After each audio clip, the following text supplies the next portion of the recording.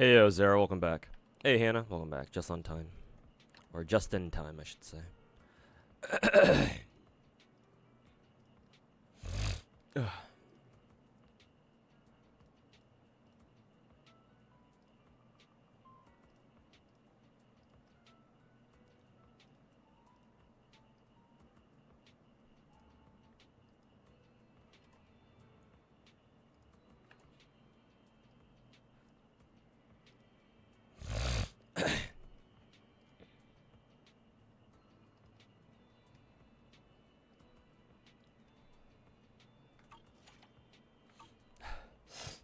Excuse me.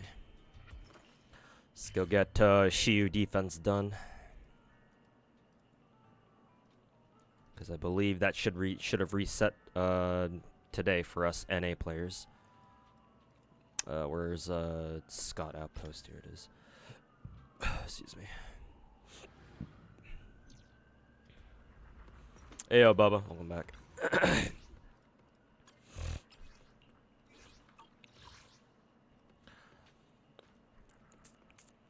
Fire physical, ice ether. Oh, okay.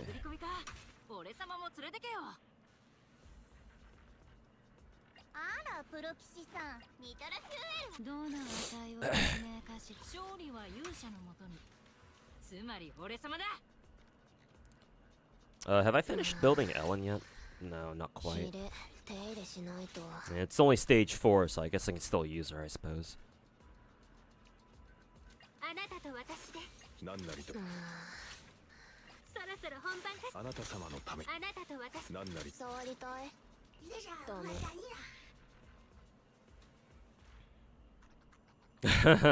Hey, yo, Bubba. You might have had a few drinks tonight, I think. Ice ether, ice ether.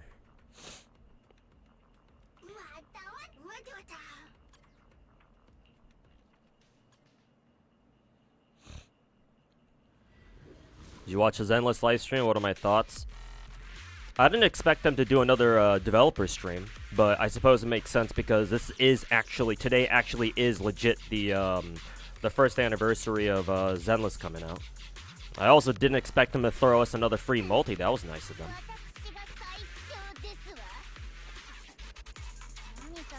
I'm sure quite a few people will appreciate that. Well, not everybody, of course, but we don't need to mention them now, do we?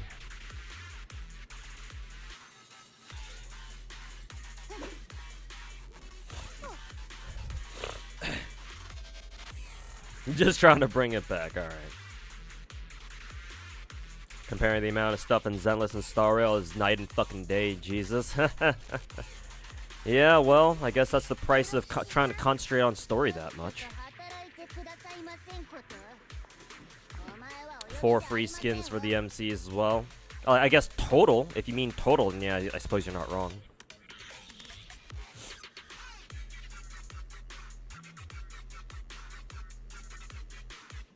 What are my thoughts on the Hunt Scroll game? Because you've been having fun with the gameplay loop is so fun and addictive. Unfortunately, Meteor, I have to disagree with you. I'm not a big fan of the gameplay loop myself. But that's not to say that I don't understand why people like it so much. After playing it for like the past week, like super casually, I'm not going too hard on it. I'm just gonna log in, try to do daily shit, and that's it. Like maybe do like 1 or 2 career races a day. Usually just 1, but maybe 2 if like the first one like falls apart like super fast or something, which usually happens because I don't know what the fuck I'm doing. I just fucking spam speed training and call it a day. And then see how far my glue factory workers get before I eventually ship them off to the glue factory.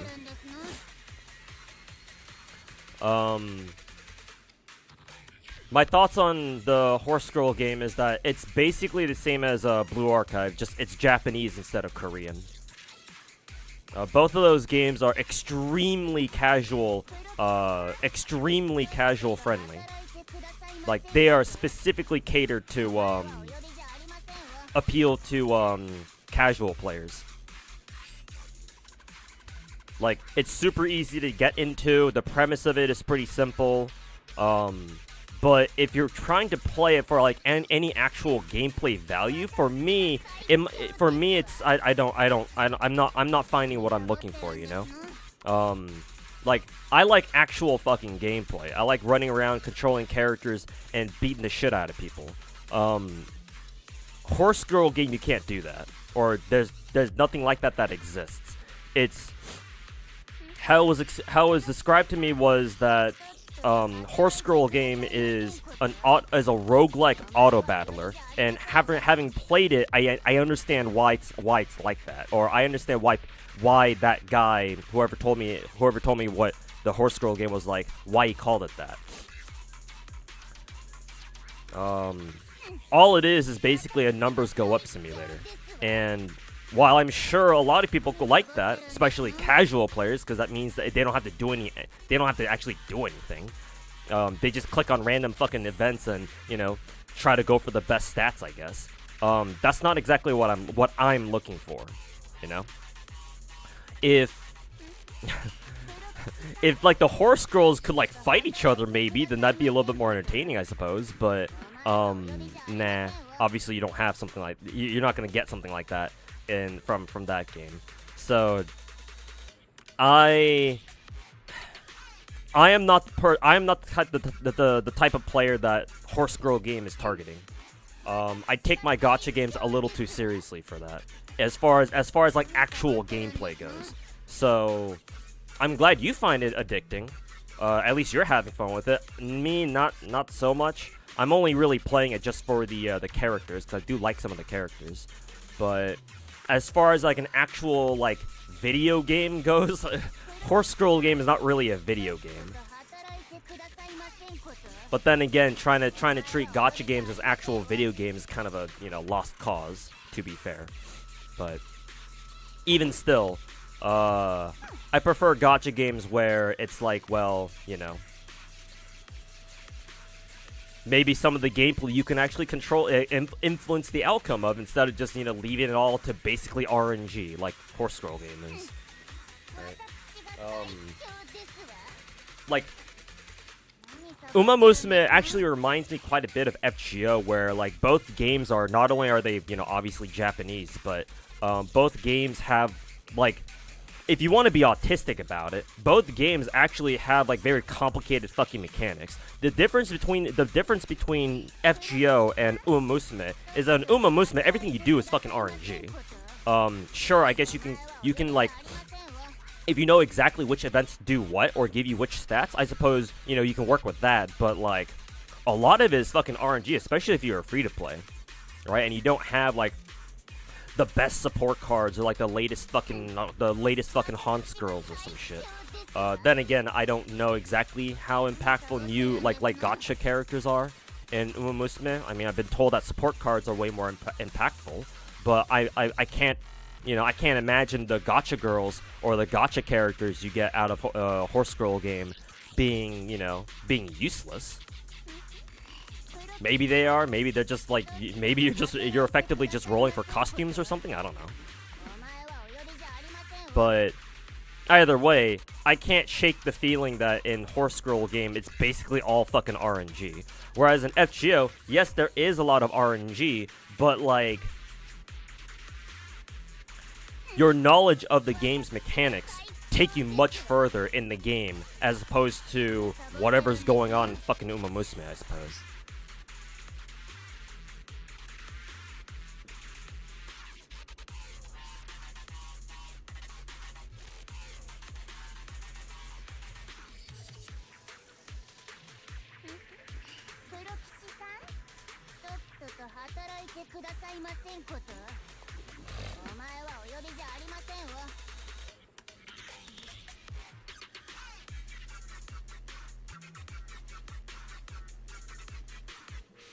Not sure why my nose is running in this weather, but sure, whatever. Hopefully the TFT PvP event we can play with against our friends, not just against randoms. It probably will be just against like AI or just like against computers. But yeah, maybe there will be a PvP aspect to it. daughter wife rice shower sucks ass. Damn, I actually really like rice shower too. I'ma still spend my my voucher ticket on her ass though. After I'm done with the whatchamacallits, all the special missions. Slowly but surely going through all those. Most gacha gamers don't seem to like playing games. That's true, actually.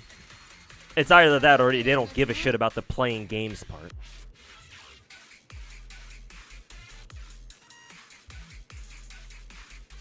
So, you're not wrong, Bench Gamer.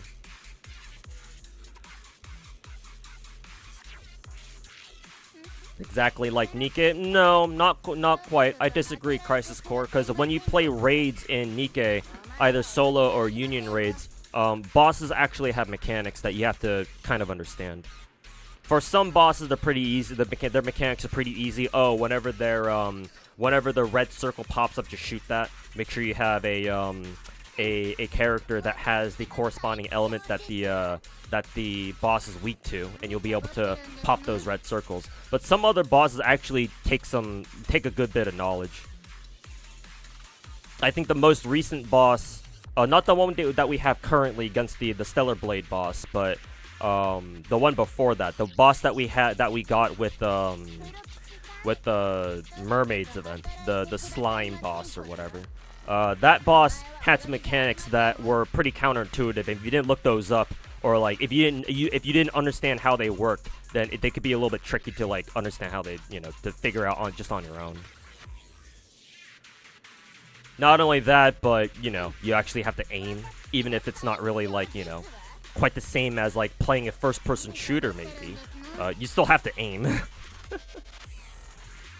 So no, I don't think it's quite like it's not the same as Nikke. No, if you seriously think Uma Musume is the same as Nikke, then I don't know, man. That's a pretty bad take.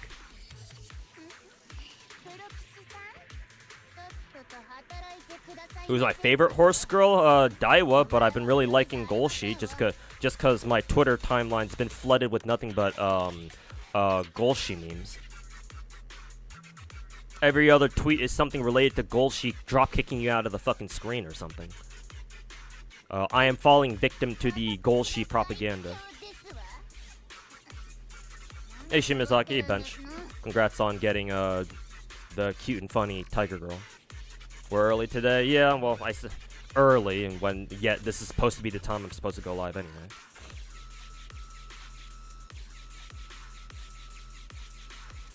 Never understand the mindset of not wanting to play the game while also playing the game. And that's basically gacha games for you, though. Pretty much. Like, remember, there's a lot of people there's a lot of normies out there who, like, don't like video games. Like, straight up.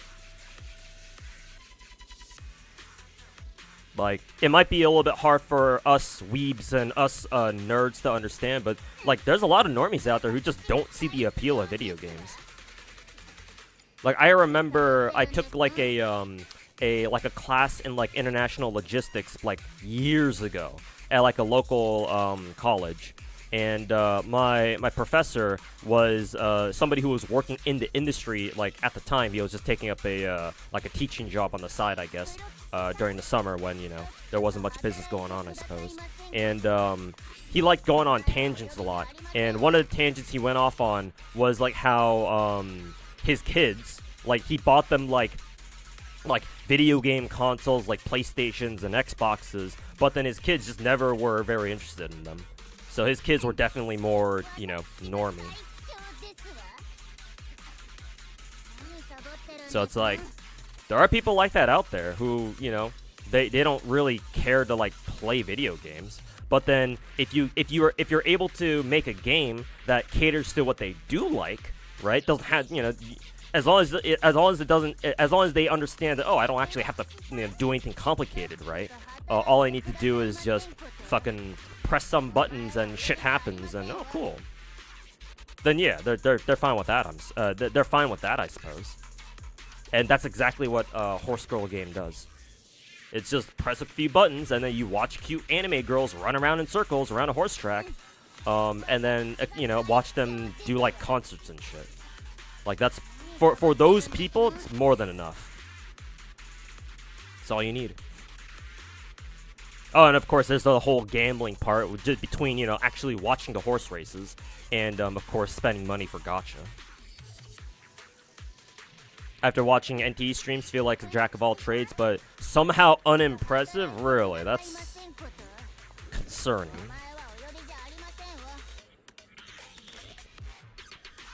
But maybe it's different when we actually play it, but I guess we'll see. Did you see the leaks of UGC? I don't know what UGC is. If it's true, you can customize a character. You can make a character that defies CN standards.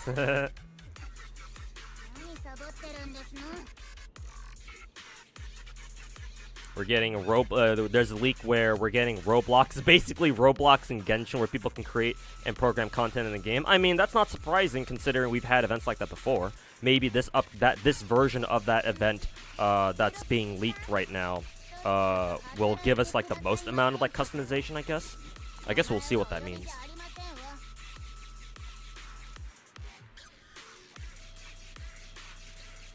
Oh, excuse me.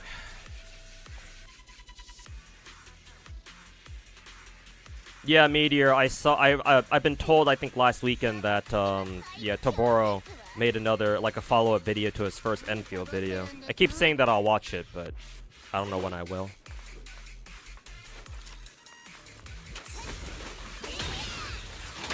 Hey, yo, Finkel, welcome back. Basically just Mario Maker. I mean, people do love their Mario Maker.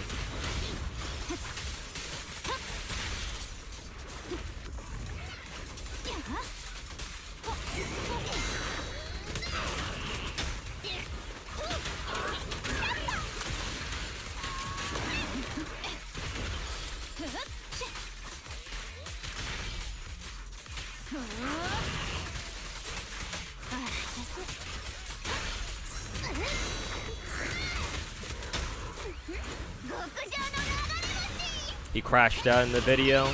Really?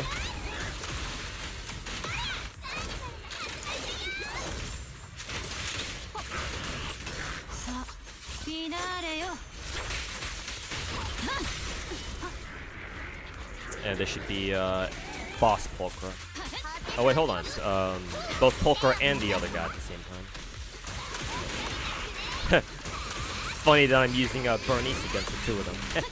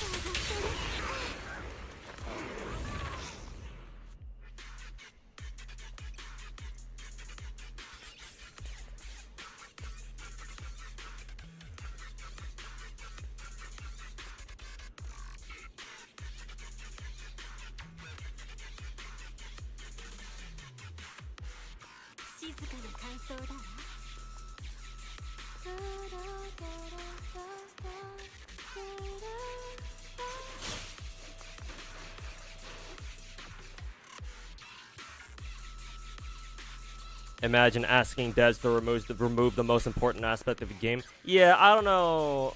Like, I don't know how much of a fan I'll be of the base building aspect in Enfield either. But yeah, that's like, I don't know, man. I don't know how I feel about asking the devs to remove it wholesale. That's like, well, then again, I like the TV gameplay in Zenless. I did think it needed some optimizations, but I didn't want the Zenless devs to just get rid of it wholesale. But I guess if Zenless devs can make that drastic of a change, then I suppose it's not technically out of the realm of possibility for Enfield dev, for Hypergriff to remove the base building. But I don't know. Like Zenless devs getting rid of the TV shit. Like isn't that consequential just because it's like, oh, they have a fallback plan of just turning Zenless story into just like, you know, like a Star Rail type thing where they just go back to using the tried and true you know, 3D model storytelling shit. But like, I don't know, with Enfield they had nothing to fall back on. If they get rid of base building, what are they gonna replace it with, you know? Like, I don't know what Tobaro has against base building, but like, did he at least suggest an alternative? I don't think he, if I were to guess, I don't think he did.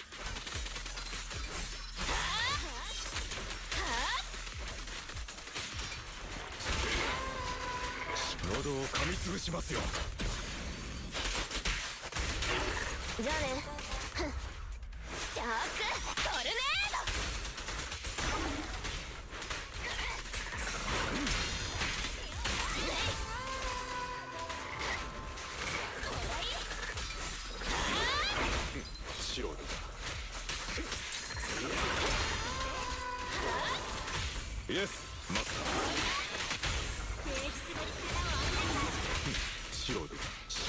Bye bye.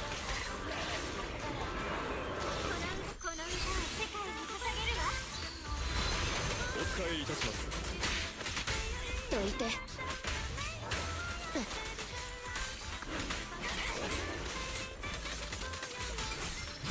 畳みかけます。毎度あり。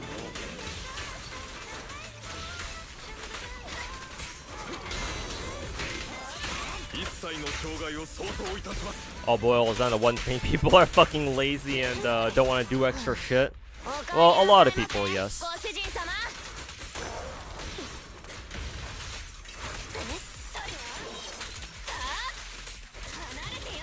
Yes, master.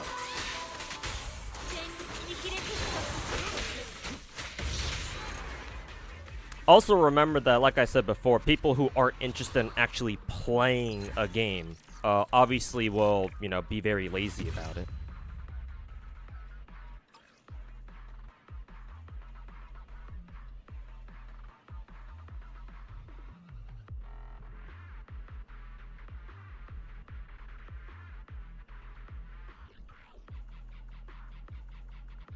Recommend me to another YouTuber, Zenless content creator named Foxhole. I've heard of Foxhole, yeah. Thanks for passing my name along, my dude. Hopefully I'll be able to put my name back out there again once I start up my YouTube content flow again. Video's almost done. Well, more like it's like 75% done. Try to bang it out over the weekend, but we shall see. Hey, yo, King of Gacha, welcome back. You have a question. You played Arknights for a while. How's the community? Arknights community is usually pretty chill, but then if you step on their toes for whatever reason, they will retaliate. My favorite example is back when Tectone got chased out of the fucking Arknights community because he started making a couple of videos criticizing the game back during its first year, and the Arknights community fucking tossed his ass out. Now, this is going to be very strange for me to say. In Tectone's defense, at the time, because I remember him making a video criticizing Arknights for specifically the lack of content. At the time, fucking 5 years ago, he actually wasn't wrong. Arknights did not have a lot of content back then. Nowadays, it's obviously a much different story. But, you know, he still got his ass tossed out anyway. Not only that, but he was caught stealing content from another Arknight's Chinese content creators, so, you know, he can go fuck himself still, but yeah. He started off with like well, he didn't start with Arknight, he started with Summoner's War. But then he did try to dive in, he did try to get into Arknights, but then, you know, got that ass handed to him. And, yeah, that's just one example. Another example that I can come up with is that, for some reason, I remember a couple years ago, for some reason, I don't know how this happened exactly, but, like, I think it's, well, actually, no, I think I do know what happened. I think somebody came out, some Genshin player was trying to compare, like, who are they trying to compare, chat? If we have any Arknights players in chat who remembers this incident, where some Genshin player like tried to compare a Genshin male character. Was it Ayato? I think Ayato. Like he was like they were saying some shit like, oh, like I don't like Arknight. All of Arknight's character design is so trash. Look at Ayato. He's so good from Genshin. And then that for some reason that popped off or that went viral, and that guy got absolutely fucking dogpiled by Arknights players on Twitter. So the community itself is chill until you find a way to fucking piss them off, and then they will fucking, you know, go after you.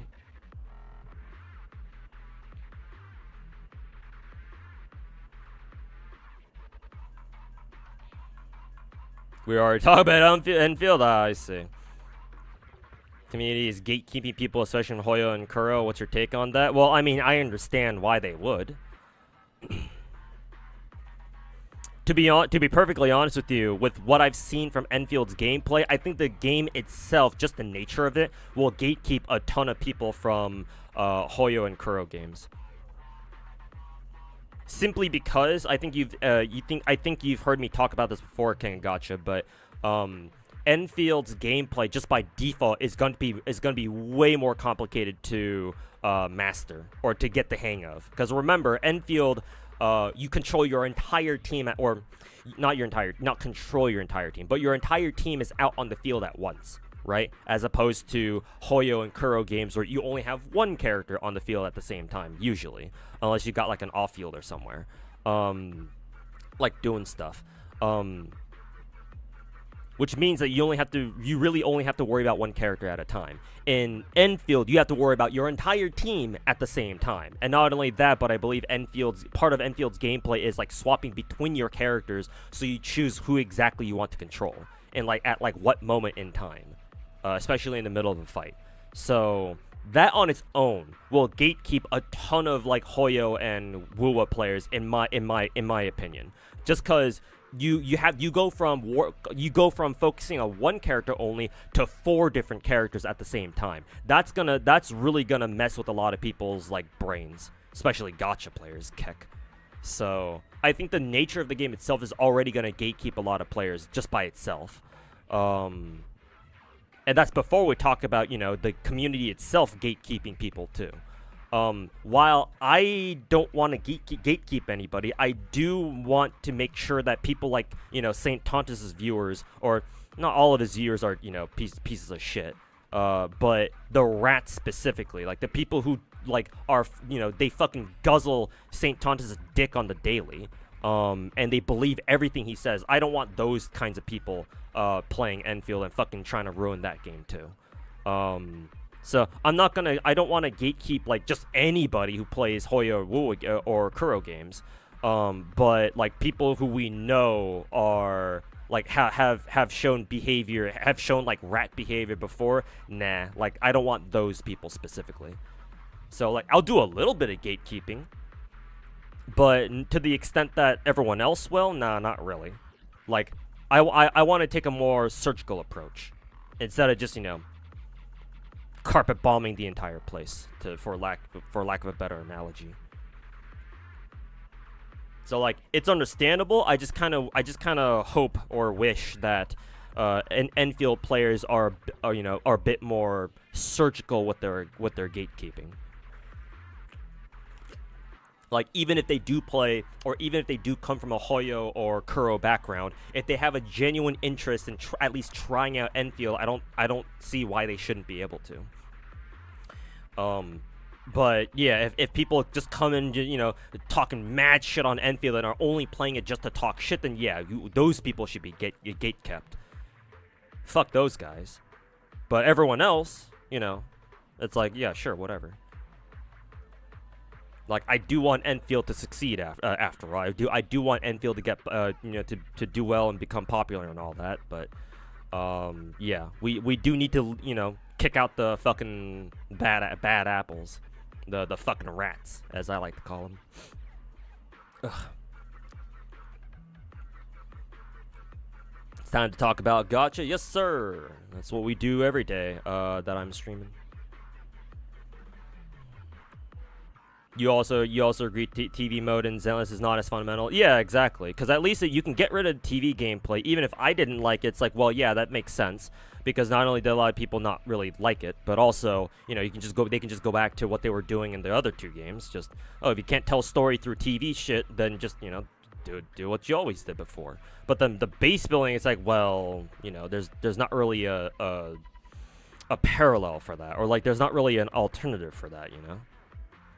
Considering it's, you know, meant to be like another core aspect of the gameplay. But fire, ice, and ether. I guess we'll still keep using Ellen. But I think this is the last stage I can use Ellen on, or I want to use Ellen on.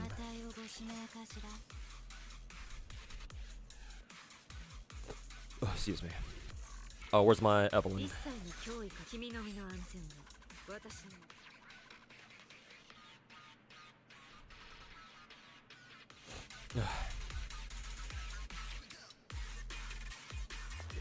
Oh, it was about, the Ayato thing was about, like, them sexualizing characters. Ah, okay.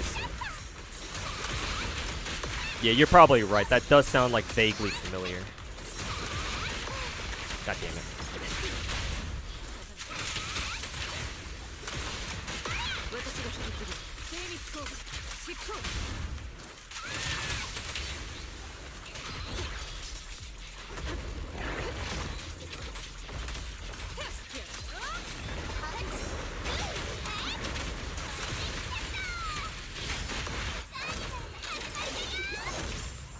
How do you position Lucy, Jufufu, and Sambi team?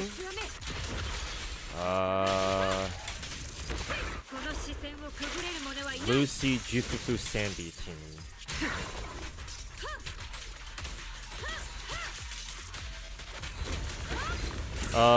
My first instinct is to go Lucy and then Sambi and then Jufufu, but don't quote me on that. Maybe it's actually Lucy, Jufufu, and then Sambi? I don't know. I can't say I've ever used that team, so unfortunately I'm not sure if I know what I'm talking about.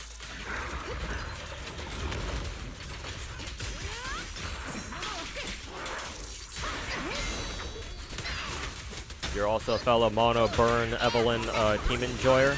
I can't say that I am. I just kind of chose his team by accident.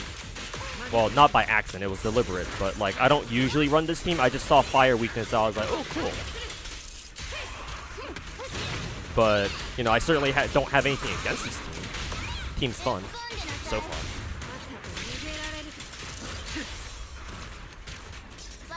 Probably use it. Oh, actually, I should have waited for them to group up first. Because now I got this to deal with.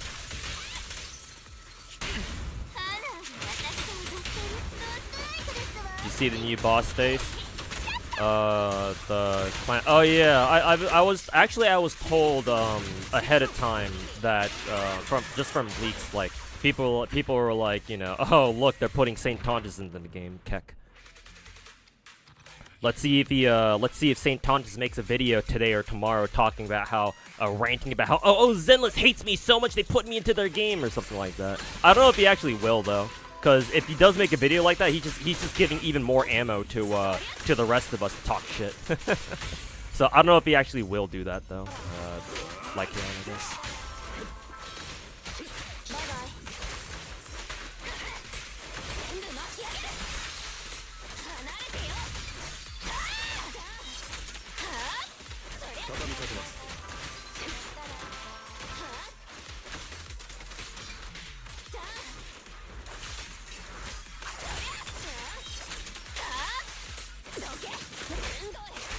St. Thomas will definitely make a video on Enfield. Well, yeah, just to talk shit on Hoyo, sure.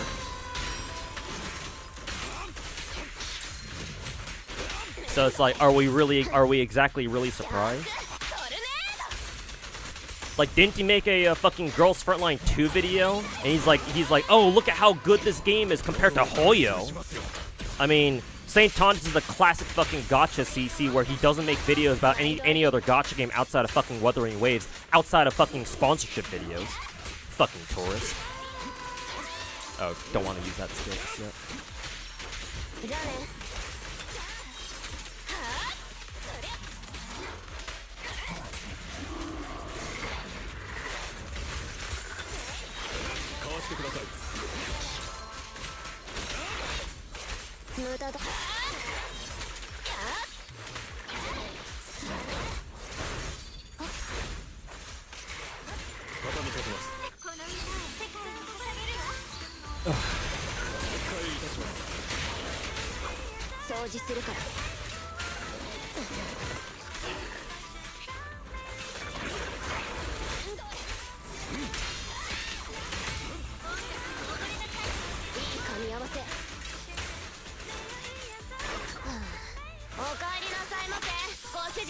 You can use lighter with Ellen thanks to her buff. I mean, I'm aware. I mean, I would have assumed that you could do that before, even before her buff. But.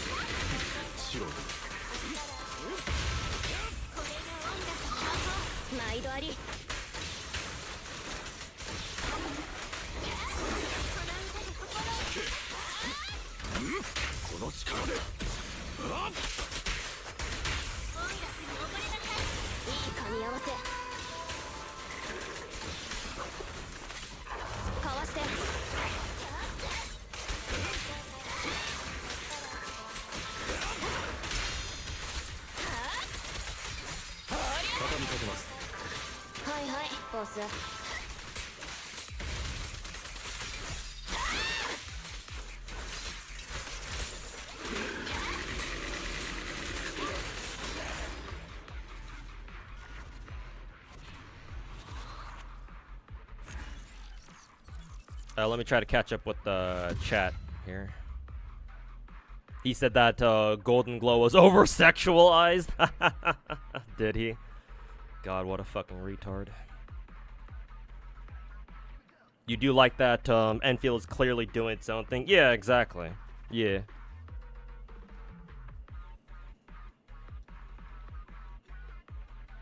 And to be honest, that's kind of what I expect out of Hypergriff, the developers behind Enfield.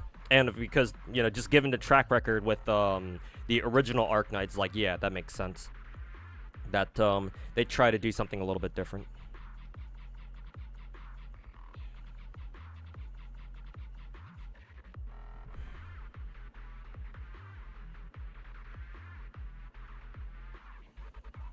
Saying we'll definitely make a video about Enfield, ignoring how Enfield and Will are completely different. It's either he'll go either one of two ways. Either he'll get sponsored by Enfield and glaze Enfield, but in the context of, oh my god, Enfield is so much better than Hoyo. I mean, he's already done that with GFL 2, I think, just recently. Or if he doesn't get sponsored, he'll fucking bash Enfield for being like, oh, they're trying to copy Wuthering Waves because he's already done that shit for NTE too. Which way, dick riding man? Which way, hamster man?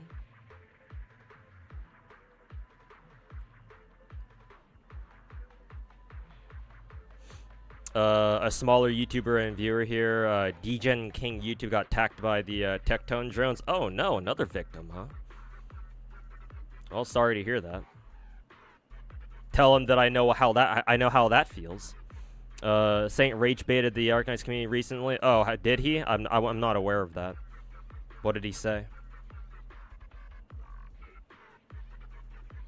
Enfield's backbone isn't base building. I'm actually sort of on the same page with him, actually. Because personally, I would much rather Enfield's combat be about actual fucking combat. I think I even mentioned before in my video earlier this year when I was talking about like, oh, my top 5 gachas that I'm looking forward to this year. And when I started talking about Enfield, I was like, I hope the base building part isn't like a huge part of the game. Like, obviously it's gonna take up a big portion, but like, I hope that the game puts more emphasis on like the actual combat part. But to say that the base building isn't part of the backbone, I don't like, even if I don't want it to be like that either, I don't think that's gonna happen. Like, it seems very obvious, at least to me, that the base building part will be an integral part of the gameplay, whether we like it or not. And it's just something that I'm just gonna have to get used to. I just pray that there's at least a little more emphasis, or at least a considerable more emphasis on the actual fucking combat part, like actual killing shit part, rather than the base building, but I guess we'll see.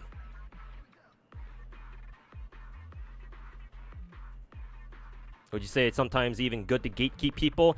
In small amounts. You don't want to just let in anybody. Just as far as like communities go, and it doesn't just this doesn't just apply to like gacha communities.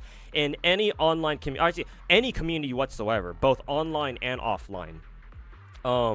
If you truly care about your community and like the thing that we're all that a community is all interested in, you have to find a balance. You have to strike a balance between like being accepting to like newcomers who want to like, who are curious about what you guys are doing, or want to get into whatever you guys are doing, and making sure to keep out like the bad actors, people who don't care about what you're doing. They just want to join to take advantage of the community somehow in some way. So a little bit of gatekeeping is okay. In the narrow sense of, oh, you're just trying to gatekeep like people who truly have no good intentions, being a part of this community. But I don't think you should gatekeep everybody. You shouldn't be suspicious towards anybody who comes in, right? You should have a cautiously welcoming atmosphere. I guess we can put it that way, where it's like you're willing to bring in like newcomers, right? But then you have to make them go through some sort of like, I don't want to call it like a screening process. That just makes it sound like the fucking TSA or something. But like, you have to, there needs to be a way to like confirm that, oh yeah, these newcomers actually do care about like they do care about these games or our interests that we all have in this one community, whatever it happens to be. And through that way or through some other way, you filter out like the good people, like the people who like truly have an interest in your, or who truly share your interests, and are cool people generally.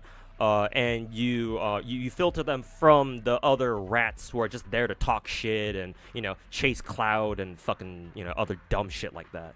So again, little bit of gatekeeping is fine, or like light gate, or like surgical.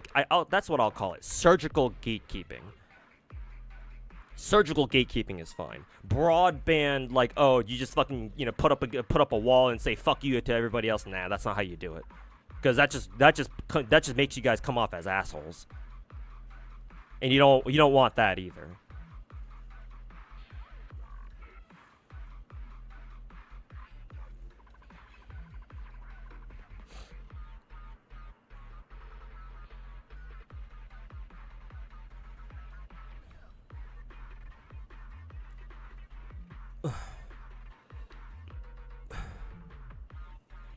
Hey, yo, Masamune, welcome back. Gotta do the fucking Genshin mess. Yeah, same here. Gotta do those after I'm done with Zenless.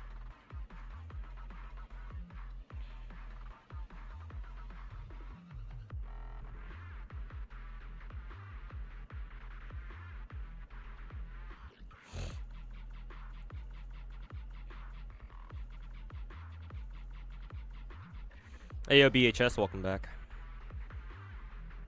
Like, for example, the FGO community. FGO, yeah, sort of. I wouldn't say that the FGO community at large, like, actively fucking gatekeeps people. It's more of the game itself being so old and, like, the gameplay is so obscure and you don't know what the fuck's going on unless somebody teaches you its mechanics, like me, for example. Oh, and the fact that the JP server is 2 years ahead of the NA one, so that turns off a lot of people already.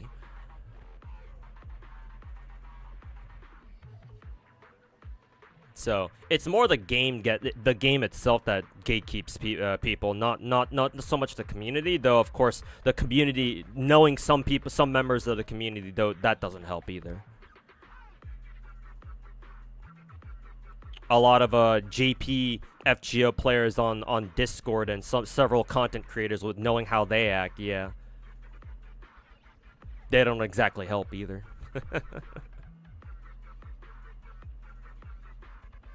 Yeah, Shimazaki. I think somebody else mentioned Tectone. Fucking trying to fucking like ratting on this Degen King guy.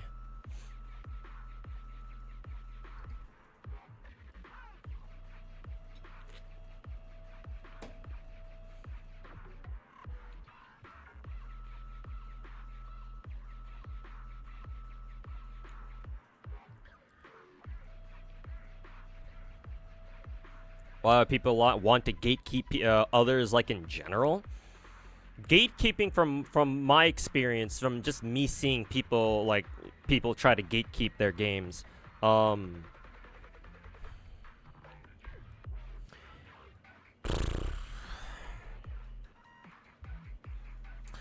it's mainly it mainly stems from people's desire to be a part of something that other people aren't a part of, right? If you're a part of like of an exclusive club, right? You feel really cool about it, right? If you're part of something that normally it's not easy to get into, right?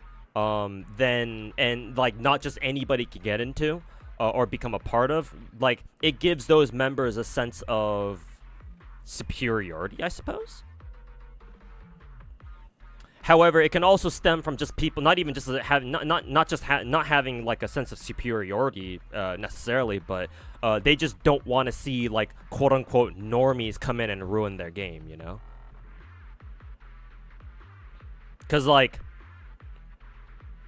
technically they're not the sad part is they're technically not wrong. Because, like, look what happened to, like, Genshin, for example. Back when Genshin first came out, it fucking exploded into popularity, and it got the normies into it, too. Right? Not just the normies, but a lot of people who would never have picked up gacha games before, and now all of a sudden they're playing it, too. Right? And then just the sheer number of people playing Genshin still, and definitely back in the day, like 4 or 5 years ago, the more people you have, the more likely you're gonna have just pieces of shit running around doing whatever the fuck they feel like, right? That's just what happens. The bigger community you have, you just have more risks of having like finding people who are just complete assholes, and that's kind of what happened with Genshin, where it went from like being a potentially really good gacha game to like the biggest gacha game on planet fucking Earth. But with that popularity comes a lot of like bad actors where people are only playing it for the clout. Sort of what's happening with Wuthering Waves these days.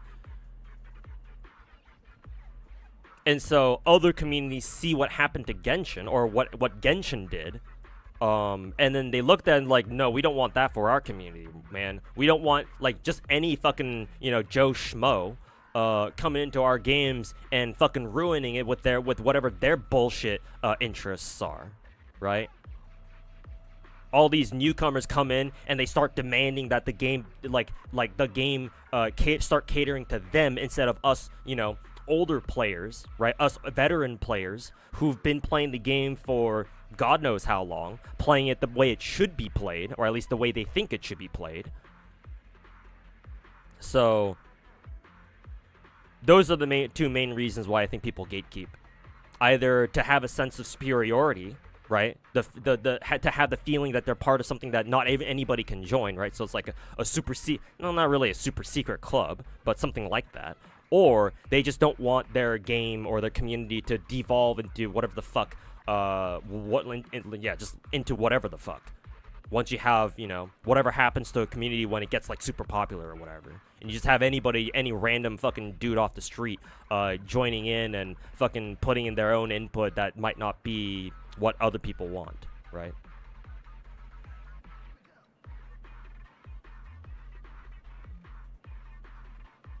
So, if you're asking why people gatekeep in the first place, then there's your reasons why. Though obviously, you know, the act of gatekeeping itself can go very, very wrong if people aren't careful. People can take advantage of gatekeeping to gatekeep people who shouldn't be gatekept, you know?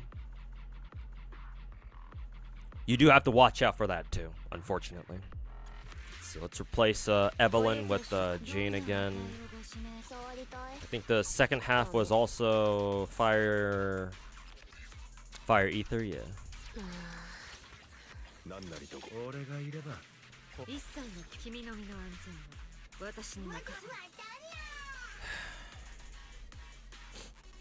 First side was, I think like this, yeah. DM'd it to me. All right, I'll take a look later. Not that you needed to. I can kind of imagine what Tectone said, but.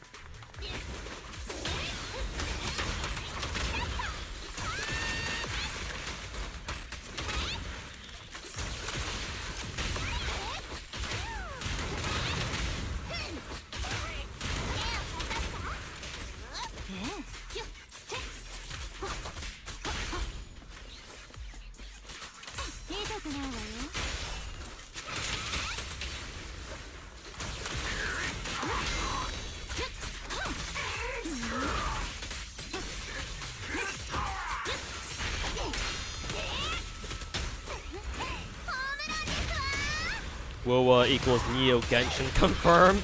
In a sense, it's not that's not entirely true, but in like a couple of narrow instances, yes.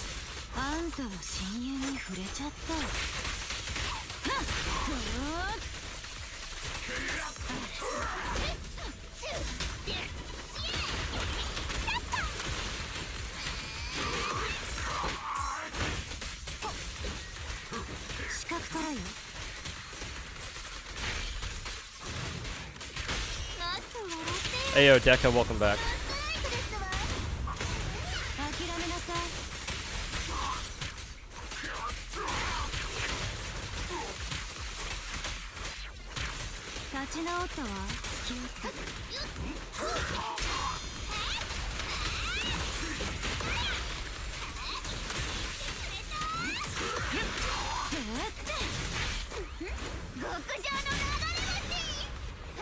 Most Genshin players are toxic ex-Wuwa players.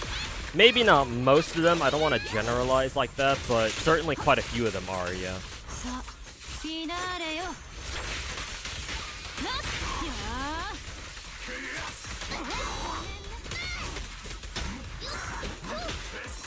Did she miss that?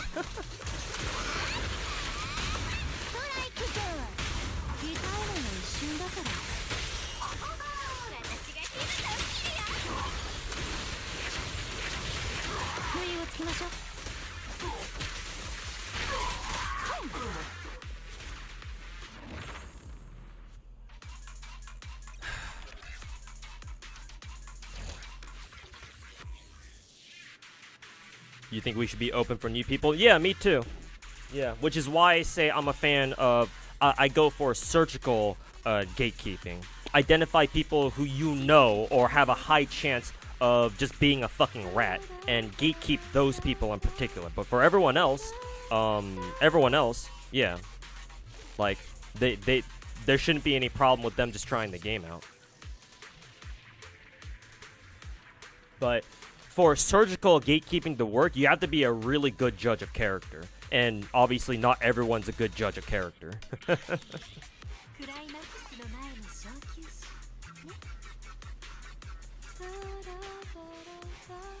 So, unfortunately, the tactic of surgical gatekeeping only really works for people who have the mental bandwidth to handle that. Otherwise, you know, it's not really gonna work. Think you yourself would love people? Well, yeah, of course. Yeah. I mean, that shouldn't be too hard to figure out. I would love for people to play, you know, multiple gacha games. I mean, I do it myself too, as you know.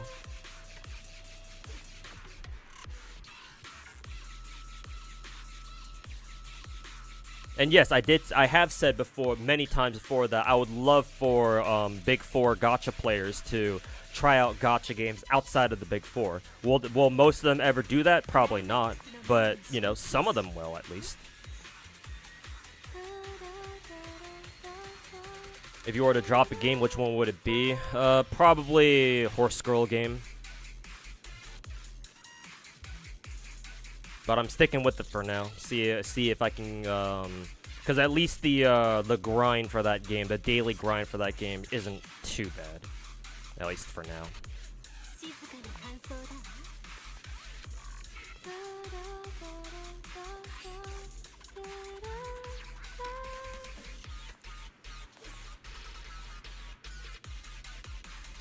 For example, Wua, Reddit, or Discord fucking hate St. Thomas for bringing shame. Well, yeah, no fucking shit. If you have some fucking retarded hamster like St. Thomas running around fucking talking mad, all he does is talk mad shit constantly. Like, yeah, he's gonna make everyone else look fucking bad. Not to mention, he and Tectone have inspired, is inspired even the right word to use here? They fucking spawned this whole trend of, like, fucking Wuthering Waves clout chasers and dick suckers who basically do the same exact shit as they do. Well, they just fucking guzzle Wuthering Waves all day, and they just fucking dunk on Hoyo all fucking day, too. Like, I don't think you need me to say who they are. Or at least give a couple of examples. I think you guys know who they are for yourselves. But it's like, not only is St. Thomas making the rest of the Woo community look fucking bad, but he's causing other people to fucking follow in his footsteps too. So just the cycle just keeps continuing. It just gets worse and worse and worse. So the people who just want to hang out and chill and play both Woo and Hoyo games, like, what the fuck, man?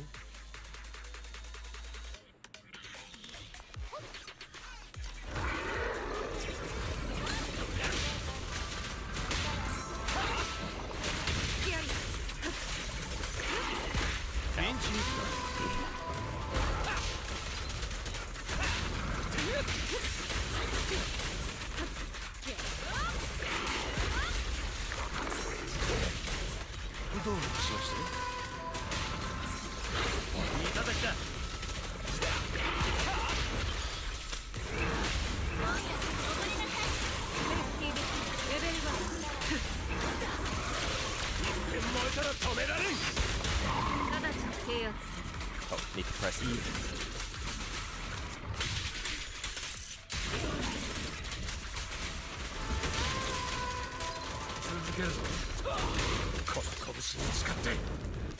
Director of Nike is at X right now.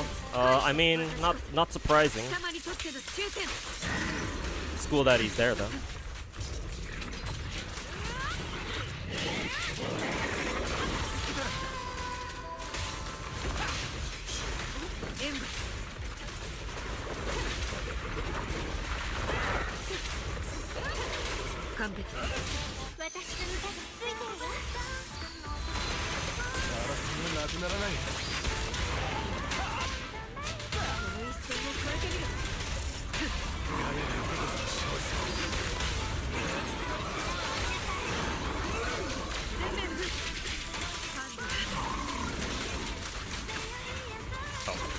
I thought I had enough energy for that. Why'd you just stop?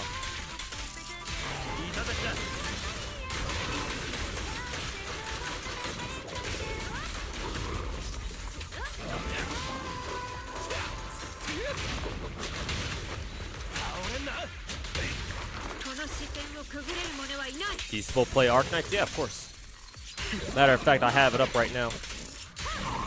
Just grinding the rerun event for who is it? For Shoes event.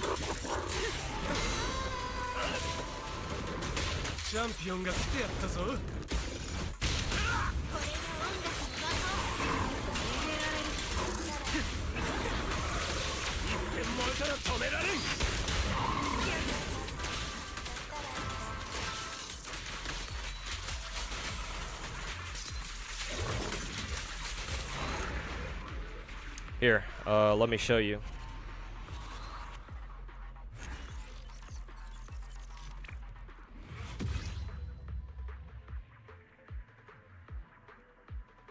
Looks like this rerun event has rocks, so I'll just be farming that, I guess.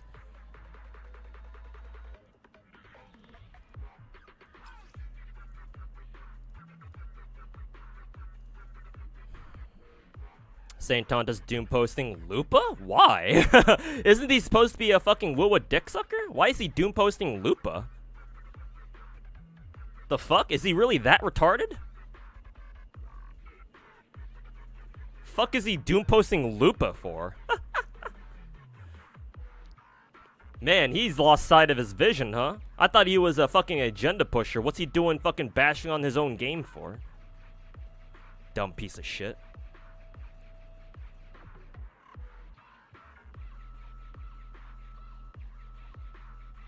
Stygia onslaughts made you realize how awful there is for off-field application. Pyro application especially. Like, we have really good ones for Hydro, so you don't really have to worry about those. But Pyro especially is the element that we don't have great off-fielders for. Like, for like the longest time, Xiangling was our only like reliable fucking Pyro off-fielder. Dehya...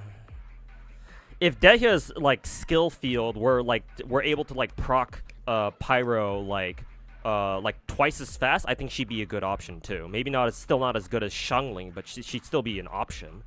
But not really. Not the way that it works right now. And then oh yeah, not especially when her skill field, Dehya's skill field only pops Pyro after you hit an enemy inside it. So it's gonna do nothing but just react with whatever you're hitting it with anyway. So it's not even Pyro application, it's Pyro reaction. At least a lot of the time. And then, like, Mav, I think, is the only other one, too, but it took us fucking 5 years to get her. Or it's like, or you run Toma, I guess, but Toma doesn't do damage, so...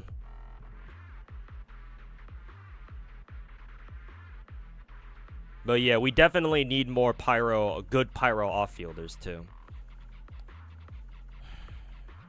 So we'll just have to fucking wait for those, I guess. Rexon is also upset they wanted a DPS. This is the third fusion support in a row. Oh, really? Rexland's kind of upset with them too? Huh. Interesting. Well, I don't mind. I'm a fan of fusion characters because Pyro or fire is my favorite element in well, just in general. So, hey man, I ain't mad. I get to run Brant, Chong-Li, and Lupa. So, I mean, sucks that they didn't get what they want, but I got what I wanted. Maybe next time.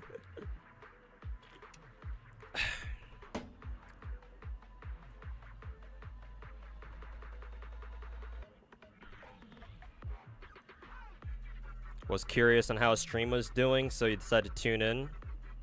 Who, St. Tontus? His YouTube chat had like 10 people. Well, he streams mainly on Twitch, doesn't he? I think he has a good number of viewers on Twitch.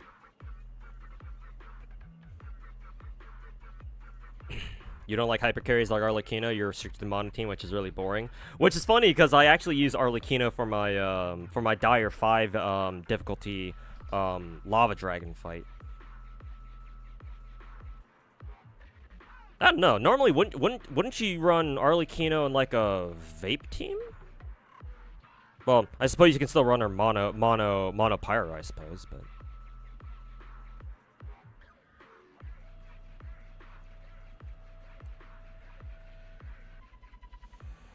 her personal damage is kind of low. It was lower than a lot of people were expecting it to be. I mean, considering she's a fucking gladiator, yeah, I kind of get it, but I wonder if that means that if her own personal damage is kind of low, then maybe how it should be done is you start with Point Lupa and then go into Brant and then Chong-Li. I wonder if that's the case, or if the fire team rotation is still what, Brant, Chong-Li, and then Lupa. I don't know. Well, they all fucking like support each other. Like they go in like a circle supporting each other basically. So I don't know if it really matters who you start with. Well, maybe maybe against certain bosses it does matter, but maybe it's on a case-by-case basis. Who knows? Oh, excuse me. Ice Ether on second side. First side is what? Fire team? Yeah, fire physical.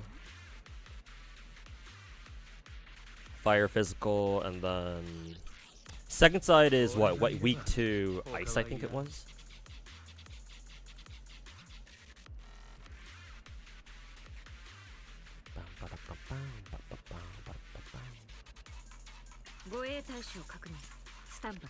So what? Basically these girlies.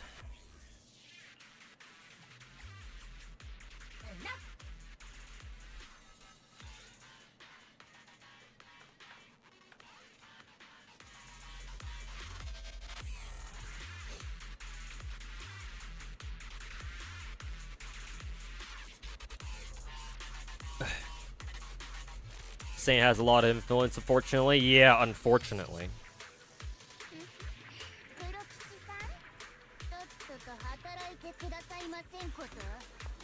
Also unfortunate is that a lot of his viewers are younger kids who have no idea what gacha games are like.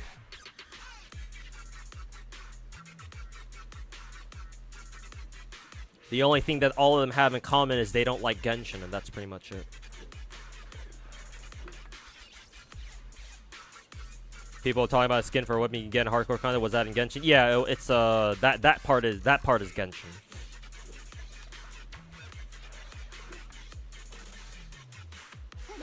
Oops.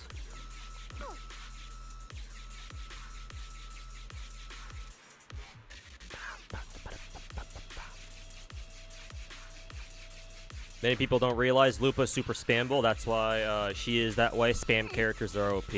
As like in a quick swap context, or like she's really fast, like she has really fast rotations. Cause like Sanhwa's personal damage is, well, I'm sure she can do some good damage, but like the main reason why you use Sanhwa is because her, well, one, she buffs basic attack damage, and two, her rotations are stupid fucking fast. So even if Sanhwa herself doesn't do a lot of damage, because her rotation is so fucking goddamn fast, like, she still has value in that sense. So if you mean Lupa's kind of the same way, then yeah.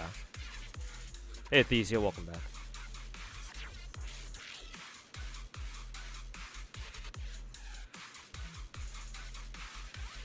Oh yeah, a lot of Saints viewers are coming in from Tectone's fucking community too, yeah, because they fucking suck each other's dicks. Can you explain the Arknight's gacha system and give your opinion about it? Sure, actually. Let me exit the this run here.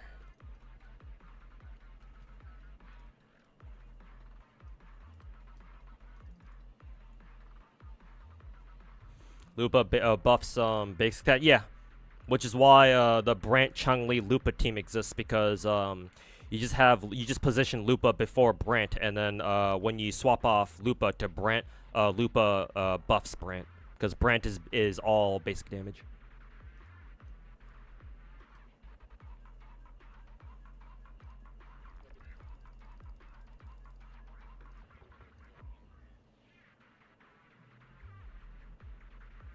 Oh, in the sense of soloing? Oh, okay. Understood.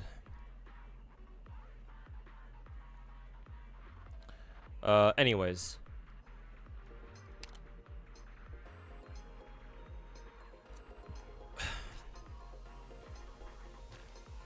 This is how Arknight's gacha works normally. You have a banner like this. I believe that's the standard banner. Well, technically this is also another banner too, but this is for older operators or older characters. Excuse me. So how Arknight's gacha works is that you have a 2% SSR, 2% 6-star rate. That's the highest rarity in the game. For solo banners, for like new character banners, the rate up will be half and half. So it's a coin flip, just like any of the big four.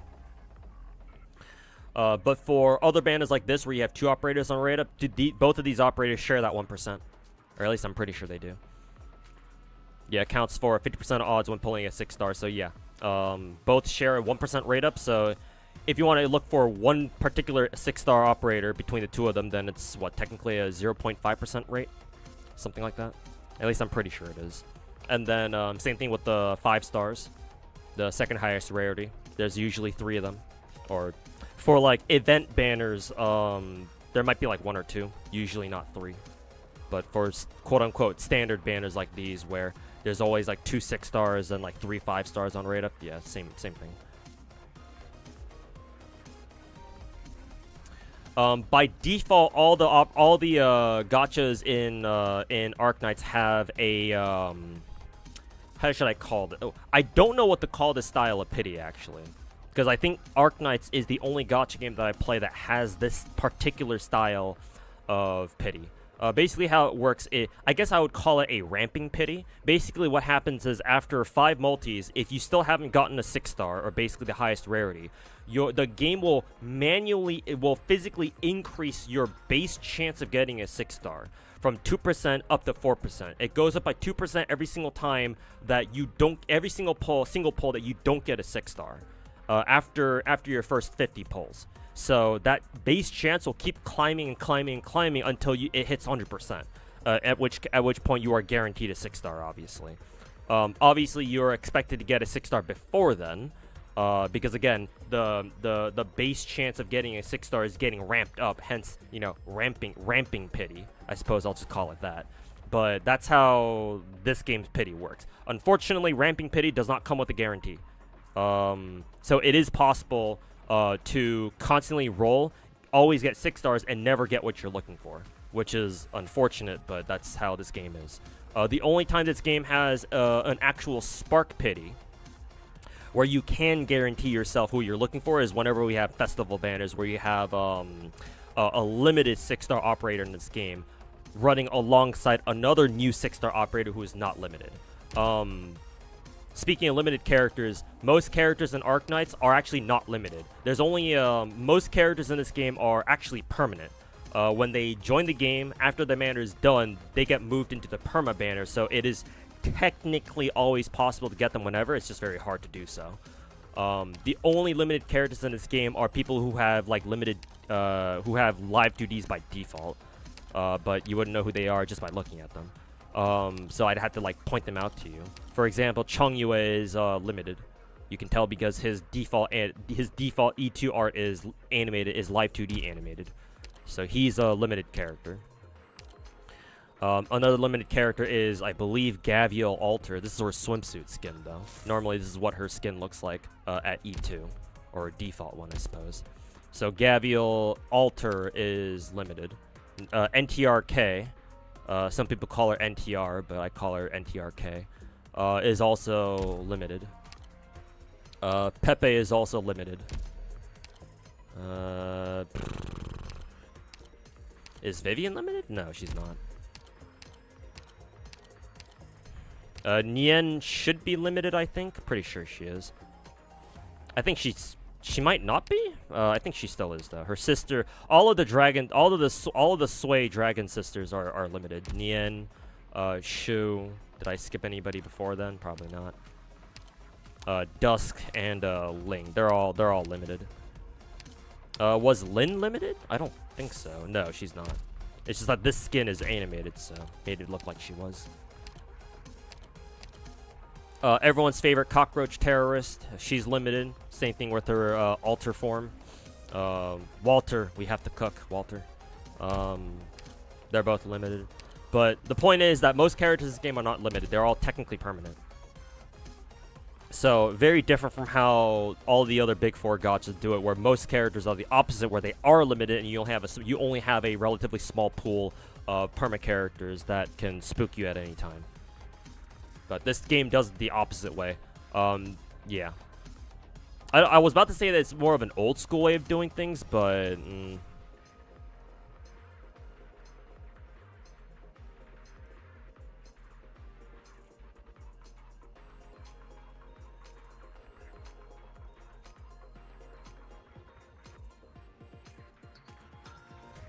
Then again, not really. There is a guarantee on solo banners after 150 pulls. Have they changed that? If they've changed it, then that's good.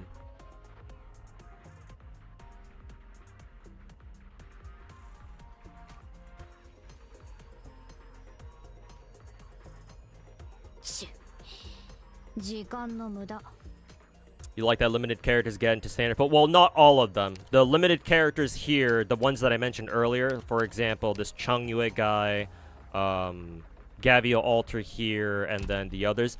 Truly limited characters in this game never join permapool. The only times you can get them, if you miss their rate ups, is if you have to pray that they come back for future, like quote unquote festival type events. Because every time we get a new festival type event where they introduce a new limited 6-star, they do bring back like a handful of formerly like older limited characters, limited 6-star operators. It's not all of them, unfortunately, which is why I say you have to pray that they return. But it's quite a few of them. Either you can pull them directly from GACHA, but you do have to get very lucky, or you have to do 300 pulls and then use those 300 pulls because they give you like points as like a refund, basically. And once you accumulate enough of those points, you can spend those points to just directly exchange for whoever you want. So it's either one of those. I do think that I think that this game does need to revamp their way of like obtaining older limited operators. I think that either having to rely on spooks or you have to do 300 fucking pulls to directly exchange for them is a little bit much. Because this game is very generous, but like accumulating enough pulls to do 300 is a little bit too expensive in my opinion. If it were like only 200, then that'd be much more acceptable. But 300 is a little bit too much for me in my opinion. Or it's a little bit too much for most players in my opinion. So it's like you have to fucking play the game all the time and not miss a fucking event if you want to get as many of the limited characters as you can possibly get. But that's how this game works, basically. Then again, as somebody in Twitch chat mentioned, you know, this game, you don't really need to rely on, like, the top tiers. This game is a tower defense game. So if you know how the game works, if you know its mechanics, and you do your research on like the different enemy types and like see what they're weak to, and you study the map ahead of time, or you can just watch somebody else do it on YouTube, because people always make guides for all the stages on the in the game. Just copy them. Yeah, you don't really need top tiers. You might need a couple. You might need like a handful of 6 stars here and there. But the vast majority of this game is clearable without 6 stars. So it's like, you can afford just to go for characters you personally like and just say fuck meta. Though, obviously, having meta characters is very nice.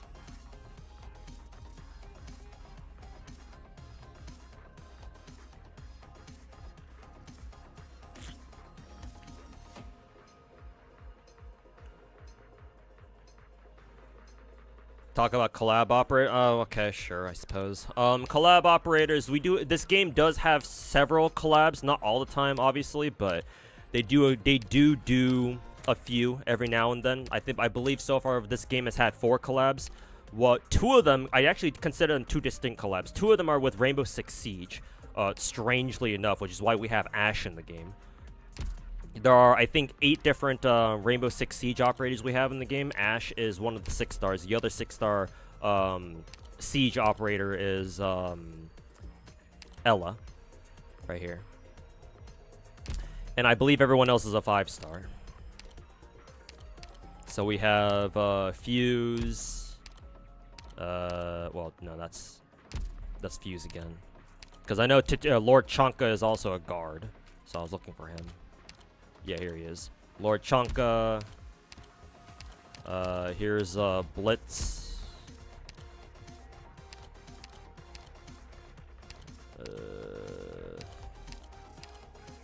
Wait a minute. Doc should be a guard. Maybe I just didn't level him up yet. He's probably around here somewhere. Yeah, here he is. I didn't even get into E2 yet. But there's Doc. For some reason, he's a guard and not a medic.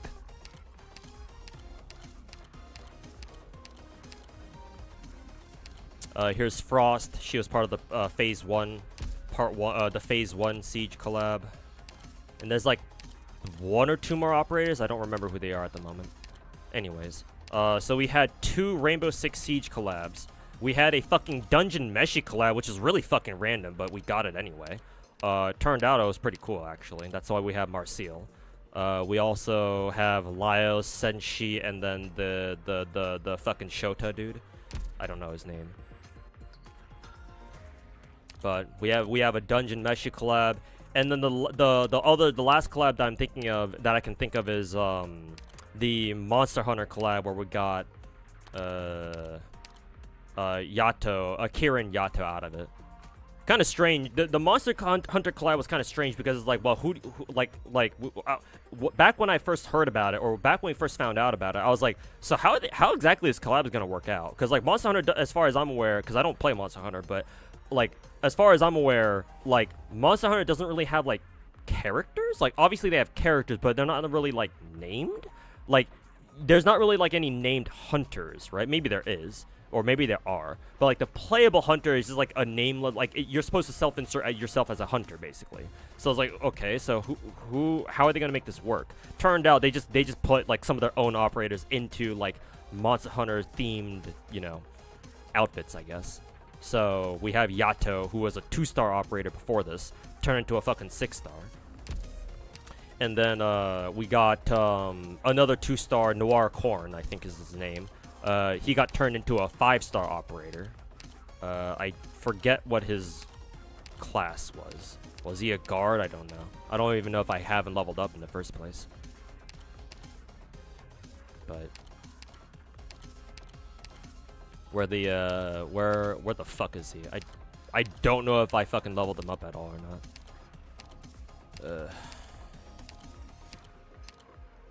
not. I would imagine, yeah, he's a guard. So I did get him to E2 at least. So that's how we have Rathalos, Noir Corn. But those are 4 collabs we've had in the game.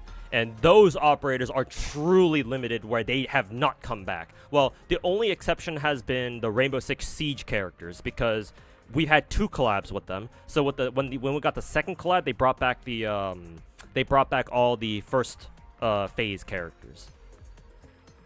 Though one of the for both of the Siege collabs, we had one operator who was free, like welfare.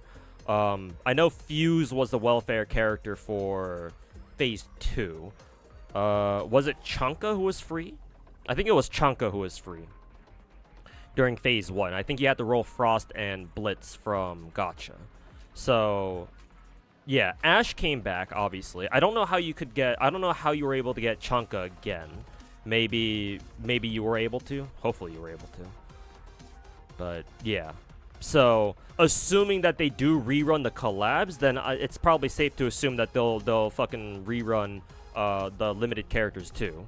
But outside of that, there's no way the collab characters are ever coming back.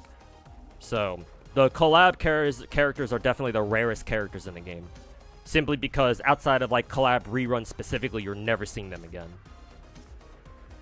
But if you're familiar with the Honkai Starbucks or Honkai Star Rail and how they're, you know, handling the Saber and Archer banners, well, you probably kind of expected that, so.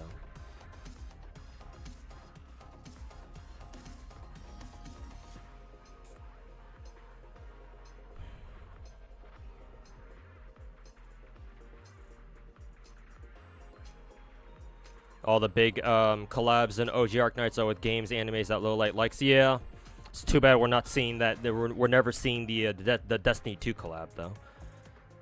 That one's probably dead. That one's probably dead before arrival. Yeah, excuse me.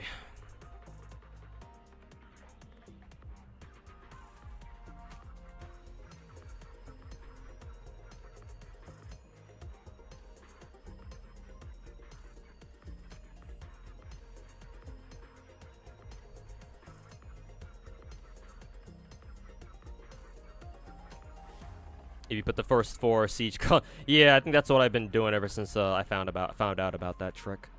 Pretty sure anyway. Oh, che silenzio qui. Non pensi che potresti perderti tutto il divertimento che c'è là fuori?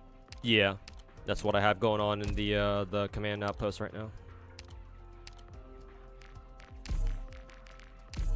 今日は何をしましょうか。結構おしゃれな部屋じゃん。この部屋隠れられるところがたくさんね。Reception. ここがロドスの内部施設か。意外と広いな。This is XP, I think. 何か美味しいものでも作ってみんなにリラックスしてもらうってのはどう？こたつはどこ？ My horns might pose a threat to furniture. I shall be vigilant. ロドスってほんと活気にあふ Power れてるリトルハンディ。 plants. ライトをつけて電化製品から離れなきゃ。この部屋、漏電対策はしっかりされています Still か？ good to go.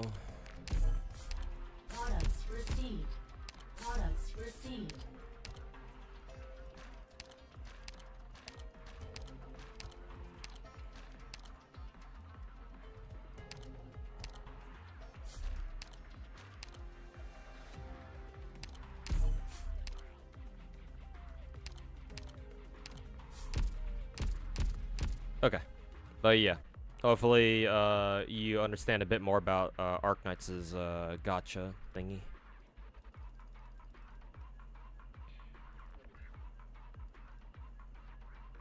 Fast redeploy.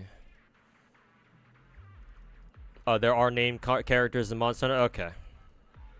I've never played a Monster Hunter game, so I would not know. Ooh, Silence? That's a random 5-star recruit or that's a random 5-star recruit. Love to see those.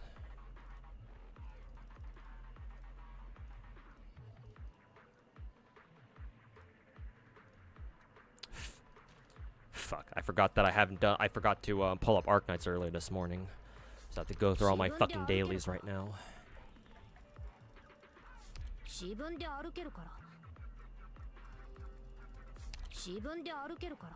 Callus is just stuck there for years.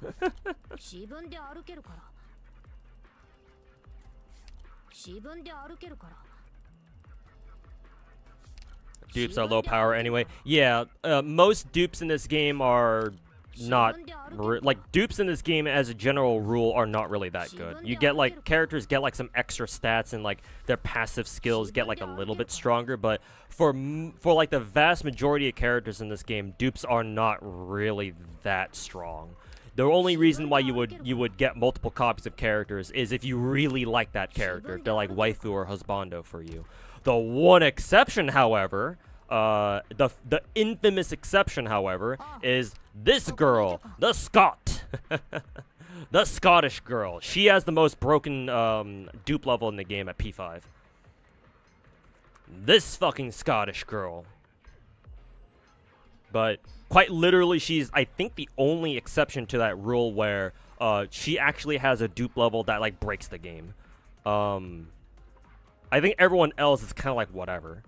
Like, you just go for dupes either because you happen to get enough pulls for them, or if you know, you specifically roll P6 for them. But this girl right here is the only operator in the game, as far as I'm aware. Maybe there's another character, or maybe there's another operator in the game who also has a really broken dupe level.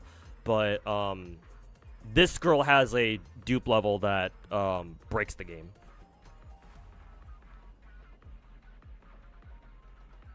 Most other dupes in the game either are not really that good, or they only really impact like super high end, like super end game, like min-maxy, like absolute min-max run type shit.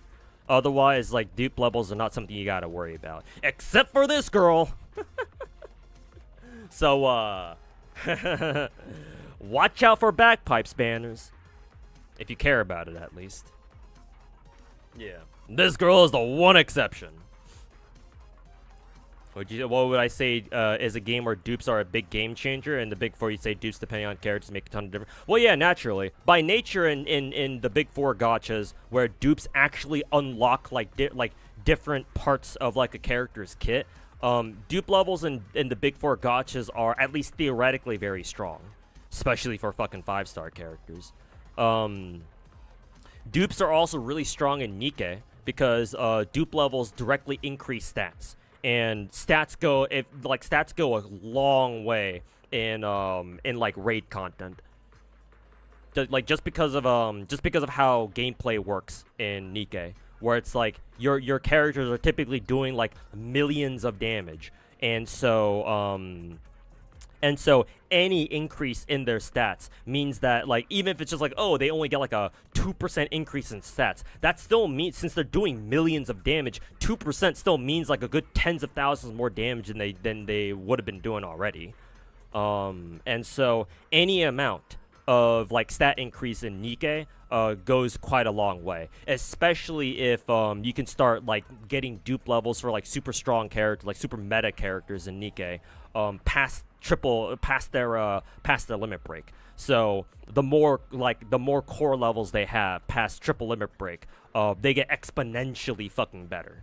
So Nikke is a game where like dupes work extremely well. The exceptions to that would be obviously the more support characters like Crown, or like your burst 1 characters who don't do a lot of damage like Leader or something. But even still, they can still do some damage too, if you build them correctly. And they have quite a few dupe levels on them. FGO is also a game where dupe levels matter quite a bit, because dupes in FGO increase characters' NP levels, which is kind of like their NP stands for Noble Phantasm, and Noble Phantasms are like their ultimates in that game. And the higher the NP level, the more damage they do. If they have an offensive NP, that is, like if they have an NP that like does damage. Not all of them do. There are some characters in FGO where they have who have more support or like more like utility NPs, which are useful, but like getting dupes on those isn't as important, generally speaking. It's the ones that actually do damage that you want to have NP levels for, and the higher the NP levels, the way more fucking damage they do. Though the silver lining is that FGO has a system where you can actually limit break servants' like max levels, so that way it can kind of make up for like NP level differences. But that's getting into another topic altogether, so don't want to get into that right now. But FGO is certainly another gacha game where dupe levels actually mean something, or like they're very impactful a lot of the time.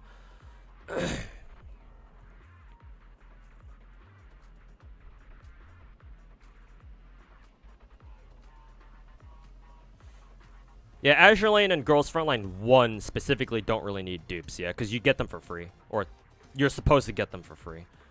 So you're kind of expected to get them all limit broken anyway.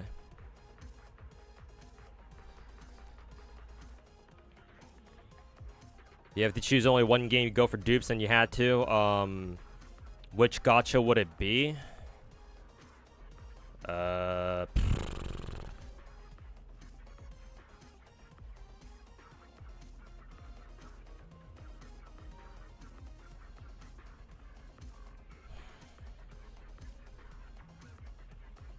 Well, Genshin.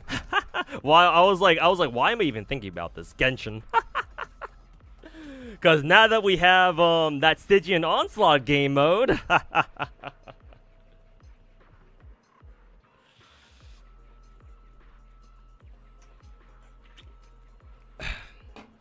I think even without Stygian game mode, I think I would still say Genshin. Surprisingly enough, simply because, well, I guess it would be a combination of a few factors. One, how should I say? It's either Genshin or FGO. But assuming that I get to keep my FGO account as is, well, I don't really have to worry about like rolling that much in FGO anymore, just because the rest of my account is so fucking stacked already. I'm pretty much good for life. But it's either FGO or Genshin. I'd rather spend money on Genshin, to be honest. Even without Genshin's whole Stygian Onslaught game mode, I still would say Genshin anyway. Just because, well, I enjoy Genshin the most out of, well, I say I enjoy Zenless, but Genshin is kind of like a legacy game for me personally. It's just that impactful.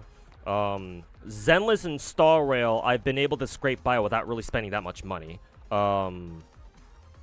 Star Rail, I've just been rolling for just the characters themselves, and I've been doing just fine for the most part. I mean, not even just for the most part. I'm doing just fine. Still clearing MOC 12 every time. Still clearing Pure Fiction. Still clearing Apoc Shadow. So no worries there, to be honest. Zenless, same story. Just rolling for characters, right? Maybe the occasional signature W engine from time to time for certain characters that I feel like, you know, they probably need it. Excuse me. So, under no pressure to go for dupes in a game like Zenless. And then Wuwa, same thing too. Under no pressure to go for like multiple dupes of characters. I mean, even if I wanted to, I probably couldn't, just because whatever money that I would have spent on extra dupes of characters, I'm going for the fucking weapon instead. So, there's that. So, if I had to pick a gacha that I'd spend money on dupes for, either FGO or Genshin, but I lean more towards Genshin. Just to give you an answer, I suppose.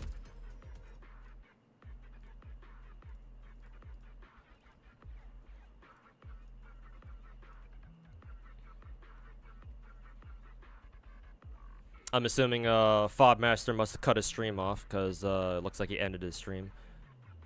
I'm assuming his setup must have run out of battery or something.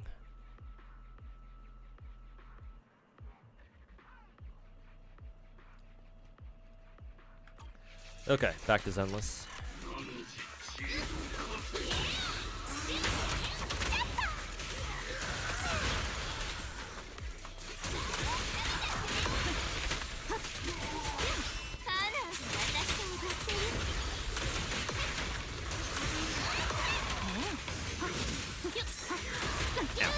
Wasted all my jumps, or all my dodges, I think.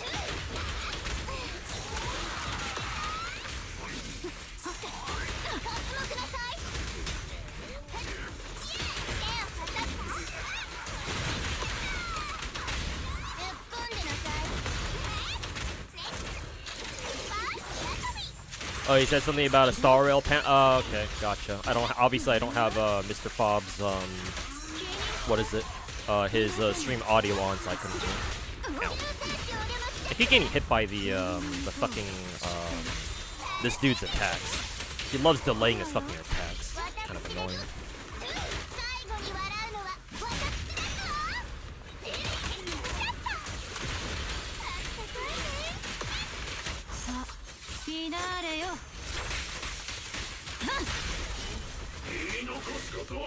It's just so impactful. Yeah, exactly, man. Like, you can say what you will about Genshin, right? But, like, there's no denying that Genshin was what made gacha games as a genre, like, fucking mainstream out here in the West. Also, fucking, who is it? Jane's about to die because I'm not paying attention.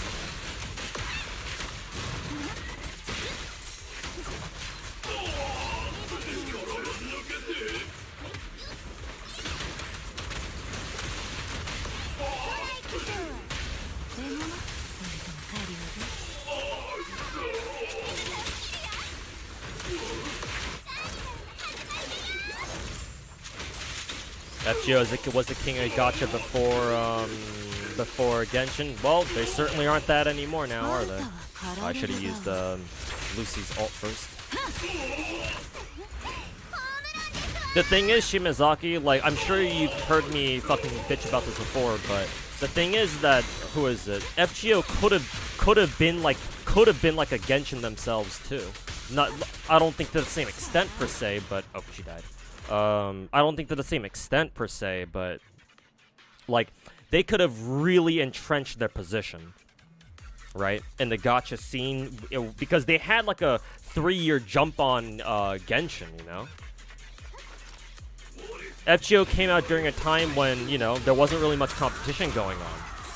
So it's like they could have done so much more to like really like solidify their position in the gacha scene. But they just didn't, because Japanese companies, they don't want to fucking do shit.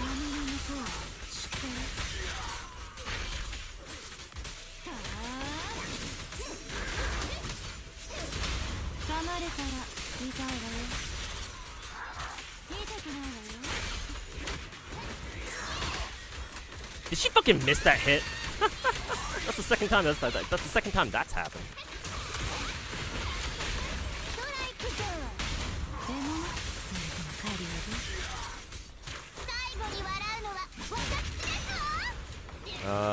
I don't know if I want to use my ults here. I guess I will.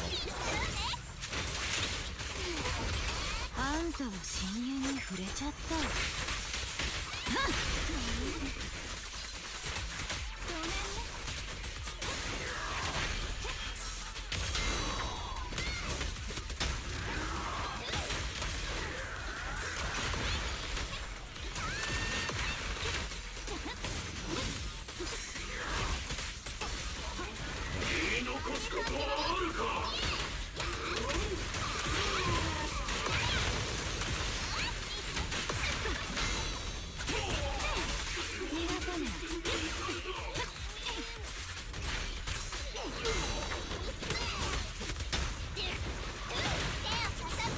I bet you improved a lot, and they made a lot of quality of life updates earlier than they could have caused Genshin. Well, I don't think as soon as Genshin came out, I think it was a done deal.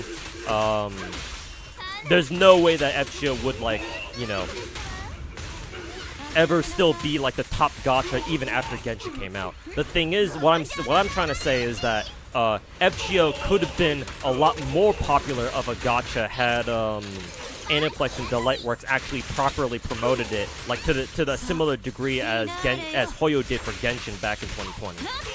Like, FGO would be a lot more relevant, is what I'm trying to say, right?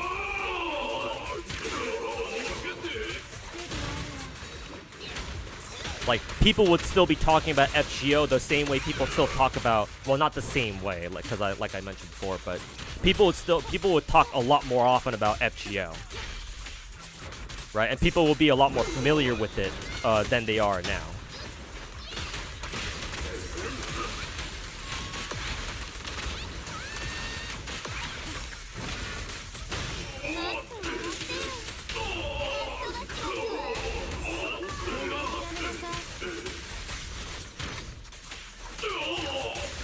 What's your Hydro Tulpa team? If you're asking me, Seryu, yeah, I use the premium map team, I think. あんたは狩られる側。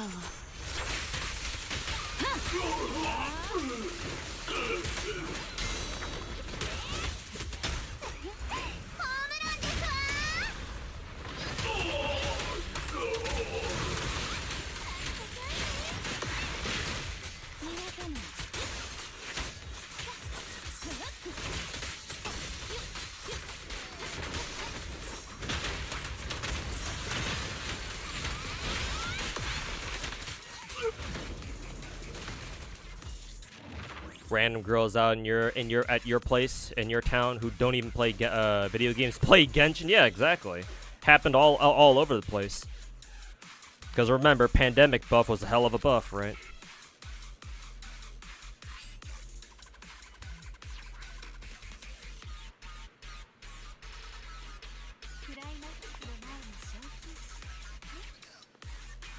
Do I consider Dokkan Battle as FGO's IP gacha rival? I guess to a certain extent. They don't really like cross paths very often, but what's for sure is that they're both of them are like more legacy gachas, right? Like older legacy gachas.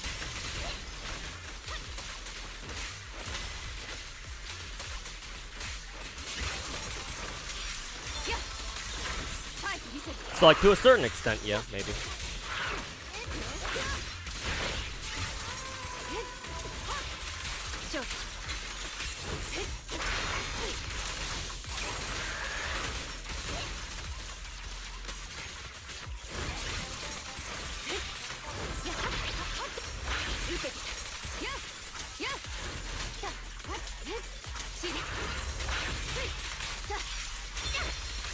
I didn't reach the other one. Oh, looks like he teleported into it.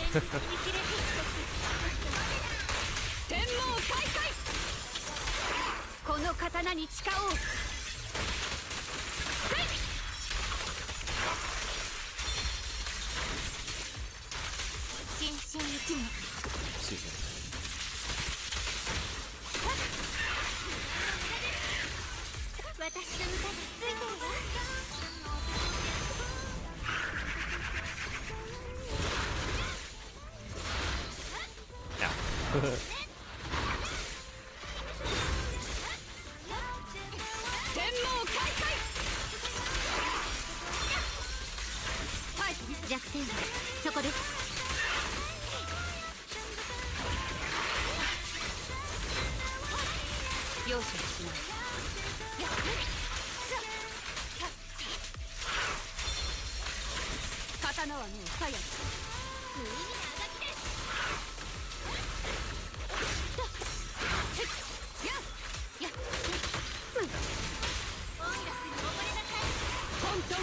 Ooh, I actually don't have enough time. I guess the first half took a little bit too long. It's either that or I need to do my grouping a little bit better here.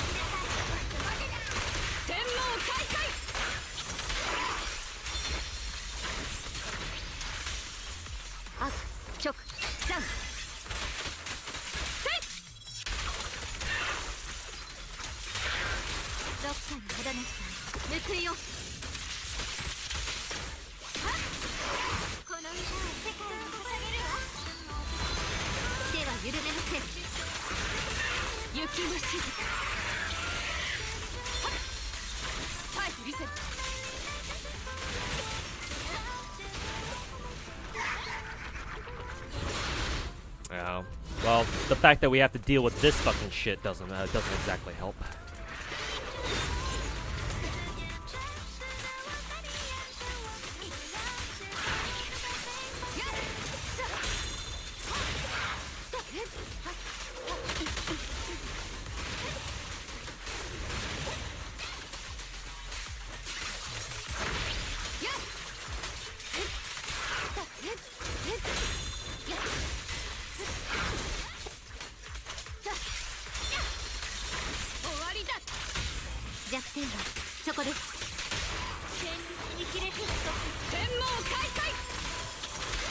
Hey, got it. That one time where skipping the Bangbu I actually had to consciously do, just so I could go into Miyabi's damage more quickly.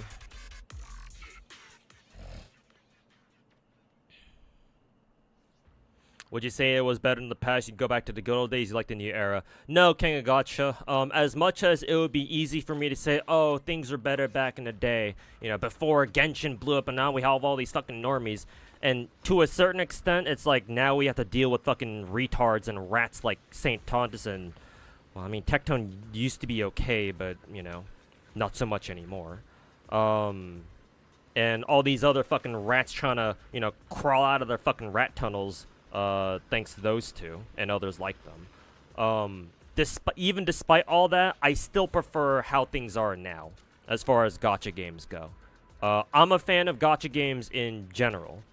Even if I started out with some of the older ones, right? I'm a fan of just gacha games in general, like I just said, because I love being redundant. Even if there are gacha games out there that I probably don't like as much, like, say, the Horse Girl game. You've heard me complain a little bit about that game a little bit earlier. That doesn't mean that, you know, I don't want to see them ever again. I don't want to see them succeed. I understand that plenty of other people really, really like the Horse Girl game. And just because I don't like it doesn't mean that I should try to take away from their enjoyment of it.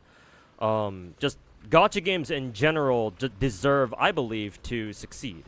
As long as the developers behind them, it's obvious that they put a lot of effort into their game to make it as good of a game as possible. And, like, you know, there's very clear reasons to play it, and it's fun for people who play it, and shit like that. And me personally, I don't know if you heard me say this bit before, but I'll say it now.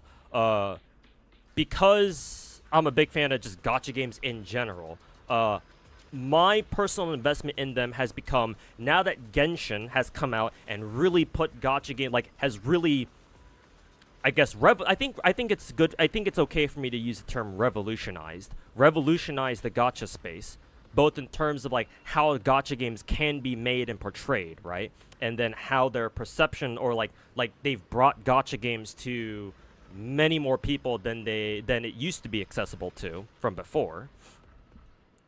Now, like, to me anyway, the doors for like the possibilities for gacha have been flung wide open, right? And so now it's just up to future developers to really like figure out what kinds of gacha games they want to make. Genshin has shown that it's possible to give gacha games AAA levels of production, right? And be super popular and be really good games in their own right? Gacha games can be played, or can have the perception of being normal games, even if they're not, even if they're really not. And so now that gacha games, starting with Genshin, have been freed, so to say, from their 2D origins, right? Because remember, gacha games before Genshin were usually strictly for like phones, basically, right? Phone games, pretty much, or you play them on your emulators, maybe. Because gacha games were basically all like that, and we didn't really have like a truly like PC or like console-based gacha game, Genshin coming along and showing that no, you can have a series like a big production gacha that you can play on PC, console, and phones or tablets if you play on tablets. Yeah, that just means that, you know, you truly can make whatever gacha you want. And it's no longer just, you know, fucking 2D pixel phone games that, you know, only the most autistic people would ever play. Like, no, you can spread the good word of gacha to anybody, to everybody. And so now I'm just interested in seeing how the gacha formula will continue to evolve. Because with every new gacha game comes out, every new subsequent gacha game will do something a little bit better than the one that came before it. Or it'll try to pitch an idea, try to execute an idea, like either a new idea or an old idea, just in their own flavor, in their own way. And whatever it is that they do better, right? Other future gacha games can pick up on that and like try to, you know, hone it basically to make it better until we hit a point where it's like, oh, we found it. We found the formula of like how gacha games should be. That's both great for the devs, but also friendly to the players. Like some sort of good middle ground between those two. We haven't gotten there yet. It's still going to take us a long time to get there, but eventually we will, hopefully. And so the more gacha games that come out, the closer we get to getting to finding that point where, to finding like the perfect gacha formula where it's a win-win for everybody, both the developers and the players. And the game itself is great. It's a lot of fun to play, right? But it's also not too time-consuming, though you can put a lot of time into it if you want, but it's optional. And then the gacha isn't too catered towards whales, I suppose. I don't know what the term for that is. But anyways, like we find some sort of perfect balance for a gacha game formula. And then, you know, see what kinds of other gacha games come out of it.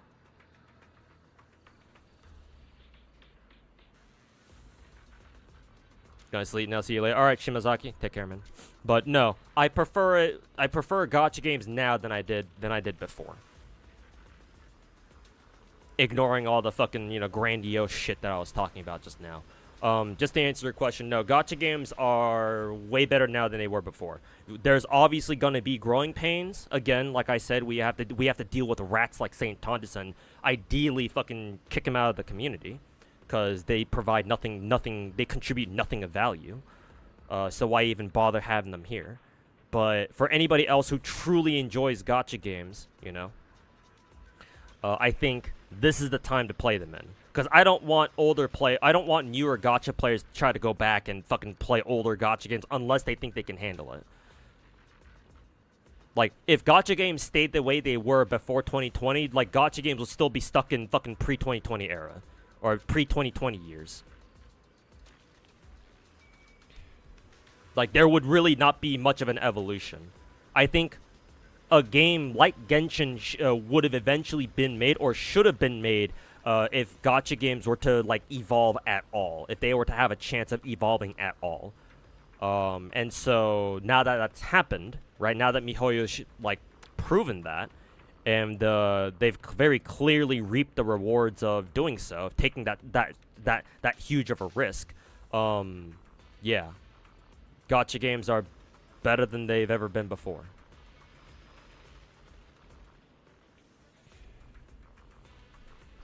Why not Horse Girl? It's not really for me.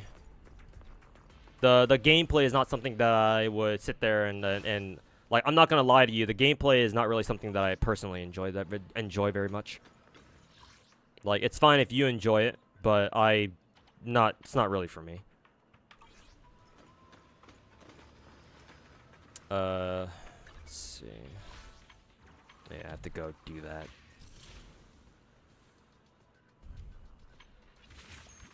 Still gotta do the sightseeing guide shit. I only have 10 more days on that. Let's see. I guess I'll get this event done first. Assuming this one has any limited time rewards. Oh, cool. We have to go fucking watch a movie with Miyabi. Yeah, we have to do these exclusive rewards, I think. Ugh, why is there fucking so much shit to do?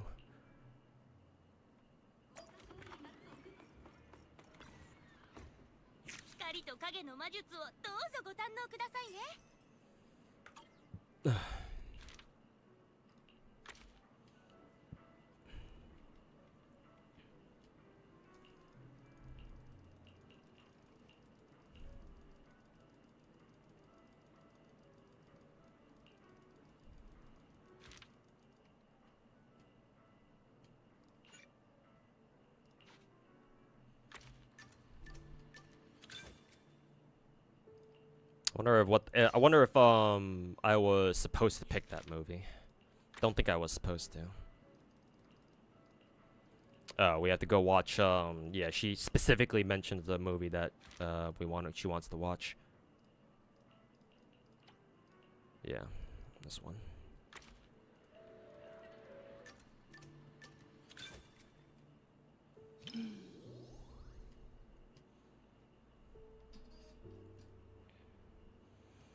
Feels terrible not being able to play FGO on multiple platforms without it being deleted on transfer. Yeah. Yeah. I highly doubt they'll ever fucking change it either.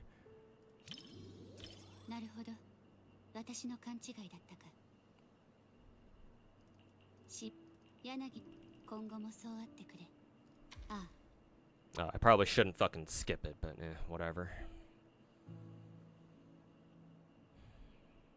Tabaro described Genshin as Gangnam Style, lightning in a bottle. Well, I mean, yes, but sometimes in order to advance or like evolve, or for like a scene to evolve, sometimes you do need these freak incidents where you do have lightnings and bottles come out of nowhere and like take the scene by storm.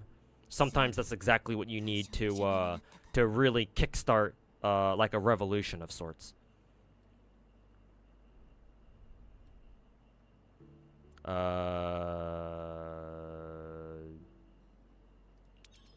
don't know if that was the right choice. I think it was. Yeah, Crazy Wolf. I rolled for the GFL2 characters yesterday. My rolls in GFL2 were really good. I got a double gold character, elite character, double elites, going for my first copy of Springfield. Got Changzhou and then Springfield in the same one. And then I rolled for MP5, or Perry, as she's called. got her, and then went back to roll for Springfield, and then got her again. Won the coin flip that time, and then rolled for her weapon, her Radiance rifle, the white rifle, the white Springfield, and then got that. And yeah, and I spent the rest of my gems on the guaranteed banner where you're guaranteed to get whoever you pick, and I chose Y2K, and I got a copy of her too. So rolls were really good yesterday, though I did have to spend like all of my gems to get everybody I wanted. But hey, at least I got everybody I wanted, or got everything that I wanted. Tense expressions, Miyabi shows on determination. Yeah, sure. そうだな。ムードに頼らず、母親の知恵と力を描写している。Ow, fuck.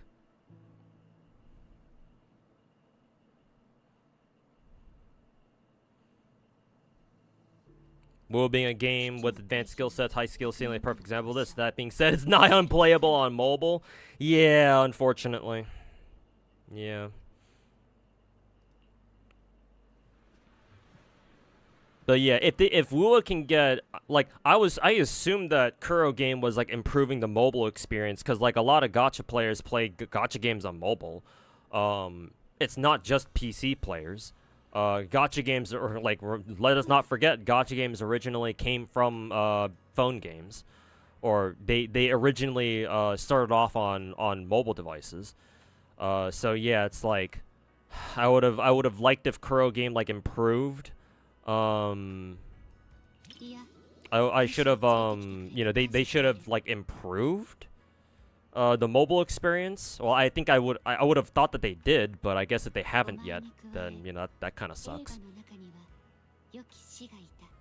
But yeah, like the more that gacha games can focus on skill, I suppose, focus on the gameplay, then the better the better it'll be. Yeah.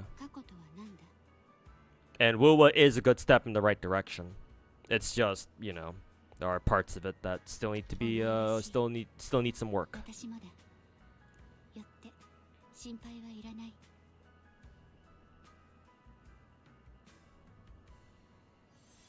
Innovation that excites. What wasn't that like the catchphrase for like a company back in the day?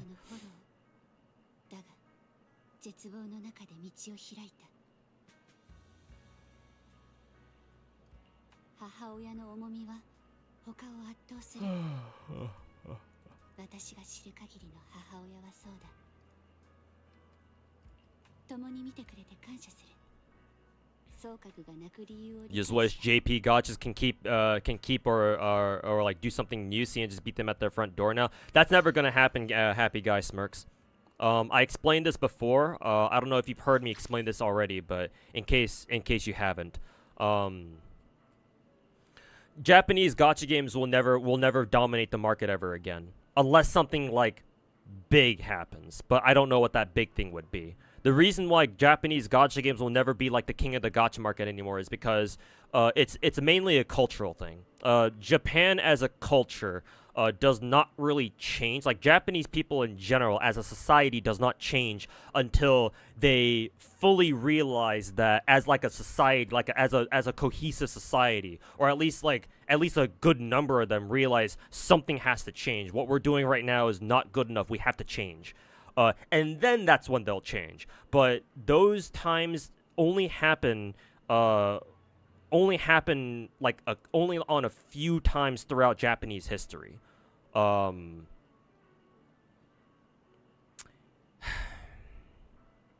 And that sort of mindset is still very much so ingrained in Japanese society, where if they have a way of doing something, they ain't gonna change that for shit until something happens or somebody comes along, like one of their own people comes along and says, hey, we gotta change something about this.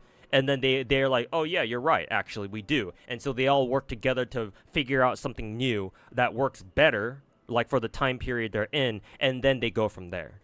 And they just like coast on that for like another fucking 100 years or something. Historically, that's how Japanese people have behaved as a society. That's just how they kind of are.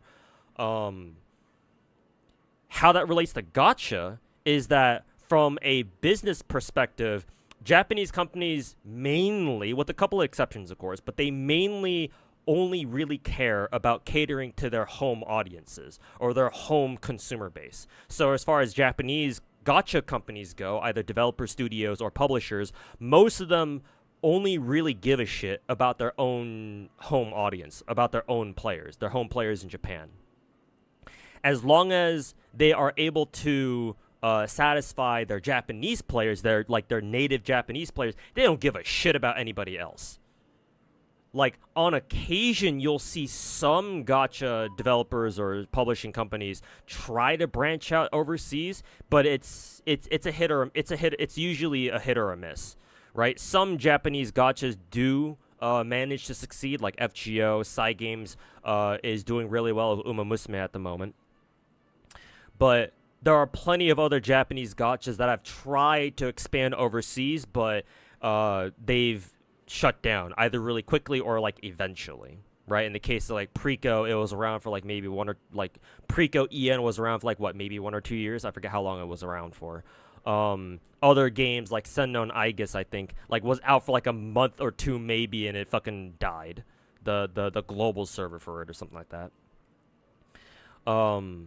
Japanese companies in general do not give a shit about anything that's not their own home player base. That's just how they are. And like I said, it goes back to the whole Japanese societal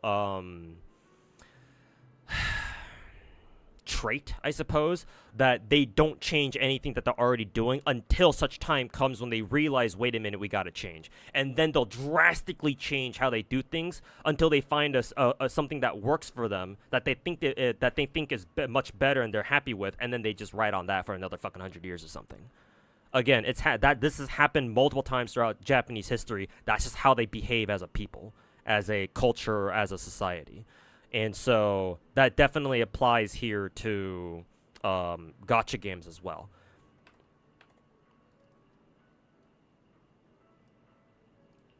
In the meantime, the Chinese don't give a shit. The Chinese don't give a fuck. What's that? What's that? The only thing they care about is money? All right, boys, let's do this.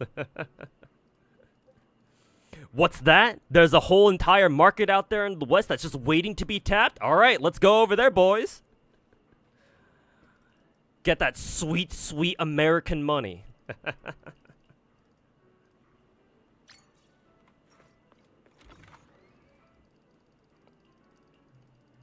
Because Chinese developers and companies, they care about money, first and foremost. They want to get fucking paid.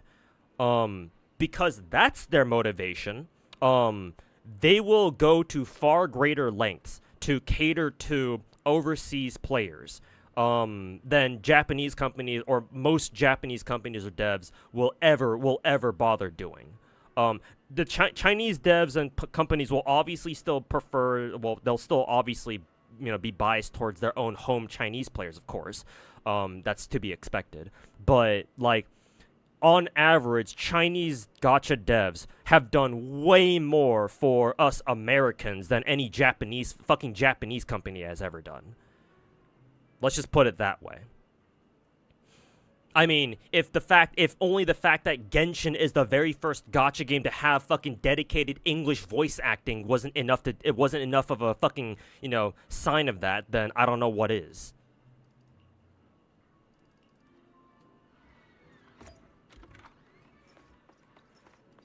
American money tastes the best. I mean, Americans are rich and stupid. We might be stupid, but we have a lot of money.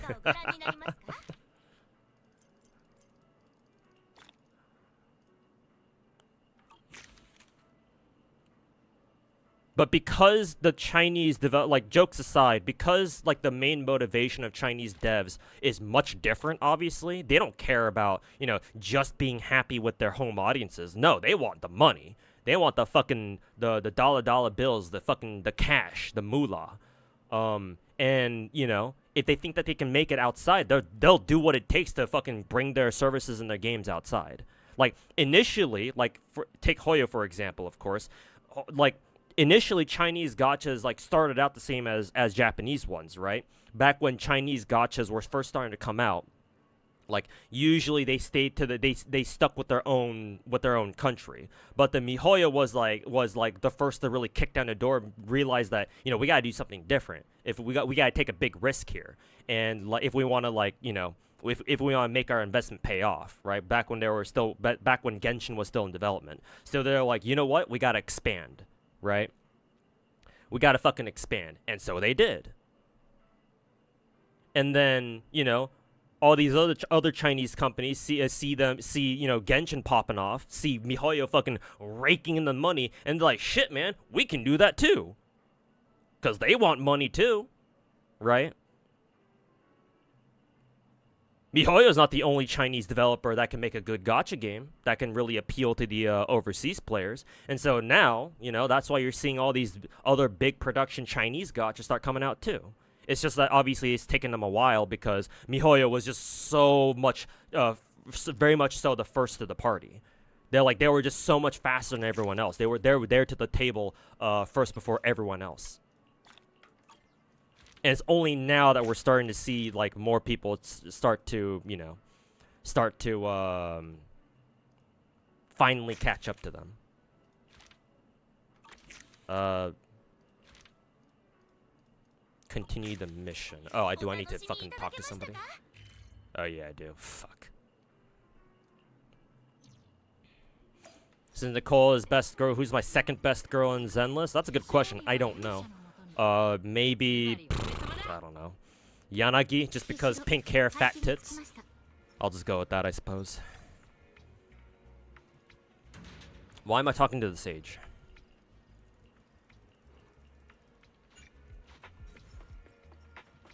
But let's go with Yanagi. Fat, pink hair, fat tits. Dawe showed everyone the way. True, true. What's this camera angle? Oh, it's this thing again. How do we do this? C D's nuts.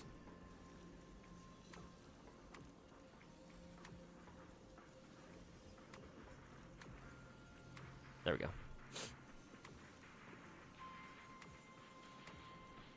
You feel seen and respected, and that's good enough for you. Yeah, I mean, especially with how like older gachas used to be, like where Japanese companies were like, oh yeah, we're just gonna fucking port our games over and we'll just call it a day. Haha. Like, when's the last Japanese company? Actually, Cygames has done some English-catered content, because I think on their English YouTube channel for Uma Musume, for the Horse Girl game, they've like put out a couple of videos like in English, or they've been putting out content on a regular basis in English. I think the latest two videos were like what, Gold Ship talking in English or something like that, or at least their voice actress like attempting to speak in English. And then their latest video, they redid the Umapyoi concert, but almost entirely in English. So like that's a level of commitment that I've not seen a Japanese gacha game go to before. But is it enough? I don't think so. Like, the Chinese have done way more for us overseas players than any Japanese company has. Like, Cygames has sort of realized that, but they're still Japanese, so I don't know to what extent they're willing to go to, like, you know, try to cater to overseas players, like non-Japanese players. Right? Like, is Cygames are they gonna go so far as to, like, for example, make like dedicated streams, like preview streams, like every single fucking Chinese dev does, for like an overseas audience or something, right? Every time that, you know, any of the big four gachas have like a preview stream, right, for an upcoming patch, they always do a fucking, you know, preview stream in English, right? Either they hire English VAs to like host the panel for them, or maybe the developers come out themselves and talk in Chinese, obviously, speaking Chinese, but they like at least like give us subtitles or whatever the fuck, right? And then have the panel like infographics and stuff like that in English, right? Have you like, has any Japanese gacha company ever done that for us? Hell no. Maybe side games will be a little bit different, but you know, aside from what they've already done, I've yet to see them. Like, I have yet to see that, you know.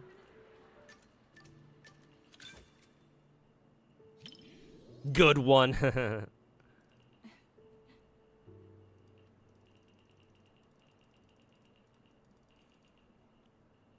That's why Hoyo's ass right now is at LA too. Yeah, of course. Anime Expo is the large. I've said this many times before.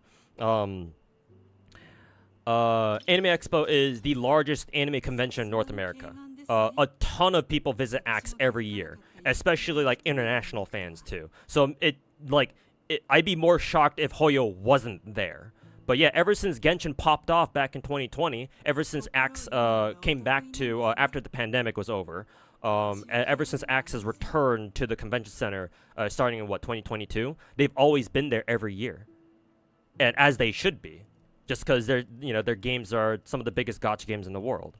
Not to mention, Genshin is a fucking cult, basically a cult phenomenon with how many people cosplay not just Genshin but other Hoyo games as well. I think right now, let's see, chances to ask her thoughts. I think I've been seeing a lot of Zenless cosplayers, especially at this year's AX, which makes sense because Zenless' first anniversary.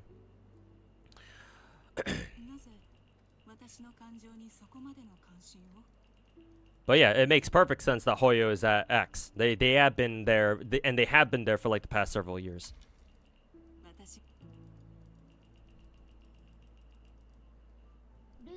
They sometimes talk in English. Yeah, they did that. They did that one Xbox like preview, like back when they announced that. Oh yeah, we're gonna put Zenless. Zenless is gonna come out on Xbox. When they did that stream, yeah, they spoke entirely in English. Obviously, they had heavy accents, but still, like the effort was there.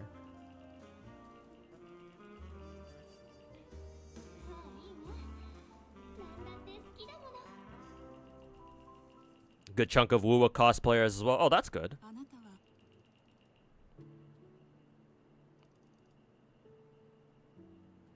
I'm assuming that Kuro Games should have a booth there as well. I don't know how big it would be compared to Hoyo's, though. Must approve of scenes. Works out in the end, hopefully. Yeah.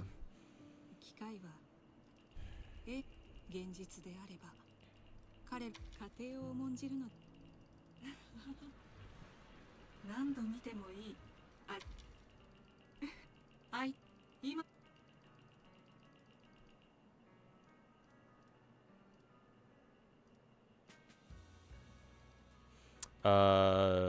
Important neighbor and friend. This one? Yeah. I don't think I've ever seen Elfie smile like that.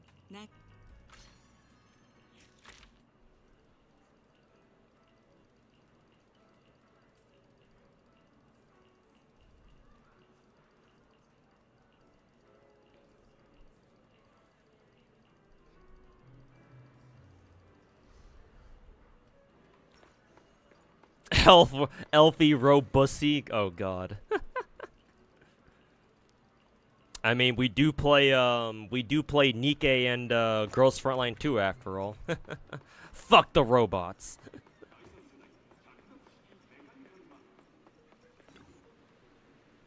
Date with the Billy when? Can you not go on a quality time with the Billy? Maybe not. Billy was one of our debut characters after all, so I don't know if they've given him quality time or not.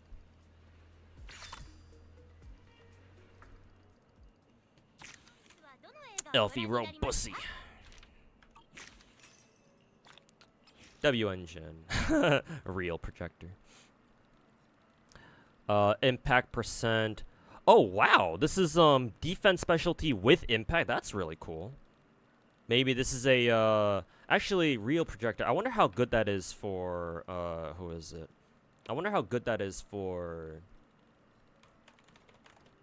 Caesar. I wonder if Pridwin's updated it for Caesar. I mean, the event's been out for the entire patch, so Let's see. Is it any good on Caesar? I don't see it here. It's called Real Projector, right? Yeah, unfortunately not. I guess if you wanted to run Caesar as like a pseudo stunner, then maybe, I don't know.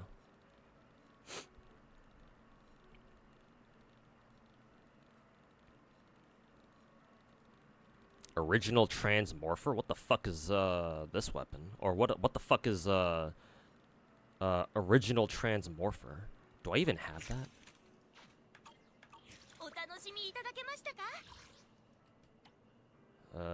Original Transmorpher. What does that look like?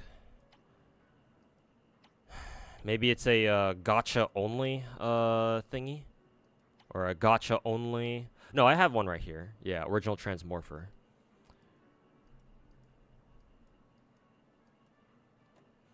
Let's see.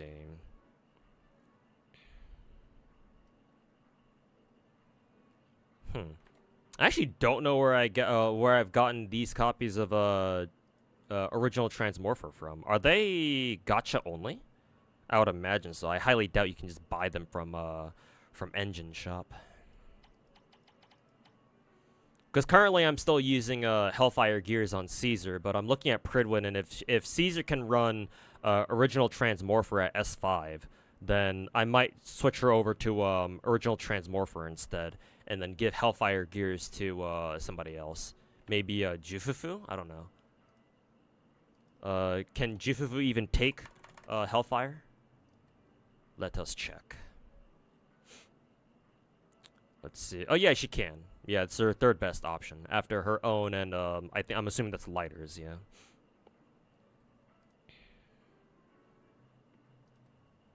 Interesting. Very well, very well. Hopefully I'll be able to pick up 2 more copies of that somewhere. I'm kind of curious to know where I can pick up more copies of Original Transmorpher from, though. I'm assuming it's gacha only. Let's see, release date. Oh, it's always been in the game. Huh. I guess they're just kind of rare. Let's see. Original Transmorpher has never been promoted or featured. It's never got a fucking rate up. No fucking wonder. Jesus. Fucking goddamn it. No wonder I only have 3 of them.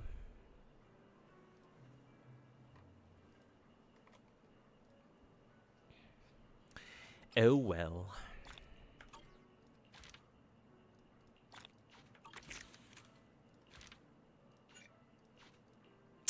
Caesar time.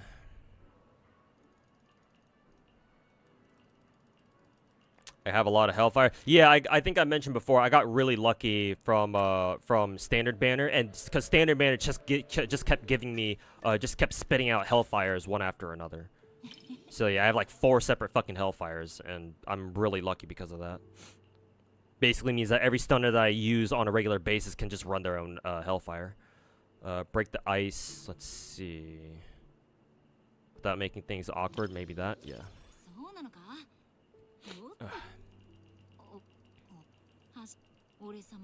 It's craftable? Really? Original Transmorpher? Holy shit. Okay. If that's true, let me go check. Let me go check the fucking box galaxy then, or gadget box galaxy. Yeah, box galaxy. Immersed in the plot. Blah blah blah. This one? Yeah. Don't want to be awkward. We got a multi in today in the mail. Yep. For the actual anniversary of the game. Was not really expecting that, considering they already gave us a bunch of shit for anniversary. Well, 3 multis plus the free S-rank character and engine, by the way. And then just another free multi just because. Alright. I see you. I see you, devs. If there was a small version of Caesar, would we call her Little Caesar? Yes. Yes. Except no substitutes.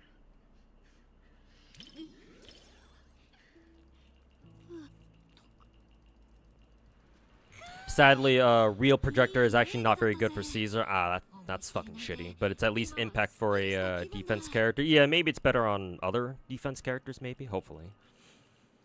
Then again, we've gotten engines before where they were really good on future characters. Like, for example, my Vlad uses that one, Gilded Blossom one. And I know we got Gilded Blossom in an event before we got Vlad, so maybe they'll give us a defense character later who can use it pretty good. Or who can use it really well. Pretty well. This one, yeah. How do I got so many Hellfire? Oh, from Standard Banner. I don't know how. They just kept giving, the game just kept giving me Hellfires.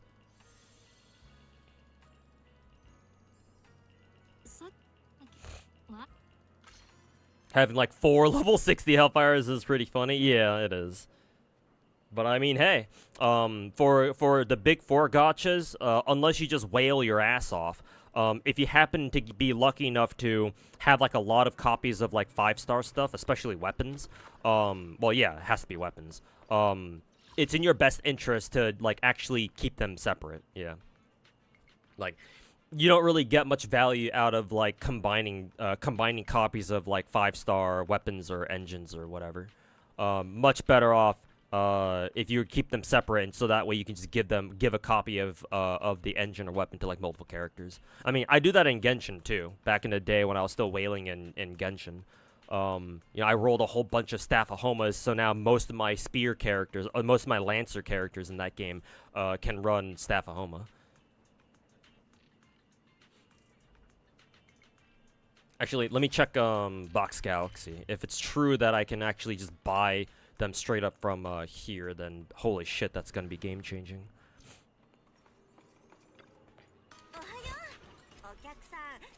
Oh yeah, you can. Holy fuck. Good fucking call. Alright, I know exactly what I'm doing with my stamina for the next for like next week at least. I know exactly what I'm fucking doing. All right, Hellfire on Jufufu. Here we fucking come. Hell yeah! All right.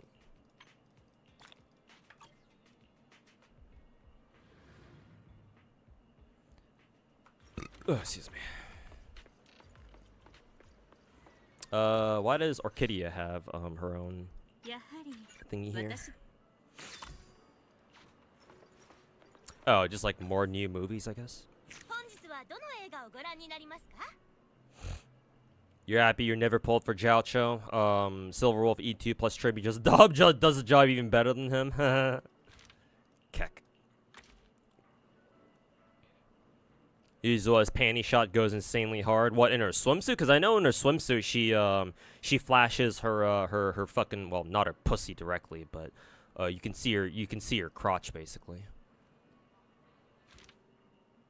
You got so many W engines. Well, most of them are, as you can see here.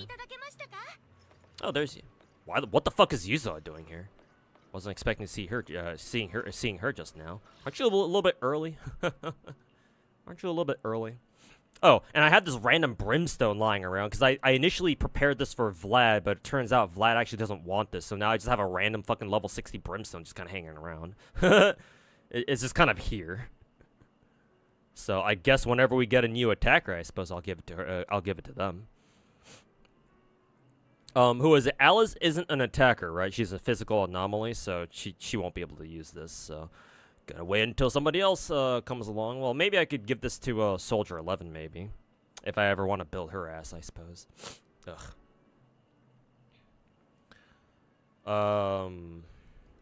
But yeah, like, I don't really have, well, outside of the 4 fucking random Hellfires I have, I actually don't have that many, gold engines, or, like, 5-star engines. Like, this Brimstone, I know for a fact that I bought specifically for Evelyn. This Brimstone I just randomly got from Standard Banner, right before Vlad came out, I remember. All the Hellfires I have were all just random fucking Standard Banner, like, just pulls. Not expect them at all. Trigger, I almost said Yelan. Miyabi, and then Yishuan are the only 3 engines that I actually consciously went for. Rena's also just randomly came from Standard. And then Fusion compiler I bought specifically for Grace. I've never actually used her, but in the case that I do, well, she has it. But everything else either was from GACHA or like I went out of my way to buy them from Box Galaxy, or maybe they were like event ones, like in the case of Gilded Blossom, or where's the one that who is it? My Silver Ambi is using, or Mercado Desire.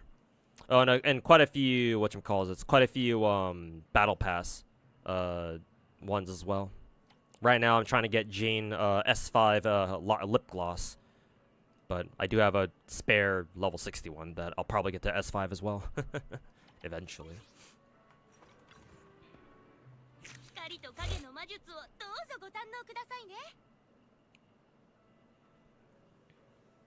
A way to know which ones are craftable is that every non-signature A ranks are. Oh, that's a good call. That's a good point, actually. I never even considered that, or I never even like noticed that. But yeah, I guess that makes sense. Yeah, because I've never seen any of the signature 4 stars craftable. Yeah.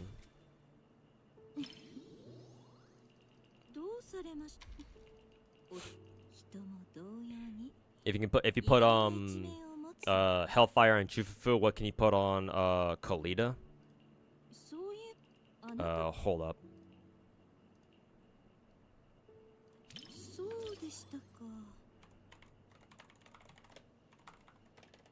Pridwin. You said what can you put on Kolita, right? Oops.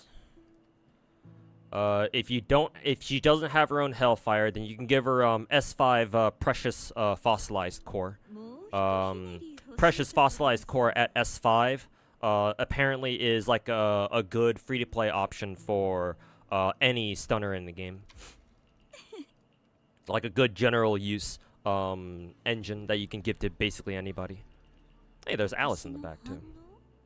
I spy a random Alice. Yeah, I just realized, you know, Yanosuke. Hey, Yuzo is there too. Why aren't they sitting together? Aren't they friends? Aren't they supposed to be like BFFs or something? Praise Orchidea, sure.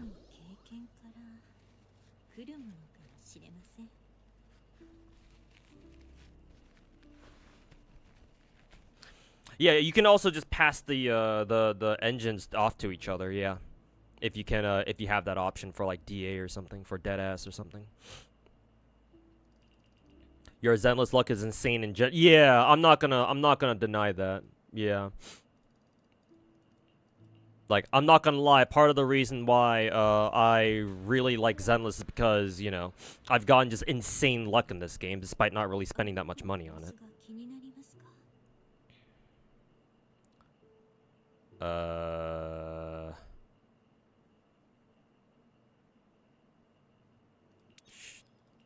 Would that be okay? Yeah, that was the right option, I think.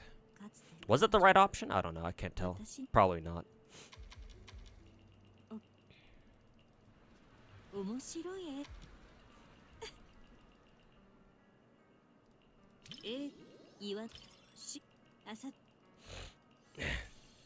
Oh, not really. They got beef, really. The trailer yesterday, or yesterday's stream, made them look like they were BFFs. So maybe not. Maybe I misinterpreted it. You can craft. No, you can't craft S ranks. Though I kind of wish you could, but no, unfortunately you can't. You can only craft A ranks, which in Zenless that's usually good enough. To be honest, again, the vast majority of my characters don't use. Well, I say vast majority, but like it's more like half of them actually do use S rank engines. But a lot of my characters don't use S ranks at all, and they're perfectly fine with A ranks.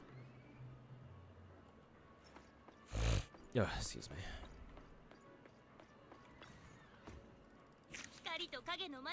Don't think they know each other yet. Oh, not at this stage of the game? Oh, okay. Gotcha.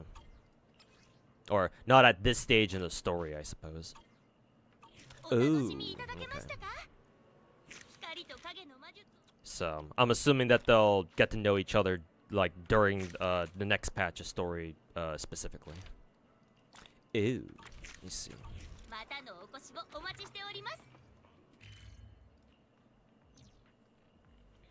sharing your balls with everyone just as the devs intended. I mean, that's been a thing since forever. Well, that's been a thing since Genshin, at least. People always have different characters, or a lot of players before played Genshin back in the day, with their characters like sharing certain weapons. If they didn't have enough copy, if they couldn't give their characters like their own individual copies.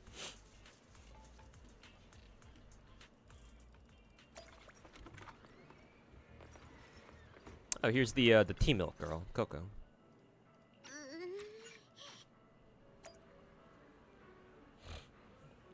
Maybe they could know each other right now, but only as like online buddies. Because Spook Shack is supposed to be like an online forum. Oh, okay, an internet forum basically, right? Ew, I see. Yeah, that makes sense. What's your opinion on the swimsuit skins? They look good. They look nice. I'll definitely be buying them. I'm pretty sure I have the monochromes to buy them too. So, you know for a damn fact that I'll be buying those too. Also, isn't Coco supposed to be at work? Or maybe she's off her shift or something.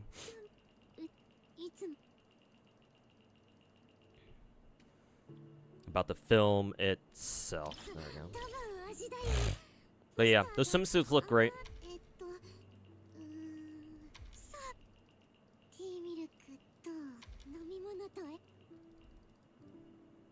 Did you pick up a Horse Girl game? I did actually, yes. However, I'm completely free to play on it for the time being anyway. And for right now, I'm not taking it too seriously. Like, I'm doing my dailies and shit, but I'm not like grinding it or like no-lifing it or some shit. Gonna pass out buyer tea milk, I guess? I don't know if this, I don't know if that was the, okay, yeah, it was the right thing to do. But yeah, Drifting Little Sail, I did actually pick up Uma. I did pick up the Glue Factory Simulator game. I'm not very good at it, though. But I don't know if I care to be.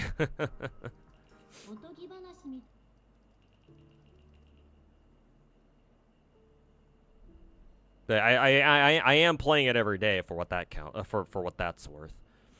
Coco was dizzy earlier. Check on her condition.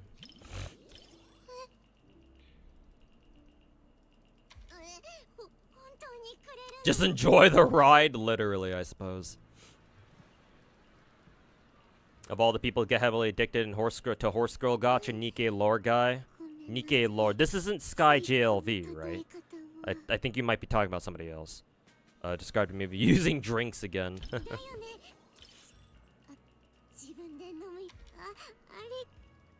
Yeah, yeah, you meant somebody else, not Sky. I'm not familiar with the Pyrrhix. But yeah, if he's mainly a Nikkei guy, but he's gotten, you know, knee deep into Horse Girls, then yeah. But yeah, Horse Girl Gacha has that appeal.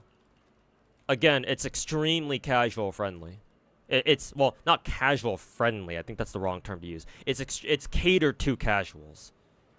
Let's just put it that way. It's like there's nothing wrong with that. It's just for people like me who are a little bit too autistic, or my form of autism doesn't you know, like it I'm not being appealed to. Let's just put it that way.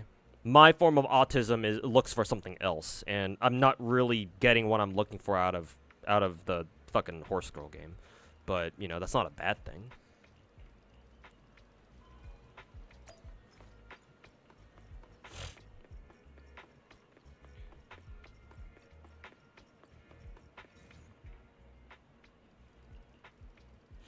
What do you think of some of the Chinese characters who don't like their waifus in gacha games being whored out and complaining? Heard that? It's like, oh yeah, no, I'm aware of that. Yeah, Chinese players.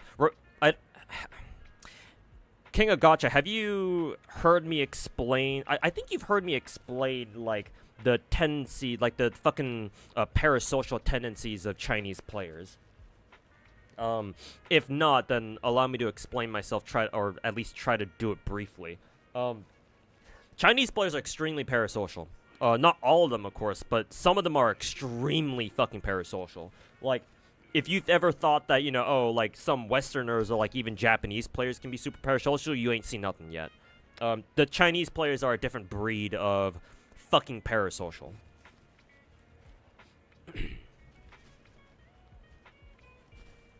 Part of it is a cultural thing. A lot of just Chinese media in general, whenever it's got a story that involves like a guy and a girl,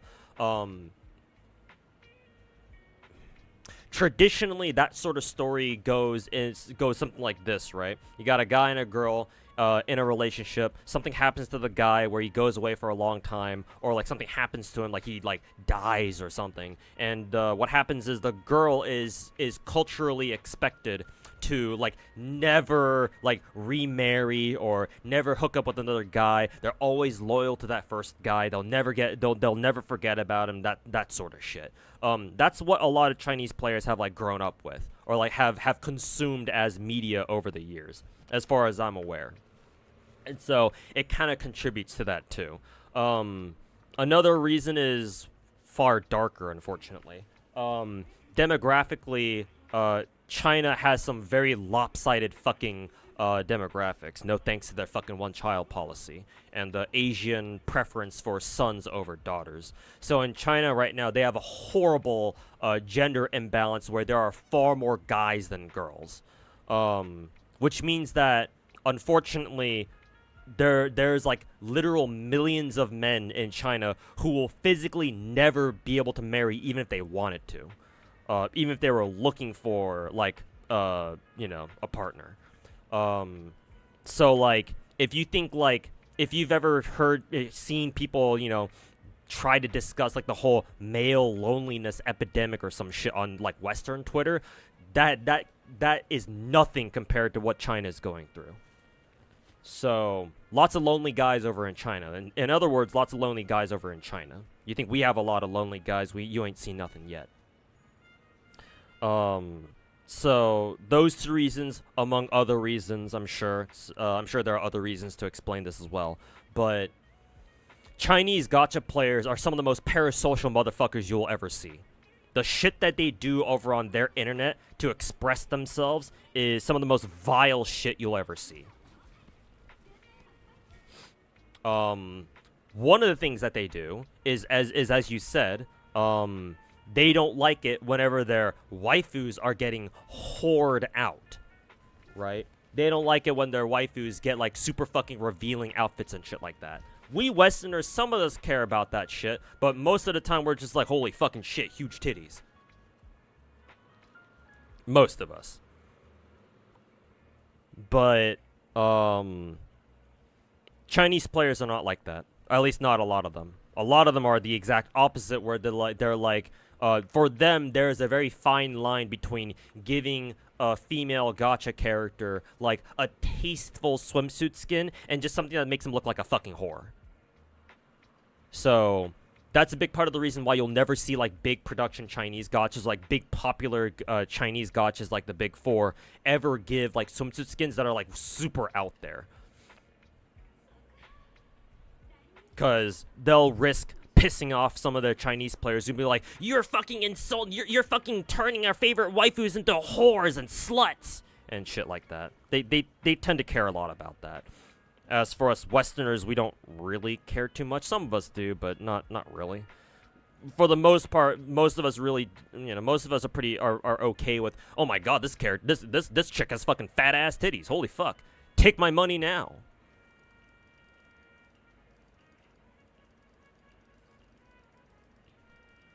CN Bros and Gacha have so much power. Well, it's because, well, I apologize ahead of time for turning this conversation political, but unfortunately it's unavoidable. The reason why Chinese players have so much power is because all they need to do, if a company does something that upsets them, if a company does something that upsets a lot of Chinese players, what they can do is they can threaten to call the fucking CCP on them. And Chinese companies do not want to fucking deal with the government, if at all possible. So Chinese companies in particular have to be very careful around their own players. They have to go to great lengths to not piss off their own players. Otherwise, all it takes is a couple of calls to the local police department, and as the Chinese saying goes, the devs will be called in for some tea with the police. It's a Chinese euphemism for whenever the police calls you in to interrogate your ass. for something that they think you've done and that they don't like. But they have that power. Only Chinese players have that kind of power. Which is why Chinese devs do everything they can to avoid dealing with that shit.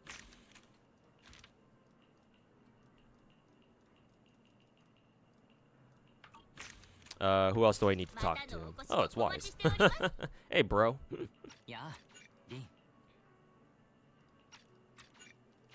Ah, now we're starting to get the fucking Yosora no Yosugu no Sora allegations now here, huh? Nice. Wonder what movie he wants to watch. This Is How I Am or something? Yeah, this one. Oh, a documentary. I suppose he likes documentaries.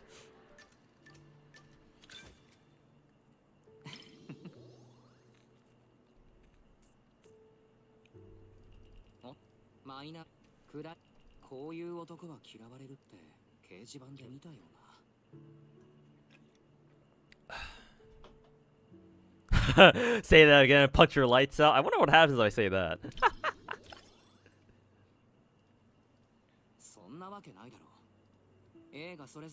I like how Belle looks visibly pissed.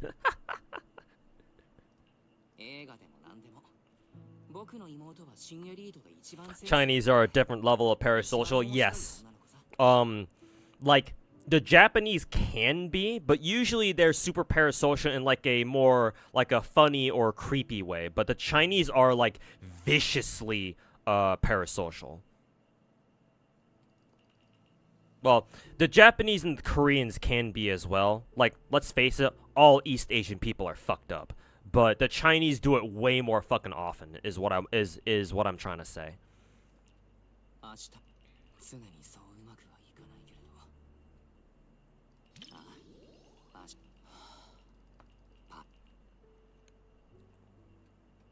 Is that why also we never see characters in game like canonically? Yeah, King of Gacha, yeah. That's also why Chinese players are the reasons why like gacha characters in game don't like typically have relationships with each other.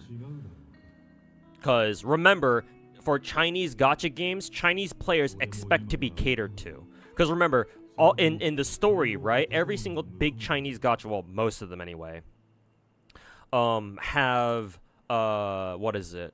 They treat their protagonists like gods, right? And the protagonists are intended to be self-inserts of the player. So for Chinese players, if the game is set up like that, Chinese players expect to be catered to and expect to have their dicks basically fucking stroked by every single fucking character in the game. And so if they see a character, especially like an attractive female character, already in a relationship with another character, that's a big landmine for them right there. I mean, you can ask the Girls Frontline 2 devs all about that shit.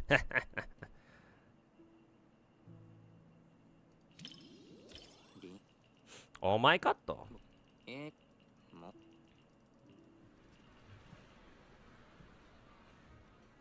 see. Wise moment, savor it. Ask his thoughts. I don't know. Let him savor it, I guess. Crazy to hear whoring out in relation to a fucking fictional character. Yeah, but you know, that's how some people's brains think, I guess. You know, when you become too autistic, shit happens.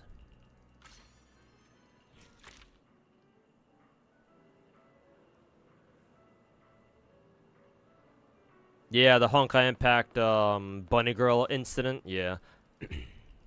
Perfect example as well.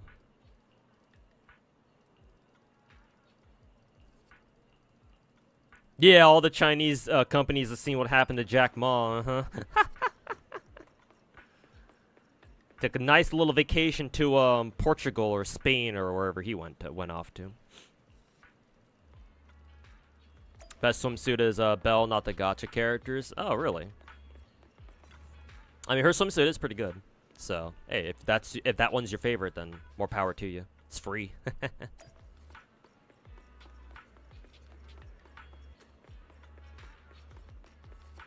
There are other swimsuits other than for Belle. Yeah, for the 2 new characters, Alice and Yuzuha.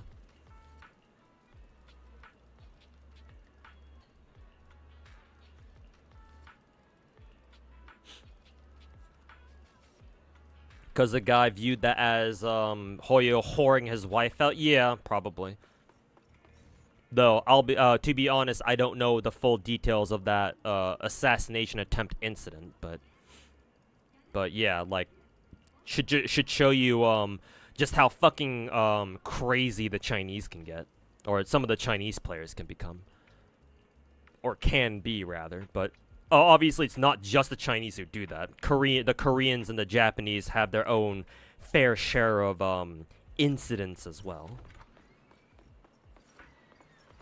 I almost thought this Venus girl looked like Mita for a second, just because of the cap. I was like, oh god, Mita jump scare.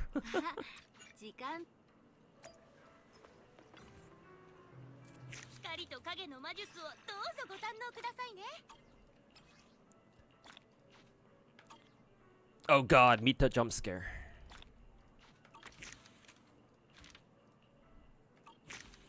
Let's see. Coincidental screening. We still gotta do the ones for Haramasa and Ambi, but we'll do the one for Venus first.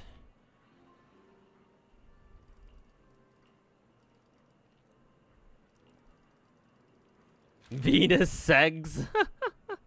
Mother of 10, oh god.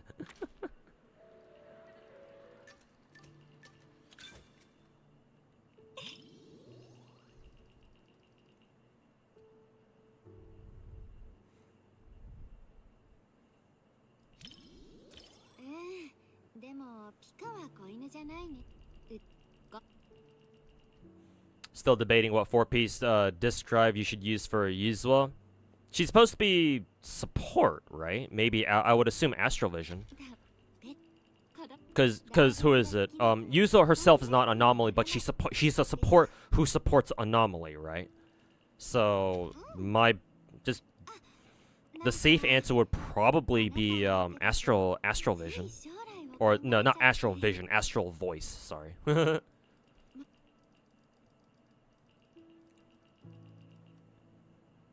Swing Jazz, you think? Yeah, maybe. Either 4-piece Astral plus 2-piece Swing, or the other way around, 4-piece Swing and 2-piece Astral. What was the reason again how a gacha like Nikke ends up avoiding the CCP while also dropping Goonie stuff? Korean, yeah, it's Korean. And GFL 2 is Chinese, but while they are Gooner, they're more tastefully Gooner, I suppose.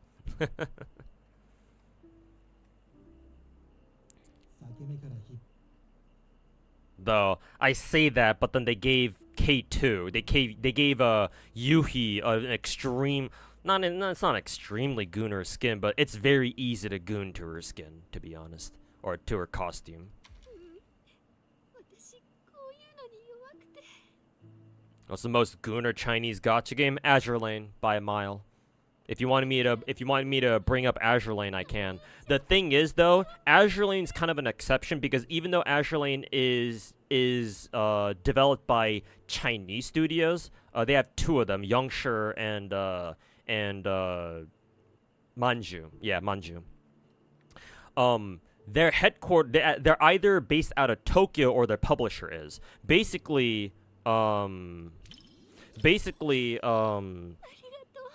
Lane can get around it because they actually develop a totally separate client for their Chinese players. Whereas, and for everyone else, for their global players, especially the Japanese players, they give us the uncensored shit.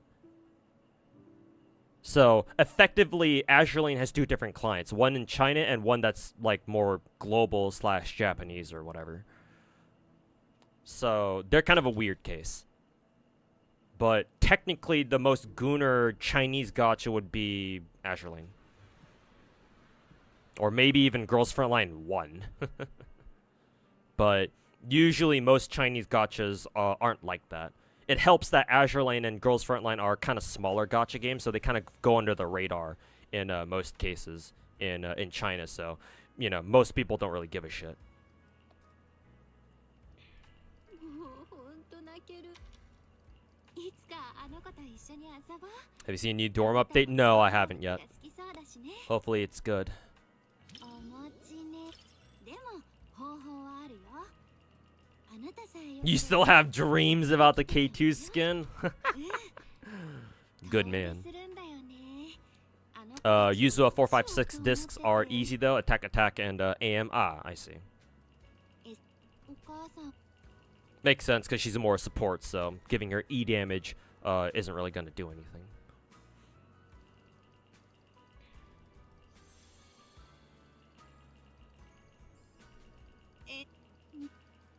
Surprised Azure Lane players aren't complaining. Oh, don't you worry, man. Azure Lane, the Chinese server for Azure Lane has been heavily censored. It's been super fucking censored. Actually, let me fucking pull up Azure Lane just so I explain to you how the fuck they censored that game.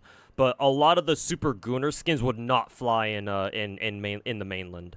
So they've all been censored. Not only that, but they've also completely removed several Japanese characters. Because remember, Azure Lane is a gacha game about World War II warships. And you know, if you know your history, China has a very big, has a lot of bones to pick with Japan when it comes to like World War II shit.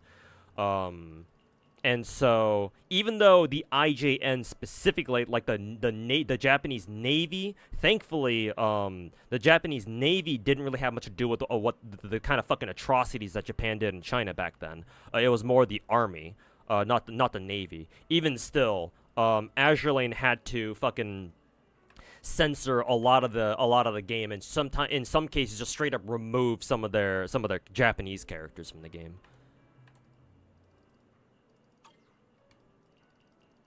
Because, you know, our Imperial Japan bad, blah, blah, blah, which they were, but, you know, it's been fucking 80 years.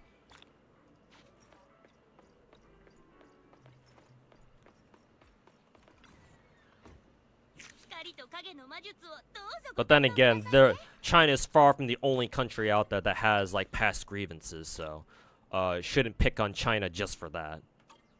And to be fair, they've got some good fucking reasons to still have some issues with Japan over that. Because Korea has some of the same issues too. Turns out, when you fucking go on an imperialist streak and go fucking fuck over other countries, you know. Turns out. It's not a good look. Anyways, here's Azure Lane.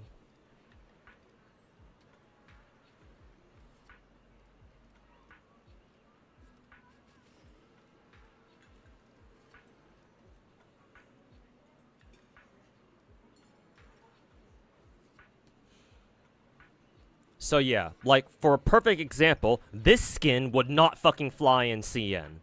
Because Mogador is wearing latex. She's supposed to be cosplaying as a nurse.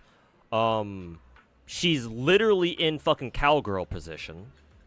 And she's got a fucking pasty over her fucking pussy. This would not fly in mainland China. This would just be straight up too much.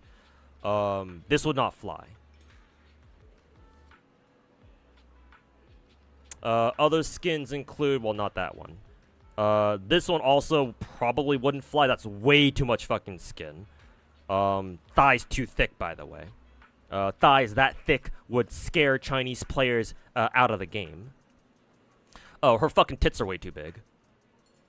Besides, her pussy was basically like inches away from getting flashed. Same thing here. Fucking enormous fucking titties. You can have them press up on the screen too, I think. I don't know what the toggle is for that. Maybe she'll do it here. Yeah, she'll do it there. Titties against the glass. You can have, there's a toggle with this skin. Some of you guys have already seen this, or I've shown it before already. But she has got a toggle where if you pull down where my cursor is, if you pull down on her the left side or her right, her panty strings right here. It's not panties, but If you pull on the strings on her bikini on the right here, you can almost take them off. For demonstration purposes. Oops. So you can kind of see it comes off. I think you have to like do it slowly. No. You have to like get it down like a certain distance. Yeah, like that. And then like this would not fly in China. This is way too much. So if they were to sell these skins, these would be heavily censored. Like extremely fucking censored to the point where it wouldn't even be the same skins anymore. But this game has skins like this. Oh, and of course Hindenburg bunny girl outfit. There's an animation. There's a toggle here where she fucking flattens her tits against your face. I think you have to win a card game here. Fuck. The cards are literally out of view. Lost that time. I would have to zoom it out a little bit. Click on the vinyl record, the record player, and then was it the middle card? Nope. I wonder if this mini game is RNG. Might be. I don't think so. It's usually a certain card that gets it. Let's see if this is the toggle. No, she just sticks your tongue out at you, so you kind of sort of won, but not really. Nope, that's a bust. Let's try the second card from the right. Nope, that's a bust. So maybe it is random. Unless, of course, there is a card that you can pick every single time to get what you want. But I think this is it. Yeah. So you have a toggle like this where she fucking slaps her fucking titties against your face. And we're back to Mogador. Beyond that, several, not all of them, but several Japanese characters have been just straight up fucking removed. I think the two that I know for sure are removed are these two, the Fox Girl twins, Kaga and Akagi. These two are no longer obtainable in the game anymore. If you were like a legacy player and you played all the way from the beginning, and you already have them, then you can keep them. But new players can no longer farm these two anymore. These two, Kaga and Akagi, are physically impossible to get anymore from the Chinese version of the game, unless they brought them back somehow. But I haven't heard any news about that. So several of the Japanese characters in the game are physically like you can no longer fucking like get them anymore. So like there goes some more fucking CCP censorship. Everyone's fucking favorite. But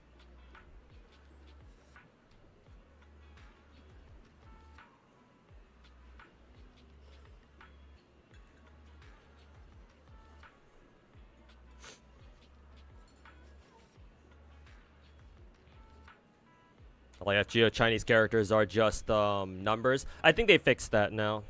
I think they've sorted that out now, so they're no longer just numbers. But yeah, it was kind of funny back when they were, back when they were censored. Hello, assassin number 258.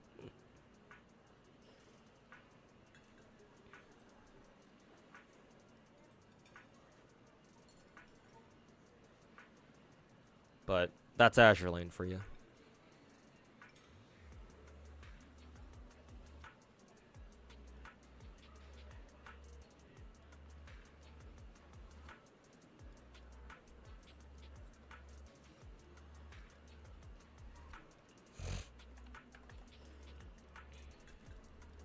Wonder how BD2 would work. Well, if BD2 even exists in China, it would also have to be heavily censored. Because Nikkei had to do the same thing. Not only did they have to heavily censor some of their characters even more, but like some characters like Noir and Nikkei don't even exist in China. Not only that, in the Chinese version. Not only that, but they had to significantly change the story as well, because remember, in China, you cannot write a story that criticizes the government. And in Nikkei, there's plenty of anti-government like messaging or like stuff like that. So that would not fly in the mainland. So Nikkei writers had to heavily edit the story, like straight up write a new story for the Chinese version of Nikkei, in order to avoid those controversies. She does exist, but she's no longer chocolate. Oh no. Then that might as well not even be noir anymore.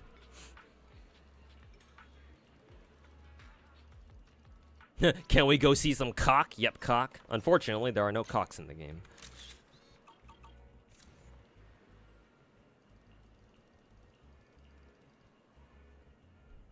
How do Chinese players not complain? I'm sure some of them do, but they can't like express themselves publicly.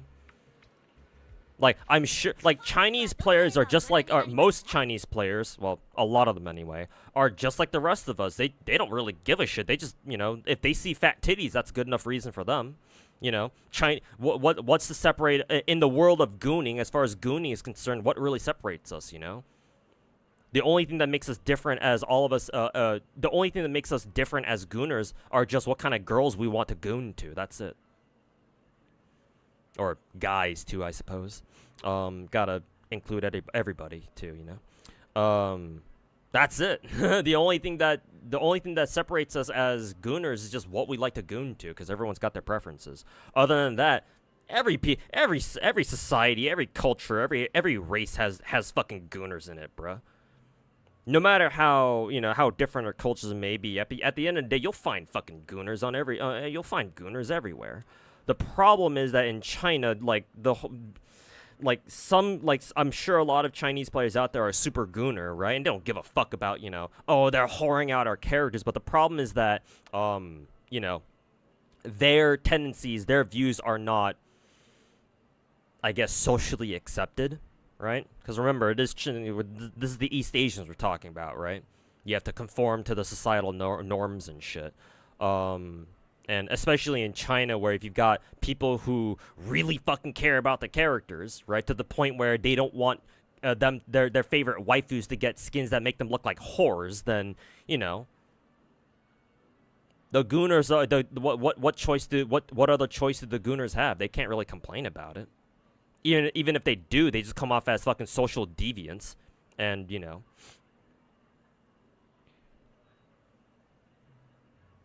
Like, they don't really have a choice, unfortunately. At least as far as I'm aware. Like, what are they gonna do exactly, you know?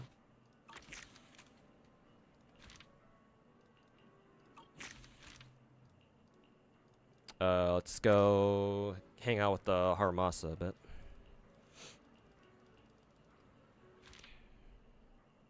Yo, Kenzo. Yeah, I got my free multi from Zenless earlier this morning.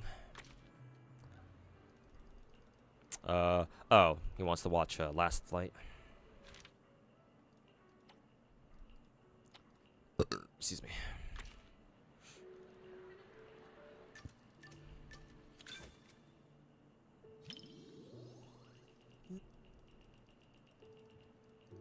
Oh, here's a perfect example of what I'm talking about, like how like Chinese gooners can't really like do much. Let's see, should I bring it up? Here's another thing I want to add, King of Gacha. In like on like the Rule 34 side of things, like the porn side of things, back in the day in Genshin, during like the first year or two of Genshin's release, obviously, you know, this shouldn't surprise you, but a lot of people started working on started making like lots of porn of Genshin characters. You know, Rule 34, all that shit. There was this one character, or not character. There was this one hentai artist, I guess, if you want to call him that. And he was Chinese by the name of Shirakami. Some of you gooners will know exactly who he is and what I'm about to talk about. But if you don't know him, Shirakami was one of the original, well, at least in my opinion, one of the original gods of Genshin Rule 34. He made really, really good. Are you okay? Not at him saying, are you okay? He made really good 3D hentai of Genshin characters. and his work got so popular that like he set up like a what is it, his own fan box, I guess, fan box, Patreon, and he was making bank off those because a ton of Westerners subscribe to his Patreon, shit like that. However,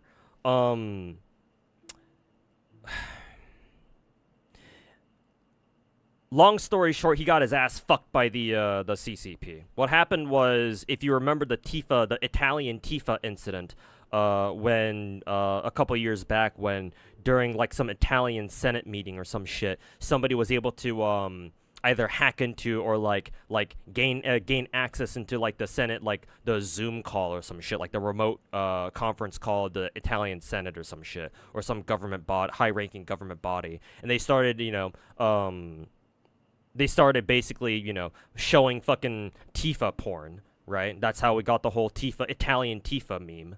What a lot of people missed was that towards the very end, the dude also flashed a very short clip of one of Shirakami's Genshin hentai like movies. Well, I call it movies, but like videos basically.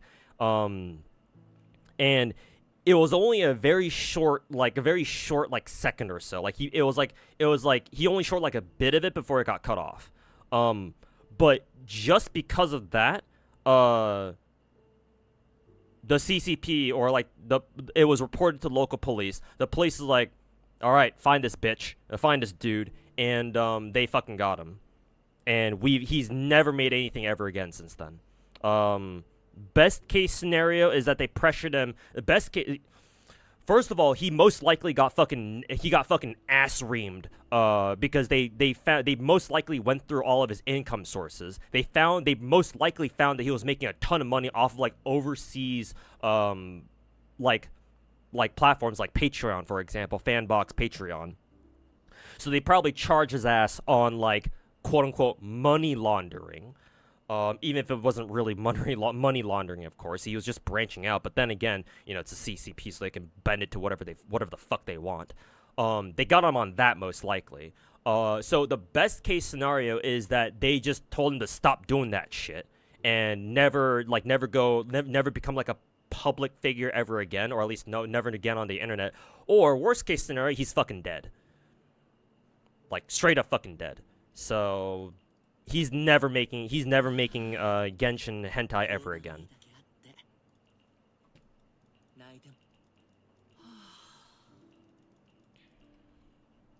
Yeah, they could have gotten him on tax evasion charges too, technically.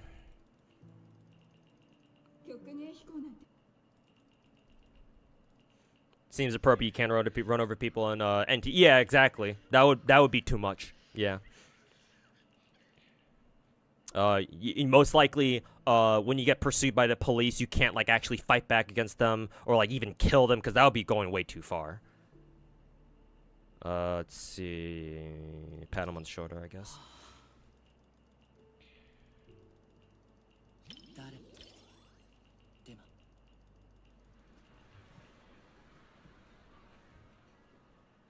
It was kind of gay if you play as Belle.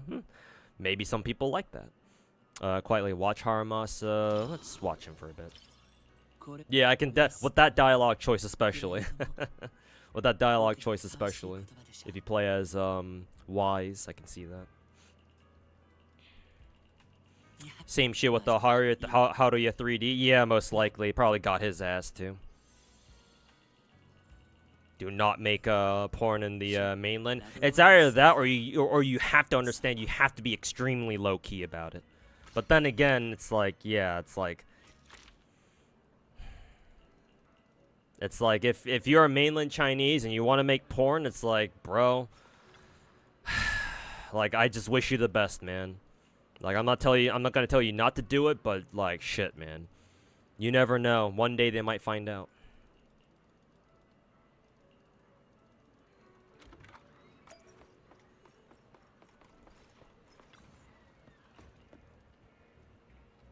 CCP don't play? Well, yeah, no shit, they don't. Yeah.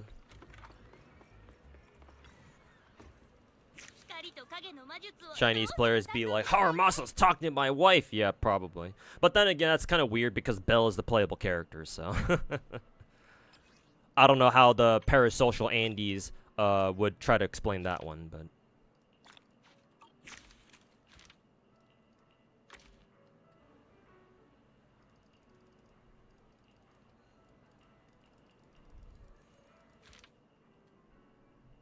Hoyo could serve as extra treatment via Hoyoverse. No, unfortunately, that's not how it works.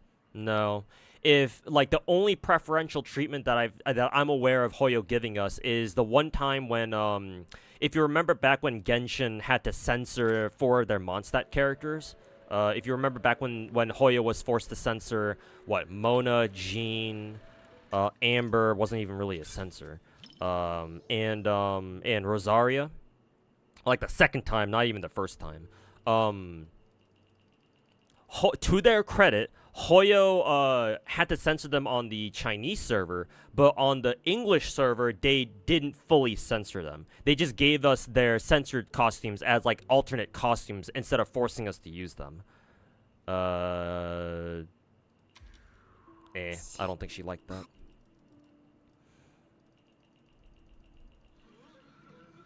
So that's like the one area that I can give Hoyo credit for, like, oh yeah, they didn't have to do that, but they did anyway. I don't know. Sure, that one.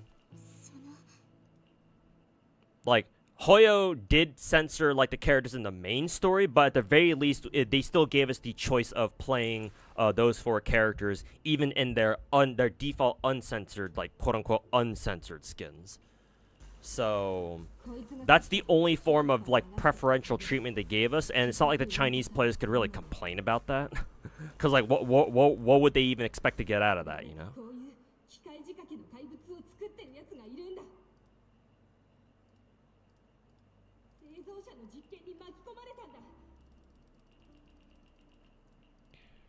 But outside of that, no, Hoyo can't give us any more preferential treatment than that.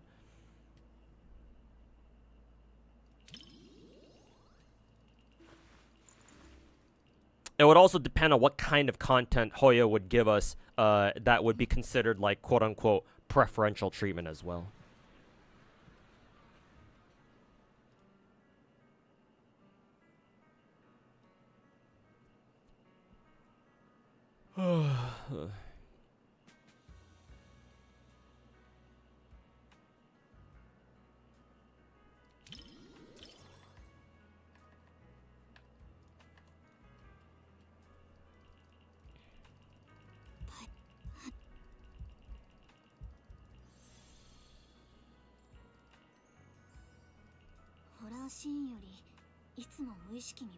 Finally, skip button star. Oh, too bad it doesn't work on side quests where you need it the most. Damn. Almost re-downloaded the game. Shit.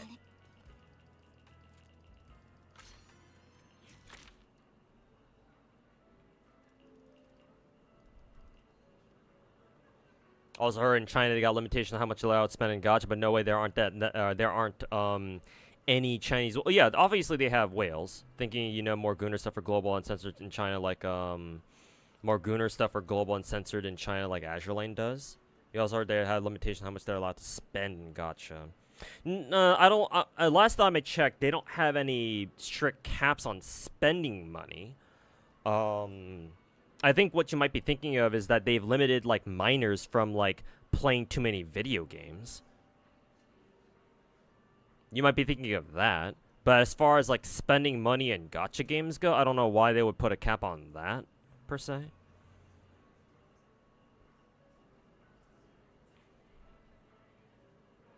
You know, more of, like, the, like, Gunner stuff for global and censor in China, like, Azure. Like, if you're asking, like, I know about more of those kinds of incidents, then yes, obviously I do. Plenty of shit that, plenty of censorship that Chinese gachas have done, over the years that I can rattle on about.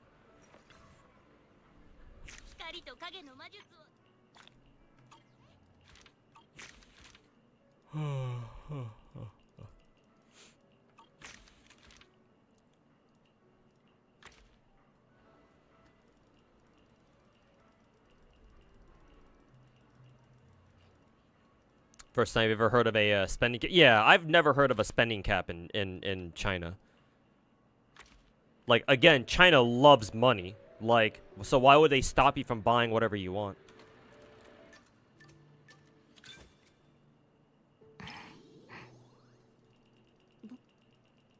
ハンバーガーが食べられないし、映画も前の席がで、ご、許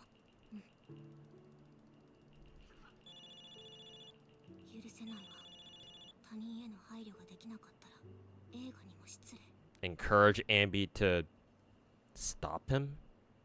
Should we do it ourselves, or he'll tell Ambi to do it? オーラ攻撃。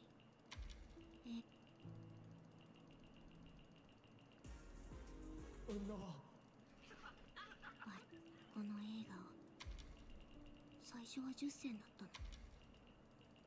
そ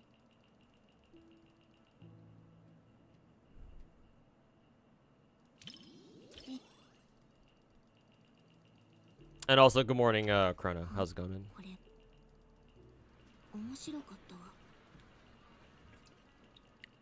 あなたも楽しめたかしら。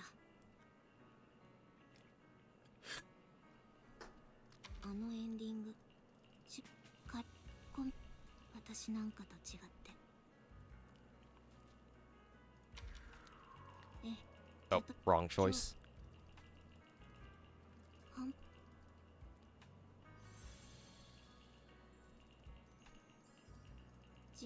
これつき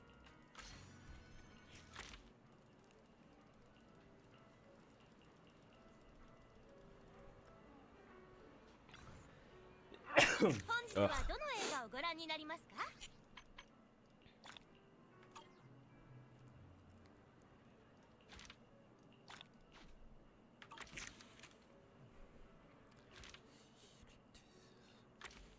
And then Astra date.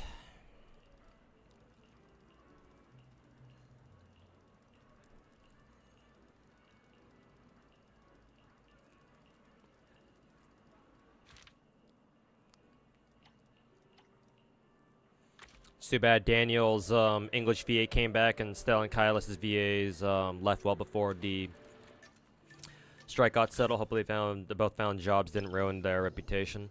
Was Daniel's English VA part of the strike originally?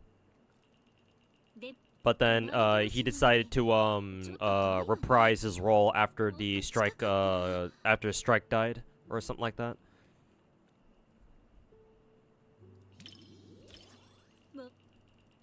Because I think I saw the tweet pop up on my timeline of him saying that, oh yeah, he's coming back to voice or reprise Daniel again. 伝わったかしら。 And people seem to be pretty welcoming. Like, I didn't really see any replies saying that, oh, like, why are you back? Fuck you, or anything like that. People were pretty supportive of him deciding to come back, so I'm assuming he was able to get away from that scot-free for the most part. 楽し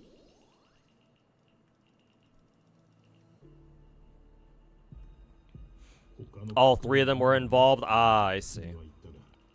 こんな人里離れた山奥の屋敷に生きた人間がいるはずがない。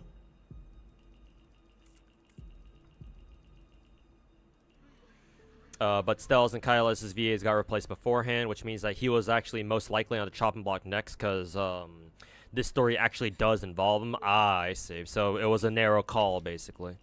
Maybe he was, I'm assuming he was able to negotiate something real quick once he realized that there was no hope left for the strike. So he probably threw in the towel and was like, I might as well, you know, do what's best for myself or something.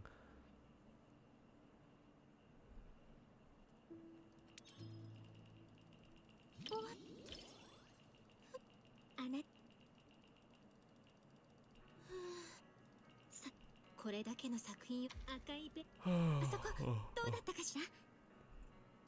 嬉しい。恥ずかしくなってもう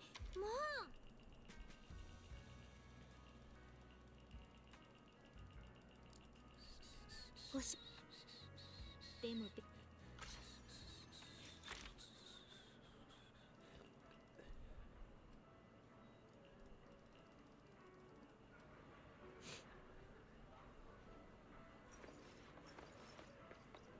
Convinced that most of the VAs got replaced and acted out will probably and never ever get voice work ever again. If you mean acted out as in like that the Paimon VA who like made like a big fucking drama out of it. If you mean that way, then yeah, I guess I can kind of see that.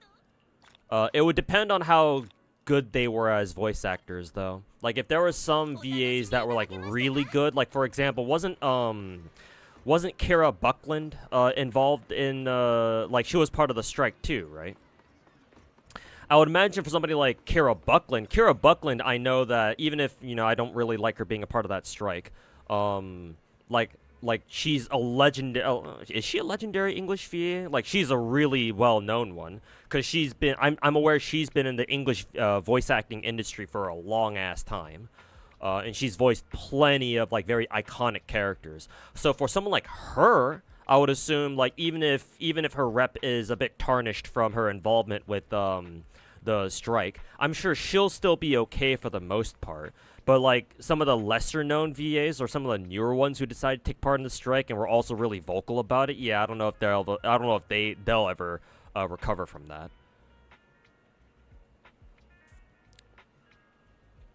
Yeah, definitely for sure some of them will get, you know, blacklisted or whatever. Or like people will know that, oh, you're that one. You were involved in that strike back then. So it's like, I don't think we'll, you know, think we'll pass or whatever. Perhaps not legendary, but at least like very big. Yeah, exactly. Like your Kira Bucklands and others. Like, I'm sure they'll still be fine at the end of the day, but yeah, so the other lesser known ones, like Paimon's V, I don't know if, especially because she was like in the fucking, you know, spotlight a lot of the time. Like, I don't know if she'll ever be able to recover from that. She had some moments, but I think she got away scot-free. Yeah, for sure some people, you know, are able to get away with it, for sure.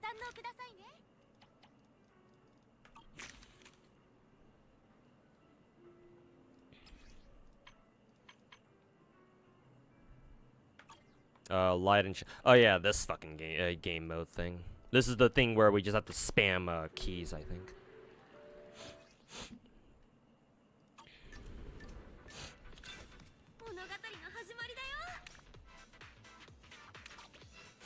Ugh.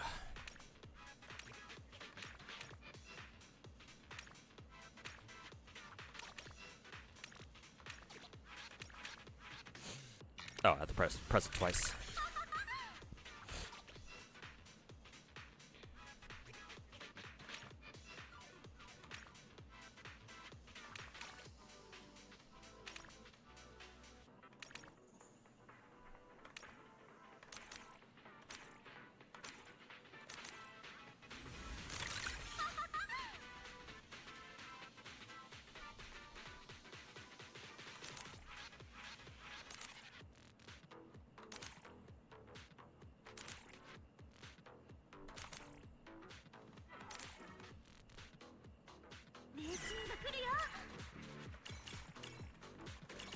I assume this part is the part where we just spam all the keys at once.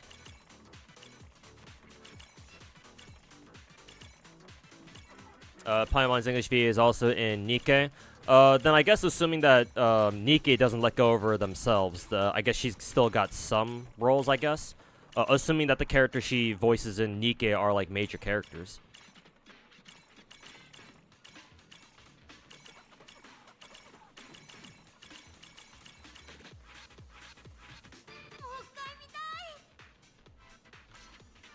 Like the recent super popular Stardom kid, Alex Lee. Alex has been in the industry for a while too, I think.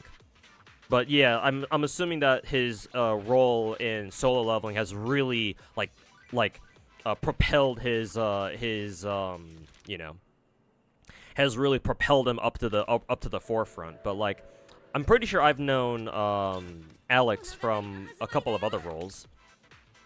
Also, am I doing the same fucking thing again? Did I click on what? Yeah, I accidentally clicked on the same fucking movie again. Oops. I was about to say, like, is this the same fucking one? But yeah, I know Alex. Like, I mainly know Alex from his role in doing his role from what is it? Luke in Street Fighter. And I'm sure he's done plenty of other roles before. Maybe his role as the solo leveling pro tag is like his breakout performance, I suppose. But I believe he's been voice acting for a long time.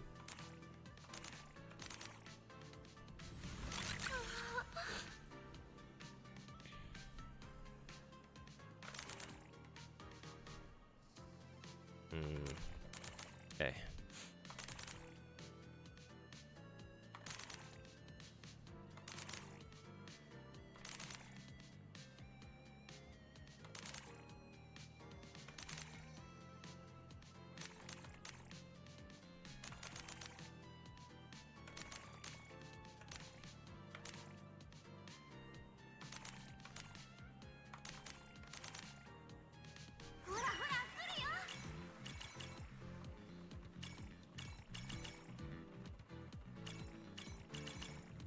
Alex is also Zenitsu from Demon Slayer. Well, if Zenitsu is not a major character, then yeah.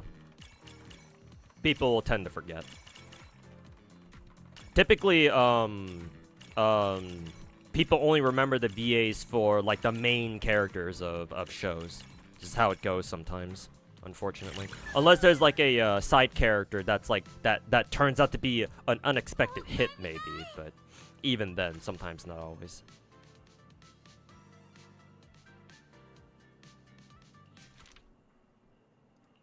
How did I get an S+ on that one?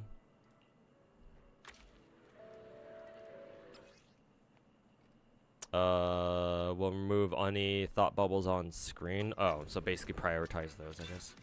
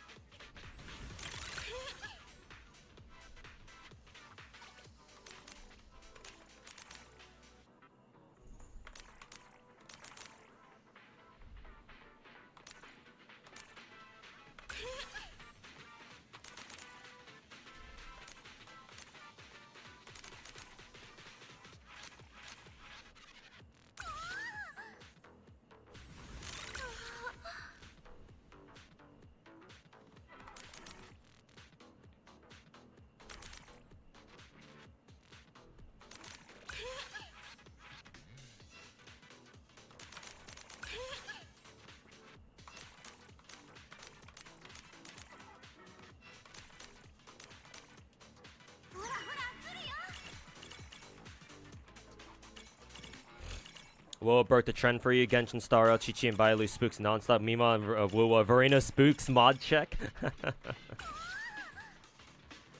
Where are my Verena spooks? Oh yeah, Alex is also lighter in this game too. Yeah, good call or good catch. Totally forgot about that. But yeah, lighter. He voices lighter in this game.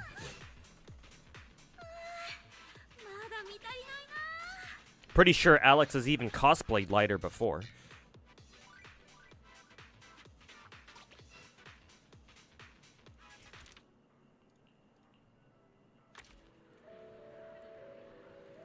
You think people thinking that the voice actor is the character IRL is a bit too much or condonable?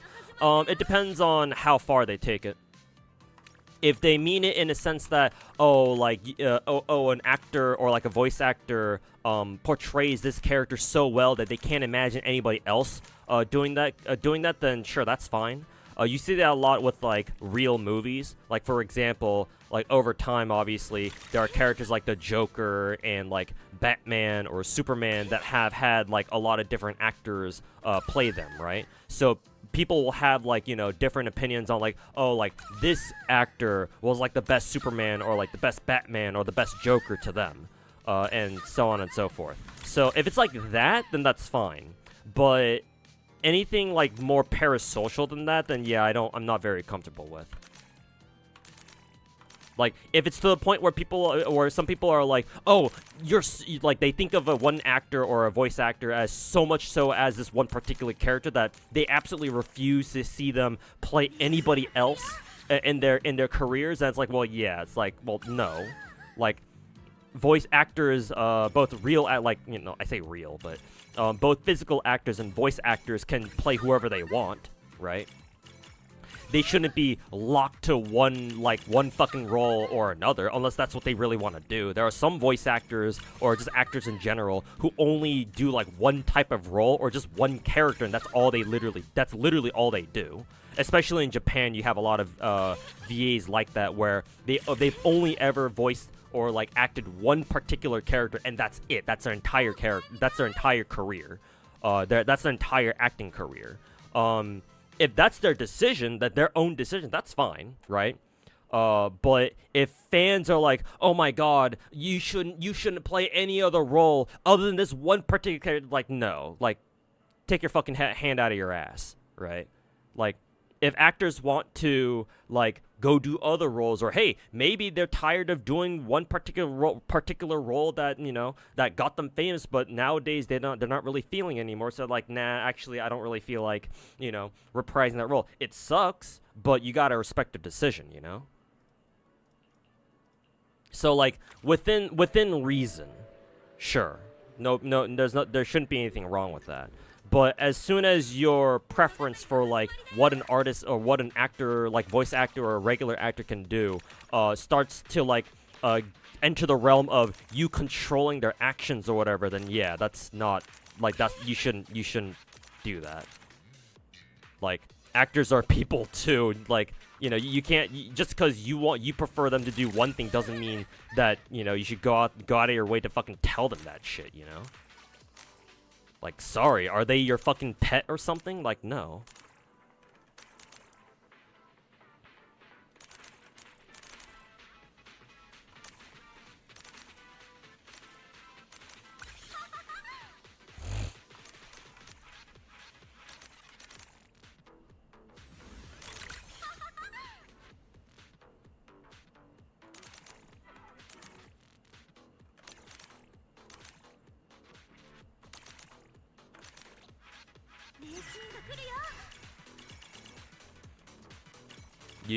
You dislike when a character did what a character did in game. You threaten to. Yeah, that shit is fucking unhinged. Yeah, I know for a fact that Genshin players did that a whole ton too. I don't know if that's ever happened in WoW. Maybe it's happened before, just on a smaller scale. But oh yeah, like, remember back when Genshin had that fucking anniversary drama and people started fucking threatening voice actors for some reason? Like, no, that shit is unacceptable. Fucking don't do that shit, man. Holy fuck, those people are fucking retarded. Like, actual fucking psychopaths, bruh. Like, that's some Chinese, like, parasocial Andy fucking behavior type shit. Yeah. Fucking threatening voice actors? Nah, bruh. Nah. Fucking sending them death threats just because, oh, your character I didn't like what they did, so I'm gonna tell you to go kill yourself. Like, no, man, bruh. What the fuck, man? Like, actually fucking throw yourself into a fucking asylum somewhere, and don't come out until people fucking teach you some fucking manners or some shit. Like, excuse me? Like, understand that these are just fucking video games that we play. These are just fucking fictitious movies. Why are we being so fucking serious about, like, movies about about characters and shit that don't exist IRL? But some people are just too autistic to understand it, I guess. Something's fucking wrong with them. Those are the same kinds of people who are like try to be all fucking moralist about shit, or just people in general who fail to see the difference between reality and fantasy. Like, those are the people you don't want to be a part of your be part of like, you know, any sort of like entertainment community or whatever. Like, those people are the fucking unhinged ones, bruh. Speaking of gatekeeping, those people should be fucking gatekept, if anybody. Okay, looks like we've completely done this event. Actually, didn't take that as long as I thought it would. So at least that's nice.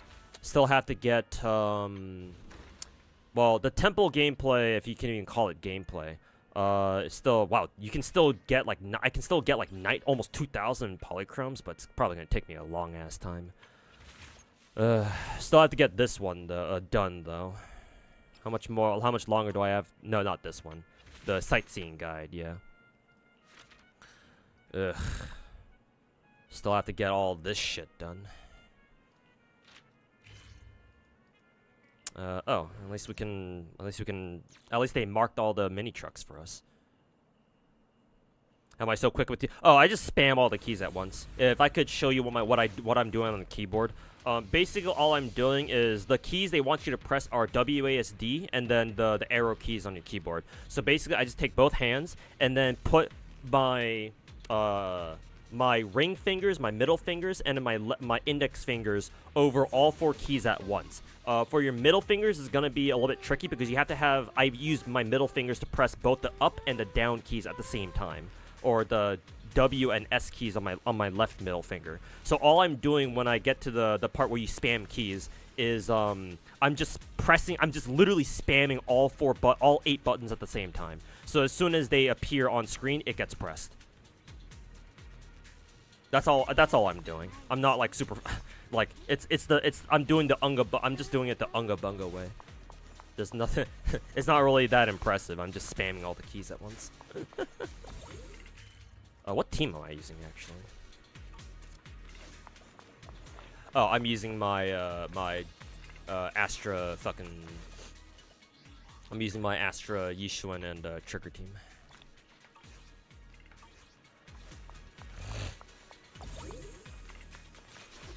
Where am I supposed to go? I am trying to look for mini cargo trucks.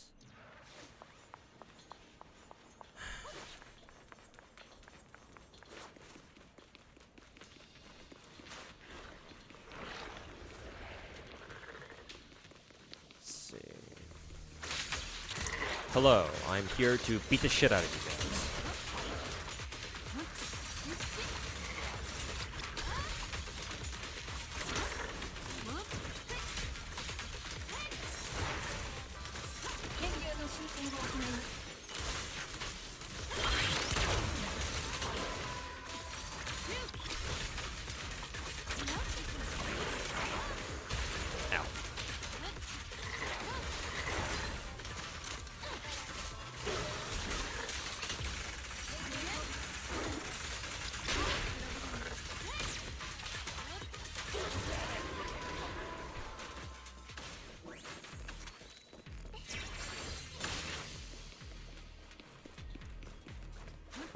Let's see. Scanning the area for... Oh, I guess we could pick up that Lunite ore, I suppose. Scanning the area for mini cargo trucks. Some more Lunite ore.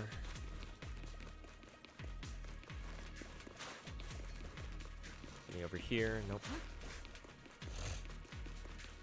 Oh, here's one.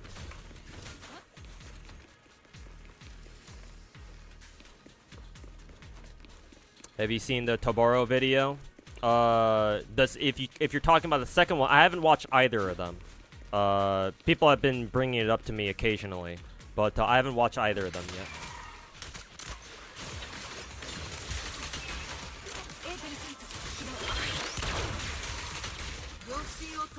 Apparently, it also triggered the CN community. Really? Why? That's kind of a rare occurrence. Usually, the Chinese players don't really give a shit about what's going on over here in the West. That's, rather surprising. That's quite the achievement. Fisher Beacon? What was this again? Oh, maybe just like an overall, like, map view, I suppose. Where am I?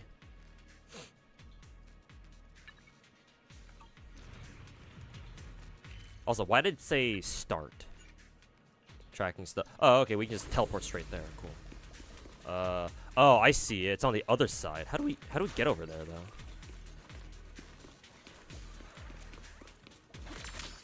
though? Can we use this? No. Oh yeah, we can. Okay. Yeah. Okay. Cool. Ew. Okay. Didn't expect to have to use that there. Next one is over here. It'll probably just teleport me back here. Oh, at least the game gives us a marker here. That's nice. Oh, forgot to pick up this Lunite ore as well. It's right here. Oh, it's behind here somewhere.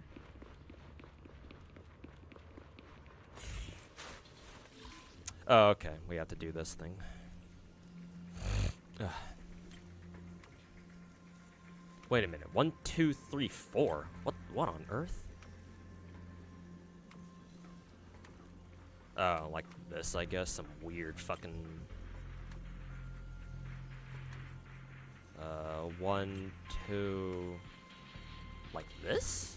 How the fuck? Will this work? 1, 2, 3, 4. Oh, that does work.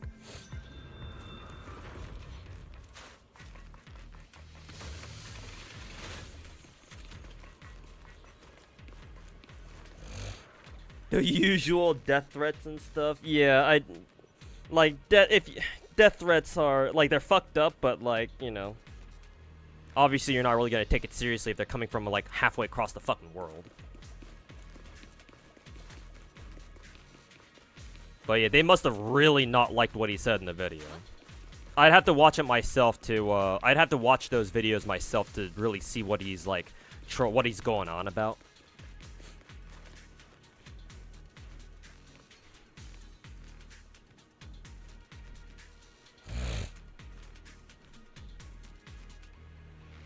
In his videos, he compared playing a game like Arknights versus the Big Four like eating good versus eating fast food. I mean, technically, I would agree.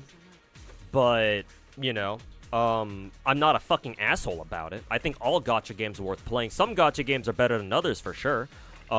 There's no doubt about that. But, like, you know, even if that were the case, it's like, well, you have to make it clear that all gacha games are still worth playing, you know? And something tells me that Tobaro didn't really think to do that. Probably.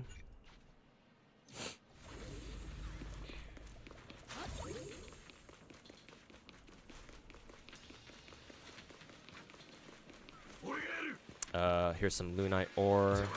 We gotta go beat the shit out of these guys first.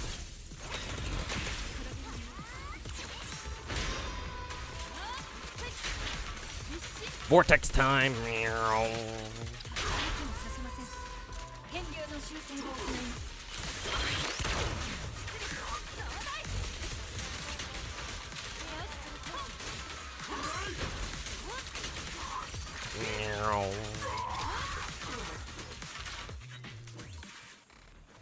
Pick this up.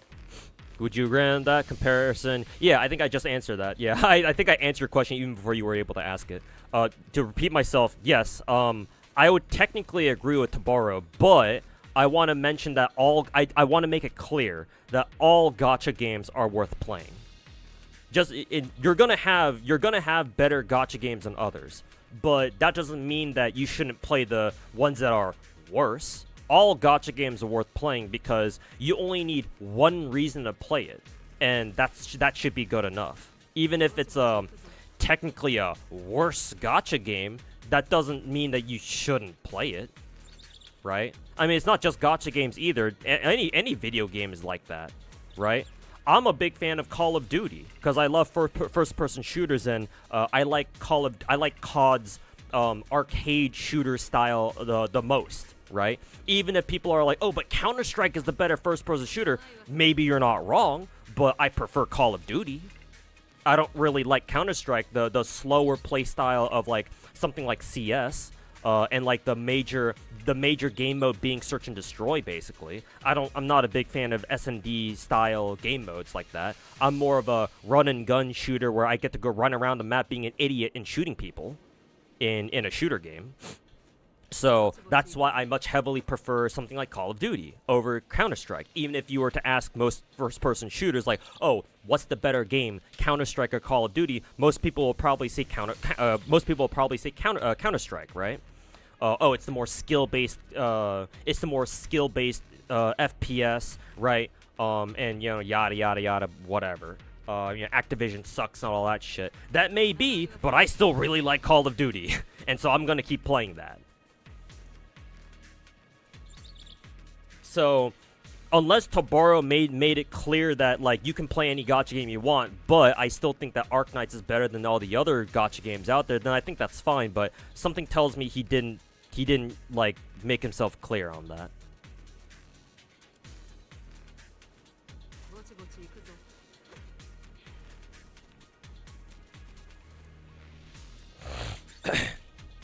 This video essay was supposed to be a diss on the beta testers who wanted Enfield to be another Hoya game, despite the fact that, oh, if that's the context, then yeah, I sort of understand where he's coming from. Then I do understand like why he wants Enfield to be more of its own thing. I do understand that, but at the same time, that's ultimately up to the developers. But then again, I mean, that's his own opinion, so you know. You ever played a game called Dragalia Lost? I knew about it, or I heard about it. I never played it myself, though. But I do know that EOS, which is unfortunate. It was like a Nintendo gacha, I believe, that eventually EOS. Ooh, ambush.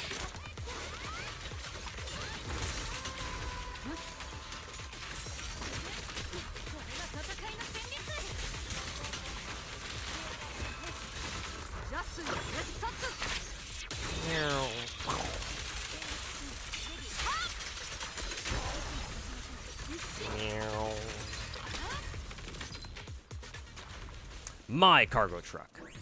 What characters on the banners right now? In Zenless, Jufufu, the cute and funny tiger girl, and then Caesar. Next patch will be, in case you didn't watch the live stream earlier today, next patch will be Yuzuha and Alice. But currently on banner right now, we have Jufufu and Caesar. Let's see, next cargo truck. This one's probably the closest one to us. Dragalia lost his peak. Why did it have to die? Don't know. Not sure. Never played that game, so unfortunately I couldn't tell you. You might have to rely on other people who actually who did play the game or were more familiar with it to understand. But unfortunately, I do not know why.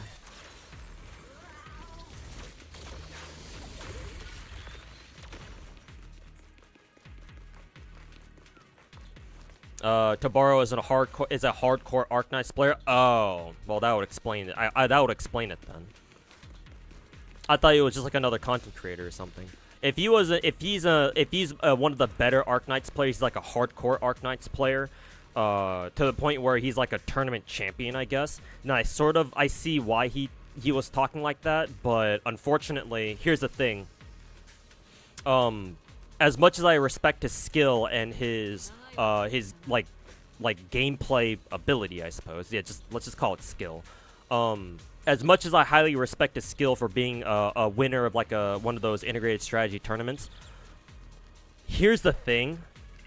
Hardcore players like him, what they fail to realize a lot of the time is that their way of viewing gacha games, or just games in general, you see this with like competitive, like normal competitive games too, but the way they see video games is fundamentally different from the rest of the crowd, right? It's almost to the point where hardcore players are almost playing a different game from like the rest of the player base. Like, that's how differently they view games like this, or just games in general, I suppose. A lot of the time, they fail to recognize what makes gacha games fun for like the rest of us. For the rest of the casuals, or not even, you don't have to be casuals. Like, you can take gacha games somewhat seriously, and you can still see it very differently from them too.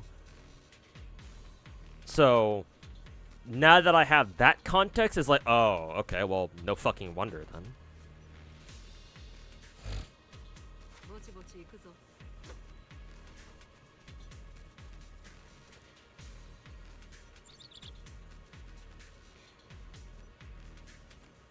It's like, okay, well, no fucking wonder. Like, I'm not trying to diss Toboro or anything here, but like, it's like, yeah, if he's a hardcore player and he's talking about it in terms of, if he's talking about like a hardcore player would talk about it, then yeah, I perfectly see why then. But unfortunately, you know, hardcore players, a lot of the time, they forget that they're not the only ones who play the game. People play gacha games, especially gacha games. People play gachas for all sorts of different reasons.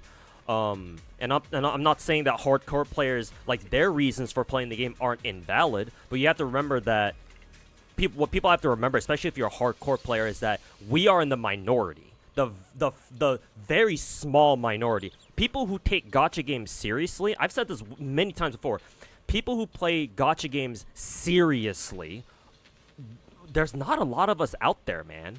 The vast majority of gacha players are fucking casual. It's either they're casual or they're like, you know, they sort of play the game somewhat seriously, but like they don't go to the lengths that, you know, people like me or Tabaro would go. Not in a million fucking years. And so because of that, it's like, well, they play the game way differently, and the things that they want out of the game are way different too. So it's like, well, it's like, what did he, I guess, you know, what did he expect, I suppose. I don't know. Maybe that's an ignorant way of putting that, but, it's like, I'm not saying that people should have sent him death threats or anything, but like, I'm now, all of a sudden, it's like, well, okay, well, now I sort of see why he got that sort of reaction now, I suppose. Ugh, excuse me. Do you pull all characters for collection purposes, or you just like them all? Mainly for collection I almost said correction purposes. Oops. That's a bit of a different connotation. But I mainly collect them for collection purposes. If I can, of course. There are some gacha games where I don't do that because I realize that I recognize that it's going to be very hard for me to like get all the characters in the first place, but if a gacha game out there, if I see that it's possible to get, you know, to get all the characters in a gacha game, then yeah, I will definitely try going for them. How the fuck is this supposed to work? Oh, excuse me.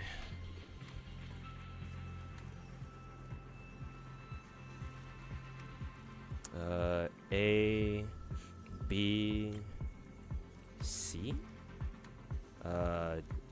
What the fuck? C is supposed to go through. How the fucking excuse me?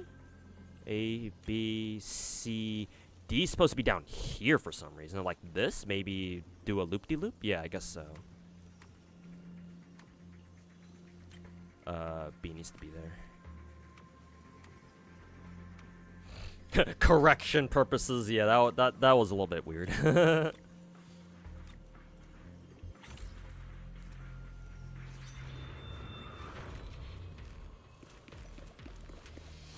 Will I be getting M1 characters? No, I don't care for M1 characters. All my limited characters in the game in Zenless are M0, except for the perma characters, obviously.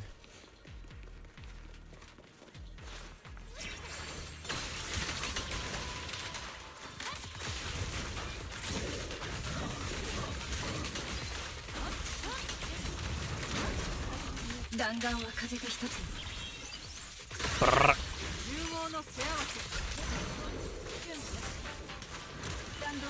Bra, bra.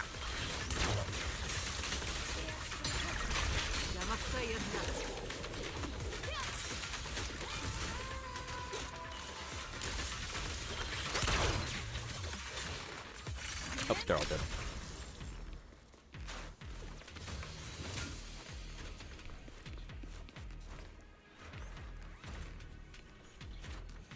Let's say Enfield implements blueprints for base building. Yeah, like if Enfield were to set up some like system where, like, you know how in Genshin, right? You can, I think you can look at like what like the teapot setups that other people have done. If they let you do that for Enfield, right? Where let's say, oh, you don't really feel like, you know, building your own base, so you just want to copy someone else's, and there's like a system or like a portal that you can go to where it shows you like, oh, these are the kind of bases that other players have built, and you just straight up copy them. Like, I think that'd be for the best, yeah.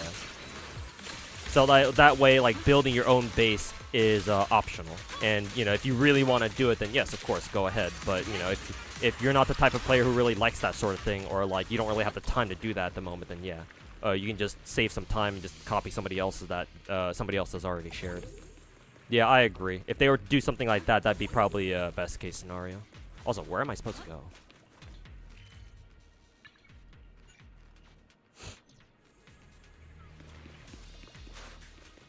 Over. Oh, it's back there.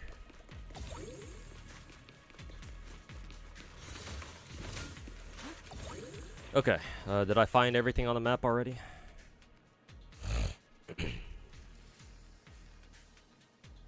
Hopefully. Supply, collection point, observation, singularity, Fisher beacon. Oh no, there must be different sides to this. Yeah, okay. Rooftop. Over here, maybe? Also, why does it say I only collected 7 out of 17 mini cargo trucks? What the fuck? Do I need to, like, advance the story or something?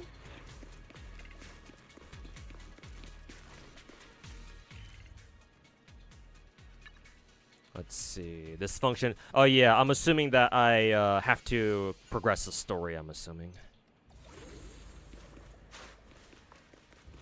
Ew, okay. While we're waiting for the elevator to come up, show up, we'll just beat the shit out of this dude. Yishuan's a lot of fun to play. Yeah, man. She's really fun. I don't care if she's busted as fuck. St. Tondas can fucking bitch his ass out over how broken the characters are. They're fucking fun, and that's all I give a shit about. Fuck you. You need to advance. Okay, yeah, figures. Because I know that I didn't get that far into the story itself, so still gotta make a lot of progress on that. All right, elevators here.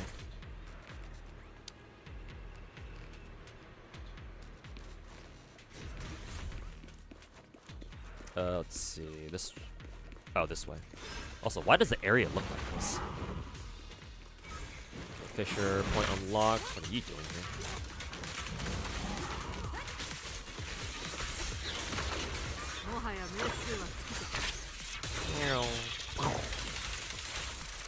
One of the boxes before didn't have a green tick to it. Oh, okay. I'll try to go back and check it then. Where's the oh, back here.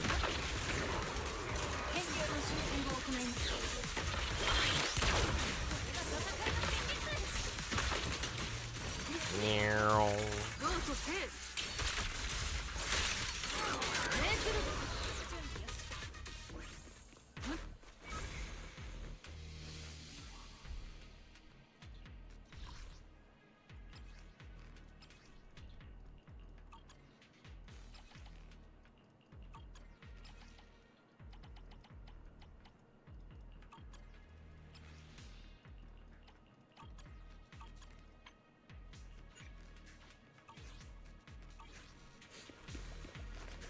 Why the fuck is it still giving me a red exclamation mark?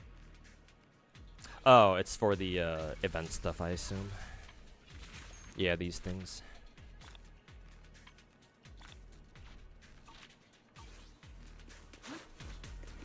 I'm still getting a fucking red exclamation mark. Fuck you.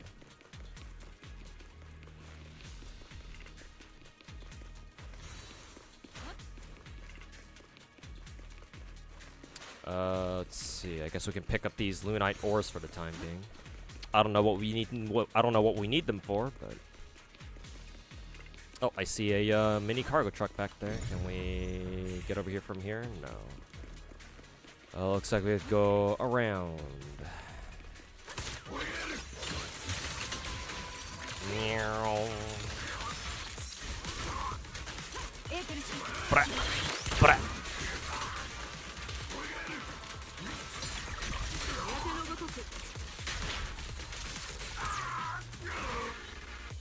Meow. Lots of Lunite ore there. Should be a mini cargo truck. Oh, it's not showing up on the map. Maybe maybe we can't access it right now because I haven't progressed the story far enough.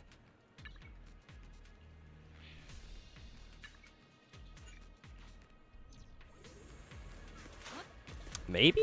Or maybe we can get there. Oh, here's some Lunite ore.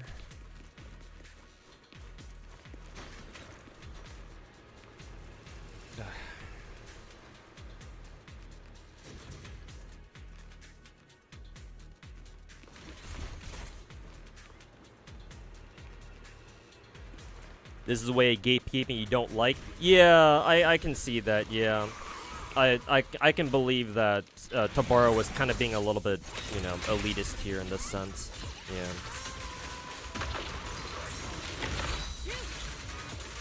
Again, I'm gonna have to watch his video to like really get the gist of what he's trying to say. But just based off of what I'm hearing right now, it's like, yeah, it's like I can kind of see why people were reacting like that to him, or to his video specifically, I suppose.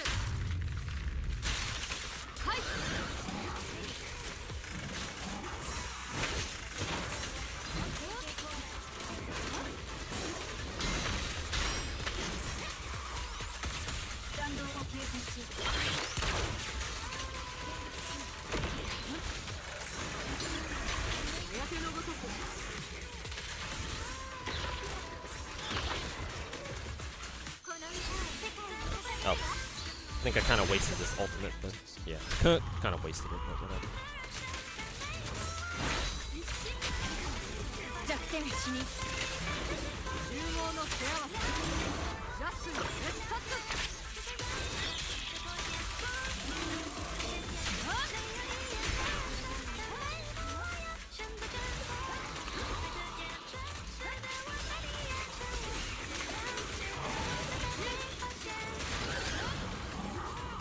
Is this an infinite spawn? What the fuck?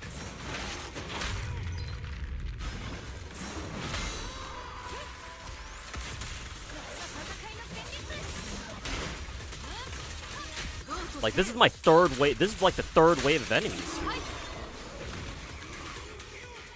Yeah, enemies just keep spawning. What the fuck?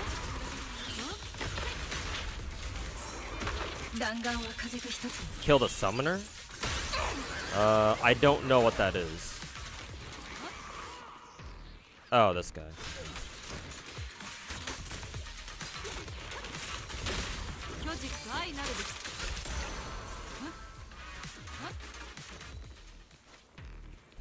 I'm assuming they've already taught us that mechanic before, because I actually don't remember that particular thing where you have to locate the summoner and you have to fucking find them and kill them first. Well, either way, I know now.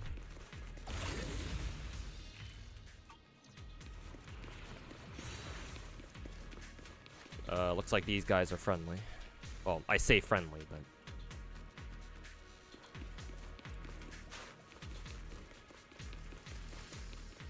I think there was a mini cargo truck around here that we saw.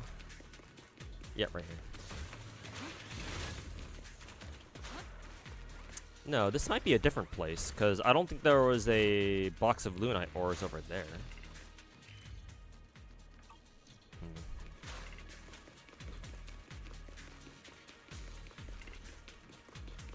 You can tell a summoner is around if you see like a miasmic fog somewhere.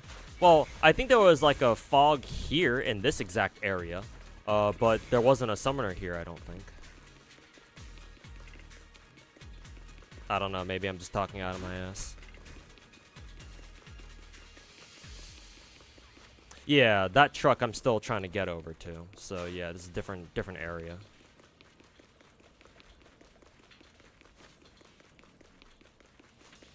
Oh, I was supposed to progress the story and then they would have told me the mechanic. Oh, okay. Oh, right over here. Ew.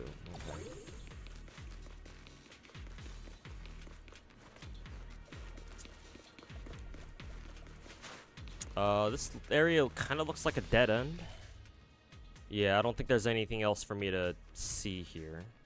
So I think I'll have to progress the story then.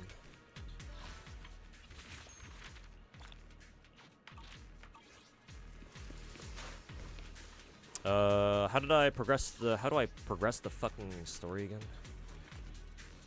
Let's see, go to Internet schedule, misfortune strikes today. Okay. Talk to Wise over here.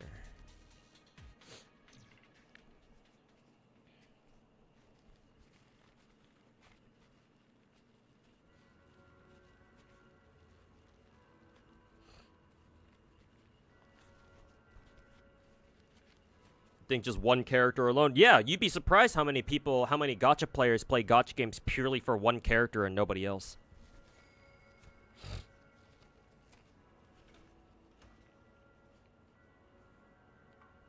I mean, in essence, that's in its purest form. That's what gacha games are. Gacha games, all you need to play one is you just need to be a fan of one character, and as long as you like that character enough, that character alone is motivation for you to play the rest of the game.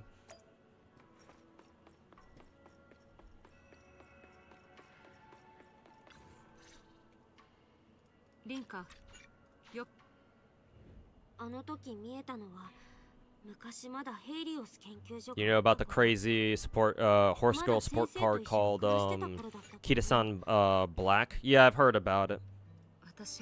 But I'm not taking the horse girl game like that seriously, so it's like kind of whatever for me.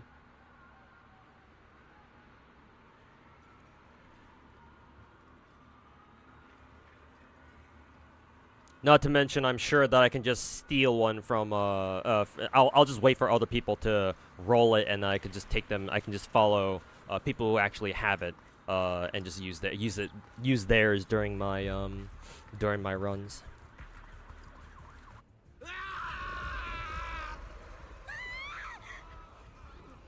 Trouble in Chinatown.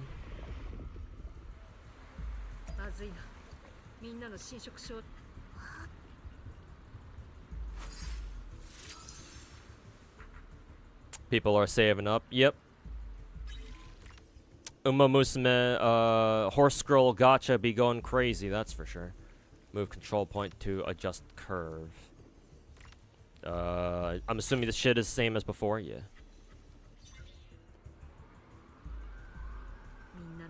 Was like that for you in Genshin because you only pull 4 Archons? Yeah, man. People will literally roll for literally whoever the fuck they want. Hold dodge with Yisho to fly. Oh, that's how she flies on her burb.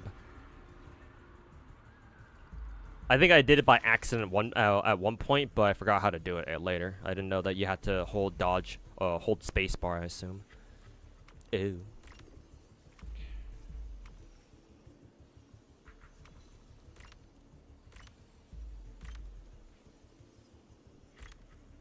If you're super into meta, then yes, you'll need it. You'll need that one yourself. Otherwise, just borrow it from other whales. Yeah, exactly. That's exactly what I plan to do. You don't like it at all, horse girl game? Yeah, I'm with you there, Gray Sky. I'm not a big fan of horse girl game. Like, I see its appeal. I'm glad that other people really enjoy it, but yeah, it's not really for me. And it's probably not for you either. Let's see. Oh, this is going counterclockwise. Ooh. Well, shit. How the fuck does this work? The B one has to go here? What the fuck? Excuse me? How the fuck does this shit work?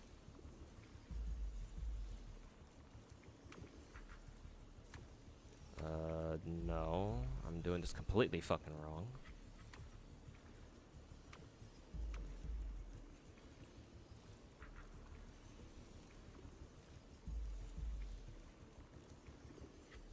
One goes all the way around. 2, 3, 4.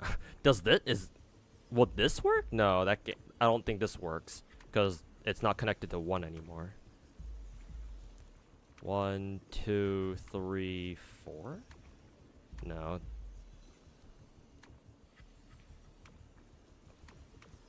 What the fuck? 1, 2.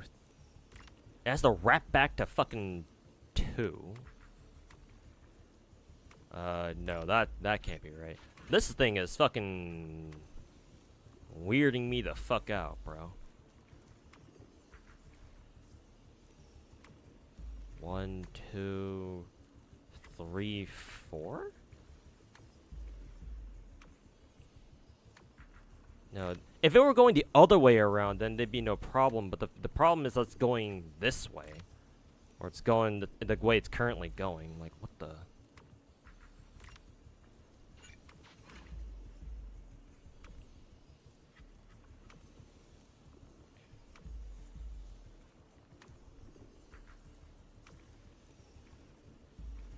Maybe blow it up like this?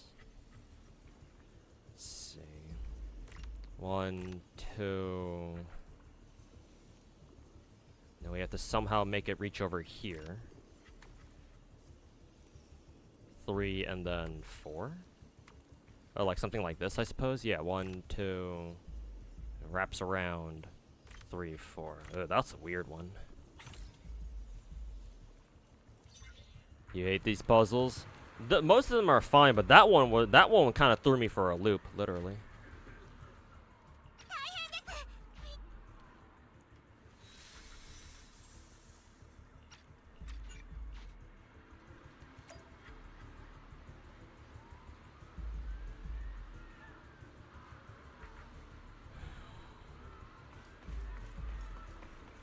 You can change the direction as it goes? Really? I didn't see that, but maybe I didn't notice it. Hey yo, Haviland, welcome back late to the stream. Finally had 8 hours of sleep. Hey. Didn't know it would be that rare these days. Where are we going?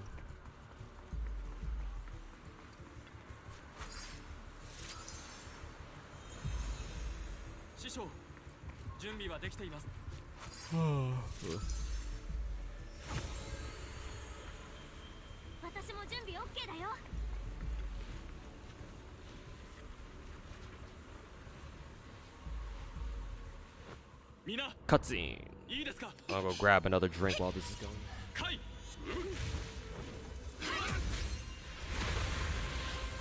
無造の気を集め汚れを払わん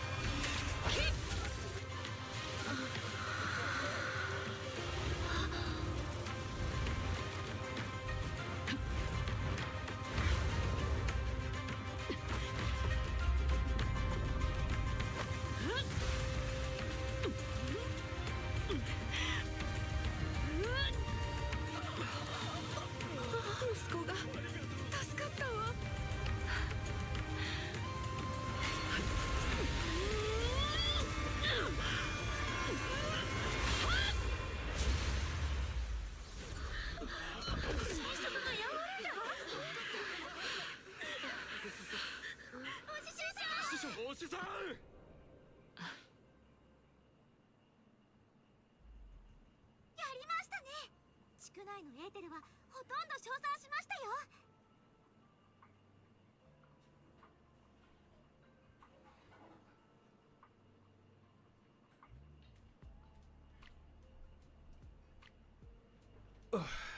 Alright. You consider 5-6 hours a good night's sleep? I wish that I could run on like maybe 4 to 5 hours sleep every day just because I need the extra hour. I would like to spend the extra hours on other stuff, but unfortunately if I do that for any longer than like what 2 or 3 days, I enter a period where I eventually fall asleep, and I literally don't wake up until I get a full like 8 or 9 hours.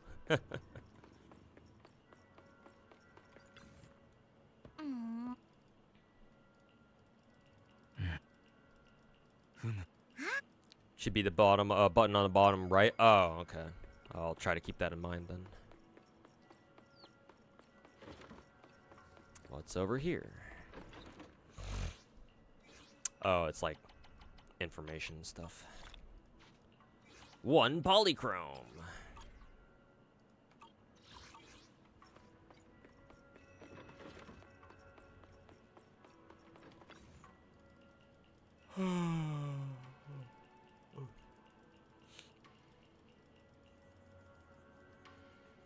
Sleep's a waste of time. So much other things you gotta get done. Yeah.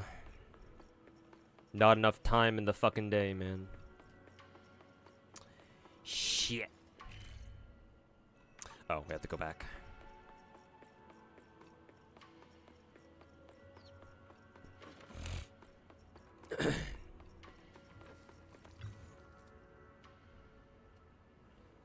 Just hit 130k polys on polychromes on in Zenless without pulling as a free play. Oh, congrats, man. Hope you spend out on something eventually though, unless you just plan on just hoarding everything. Yeah, hopefully you're actually saving for somebody, or maybe you're not. Maybe just hoarding.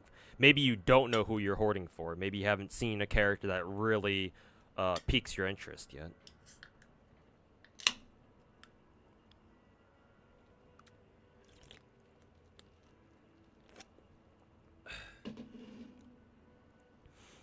If I could wish for a collab in Zenless, what would it be with? Arknights, easy.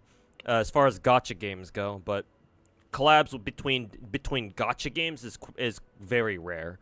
So if we're talking about non-gacha, then I actually don't know.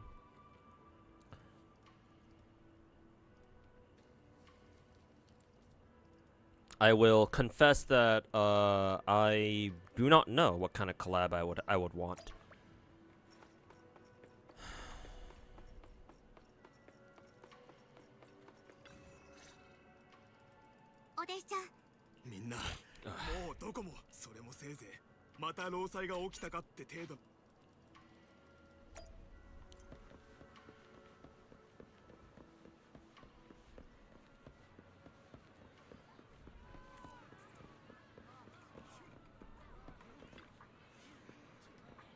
Saving for M6W5 of Sunbringer and Eltonum from Tsukihime. The fuck?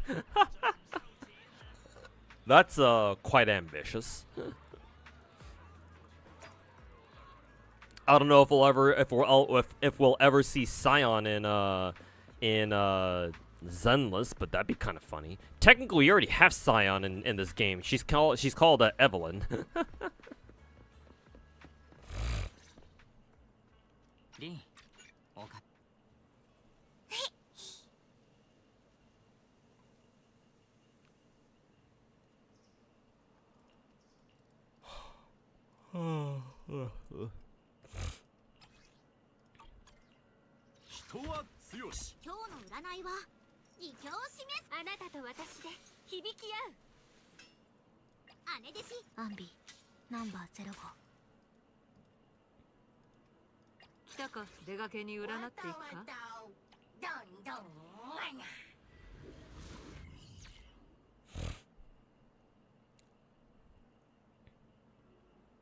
Is that the god of Zenless? I don't know what you're talking about, but yeah. Probably not. What's down here? Oh, just more resources, I guess. I don't know what these are used for, but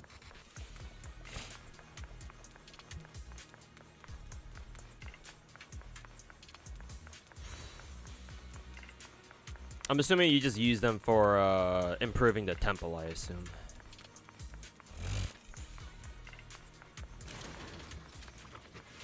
Anything back here?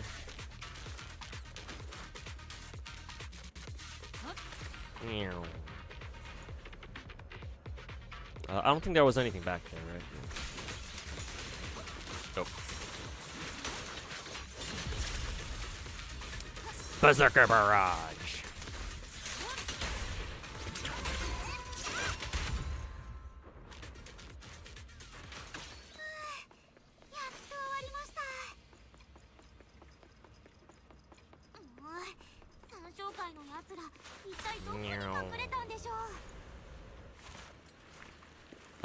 Do we just break them? Yeah, okay.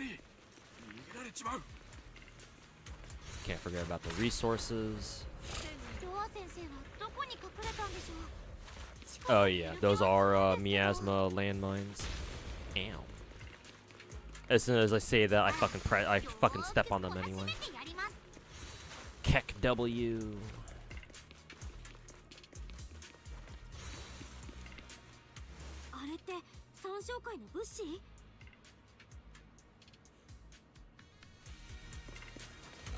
Evelyn doesn't have a gun, but Eltnum has a gun. Yeah, just swap out Scion's gun for whatchamacallit.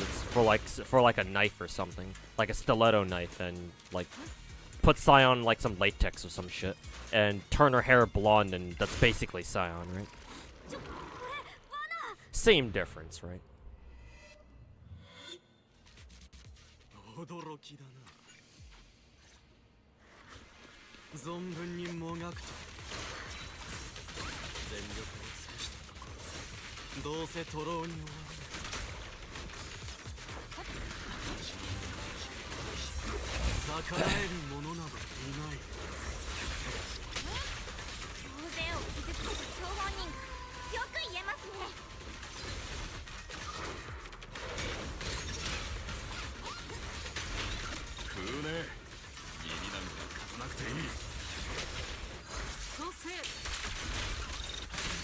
Yeah, kind of a waste of an ult on that guy because he had lowered health, but whatever.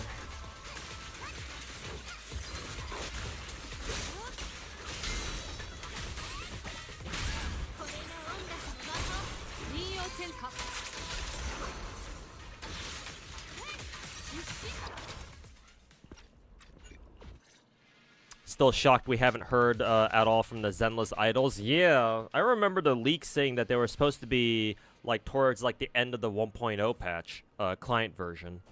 Either that or there was supposed to be like at the beginning of 2.0.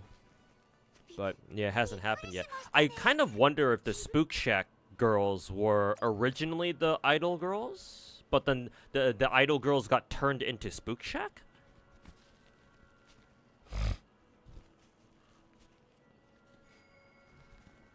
Unless we know for a fact that the idol girls are still a part of the Zenless lore, and like we know that they're different characters, but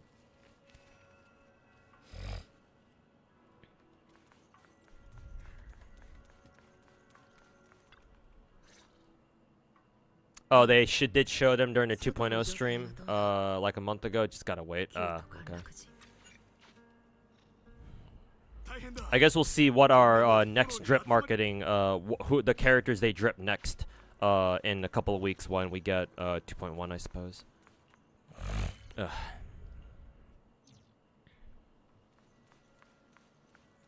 Hope no, you actually like their designs. Yeah, somebody in my Twitch chat said that nah, they already confirmed that the idol girls are their own thing.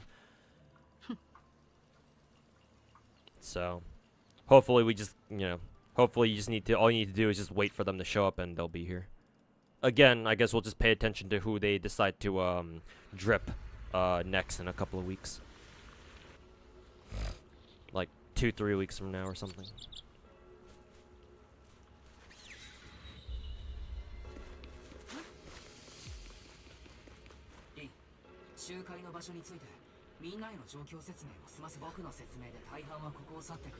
If Eltnum doesn't make it to Zenless, well, Insomniacs, I don't think you should assume that just because Star Rail did a Fate collab, I don't think you should assume that that means that Zenless is gonna have one too. It's like, I don't know if it's gonna work like that, man. I mean, it'd be cool. Don't get me wrong. It's not like I don't want it, but like, I don't know. I don't know how likely it is that you're gonna be able to see Scion and fucking Zenless. Also, did the game just force me to use this team? God damn it. Where's my Astra? Whatever. Panda Man's alright, I guess. 融合の背合わせ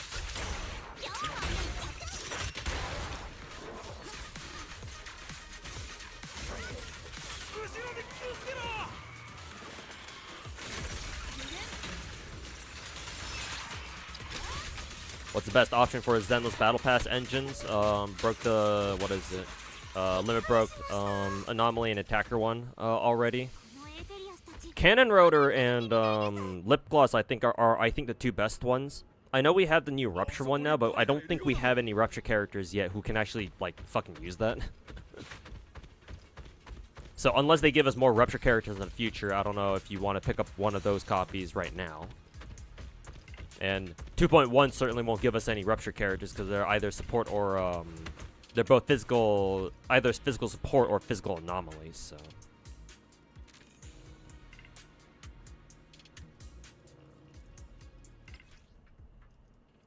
Honestly, just getting more copies of like either Lip Gloss or Cannon Road is probably the best way to go. Because like, I don't know how good all the other ones are. I think Caesar can use like S5 Spring Embrace, but like if you already had that, she's got better options, I think.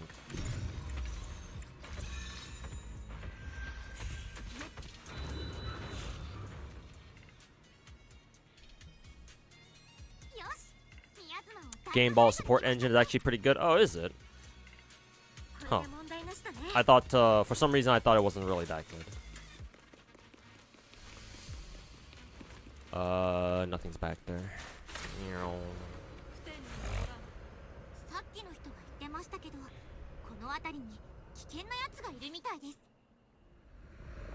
Gotta go. Alright, Madao. Thanks for hanging out, man. Catch you next time.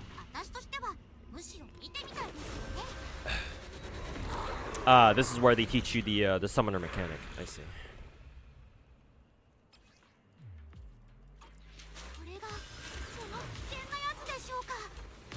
So basically ignore all of them. Make sure that I didn't forget anything back there.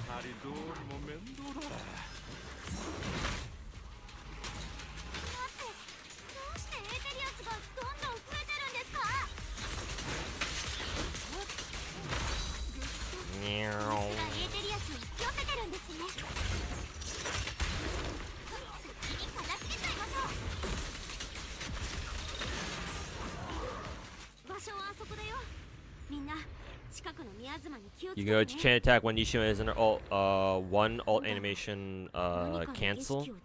You can go into a chain attack. I'm not exactly sure what you mean by that. Probably because I've never actually done it before. But I'll take your word for it.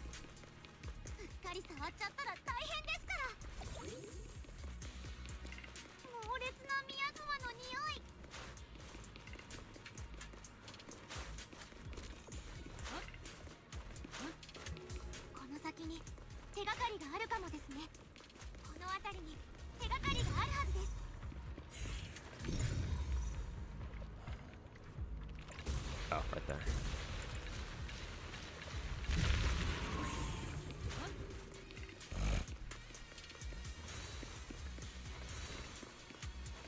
Is Hoyo endgame losing its fun factor now? Not really. Why? What's going on? Shield defense last note took your Evelyn like 3 minutes when she shouldn't be taking that long. I mean, who did I use for Shield defense earlier today? Like, I took a while, but that's because for first side, Shield 7 first side, I used, what was it? Lucy, who were the others again? Bernice and Jane, I think. But, you know, that's not exactly like the best team we have right now. And like, yeah, it did take them 3 minutes, but like, kind of what I expected, you know.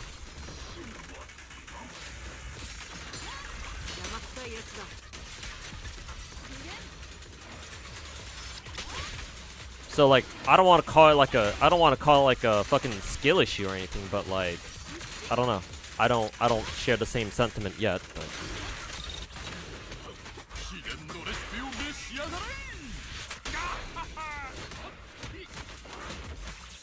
Bop, の世話をどうにか倒しきりました。 All right.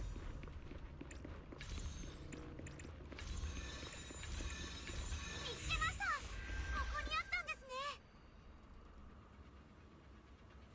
Yeah, side 2, Shield defense second side, you do have to try to group the last two Thanatos enemies together a bit, yeah. That, and I used my Miyabi, my really good Miyabi team on that side, so they take less time.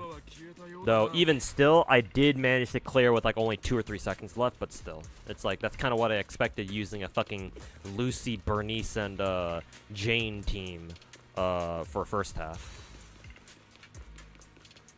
If I wanted to take it a little more seriously, then I would bring like some other characters, I suppose.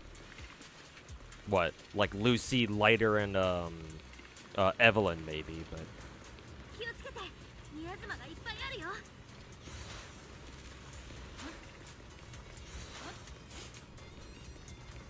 なんかとてつもなくバッチリですね。これに触るの絶対に嫌です。 lots of these high entropy alloy things. 三将会の陰謀を阻止しなきゃ。 No mini trucks though anywhere. Kind of strange. あいつらにお仕置きする時です。まずは地下室を見つけないとだね。 Huh. Yishuan auto gathers shit when she's in her flying state. How the fuck does that make sense? If my name were Saint Tonjas, I would call her a fucking power creep character because of that. たくさんの緊急エーテリアスに守られてる。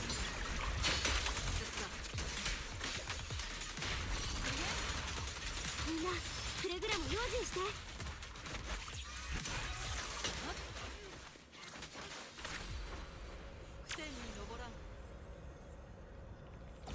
Evelyn's a ton of fun. Yeah, Evelyn's a fun DPS.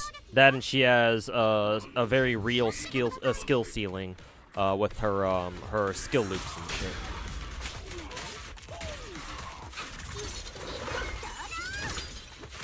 Meow.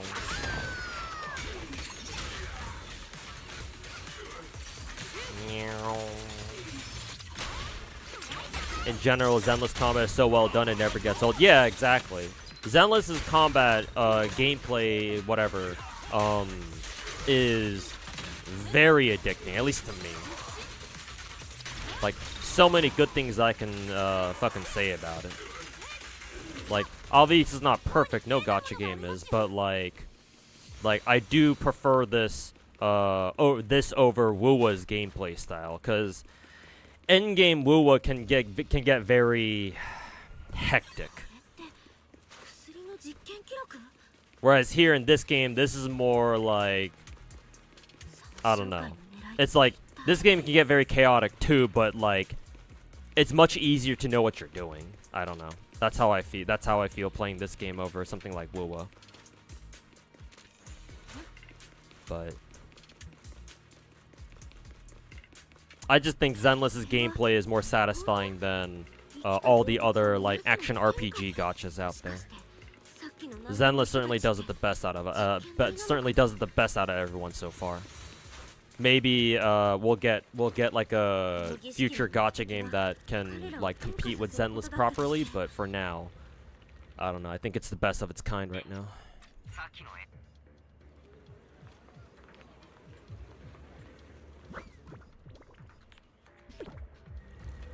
Why is Aeos kind of looking pissed like that?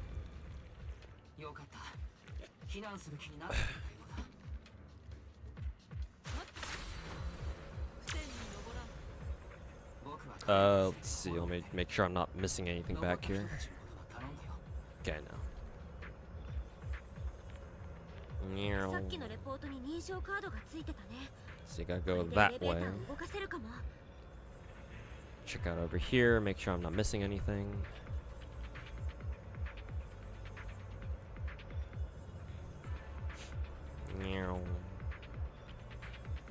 Wait a minute, this is where we started, I think. I think I recognize that area. Ah, elevator tunnel.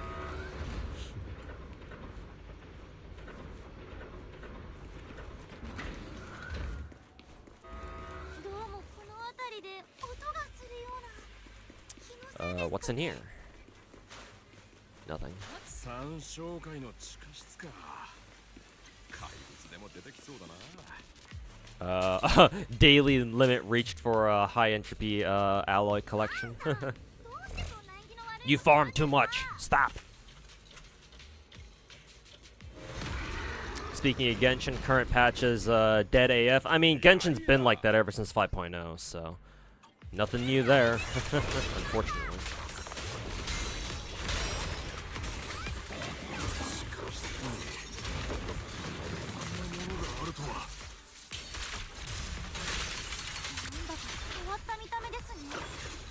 Need to be in manual chain.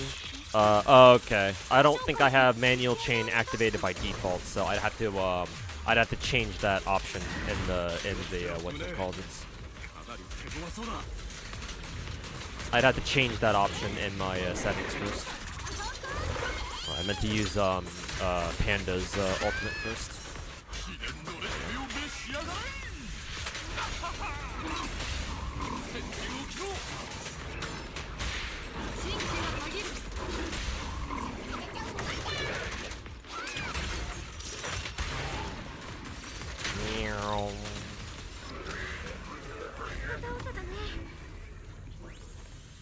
Where are we headed to off? Where are we headed off to next?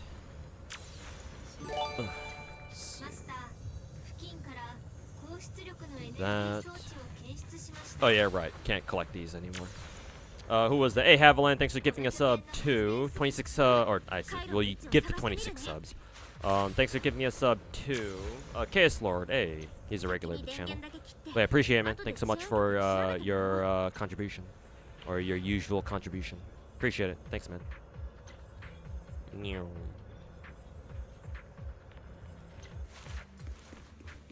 Can you just punch people harder? Oh, do we have to get rid of it like this? Where are we supposed to go? Use Revelation to shut down the engine. Where the fuck did the game take me?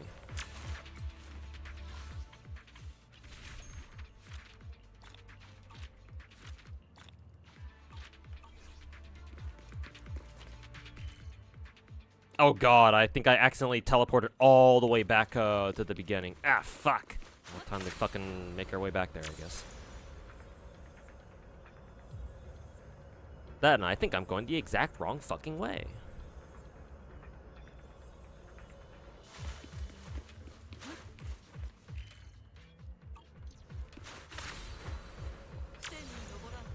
I think we have to take the elevator, yeah. It's really satisfying hitting both ults, both of Yishuan's ults at the same, or one after the other. Yeah, it's really nice when you have both of them ready to rock.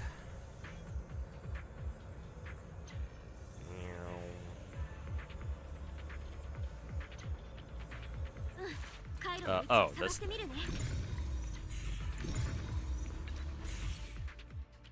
よし、ここの電源をシャットダウンでき。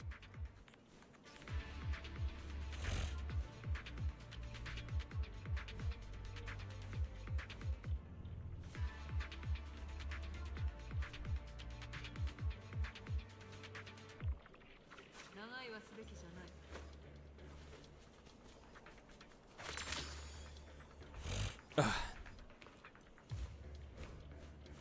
It only works on her first ult, not the decibel. Okay, maybe because technically it's its own. It uses a separate resource, and not decibels. Maybe that's why it works.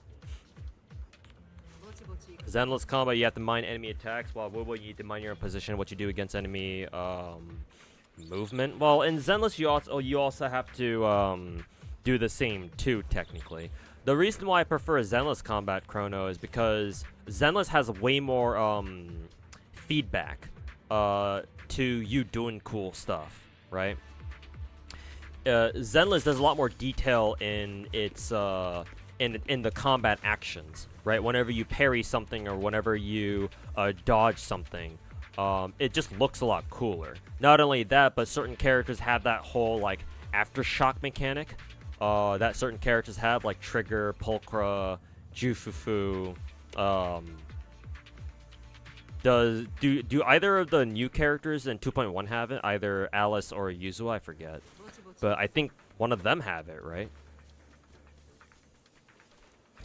But yeah, like I much prefer Zenless's you know, I much prefer Zenless's like feedback experience, I suppose. For lack of a better phrase.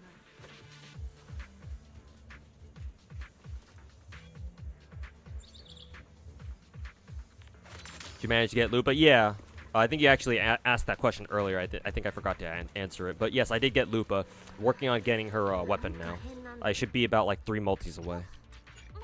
But Lupa just came out, so I think I'll have time to get all of her, get all the astrites I need to get her weapon too.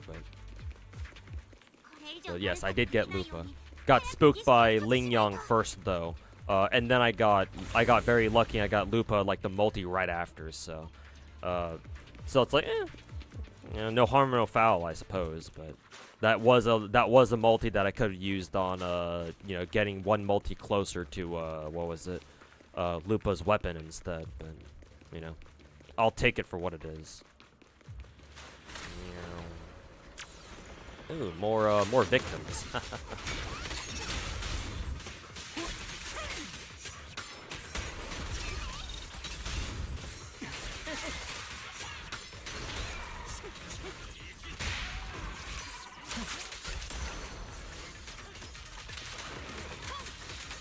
Alt animation cancel is actually a DPS increase. Ah, I'm assuming it's a pretty sizable DPS increase then.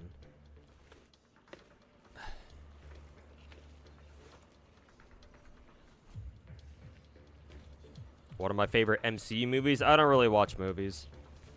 Like, I'm familiar with, like, you know, I have very surface level of Marvel knowledge. Like, I'm aware that, you know, oh, Spider-Man's a Marvel character, but beyond that, I know very little about, like the popular traditional American comic stuff.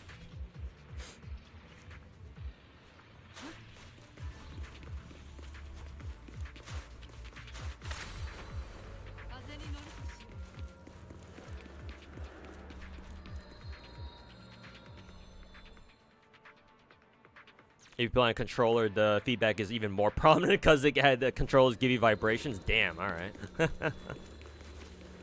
Isn't this the Prophet boss fight? The stage? Yeah, it probably is the Prophet boss fight.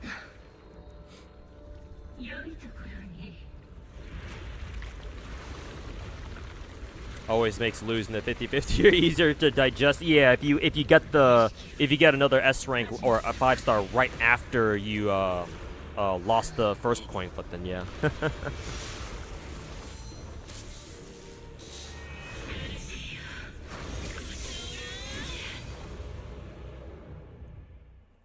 Don't forget your redemption codes. I got the one from the live stream. I don't know if there are any others. Maybe there is. Unfortunately, I'm not aware of any of the other codes.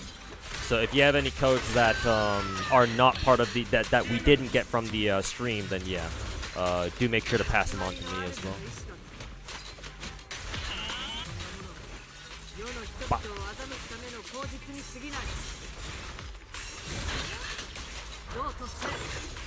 It's actually a lot, really? Huh.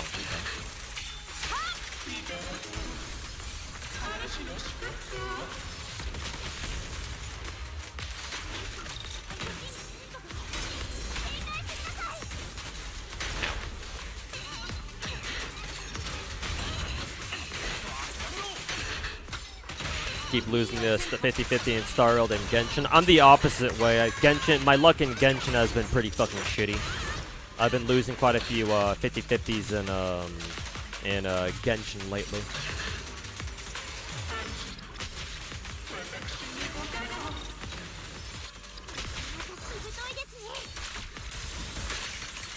Fight versus the Wuwa glazing cult leader. True.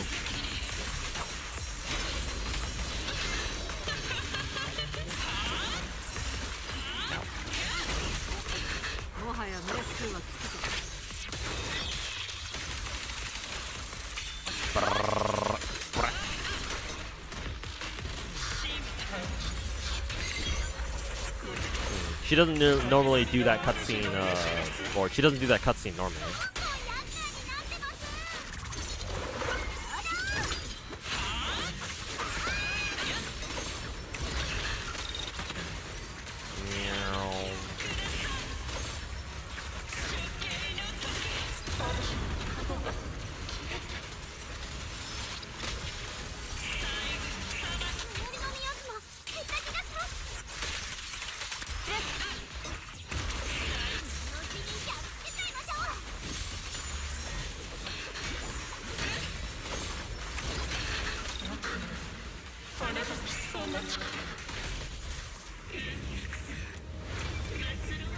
It's oh, okay, those are the codes. They're quite simple. Just ZZZ and thanks for staying with us. Cute cute redemption codes.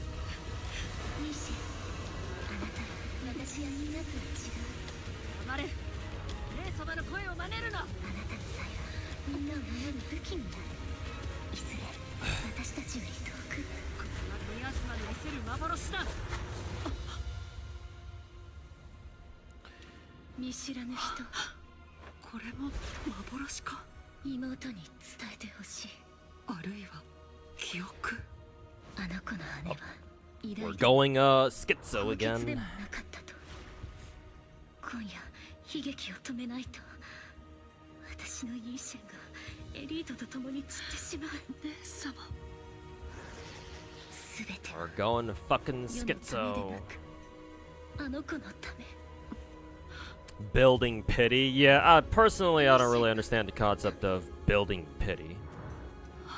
The only times that I think you would want to build pity, technically, is if there's like an A-rank character that's on raid up that you kind of want to get. So, like, you're trying to get them instead, but, like, especially in bigger gacha games, fucking trying to go for A-rank characters, like, trying to go for, like, 4-star characters is always a big fucking risk. Like, maybe it's more acceptable in a game like Zenless, because Zenless, there are only 2 A-rank characters on raid up. So, a lot easier for you to be able to snipe the character that you're looking for, as opposed to any of the other big 4 gachas where there's fucking 3 A-rank or 4-star characters on raid up, so you have to fucking deal with the goddamn 3-way.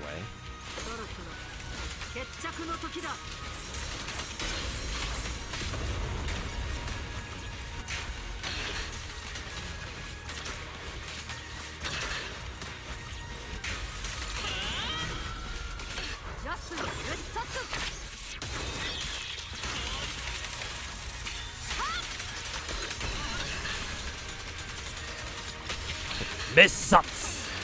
They should have given Yishuan her own fucking raging demon or something.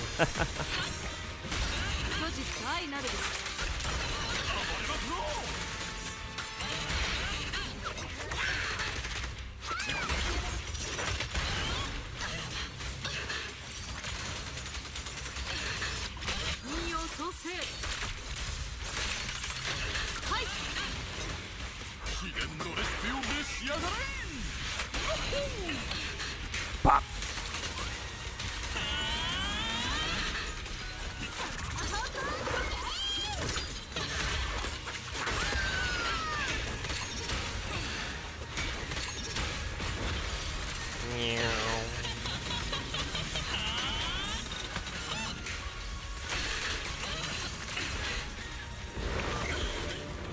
Do you think pity carrying over is a must in gachas these days?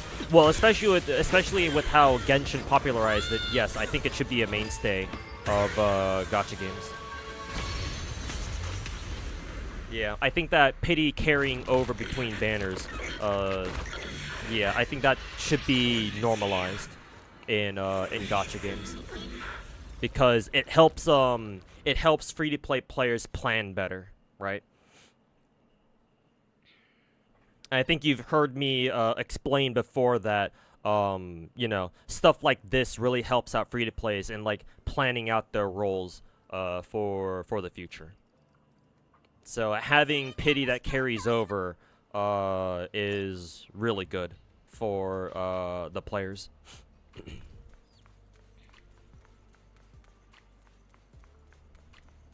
And besides, it's never a good feeling whenever you fucking, you know, whenever you fucking do some rolls on gacha, right? And then for whatever reason, right?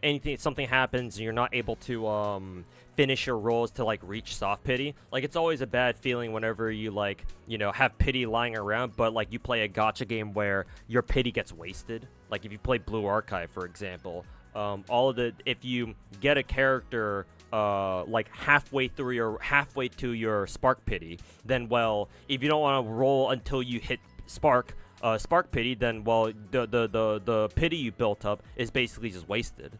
Nobody likes that feeling, so it's better if you know, pity is able to be carried over somehow, either the way that, you know, the big four gachas do it, or the way that Nikkei does it, where you know, you can just exchange directly for the pity whenever you want, and just use your gold mileage tickets whenever you want to. You wouldn't mind if you gachas don't have it? Like yeah, personally I'm okay with it. Well, I don't want to say I'm okay with it, but like personally, if I'm interested in a gacha game enough, then yeah, they don't have to have you know, stuff that I think would be essential for, you know, newer gacha games to have these days.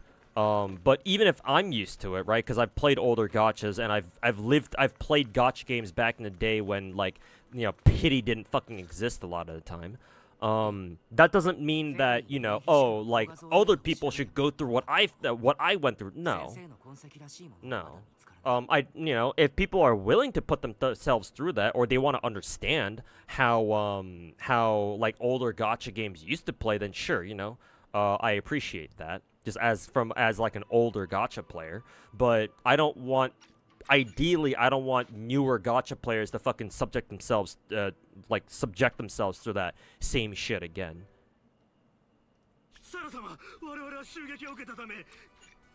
Oh, is that Sarah girl one of the an antagonist that we saw before? Pretty sure anyway.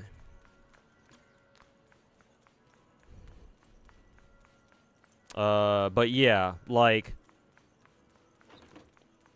just to answer your question, King of Gacha, like, yes, technically I wouldn't mind if a new gacha didn't have pity that carried over, strictly because, again, I'm used to it, and if I'm interested in the gacha enough, then the game not having pity that carries over isn't going to be enough to, like, dissuade me, but it is something I'll be like, well, yeah, it should have this, but for some reason it doesn't.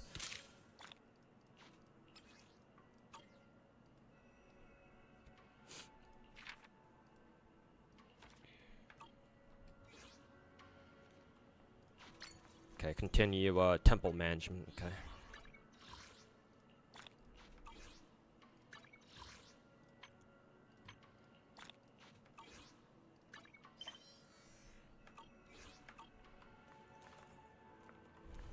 Schedule's been updated, sure, thanks. Just let me fucking see this shit. Activate, 2 singularity points. Clear 1 Bangbu Wanderer wants to know. Complete ether tuning 5 times in Aerospace City. Yada yada yada yada. Let's see. I only have 10 days left to finish this. Oh, by the way, I do need to put in all these fucking codes before I forget.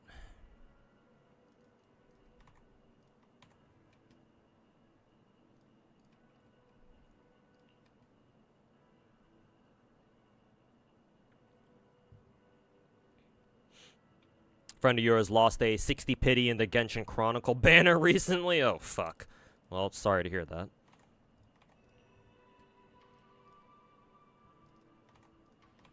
But yeah, assuming that the chronicled wish banner is what you're talking about when you're or like the context of you talking about what is it?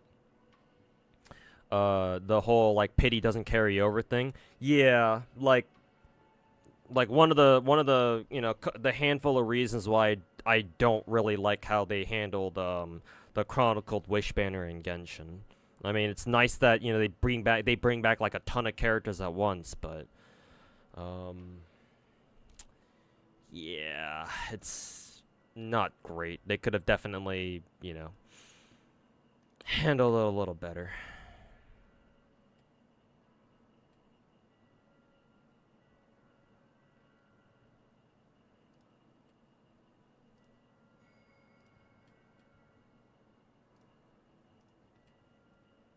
Did I already redeem this? Yeah. Okay.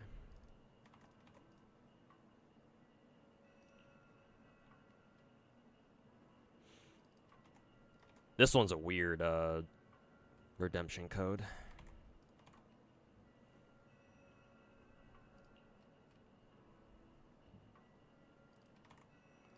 Oh, Spook Shack's the one from the stream. So yeah, I've already gotten that one. But thanks Insomniacs and Kenzawa for the codes. Damn, 160. Enough for one full poll. Nice.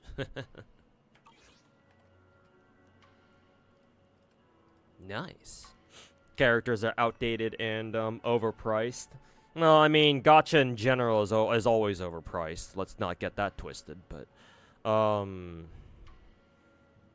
mean, the characters being outdated, well, I mean, some people still want the older characters, even if, you know, some of them are not as good as the new characters these days. I mean, that's more of an issue of the developers not, like the devs not, like, buffing them to make sure that they at least keep up with the current content.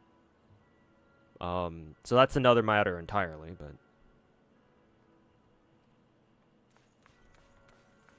but like, I sort of get where you're coming from, though. Anyways, I want to keep going on doing the sightseeing guide shit. Let's see. Activate 2 observation singularities. For fuck's sake, why can't I just click on that and just go hit go or some shit? Reach 100 points for. Oh god, it's the fucking temple shit. Fuck. I don't feel like doing that shit right now. Fuck you.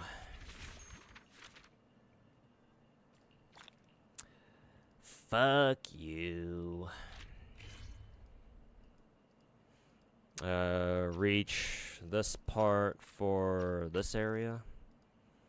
I feel like I've gotten all this done. Why is this function is not unlocked yet? What the fuck?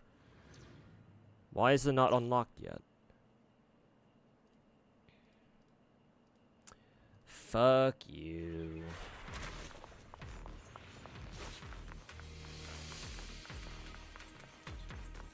See, nothing's back there. Oh. Let's see.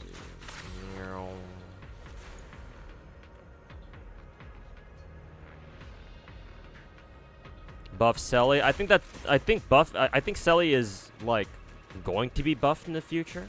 I mean, that's what I heard anyway. But yeah, hopefully they do. Oh, oops.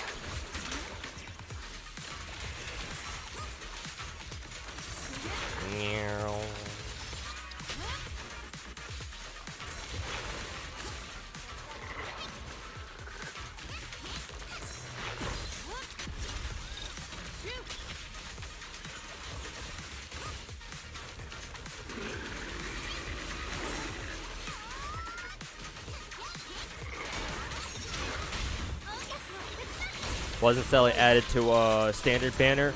Technically, she was added, and I think how it works is for all the limited banners now, from now on,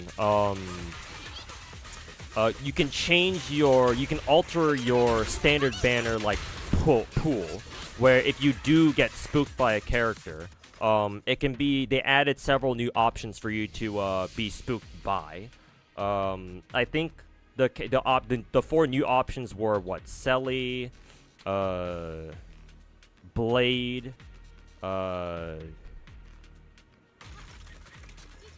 Fushuan, and then one last character that I'm forgetting. Oh, there goes Jufufu.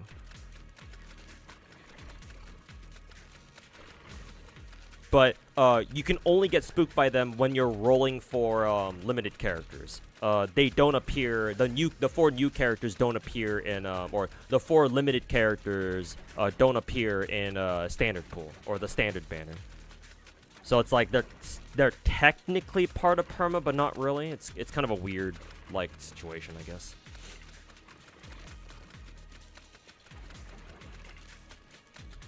Can't forget what Hoyo did to Yoimiya's kit. Yeah, I mean Yoimiya's fine, sort of. The only thing that I don't really like is her ultimate. Like her ultimate is kind of pointless.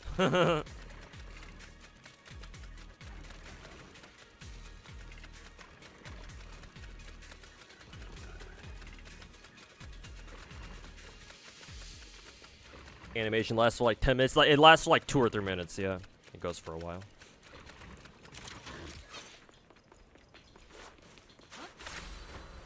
Over here, let's see. Yeah, we can just fucking spam this shit out of the way. Meow.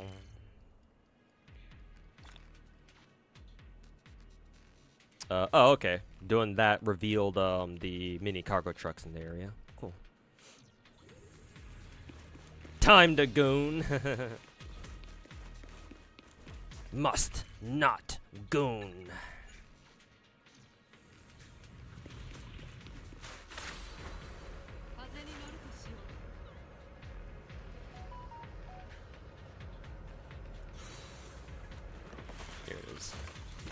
With it certainly brings more danger to it. With universal pity, you basically always get rewarded for pulling. Yeah, exactly.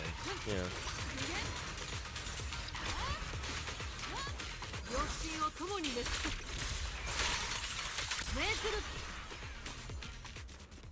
Yeah, Silverwolf, Kafka, Jingliu, and Blade all got buffed.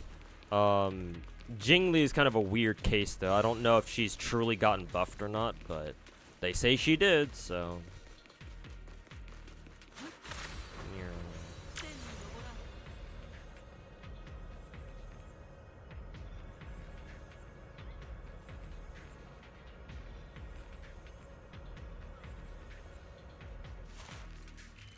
Where's the other one? Oh, it's all over fucking here.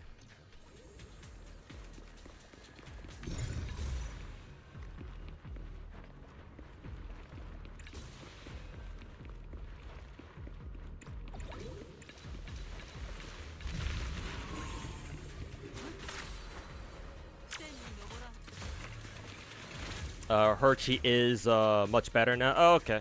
Well, that's all I need to care about then.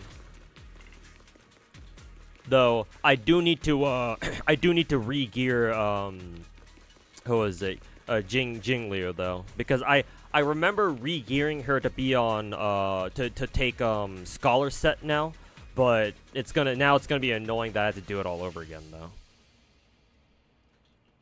Because I don't know what gear she takes now. Maybe she's still on scholar set. You just need to give her HP stats and whatnot instead of attack percent, I guess.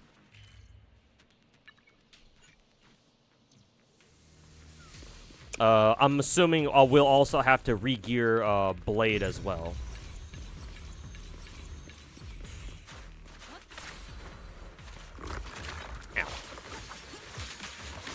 It's like the Wuthering Waves mimic chests. You will pay for your transgressions. Die. Also, is this a giant fucking ethereal crab?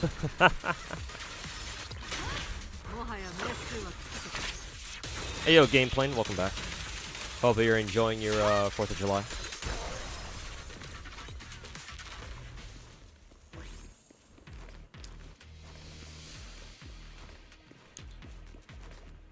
Did the thing not even drop it? No, okay. I already collected it, I guess. I was about to say, like, bitch took my fucking Mini cargo truck. Fuck you. Okay, that one's done. Reach 100 points for... Oh, this is the fucking temple shit. Ugh. Don't really feel like doing that right now. Clear out miasmic fields, and here... Oh god, here's the map that I haven't gotten done yet. Oh, fuck. Well, time to get to it then. And if you have Jinglu E2, she's crazy good. Well, unfortunately, my Jinglu is only E0.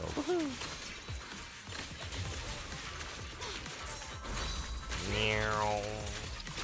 Get in the fucking blender.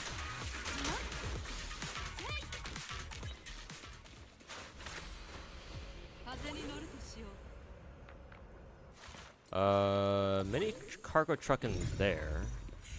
How do we get in there? Can't we just fucking limbo under this thing? God damn it.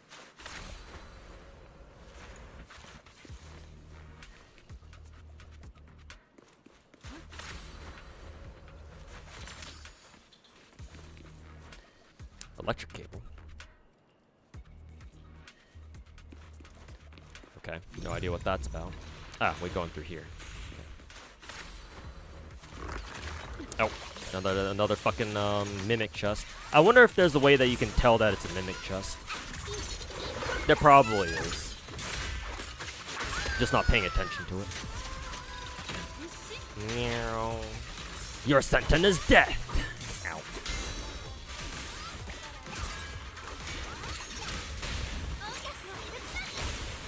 Imagine if every Hoya Wuwa character went straight into standard pool. In GACHA, like it's like that. In Arknights, it'd be a lot less painful to lose a coin flip. Not only that, but like imagine, bro. Imagine if not only did Big Four GACHAs allow their characters, their limited characters, to join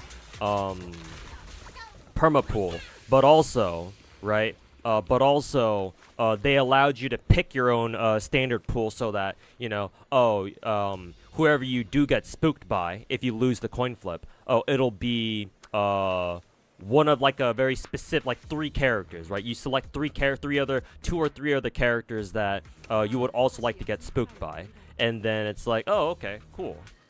Even if you lose the coin flip, it's like, oh, you still got somebody that, you know, you didn't have before at the very least. Like, that would be fucking amazing, but that would be way too good. Like, no gacha no sensible gacha would ever do that. Because gacha companies would lose so much money like that. Because, like, that basically means that, oh, people don't have to roll for don't have to roll for any character, really ever. And they just get to, and you can just hoard, gems for, like, a character that you actually really want, and then, you know, just set your, your pity for, like, the character that you kind of were interested in before. I guess in order to counterbalance that, you'd have to throw in like limited characters on like a somewhat regular basis, I guess. But I don't know how that would work, or I don't know how that would go specifically. Oh, it's one of these things. Oh yeah, this button right here. Yeah, you can change the flow of this shit. Let's see, A there, B here. C here, D.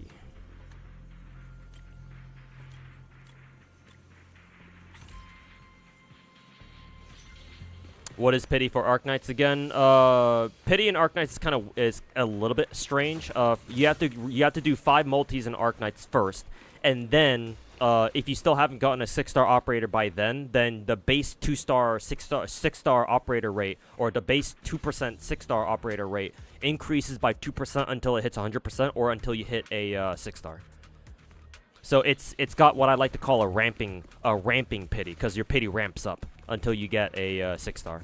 No guarantees though, but or actually no. Apparently banners these days do have a guarantee, so that's nice. Definitely didn't used to be like that before. But.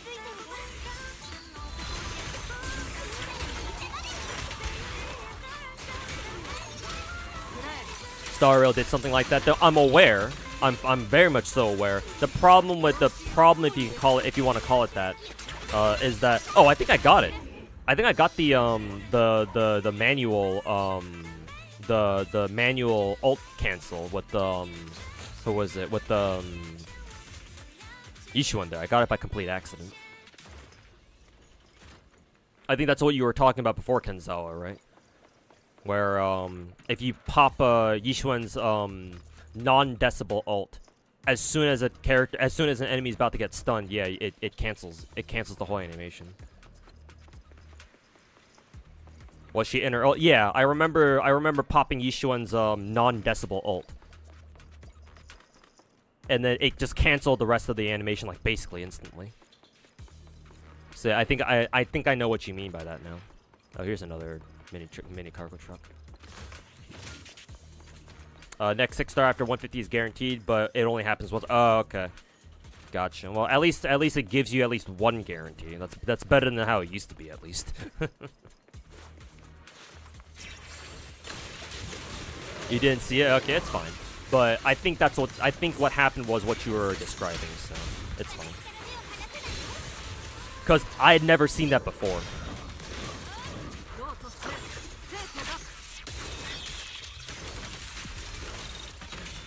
Brrr. But yeah. The problem with Star Rails thingy is that there's still too many characters that you could get spooked by. So it's like, it's a start, yes, but it could be much better, you know? Let's see. Nice. Let's see, let's go ahead and tag these. Meow.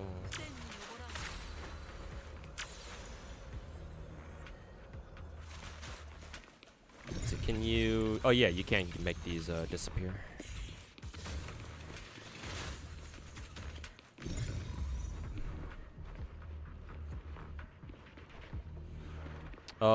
Maybe you have to go around, I guess? Yeah, it's right where the game is telling me to go there, but I can't access it from here, so that's kind of weird. Which way am I supposed to go here? Supposed to go this way, but... Maybe we have to go all the way around. Yeah, I guess we're gonna have to go all the way around.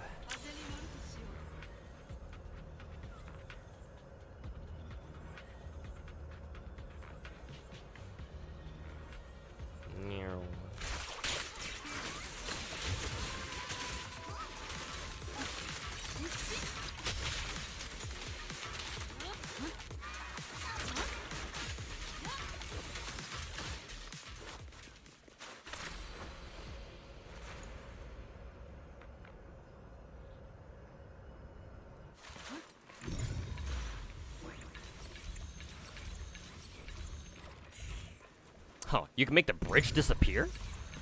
Why?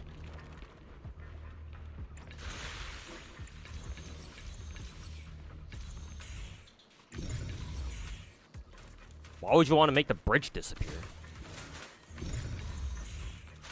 Or maybe it was, maybe it wasn't there before. And then I must have, like, turned on the bridge or something.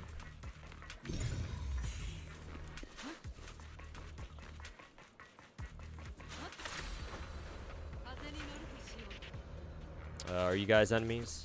No.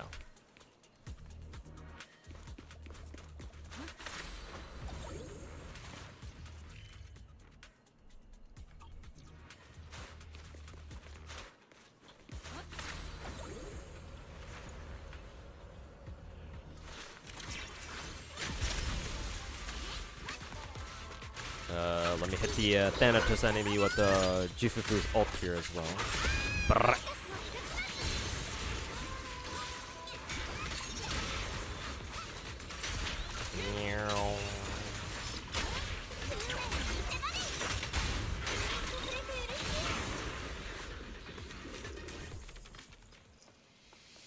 Don't know how to play Big Booba Lady, Yishuan.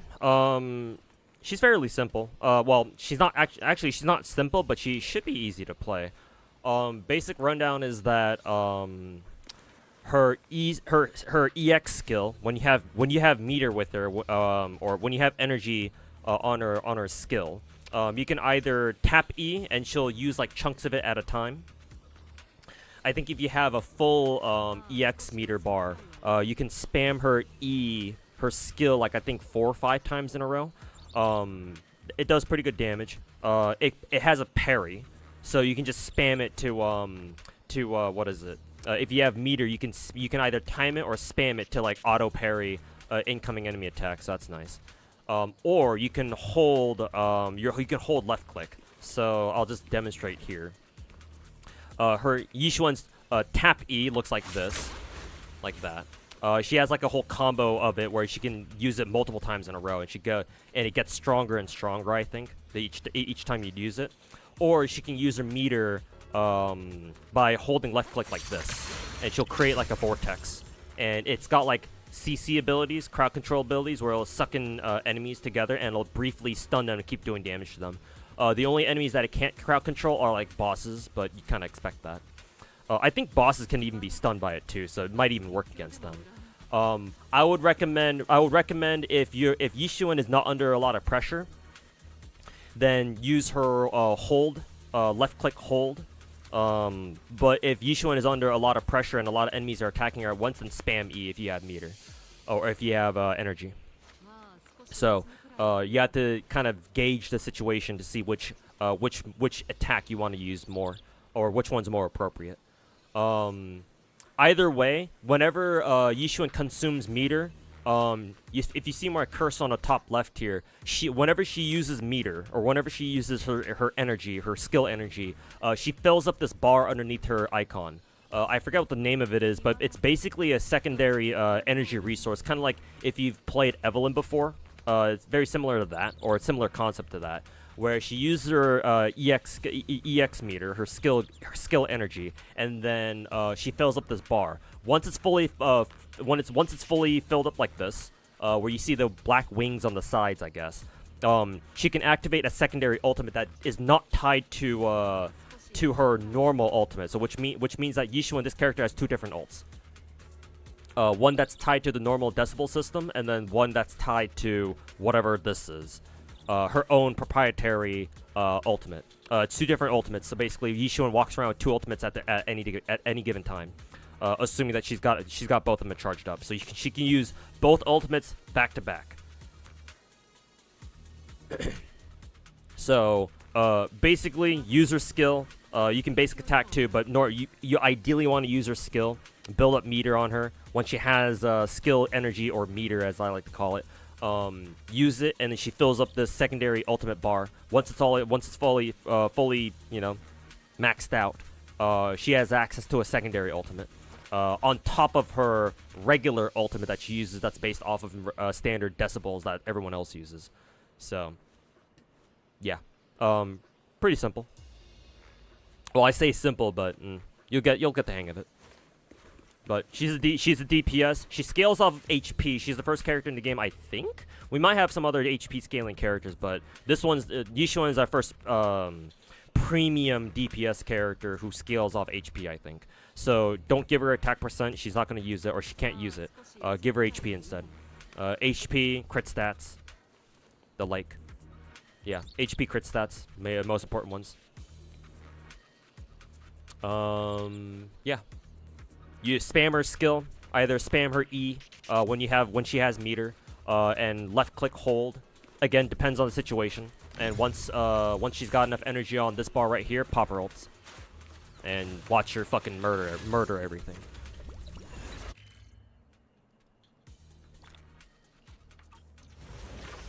Yeah. Oh, I've actually never seen this this follow-up animation. But yeah, just watch me play Evelyn, not Evelyn, Yishuan right here, and you'll probably get an idea. So like this, or that's too cool. So this is the secondary ultimate. This is what this looks like. And then as soon as I have meter, well, they're all dead. Oh no, this is the I gotta track down the summoner here. Or actually, is there summoner? Yeah, here he is. So yeah, I have meter on Yishuan, so do this. Kaboom! This is her regular ultimate. So you see how she has 2 different ultimates. Boom. Yeah. so they're all dead. So she has 2 different ultimates. When she has energy, when she's not under pressure, just hold E or just hold left click, and she'll do her like vortex black hole thing. Good like constant damage and good CC. If you're getting attacked, if you're up against a lot of enemies at once, she's getting attacks from everywhere, or she's got attacks coming in from everywhere. Spam her E so that way she auto parries everything that's coming at her. Either way, it'll build up her secondary ult bar, and then once it's fully maxed out, pop it. Where the fuck are these things? Oh, it's back here. Is that the only one? No, there's one over here too. Meow.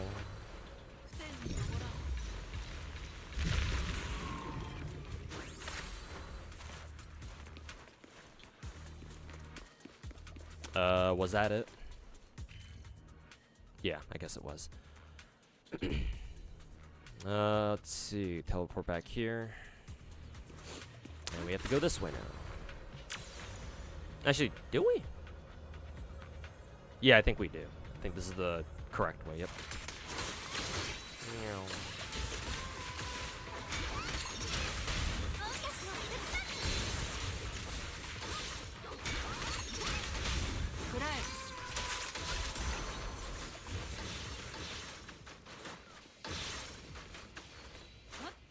Anything back here? No. Meow.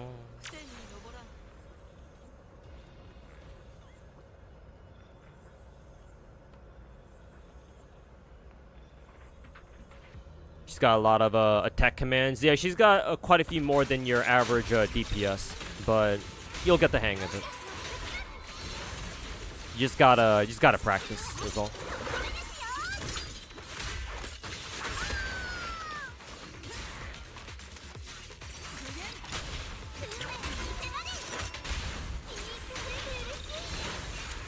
Technically a Miyabi buff patch, true.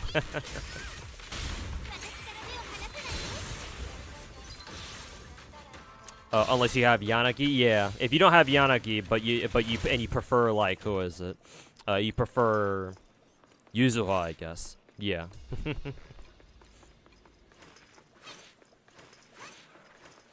I think you're supposed to be able to cross this. I don't know. Let's see. Yeah, there seems to be like a bridge here. Or at least that's what I'm led to believe. Maybe you're supposed to go around first?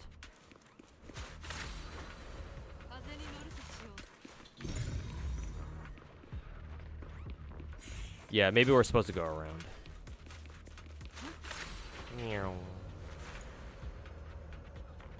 How do we get around anyway? Or go around anyway?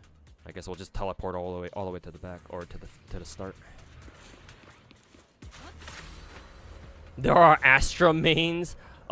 She does have her own attacks, surprisingly. That's not really an optimal way to play her, but I guess in Hollow Zero or in Lost Void, she actually does get some changes to her gameplay. So you can play her more actively, I guess, but it's not really recommended. But you know, some people play her like that anyway.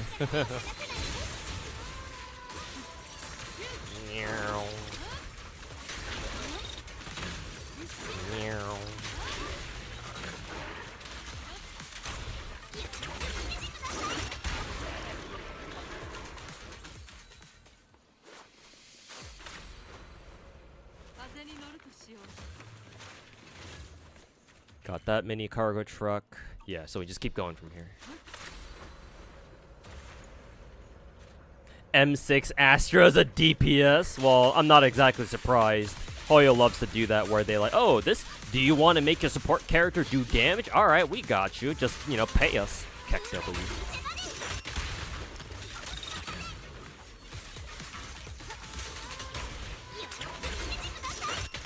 Would you like to see Astra fucking bonk people over the head with her fucking microphone, I guess, or her mic stand? Just get her to M6. Smile. Ah, here's the other Fisher beacon.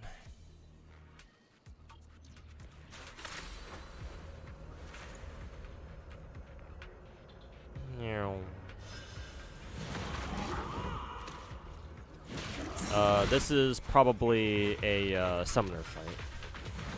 Yep, back there. Hello, good sir.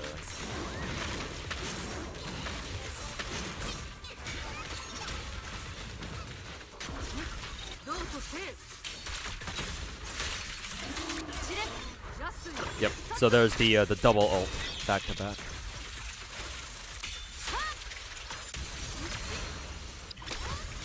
Oh, they're all dead.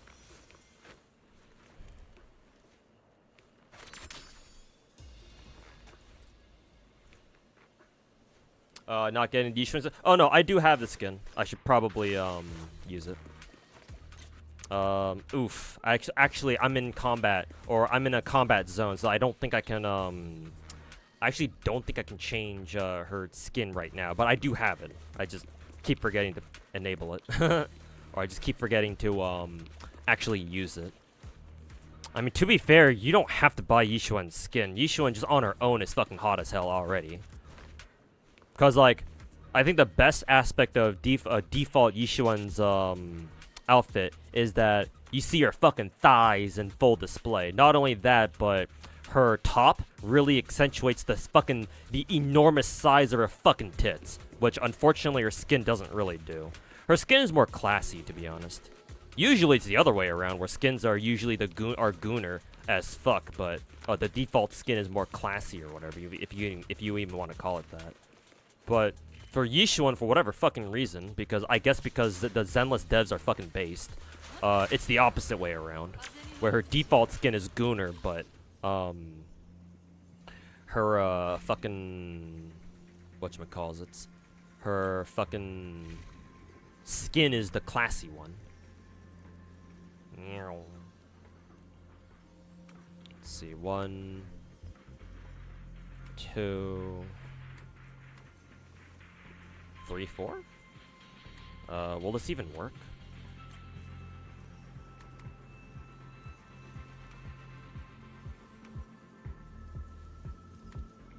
Hey, barely.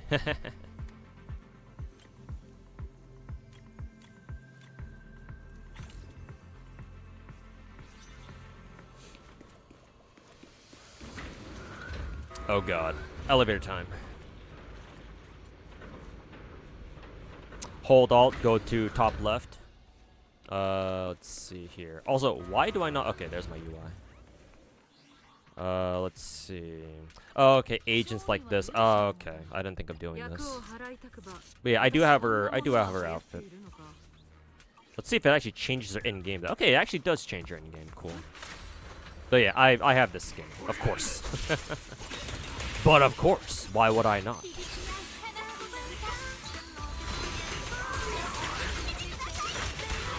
Oh, speaking of which, I also have, oh, I'm in combat right now, so I can't change it right now. But, speaking of which, I also have Astra's skin, too. I just never use it because I actually like her default skin a little bit better.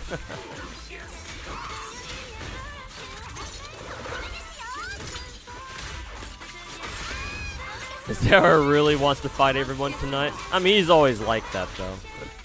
He's definitely a bigger fan of the cute and funny. Though he makes exceptions. He has exceptions.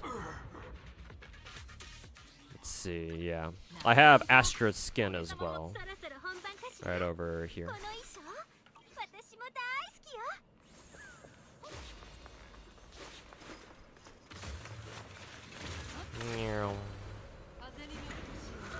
More elevator rides. You like Astra's skin better? I guess we'll disagree on that. But I actually prefer Astra's default skin personally. Also, why is there a Bangbu icon up here? What is this? Oh, it's right here.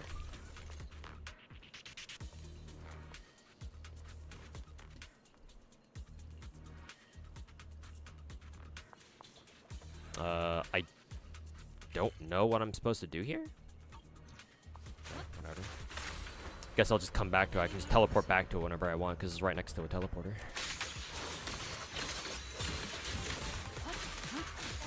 Meow. Bad angle. Meow.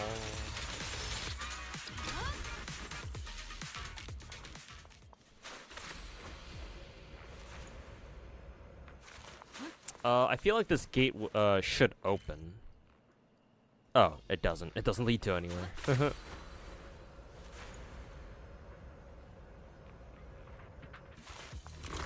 Oh, predicted that one.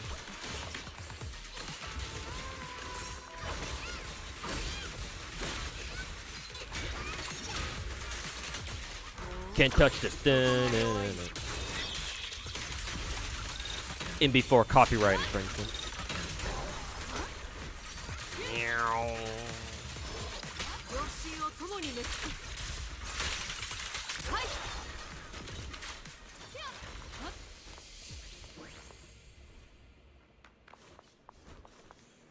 Asher's skin has those retarded circles on its side. Oh yeah, that's right. Yeah. I'm not quite a fan of those, but I don't know. I feel like red fits Astra pretty well, so. Oh, we have to do this.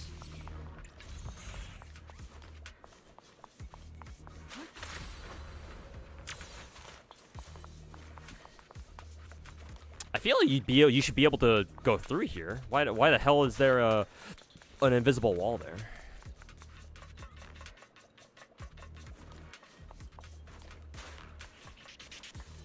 Also, how do you...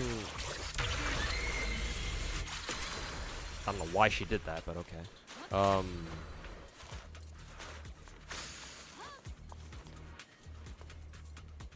are you supposed to... Maybe like... Oh, okay, like this. Okay. I was about to say, like, what the fuck?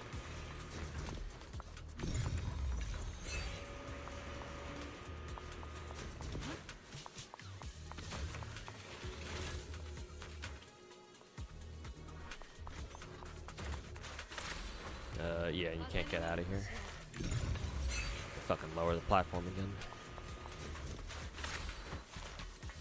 I assume same deal here. Yep. Let's see, where are we at on the map right now? We can wrap around here. Okay, yeah, so we went all the way around. So let's go unlock this Fisher beacon over here. Yep, there it is. Like so, and then if we go down here, let's see.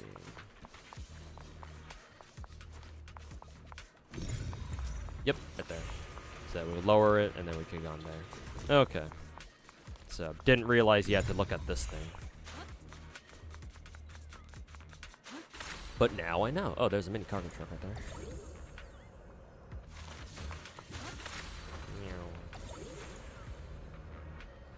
Hey, Akira Fangs, welcome back. Let's see, what else do we need to grab? Some resources over here? Oh, right there. Let's see.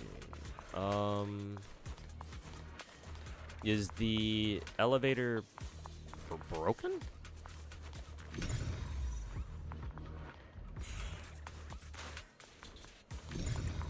Oh no, we just... No, actually no. This doesn't even lower us down.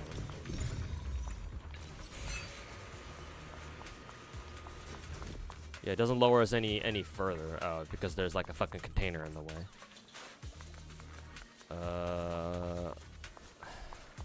Is this elevator like fucking out of service or something? The fuck?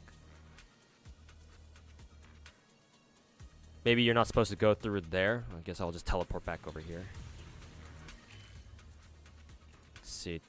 Go here. Let's track this area at least.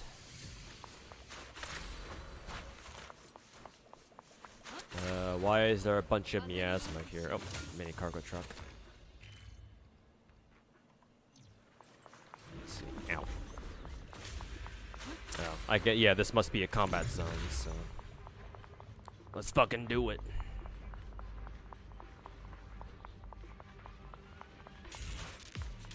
Okay, yeah, this is where we fight this motherfucker.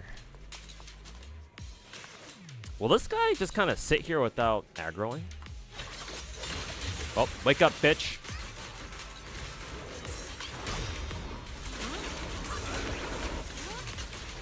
Wake up!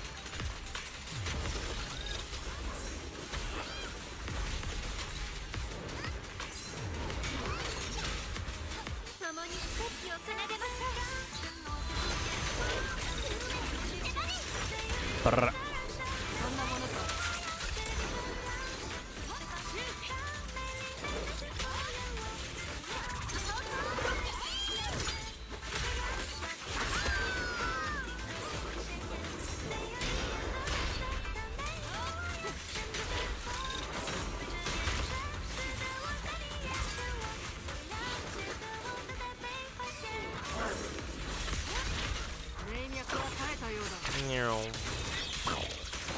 Back from barbecue, what'd you miss? Not much, just me just trying to go through, just trying to get done, get all the limited time stuff in Zenless done. Specifically right now I'm trying to, what is it? Go through all of, the Phylum Heights, sightseeing guide stuff.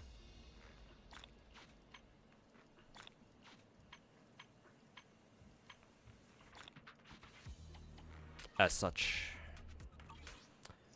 So we're making some good progress on that.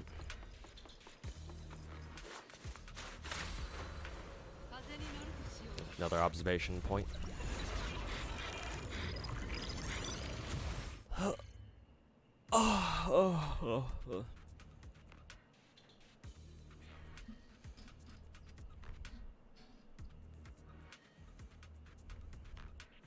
You don't see why pity carrying over should be a must in gacha games moving forward. Maybe a guaranteed 100% rate up if you get the off rate up stuff is a must, but you don't see pity carrying over being a good thing in the first place. Like, why are you spending resources on anywhere else just to be prepared for the thing? Just be prepared for the thing you actually want. Well, here's the thing, Quaggy. I think you're forgetting that whenever a lot of people, myself included, whenever we do multis, right? I don't like build pity or whatever the fuck people do. But what I do is that whenever I do roll for a character that I want, typically I roll like full multis, right? You know, a lot of people don't use singles to get like their character, to like get a new character. So let's say for example, oh, you're approaching soft pity, right? And you get a new character, or maybe you're not even reaching soft pity. Let's say for example, you do a multi, right? And then, oh, you got lucky, and the very first character, the very first thing you get out of a multi in a gacha game is the rate up character, right? Well, what happens to the rest of your 9 pulls then? Right? Would you feel good knowing that, oh, those other 9 pulls you did are just gonna get tossed in the fucking trash?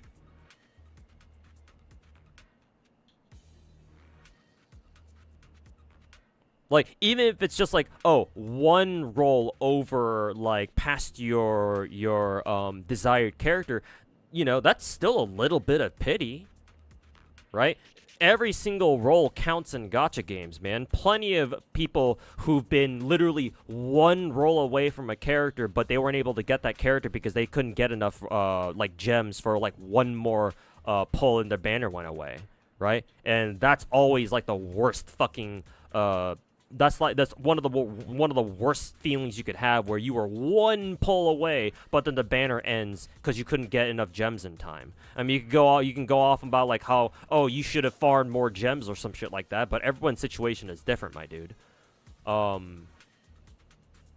It's easy to point and laugh and be like, oh yeah, that's your fault for not getting enough gems, but you know, one day it might happen to you, and in which case, well, sucks to suck, I guess, right? Either way, whether you had like 9 pulls built up or just 1, I still think that having pity carry over is still important aspect of gacha games. Genshin popularized it, so in my opinion, I think it should be a mainstay of gacha games. Or like maybe you don't have to do it the exact same way that say Genshin does it, but you know, because like different styles of pity accumulation exists. Like say for example what Nikkei does, but some version of pity carrying over between banners should be like a core mechanic of like gacha games going forward. And while I do share the opinion of like if you don't have a reason to roll on gacha, you probably shouldn't be. Like if people want to spend money on gacha or waste their fucking gems on gacha games, like dude, let them. It's their gems. If they want to be stupid with it, then sure, let them be.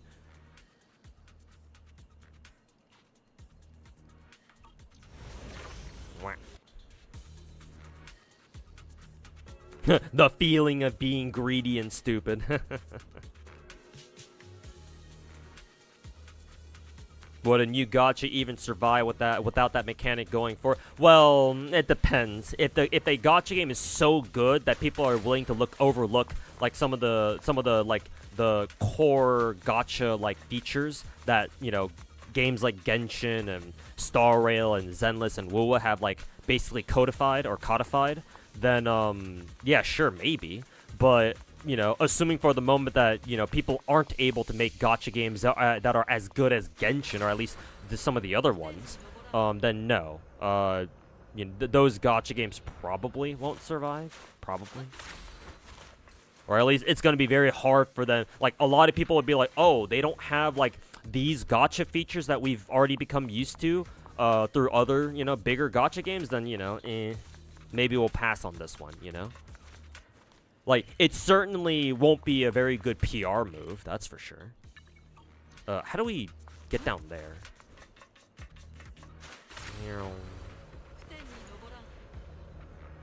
Can we make our way down here? No.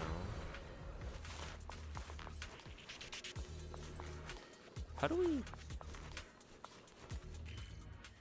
How the fuck do we get down there? Oh, maybe we have to go down here, maybe? I don't know how to get down there. Let me teleport back here, maybe. Let's see. Oh, I guess I can just follow the objective mark and it'll just tell me where to go. Overthinking this. Meow. Yeah, it's over here. Oh, it's just a mini cargo truck. Hey. Let's see. Okay, yeah. This terminal, I already activated that terminal to access that elevator. Ouch. Is there anything else I have left to do? I think the only thing I have left is this Marcel file. I don't know what this wants me to do, though.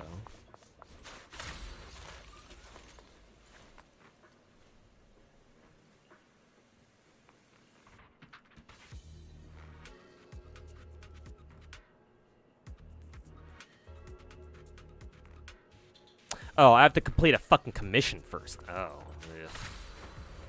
God fucking damn it. Oh god. What do I have left then? Temple shit. I need to get 100 points for the temple, and then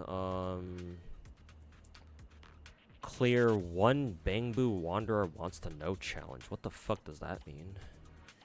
Oh, okay, you have to do Marcel files. Marcel files part of this section.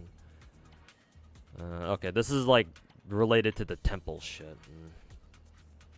Let's see, reach 50% exploration progress. Oh god.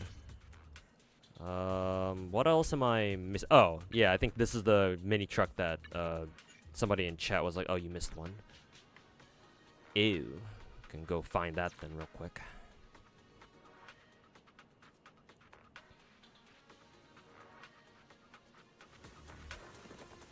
Where is it?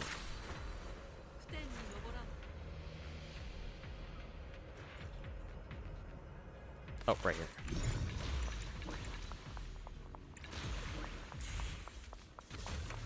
Okay. Anything else?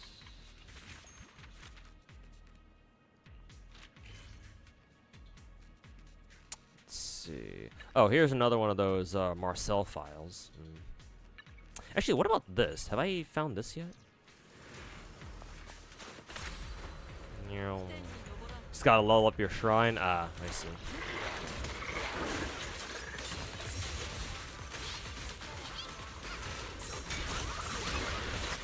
Ow.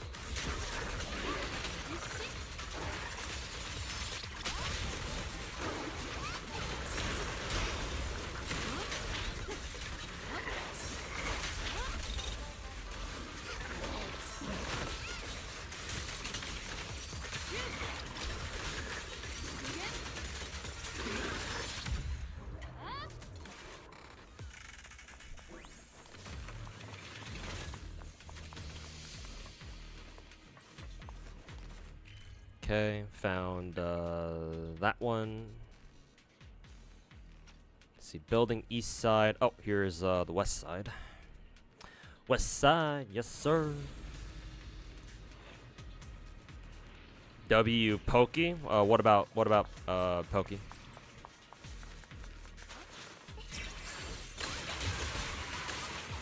What feature are we talking about? Oh, hey, man, Fusion, welcome back. I was talking. Somebody in chat was talking about, you know, why is pity carrying over a good thing? Personally, I don't even know why you even have to answer that question, but you know, I did anyway.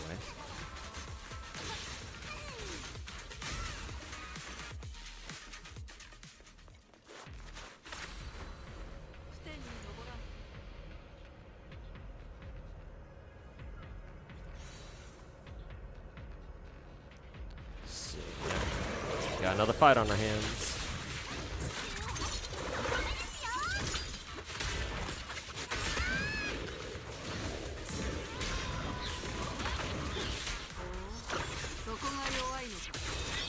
JP gachas tend to not to have carryover pity. Yeah, and that fucking blows dick. No wonder Japanese gachas are no longer up you know, top dogs anymore.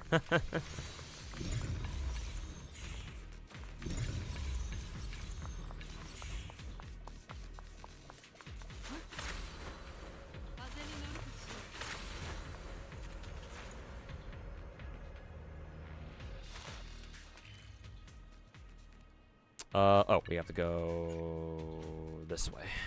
Back.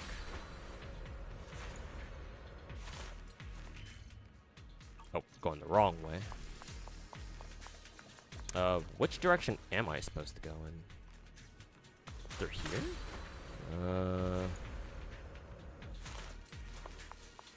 Can you even go through here? No, this is just dead end.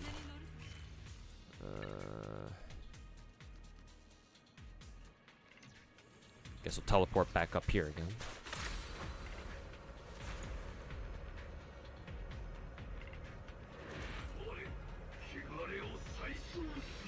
Yeah, we can get rid of this thing.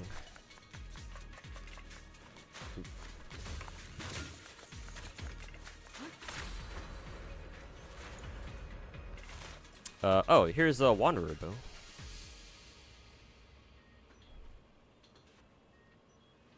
Which one has white eyes? I don't remember.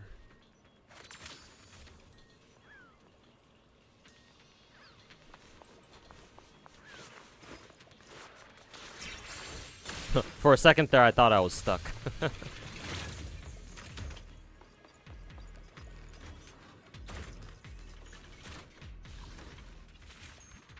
Let's see. Oh, yeah.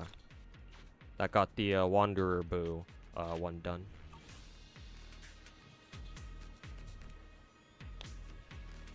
Building pity rolls feels weird nonetheless. Well, yeah, I agree that I don't really see the point of, like, building pity. I can understand, like, some couple of exceptions, maybe. Like, for example, in Genshin recently, as we watched Jufufu fucking shake her ass. In Genshin, I think last month, because I try to buy out the crown from every single month's shop reset, the Star Glitter reset. Because I really like crowns. or I really like giving crowns to characters. So, like, technically I didn't have a reason to roll gacha because I already got everything that I wanted. But I still didn't have enough star glitter to, you know, obtain the crown from the star glitter shop. So I was like, all right, I'll have to do like a multi or two to get enough star glitter to get, you know, to buy out the crown before the monthly shop resets. So like that's what I had to do. So I was technically building pity, or something like that. The other way that I would be like, okay, I kind of understand, is if like you're looking for a 4-star character or an A rank character, and you're like, oh, I'll try to throw in like a multi or two to see if, you know, I can like try to snipe that character or something like that. Then, in which case, like, okay, well, sure, yeah. You know, hopefully you know the risks of what happens if you try to go for a, you know, just a 4-star character. But, you know, if it's something you want to do, then sure. Technically, you're building pity like that, but there's a reason why you're doing it. Otherwise, if you're just rolling gacha just for the sake of building pity, yeah, I don't personally understand that, but, you know, people will do whatever the fuck they want with their gems. It's their gems, their decisions, so.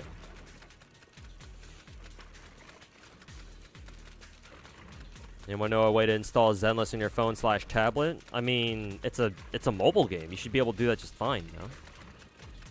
What do you think about Enfield's gacha from the beta? One that encouraged you to plan with 100% guarantee that doesn't carry over. I didn't play Enfield, so my opinion on that is not, you know, it's not. I'm not the most qualified to comment on Enfield's gacha style. What I've heard, however, is that it's very confusing, but apparently it's not as... Like, there's a reason why they put it like that, but it's very strange. I'll say that much. I'm not exactly sure if I can say I'm, like, a big fan of it, per se, but... it's certainly very odd. However, whether it would be good or bad, I don't know.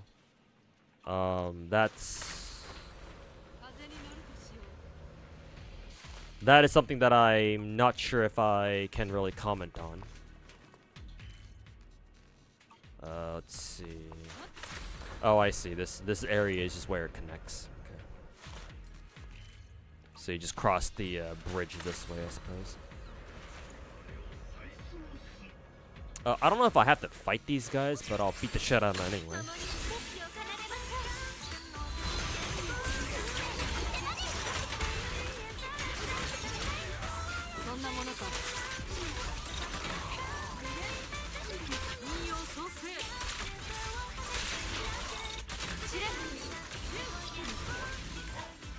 Okay, one's dead.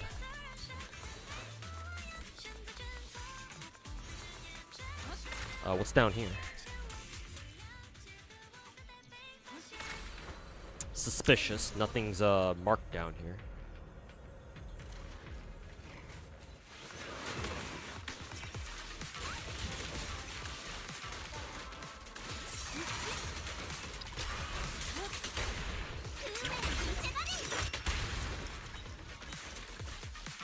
Oh, you're still alive.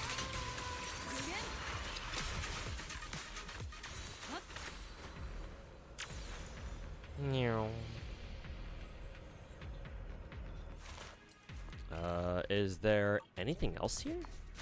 Or am I just like fucking wasting my time or something?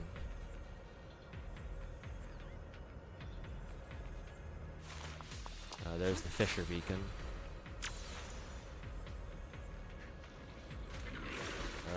Whatever, I'll just beat the shit out of all you guys.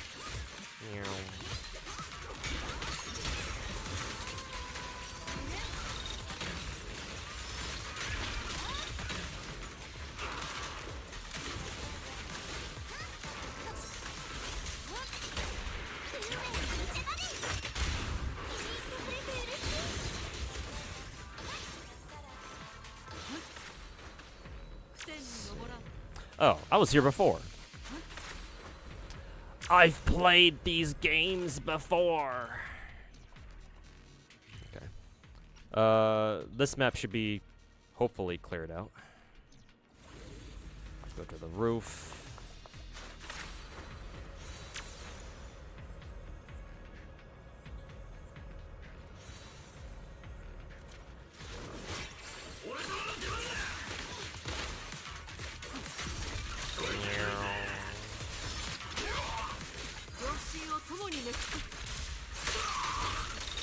Wonder if we'll ever get like a modern FGO, kind of like Star Rail, but it's FGO. Producers or investors are missing out on a lot of money. Well, even if they wanted to, I don't want them to make one now. It's gonna be a piece of shit. The developers behind FGO are already strapped enough for manpower and staffing issues as it is. Not to mention Sony siphoning all the money away from them anyway.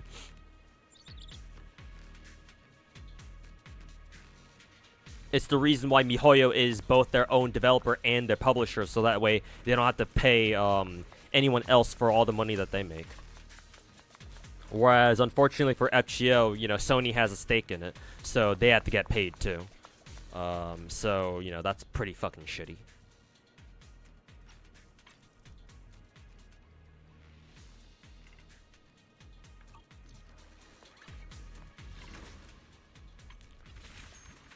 Why the fuck is this still not at 50%? Fuck you. Oh, maybe it's because I have to get the fucking Marcel files done. Yeah. Which means I'm gonna have to go back and fucking do the temple shit. I don't really want to do that right now. Maybe maybe some other time.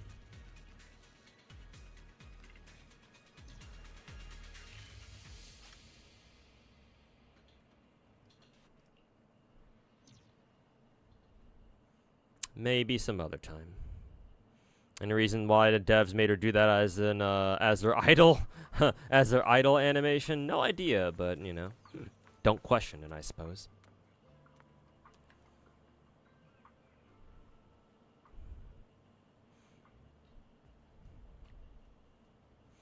Sony should have invested in a modern FGO instead of Concord. At least the modern FGO, like FGO 2, would have made money. Yeah, but you know.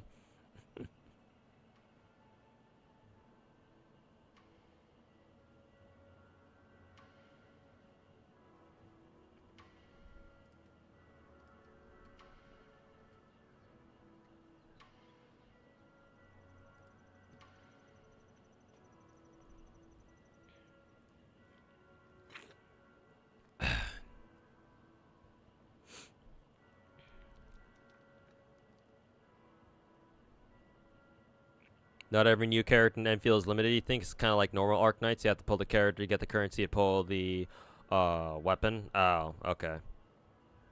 Yeah, I remember it being something like that or something like that. Building pity for a character you want dupes for, so next time you lose the 50-50, it's guaranteed to be a character. Guaranteed to be a character next time. What do you think about building pity that way? Building pity for a character you want dupes for, so when you lose the 50-50, you can guarantee it's a character next time. Then why not just save your gems for like a character's rerun, so that way you can just pop it all at once?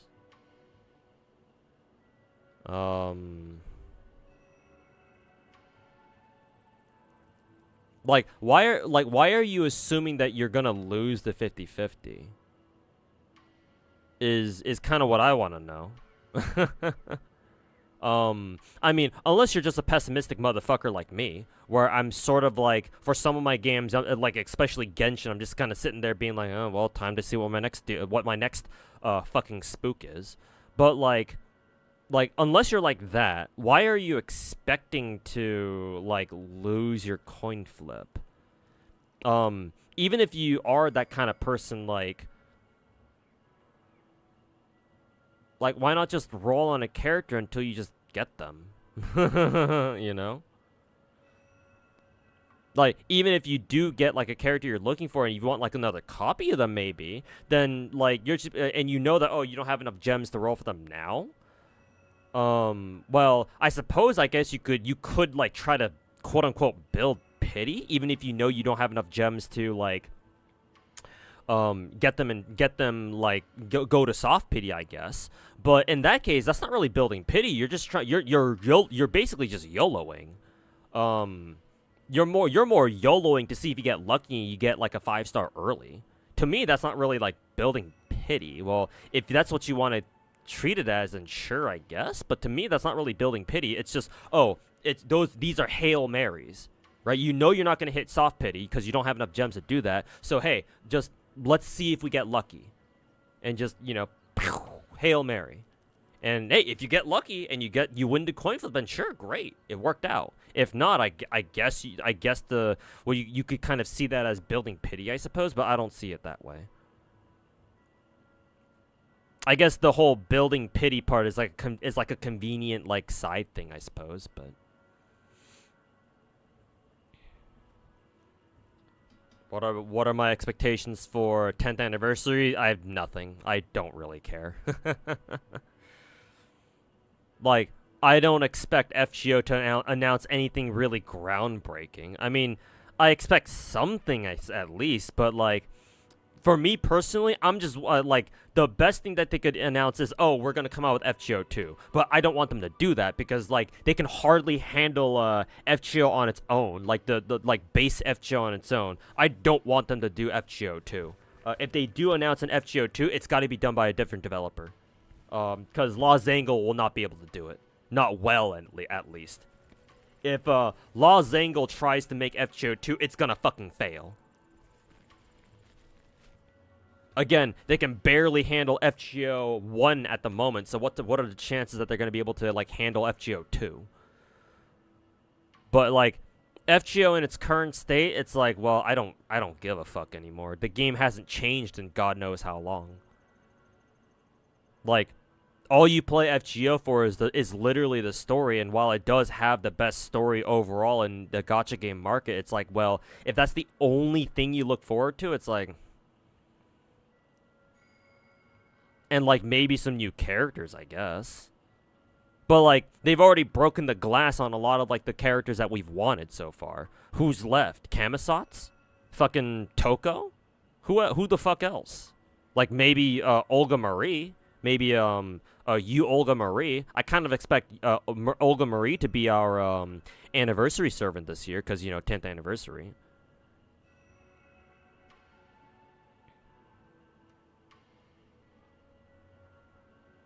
That's how you got Trigger M1, I guess. Yeah, there you go then.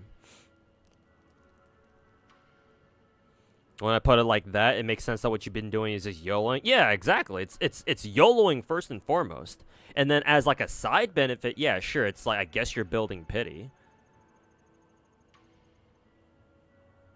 I suppose it just comes down to like a difference in perspective, I guess. I don't know.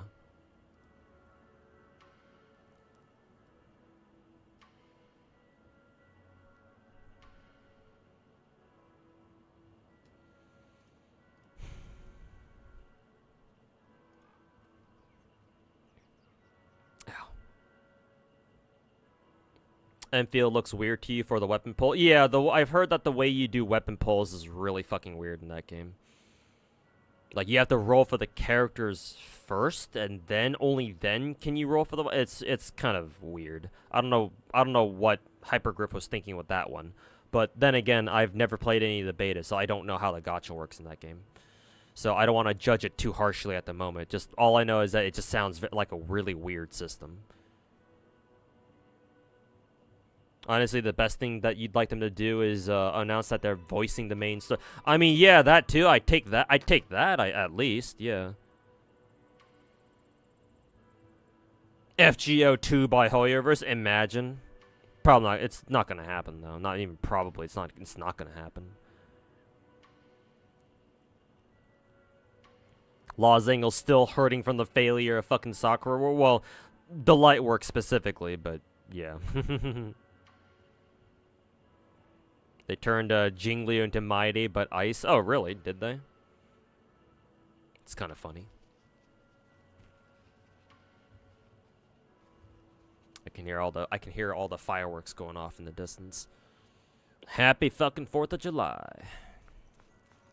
In the meantime, let me switch gears over to Genshin real quick. I think I've done everything I wanted to in Zenless today. Gonna have to do more Zenless tomorrow because I think we gotta do the temple shit sooner rather than later. But we got some time on this at least. So let's switch over to Genshin motherfucking Impact. Woohoo!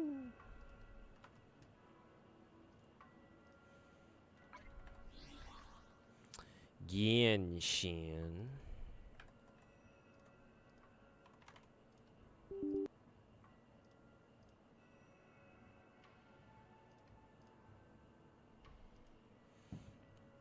Stop making any new games or VNs, or just all legacy IPs these days. Currently, I believe they're working on, or at least they claim they are, Fate Extra Record. But that shit keeps getting stalled until the fucking until hell freezes over. Nasu was supposed to be working on Far Side for a Suki remake, but he got distracted by fucking Elden Ring, and he's probably getting distracted by Night Rain again. So who knows when he's going to fucking start working on Far Side. But yeah, other than that, I think the most recent work is Mahotsuka, the English version of Mahotsuka no Yoru, I think. That and the Fate Stay Night visual novel English localization / remaster thing. But other than that, they've been quiet pretty much. I don't know. Don't know what else they're working on besides what Extra Record and honestly, yeah, just that. And like maybe Far Side Suki remake, but aside from those two, no fucking clue. Extra Record announced 2045, not getting delayed, clueless. Yes. If fucking only. Okay. Let's exit out of this, out of Zenless, that is. And then it's Genshin time.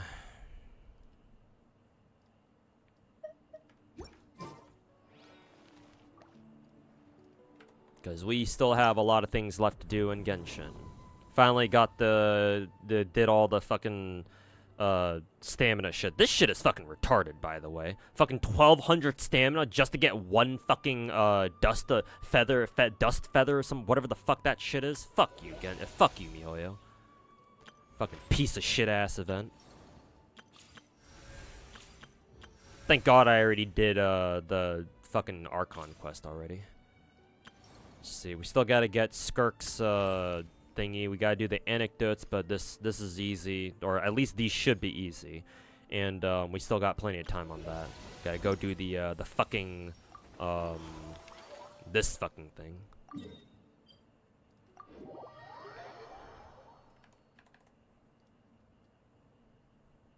Are you planning on going to Axe? No, it's already going on right now. I didn't bother going. I don't have the money to. Not to mention Rex Nemesis. I don't know if you've heard me say this, but I've attended Anime Expo for like over basically a decade. I attended between the years of 2010 up until 2019. 2020 and 2021 were the pandemic years, so Axe wasn't hosted live or in person during those 2 years. But my final year of attending in person was 2022. 2022 was the final year where they had premiere tickets, because me and my boys used to attend as premiere fans. Towards the end, they were like fucking $500 each, which were really expensive, but considering us, we put them to good use. Or at least my friends did. Without those premiere tickets, I've lost a lot of motivation to actually attend Axe myself. I guess if I had the money, and I had my own reliable transportation, I could just kind of go there and just hang out, I guess, and not be so hardcore as me and my boys used to go there for.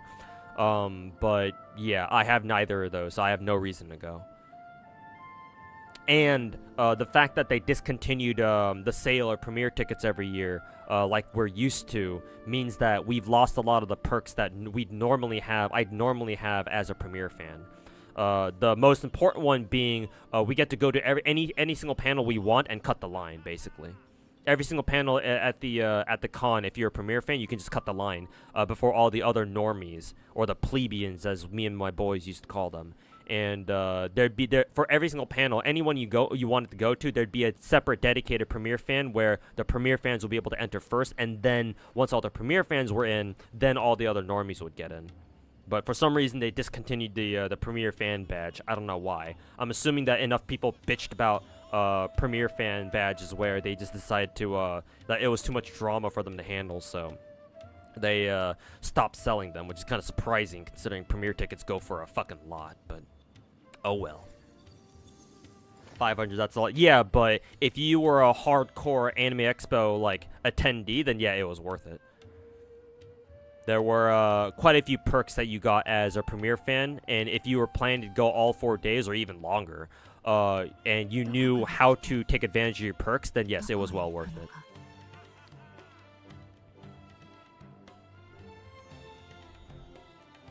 Like the two biggest perks as a premiere fan were, again, cut the line for any panel you wanted, and premiere fans had their own dedicated lounge where you got free like drinks and free charging stations. So you didn't have to worry about fighting for random ass outlets around the con center if your phone ran out of battery, or like you didn't have to go back to your fucking hotel room just to charge your shit. You could just stay at the site, go to the premiere fan lounge at over at West Hall, and just hang out there and chill there for a second.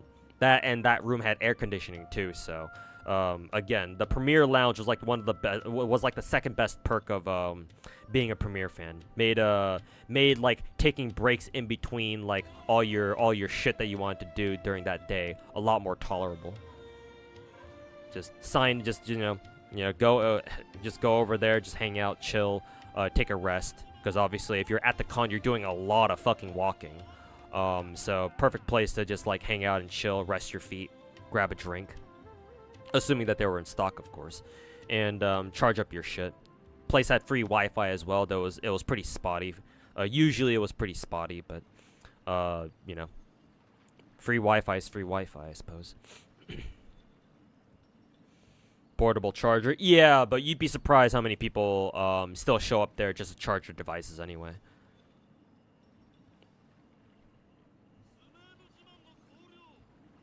Like, I had my own portable like phone charger, so I know like that's what I did for a lot of years back when I had other phones on me, I guess. So it's like I get what you mean. People should bring around portable chargers, but you know, shit happens. You know, people forget to bring one, or they don't expect their phones to like run out of battery so fast. So you know.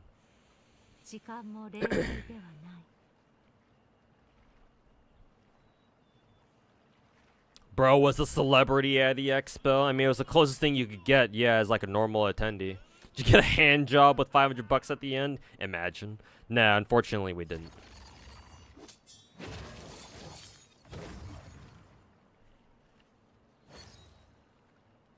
I mean, I still remember back in the day, the premiere fan tickets, they started selling them at like starting back in like what, 2011 or 2012.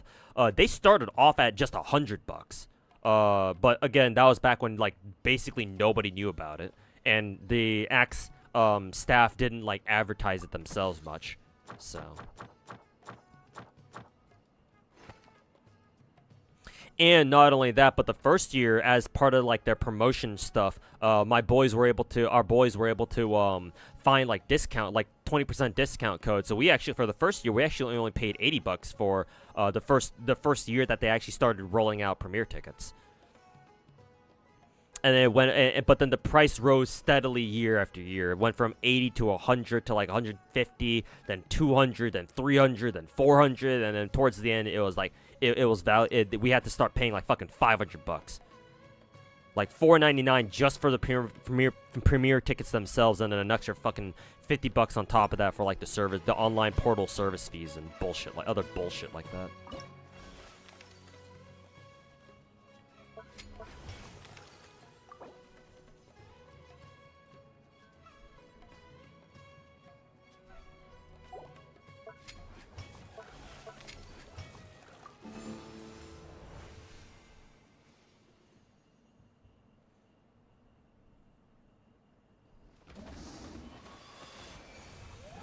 You can get full service happy ending here. I like how you call it happy ending. Well, unfortunately, GACHA, I don't live in the Philippines, so shit costs way more here in downtown LA. So, yeah, that shit sucks. Cost of living, baby. What can I say?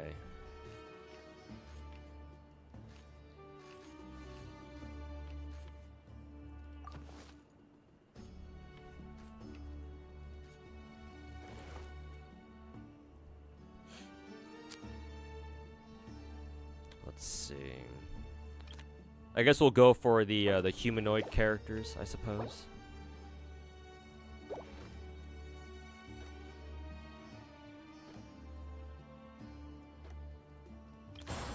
Nice.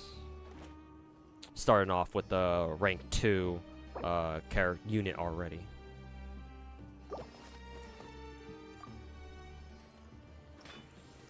Thought they announced the Fate Hollow Ataraxia English version? No, not that I'm aware of.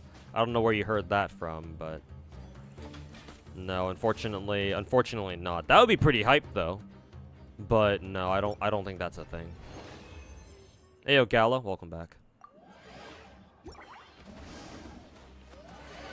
Back to the con you go. Hey 420 Blaze it. Thanks for stopping by. But yeah, have fun at your 18 plus panels. Yeah. It's like 9 o'clock right now, so yeah, they should be doing the first 18 plus panels of the night should be starting right now.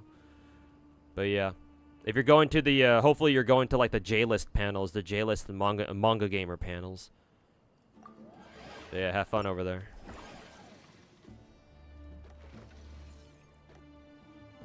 there. Saurian warrior? Why does the dude not look like a fucking dude looked like a fucking Saurian, not a human warrior. Oh, that's the only thing that can let's see. I want the enemy, the lore master, to focus fire this guy. So I'll put you back there and put you back here. Oh, I have equipment. I guess I'll just give that to you.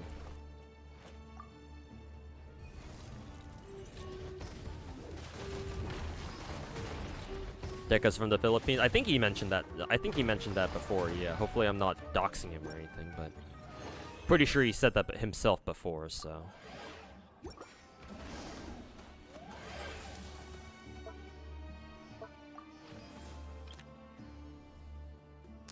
Obtain a cursed blade. What is this? You will permanently lose this piece of equipment. Extremely high attack, but half HP? Ugh. Well. Sure, I guess. We'll see what happens with that, I suppose. Enfield Beta Weapon Banner had 4 6-star weapons. 4% for 6-star, random 6-star weapon every 40 pulls. Main 6-star at 80, you can get 20 weapon pulls per week from the endgame mode. Oh, okay. Doesn't sound too bad then. But again, I would need more, I would probably need more context for that. But either way. Who has the most attack? The Ice Warrior does, actually. Let's see. If the companion with this item falls, we will lose this. Ugh. That means I'm gonna have to use my other 2 characters as like tankers, I guess, sort of. So sort of something like this, maybe.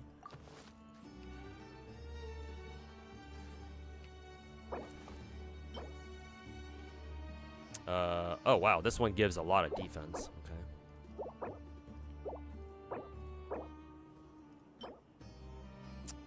Oh, this one also increases defense too, but not nearly as much as this one. 80%, plus 850. Oh, the percentage one I should probably be giving to characters that already have very high defense to begin with. So this is probably not the right one to give to her. Give you this one. And give this one over to you, yeah. So that way their defenses are a little bit more spread out, I suppose. Oh, also. Nope. Alright, YOLO.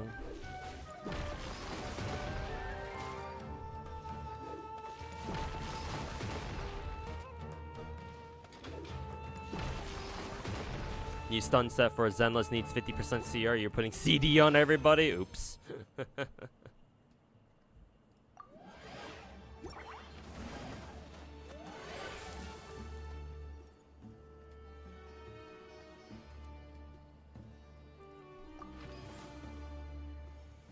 Long abandoned well. Throw one random piece of common equipment. Don't want to do that. Throw 3 coins, I guess.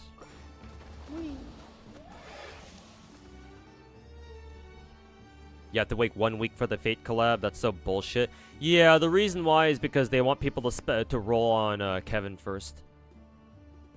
And then after a week, they assume that everyone's already done their rolls for Kevin, and then Saber and Archer will come out. So it's like, I know why they did that, but yeah, it's preferably we should be able to roll for all of them at once, but oh well. It is what it is, I suppose. Let's see. Go for an Electro character or the Geo guy. Let's go for another copy of the Geo guy. Let's see here. What is this? Create 450 shield points. Ah, just a shielder, I guess. Excuse me. This one is plus 1000 HP. I guess we can use both of our dudes as tanks, basically. We'll have him attack at range. We'll do. We'll put them a little bit further apart, like this. Maybe we'll put them down like that. Yeah, something like this, maybe. Yeah, good. They're good. He's going after. Well, he was going after the dude with the shield. But now I guess not so much anymore.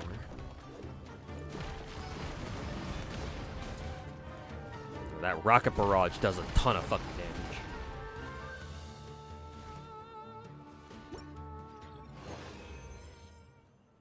Think Hoyo was scared no one pull on the other band. Well, I don't know if they would. I don't know if calling them scared is accurate, but it's like, yeah, people are definitely gonna pull on Saber more than Kevin, because Kevin is not. He's limited, but he's always gonna come back, obviously. Whereas Saber is the collab unit, so yeah. People are definitely going to roll for... Most people would definitely roll for Saber first because they understand, oh, collab, so we got to get her first. Her and, well, Archer, we're going to get a copy of him for free, so technically you don't have to worry about Archer, but yeah, like, it's obvious that people are going to roll for Saber first and foremost. Or at least, you know, a lot of people will. More different types of species? No, that's kind of random. Or that's kind of dog shit, so. Do I have an American flag? Like, in my person? Like, do I own one? No.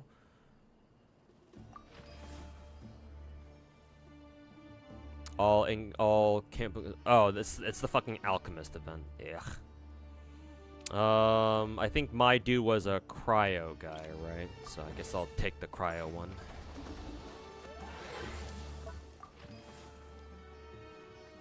Obtain one random piece of oh, surrender 3 health and make a pack. What happens if you surrender 3 health? Does this just kill you automatically? I guess we'll just do this.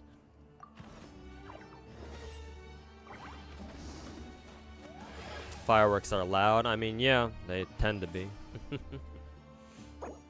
Oh, another defense percent or defense item. This is healing. Don't have any healers. Range. I could pick that up. I could pick this one up for my other ranged character, actually.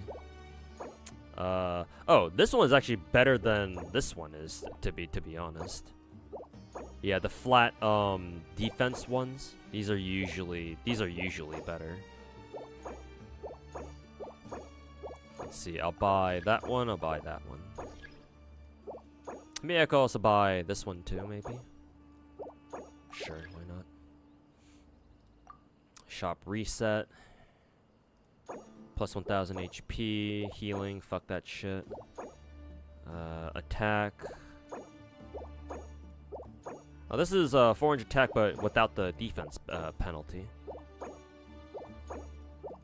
Sure, we'll take that one. See, oh yeah, we can sell equipment too.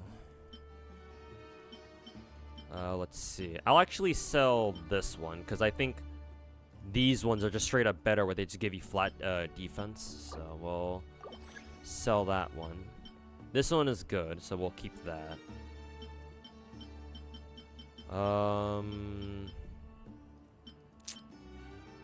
I actually kind of want to sell these two. I feel like these are like kind of whatever.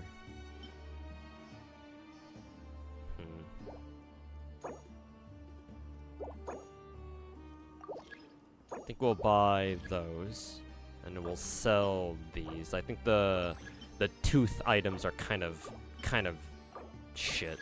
So, all right. Yes, sir.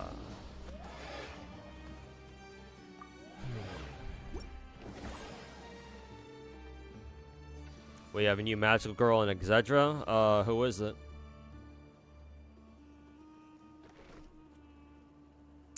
Ooh, another cryo, dude. We are definitely picking his ass up. Ew. And then, oh, we have another ranged, Saurian warrior. Unfortunately, we'll have to skip out on her for now. What is this? Hydro damage? I don't have any hydro damage characters here, though. If only this were a cryo chunk, that would be fucking perfect. But rip.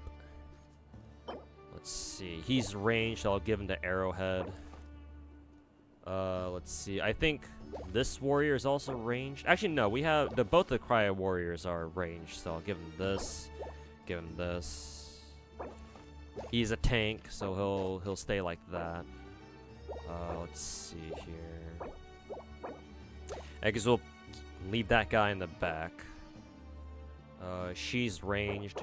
He's ranged. He's a melee, so we'll have him here, and then put you back there, or put you here.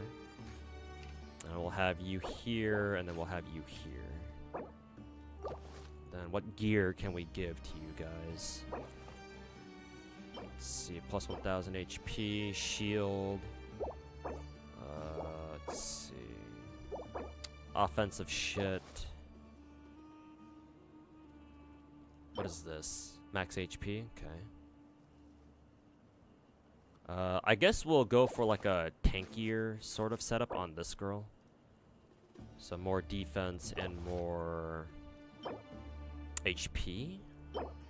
How much HP does she have? 40%. I think it's better if I give her the spore here. Yeah. Okay, start battle. Hey yo, George-chan, welcome back.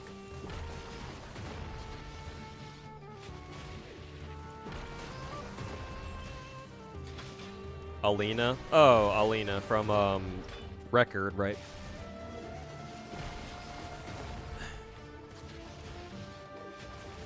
Damn, the shield is doing work on the tank dude, because he gets his shield back before the Electro guy, the Lecter, can attack him again. That's a I feel like that's kind of a broken fucking thingy, but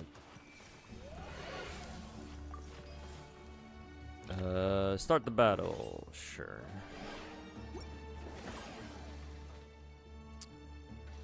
Cool. Let's see. We can use this card right here. There we go.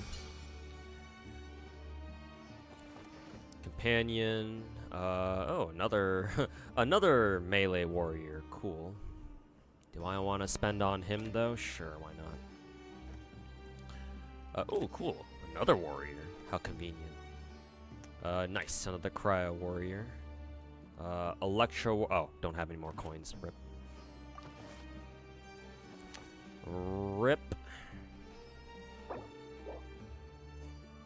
Let's see.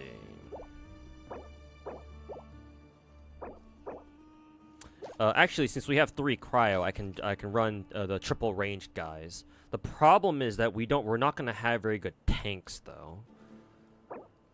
We basically just have this one dude tanking everything, I guess.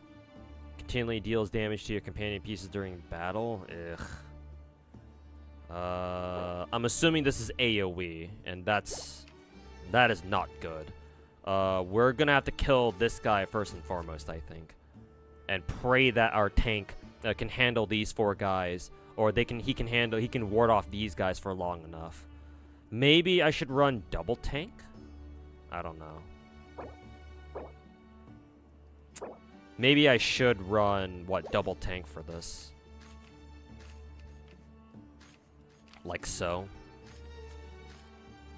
Let's see, do something like this maybe. Let's see here. Give him defense. And let's see, max HP. How much HP does he have? Only 2100.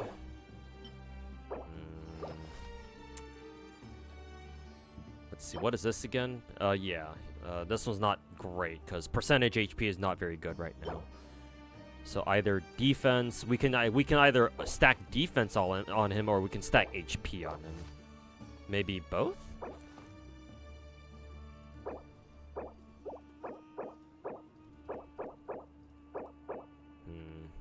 I don't know. This is kind of a rough choice here. Plus, if my rank 2 ice guy dies and I lose the sword item, and I don't want that to happen either. But I guess we'll see how this goes. Oh god, my tanks are fucking getting murdered. Fucking rip. Alright, well. GG, I guess.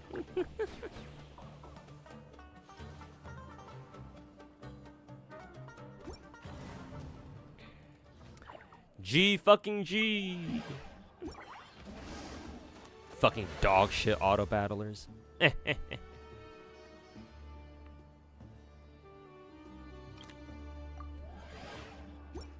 Have you tried the 4 slime comp? No, because the game started, this game mode started me out with the human warriors, so I was like, oh, I guess I'll go the human warriors then, I guess.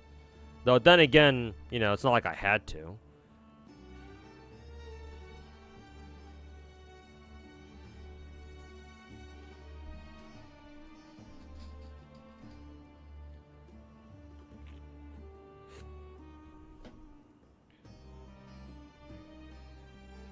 Not interested in the events, so you're just gonna skip?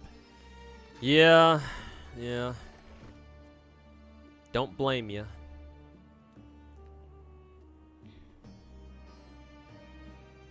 Let's see. I only really care about getting the cryo warriors and then the geo tanks at this point, so just reset until I find one of those 2, I guess. Wasting all my coins trying to find them. There we go. Another 2-star right there.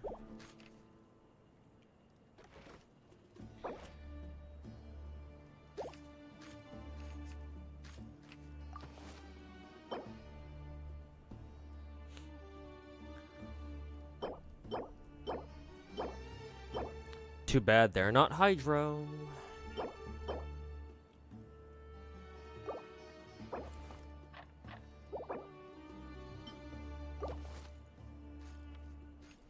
Ah, shit. Can't give them both.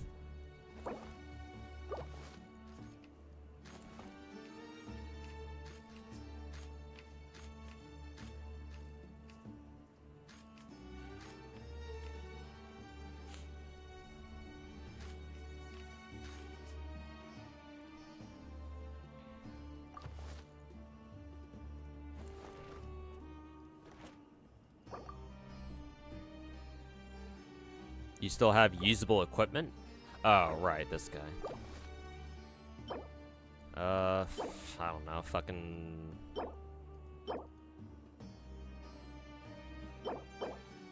I don't fucking know. Is that 40% HP?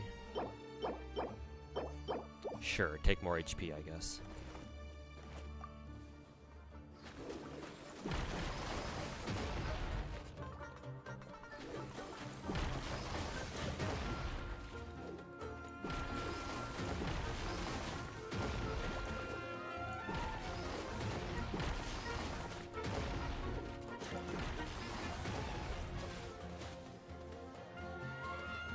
Tower reset?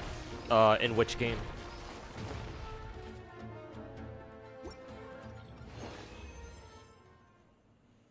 Hope they visit other factions for the swimsuit, for swimsuit costumes. Yeah, hopefully. But I don't know.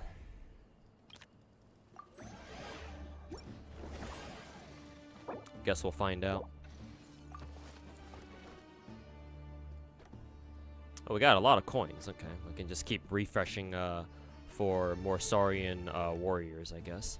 Too bad the game keeps giving me not fucking Saurian warriors. Let's see. I guess I'll buy the Geo dude.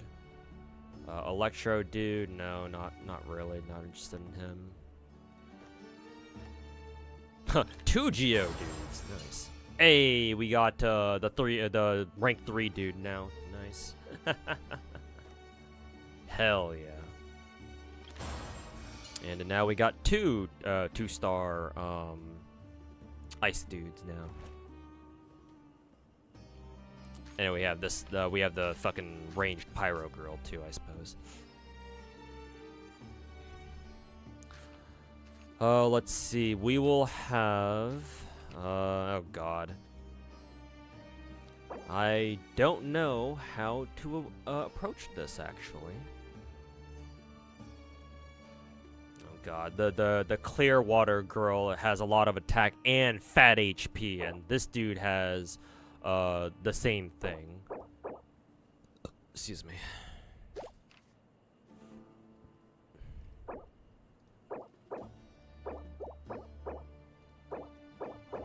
Yeah. I have no idea how to position my my units here. The shit is gonna blow dick.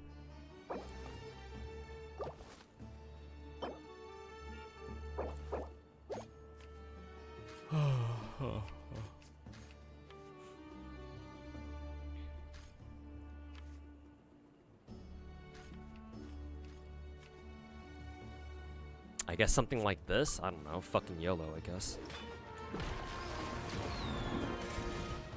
Oof. They just fucking murdered my, my cryo units.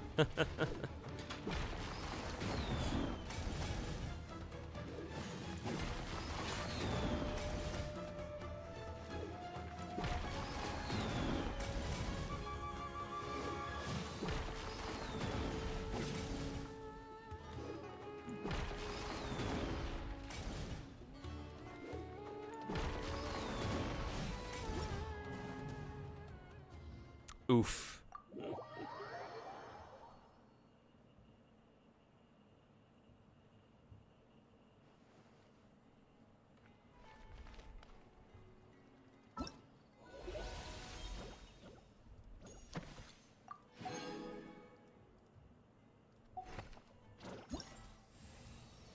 Well, time to do another fucking shitty ass run.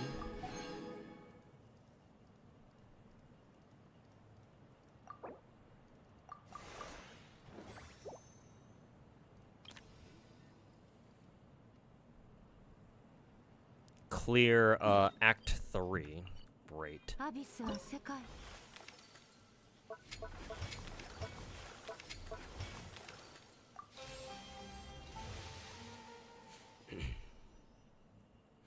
guess we can try the slime. Try using the slime team now.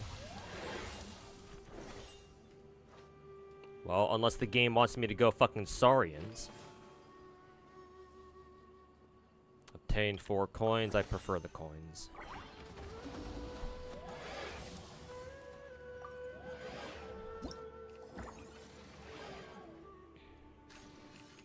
Yeah, we'll just replace the Saurians and go for slimes, I guess. Either slimes or fungi, but let's see here.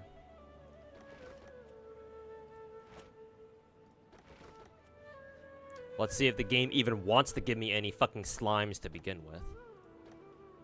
Actually, does the game even let you take slimes here?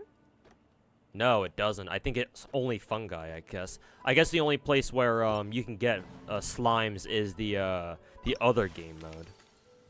What is it? I don't know if I had to leave the entire screen there for that, but...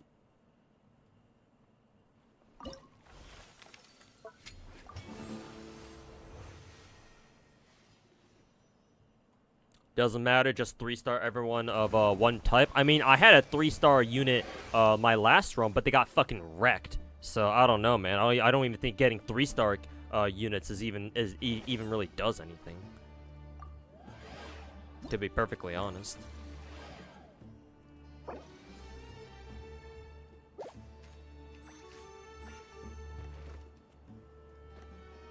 Alright, now we're getting the slimes. Animo chunk, do we have... Oh, yeah, we do. Okay.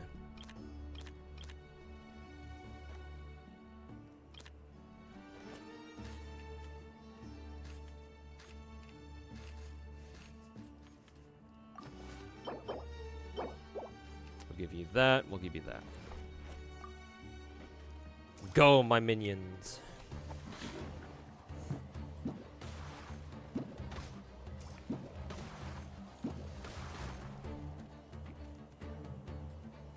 Another problem with Stygian Onslaught is that it shows how flawed Hoya has been with character designs and kits. Majority of units pre-Fontaine rely on their bursts, and newer units rely on skills. So 0 energy makes it even less of a variety. I mean, there are some, if I can nitpick for a little bit, there are some characters who are more skill reliant than others, like Yoimiya, for example. But yeah, we don't have a lot of characters like that to begin with. So I get what you mean.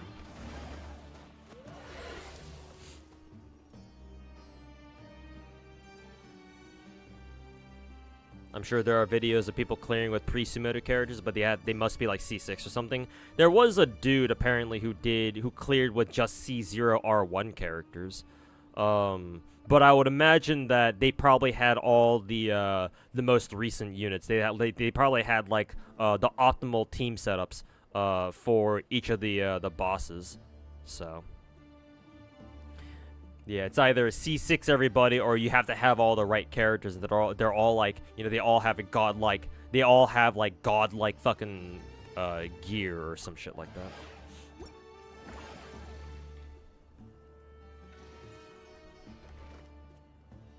Electro slimes. I wonder if I should toss these guys in here as well.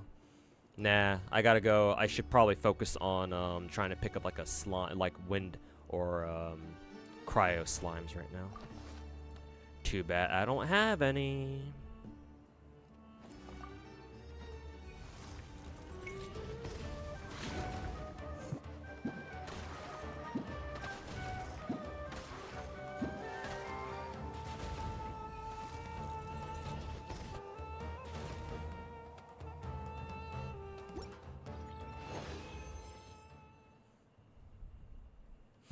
The goal of Stygian is to be harder. Yeah, but the fact that they only give you 2 fucking minutes to clear it is kind of bullshit, you know?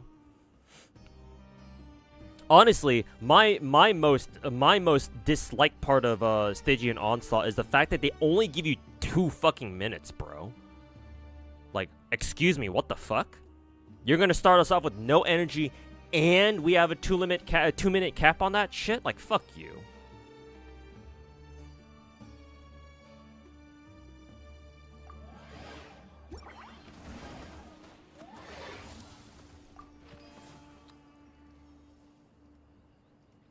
Throw 3 coins? I don't know if I want to do that. Sure, whatever. YOLO. Maybe we'll get something good. Cryo. Oh, actually, we can actually use that. So I guess that's not bad.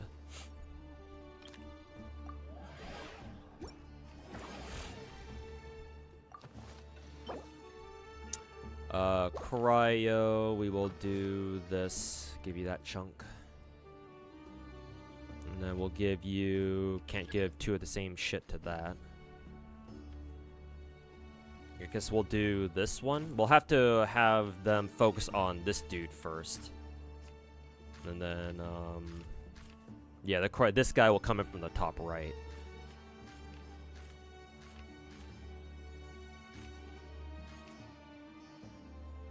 Let's see if, this shit... Well, we can fucking... do this. Hey, nice.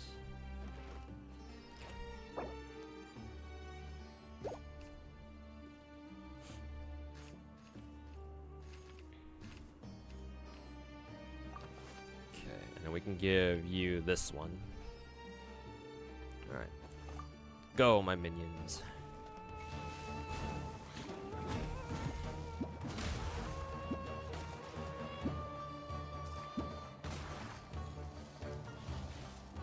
Actually, I sort of wonder if enemies can even like target the Animo slime when it's like in the air like this. I'm assuming they still can. That'd be a little bit too unfair if enemies couldn't hit them at all.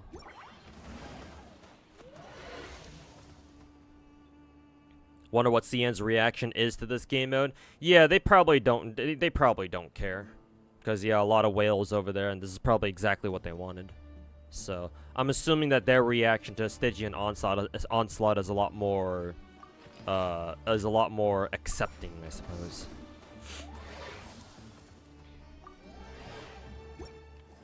Oh, we're going up against a fucking Ruin Guard. Nice.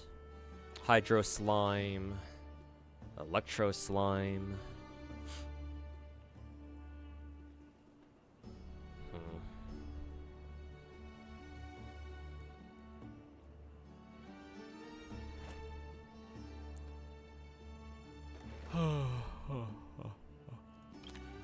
I guess we'll go with the Hydro Slime, I suppose. Nice. Large Cryo Slime. Maybe we should have picked up the Electro Slime too, now that I think about it. Oh well. Hydro Slime is ranged, okay.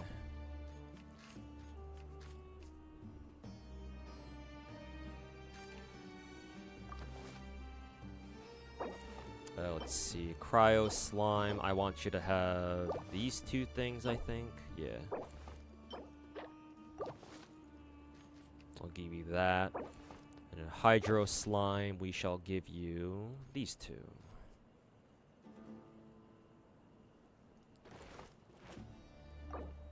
You still have usable battle equipment. Really? What? Why? Oh, slimes can take 3 pieces of gear? Really? What the fuck? I didn't know that. Huh, they can. What the fuck? When did that happen? Or, when was that a thing?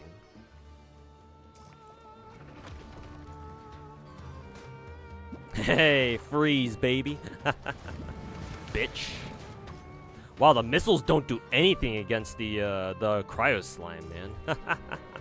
Get fucked, I guess.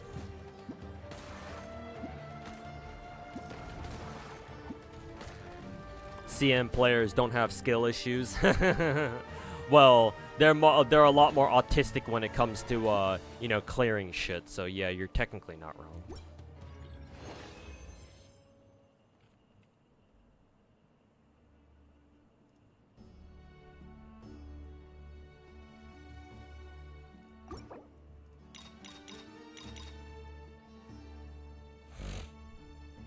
It took you 6 hours of attempts.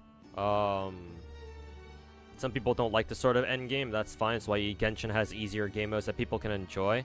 I mean, yes, but ideally, what I would like to say is that ideally, if you have to spend 6 hours grinding out one fucking game mode, I don't know about that one, man. Well, on its own, that's not bad, because especially it's like, well, yeah, if that's what you want to do, then sure, go for it. And all you get is a fucking dumb fucking weapon skin, I suppose. But, like, for me personally, I look at that and I'm just like, I don't know if that's what I want to do. Because, like, I'm already playing 15 different gacha games, so it's like, for a gacha game to demand that much time just for an optional game mode is like, well, at least it's optional, so I guess I don't have to subject myself to it, but still. Deployed companion pieces are different species? No, that's not quite it. All your companion pieces have their equipment capacity reduced by 1, but you can deploy 5 units. Ooh, that sounds pretty nice.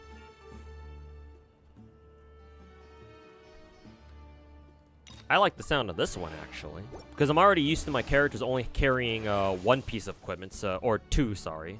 And I guess slimes carry 3 by default? Or something like that, or maybe it's like a what is it? Maybe it could be like a, I don't know. This event is fucking dog shit, so fuck you.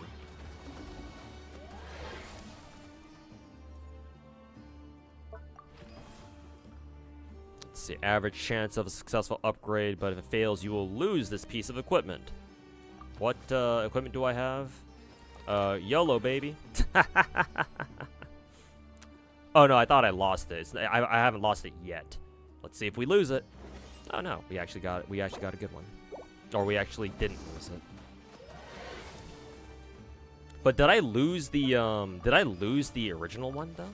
Yeah, it took away my fucking cryo gem. Fuck you. Well, at least he didn't take away my animo gem at least.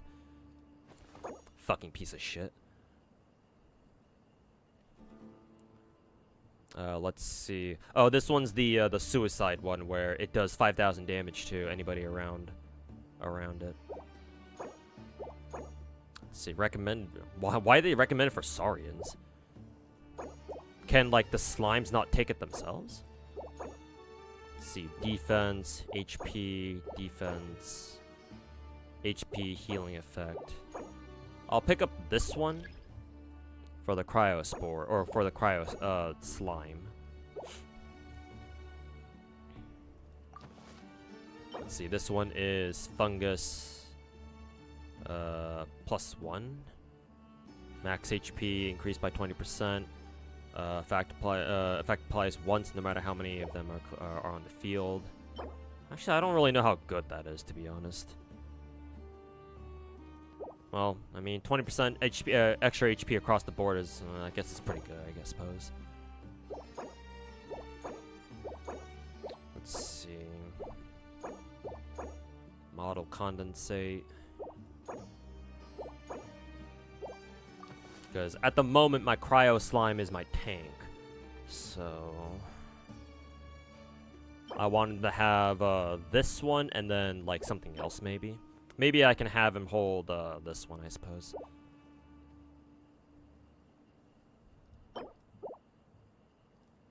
Yeah, I guess I won't buy anything here. Just keep my coins, I suppose. The outrage over nameplate makes total sense to you, though. To me, it still doesn't. Like, to me, the drama surrounding the nameplate shit and the weapon skin shit is basically the exact fucking same.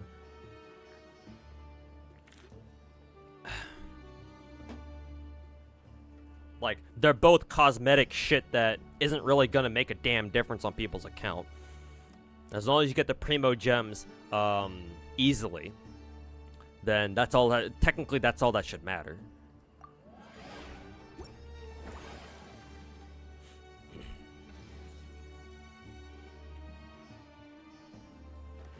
Let's see. Ooh, we have a pyro slime this time. Interesting. I wonder if we should buy the pyro slime. Sure, I guess. Just in case. Ooh, another animo slime. Nice. Ooh. Let's see. Oh yeah, that's right. We can throw in 5 slimes now. Ayy. Let's see. We'll have you face that way. And then, let's see. Yeah, so we'll have the, we'll do it like this. Have the cryo slime, or have the Lecter dude face the cryo slime when we surround him with all the other slimes. Let's see. Give him the 20%. Actually, we don't want you to have that anymore. Actually, hold up. Instead of having that on him, have this one on him, and then take the suicide gear. And then, let's see. This one has less attacks, so we'll give him the fungus thingy. And then attack, and then attack. Yeah, there we go. YOLO.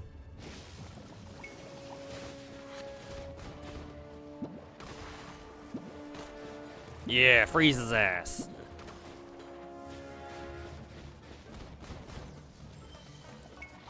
Oh god, he's got the same fucking bullshit, revive shit. Fuck you.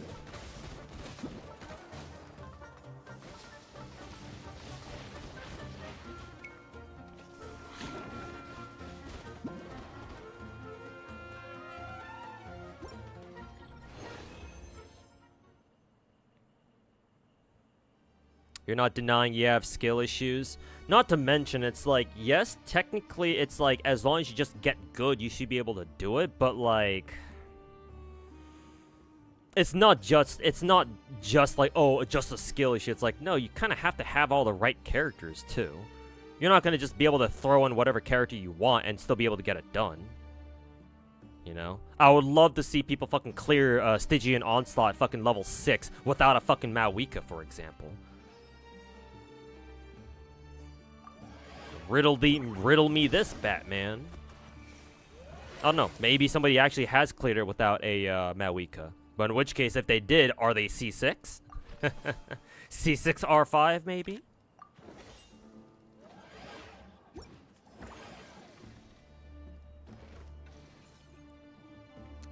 Let's see. Hydra Slime, Pyro Slime. Nice. 2-star Pyro Slime. Electro Slime. I kind of wonder if that's what I want. Not sure. Maybe later. Maybe. Nah, I think I'll just ignore the Electro Slime.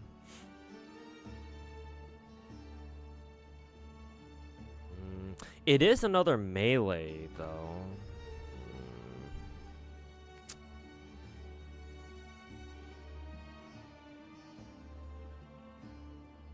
And I think if I have only one tank, I think Cryo Slime is gonna get fucking murdered. Or at least I'm pretty sure. I feel like it would be. But then again, he's got the suicide gear on him, so... Maybe we'll just go with this for now. Excuse me.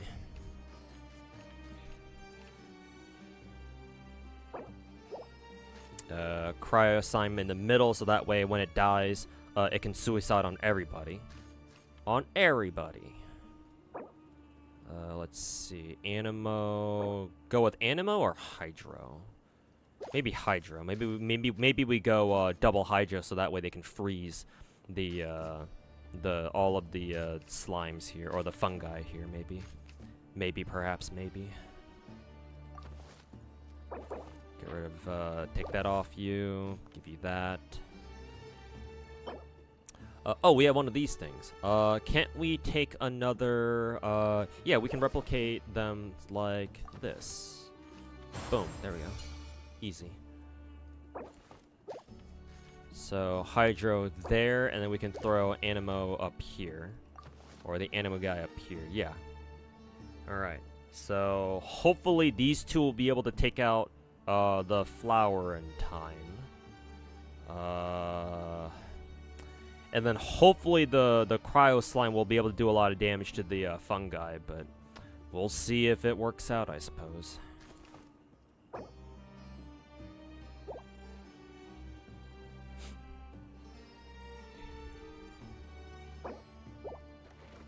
Oops, I didn't mean to fucking refresh that. Waste of a coin.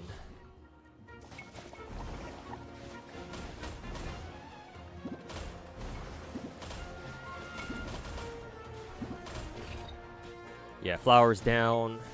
Cryo Slime is about to go down. Cryo Slime actually lasted for a lot longer than I thought it would. Yeah, hell yeah. Perfect. The fucking suicide gear killed like two of the fungi, I think. Excellent, perfect. What a fun guy. There are some Chinese players who finished SO so yeah, I'm aware that there's been people who've been able to clear with like C0R1. So it's possible. It's just, do I want to fucking spend that much time and effort trying to fucking do that? No, probably not. I have other gacha games to play. Like, I love Genshin, but like, you know, I kind of need time to play other gacha games too. Like, maybe if I'm so motivated, maybe I will try to go back and clear Div 6, level 6 Stygian, but not exactly motivated to. After I've seen, after I've tried fighting, what, level 6 Tulpa for myself, that dude, that bitch has a lot of HP, man.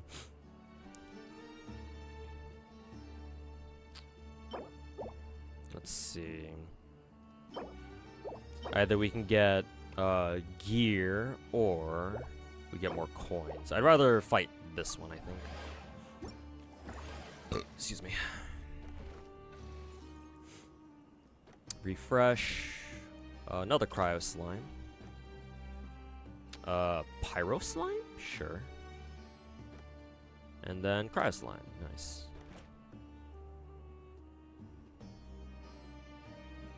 We'll just have these guys in as backup, I guess.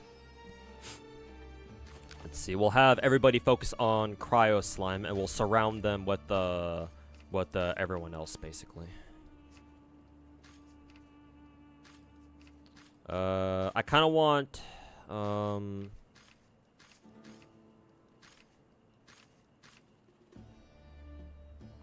yeah. These two slimes are kind of close. I don't know how I feel about putting those two up there, but let's see.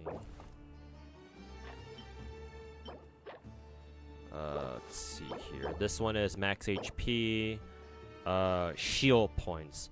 I wonder if the shield points would be better than the max HP.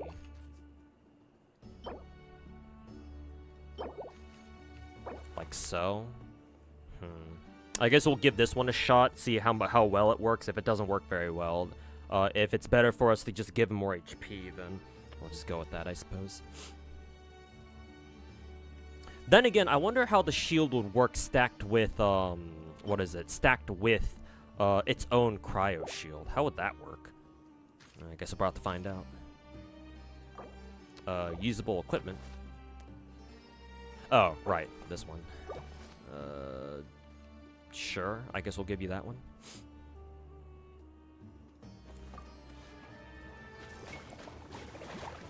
Have you seen Chuhua's nurse skin? Oh, Captain China?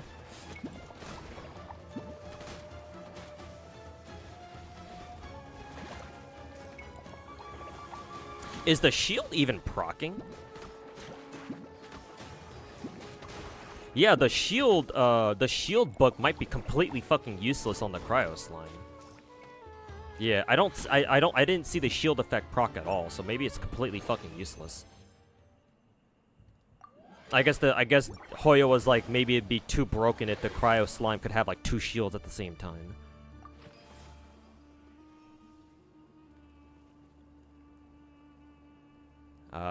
Ooh, this one might be a tough fight. Average chance to recover HP, but there's also a chance that you'll lose some. I guess we'll take the fight, I suppose.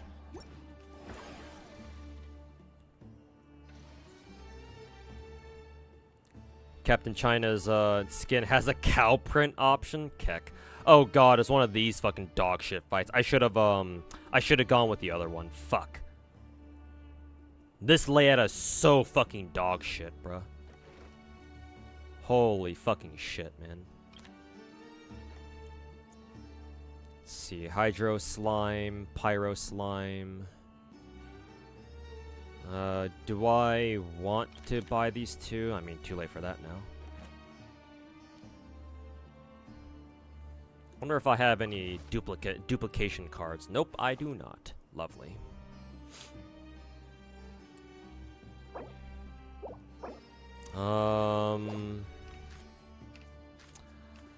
Well, this shit is fucking dog shit.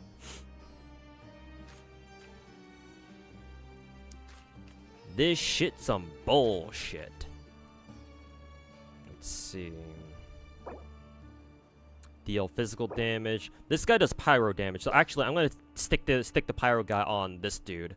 So that way the pyro, the Molotov guy doesn't do shit against the pyro guy. Yeah, the Saurus dude against that one.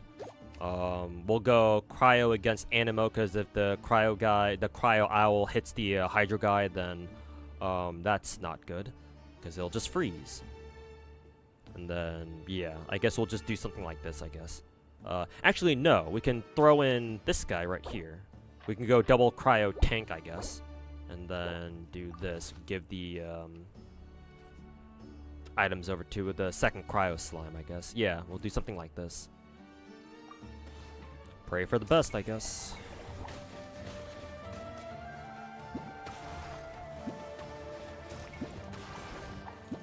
Yeah. Perfect. Fuck you guys. Yeah, the cryo owls didn't do shit. Molotov guy didn't do shit either. And even the hydro guy was able to CC the knife thrower on the bottom left. Yeah, fuck you. Get fucked.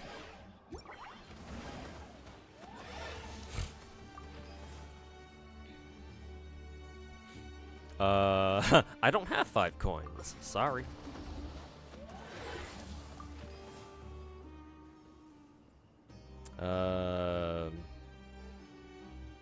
Yeah, I don't have these. Man, this would be really nice to buy right now. Let's see. Ooh, percentage-based increases? Damn, that's pretty good. Ooh. But I don't know. I'm actually liking a lot of the items that I have here. I have to sell like 2 fucking items too. I don't really want to do that. So I would love to pick up this one, but or even this one. Jesus, 30%. Jeez, and they're on discount too. Shit. Sucks being poor.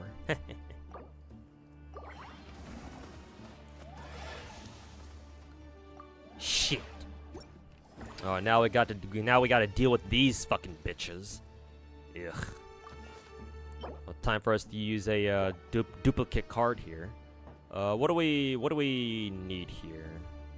What do we need a duplicate of? These guys. Oh god, they have so much fucking stats, bruh. Healing has an advantage? What kind of units even fucking heal in this game? Because, like, none of the slimes heal, I think. None of the Saurian warriors heal. None of the Saurian dinosaurs heal either. Is, like, the only healing you get from, like, fungi? Because I know for a fact that there are some fungi that heal. Like, I think the Hydra one. Does the Hydra one heal? It's either the Hydra one or the Animo one. Yeah, this is gonna fucking suck dick, man. Maybe we gotta run double cryo tank is kind of what I'm thinking. So I will use it on the cryo guy. Yeah, I think we run double cryo tank. So maybe something like this. Do the guys not like target anyone in particular? I have no idea who they're going to aggro onto, is the problem. Excuse me. I don't want to put them, like, right next to each other either, so...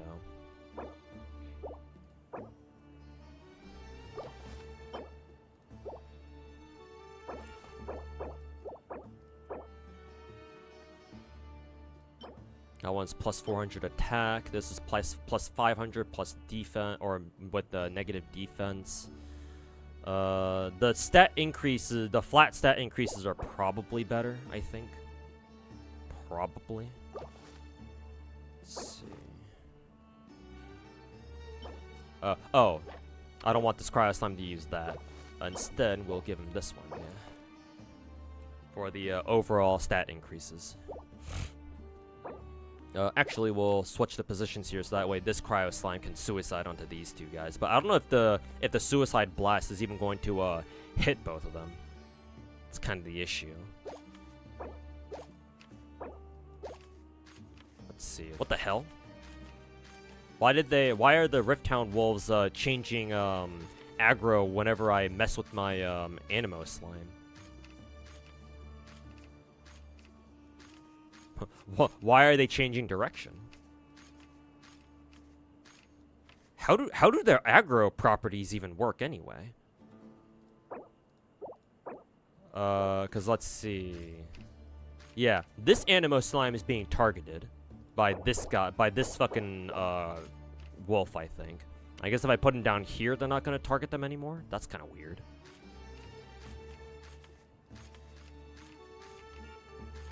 Or maybe even down here, I guess they're no longer being targeted. What the hell? How the fuck does this make any sense?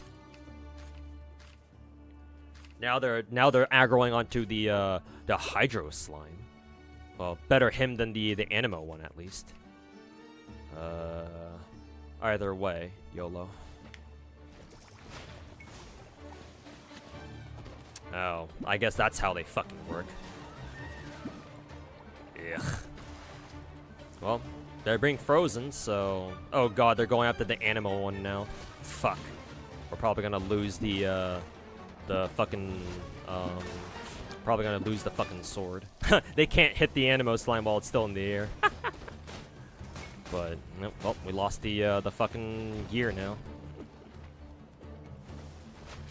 Wolves target the weakest link. Yeah.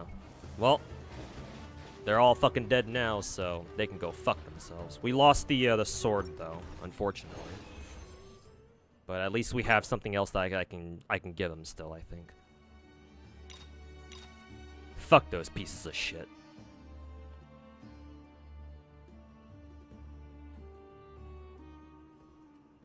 Receive interest. Sure, more coins is always nice.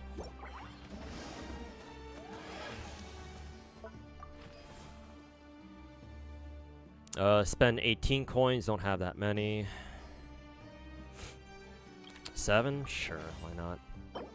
This one is, during battle, after defeating opponents, immediately restore? I don't know how good that's gonna be, to be honest. We got another one of those, tyrant things, I guess. Excuse me.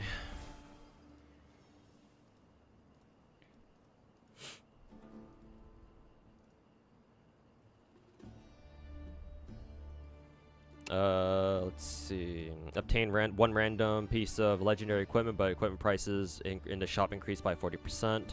Blah blah blah. I'd rather spend my shit on actual slime, so I think I want to take this one right here. What's that bow?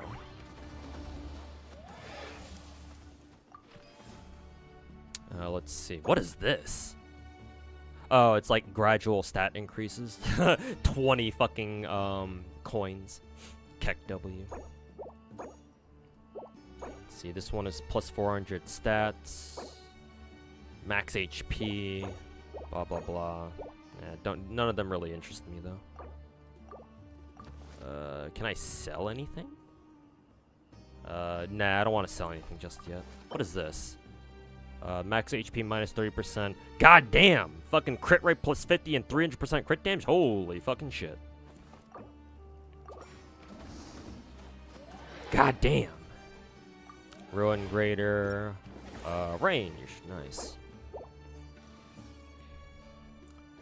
Let's see if we can buy some slimes here. Oh right, we need to reuse the duplicate card here. Who do we want to duplicate?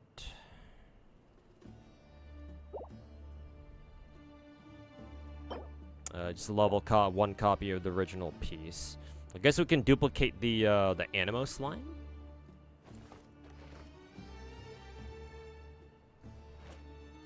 Yeah, we'll duplicate the Animo slime first. Make some room.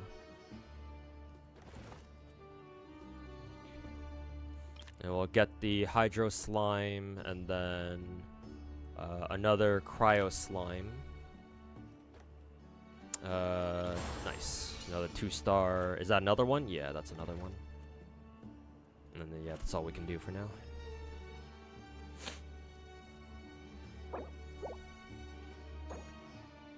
Let's see. Oh, I need the fucking Electro slime to get the 5-piece combo. Ugh. That's why they needed to. That's why I wasn't getting the 5 slime bonus. Fuck you.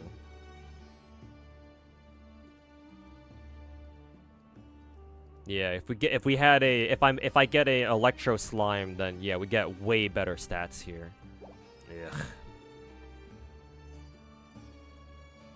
Fucking bullshit, bro.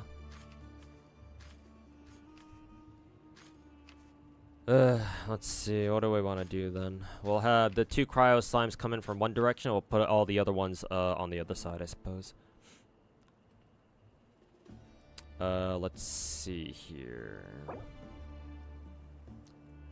Let's see, 2 cryo, 1 animo, and then we'll run double hydro, because we have double hydro 2 stars. We'll take out the pyro one, because I just want to keep fucking freeze locking this bitch. And then we'll have the Animo guy come in from the side as well. Let's see here.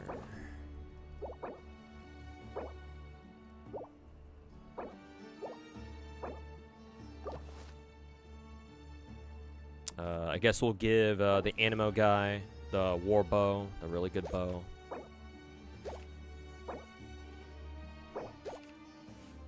And then, let's see. We'll have to run the 20% HP one for everybody. And then... What do I want to give? Plus 12% attack or flat attack? 1422, 1593, 1922. Okay, yeah, this is probably better. Or not probably, it is better.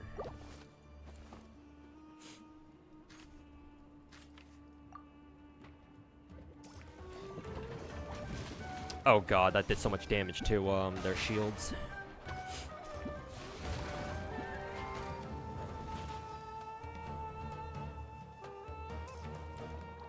Huh, the fucking the shield that this cryo slime has on from its book is actually coming in handy now. Yeah, fuck you, bitch. Get frozen.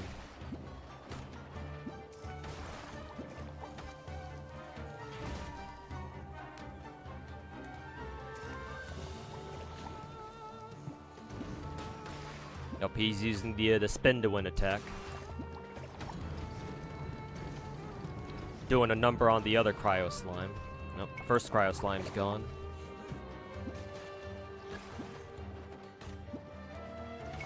Your pieces will continually lose HP. Lovely. And the enemy character, the enemies don't. Fucking dog shit, man. So this is most likely a fucking loss. Yep. Fucking dog shit, bruh. Oh, we're gonna punish you because you're taking too fucking long. Fuck you, MiHoYo.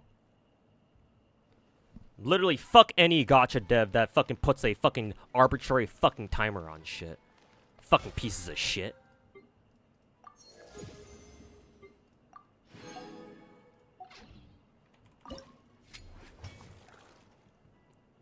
Dog shit ass mechanic.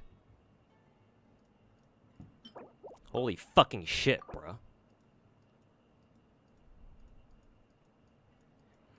And I still haven't cleared fucking Act 3. What a fucking joke.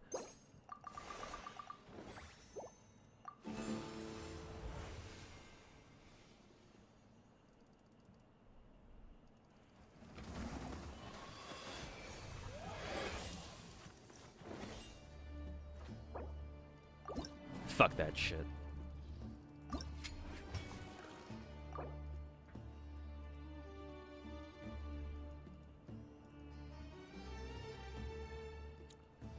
Let's see, I've almost gotten everything for the forest side of things, and this is the fucking desert side of things. Chinese gacha devs make content without a timer, impossible edition? Yeah, I know, right? The one exception would be Hypergriff for Arknights, because Arknights never puts a timer on you. Well, some game modes do, but for standard battles, you never get it. They never put a timer on your ass.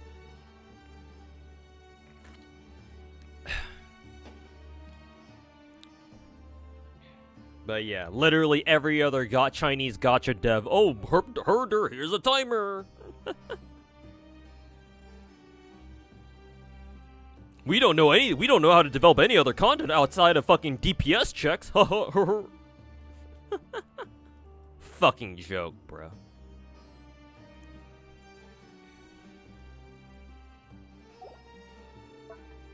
Ugh. Time to do the fucking desert again, I guess.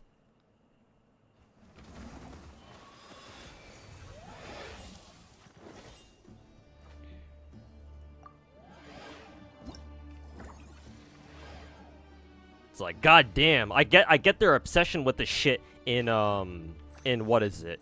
In like endgame modes and shit, but like why the fuck do we have to deal with a fucking timer in event mini games? Like holy fucking shit, bro.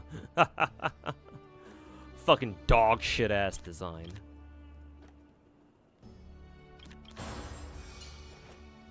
Like, at the risk of sounding like Lakari, it's like, holy fuck, dude. Like, actually fucking dog shit design.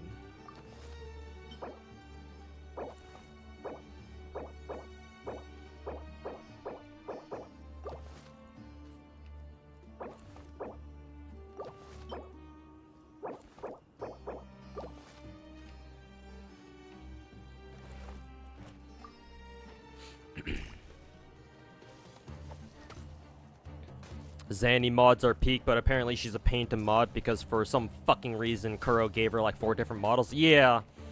Yeah. Back when people started making mods for Zanny, I remember reading that for some reason it was really hard to mod her. Because like Kuro just made her model like super fucking complicated for some reason. Because like her regular form and her ulted form are technically two different versions of her. So it's like, what the fuck?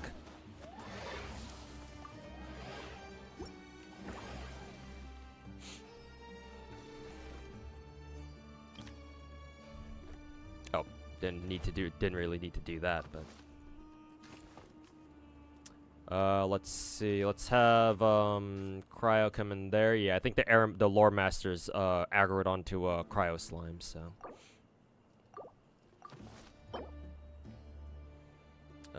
defense. I guess I'll just give that one to you.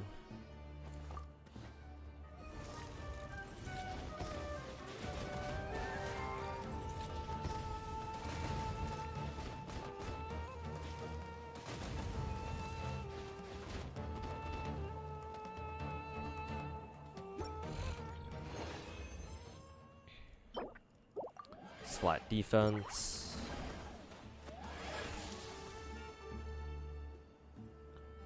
Let's see. I'll settle for the less coin rewards if this fight is easier.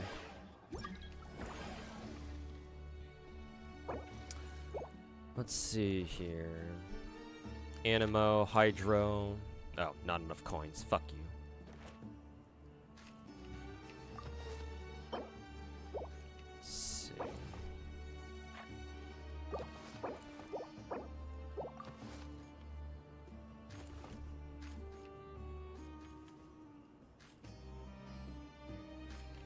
I guess we can do something like this.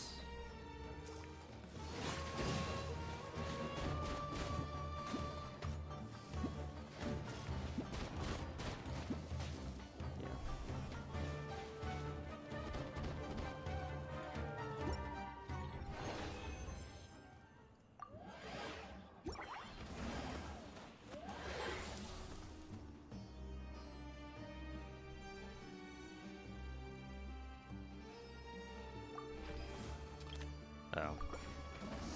We got the fucking cursed blade again.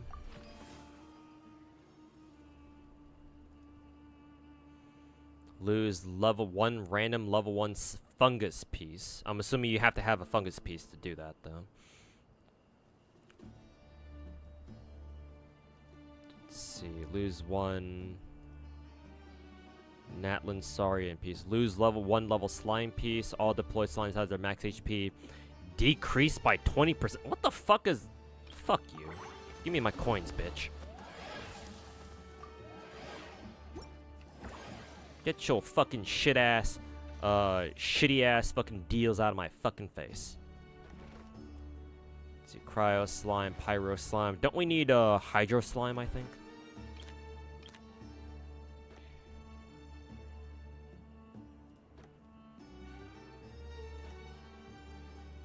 Here's Animo slime.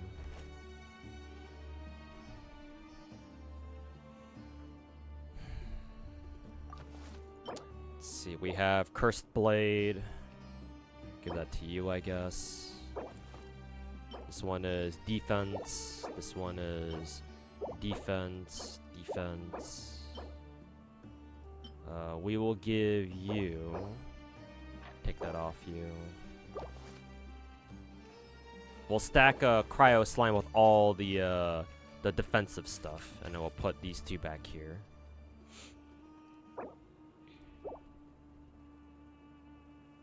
Sure, yeah. Alice skin is peak, but mods will make it even better.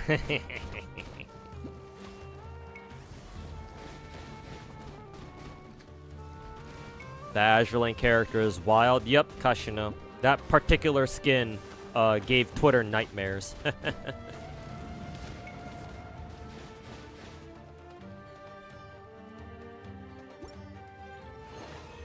But yes, that character is well known for being for having some of the biggest tits in the game, if not like the biggest.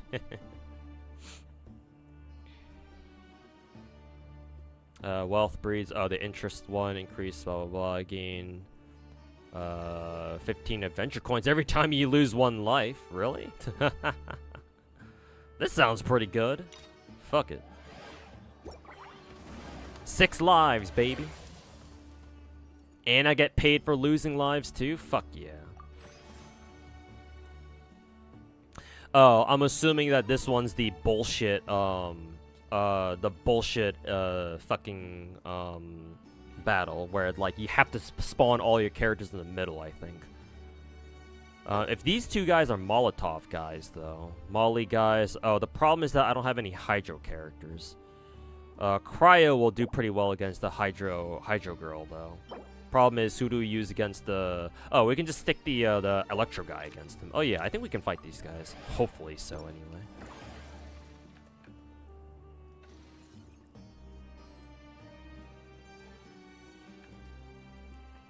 Yeah, it's this fucking dog shit ass layout. But yeah, this guy won't be able to do shit against the Electro Slime, so Electro Slime is perfect against him. Let's see... Maybe we'll have to take out Animo Slime, but we'll have to sick, yeah, Pyro Slime against Pyro Slime. And then, yeah, I guess we can have the Cryo guy take care of that guy. But, yeah, maybe like this. Yeah.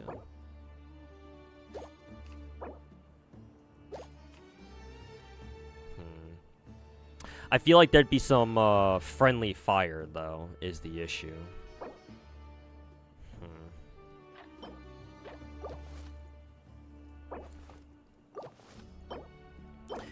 There may be some friendly or not friendly fire. There might be some splash damage from the Eremite though, so I'm not sure how this is gonna work out.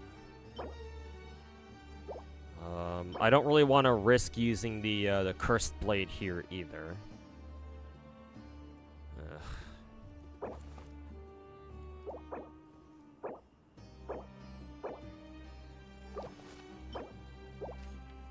Give you that, and then we'll give the 20% HP one to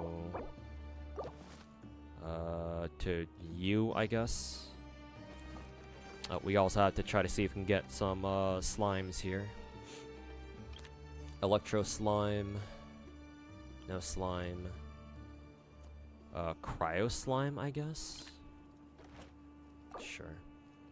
You still have usable oh, yeah, I don't want to use that, so... YOLO, I guess. Oh god, the Cryo, the Hydro Eremite was able to do a ton of fucking damage to its shield. It's Cryo. Why the fuck does it do so much damage? Well, now it's not doing so much damage anymore. Fuck you.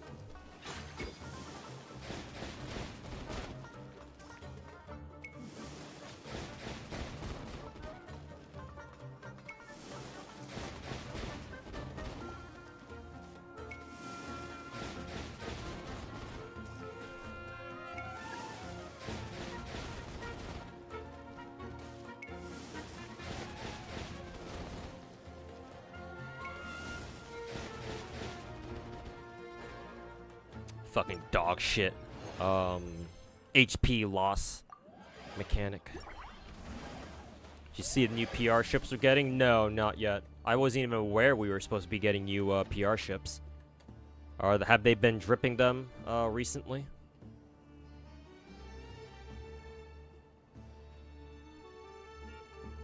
Yeah, it looks like they have been.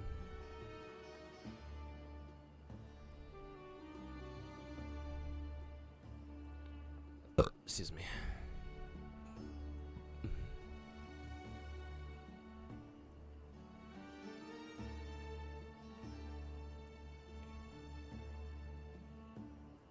I'm looking at the Azure Lane tweet showing off their official cosplayers. Why is the Prince Eugen cosplayer cosplaying as Lamalin? That's not Prince Eugen.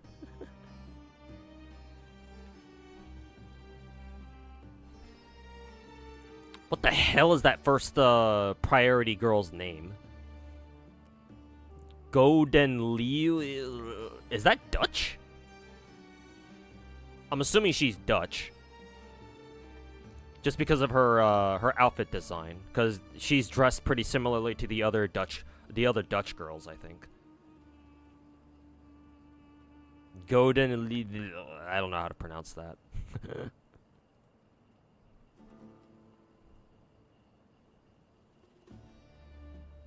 Oh, she's called Golden Lion in English. That's probably what I'm just gonna call her in English then.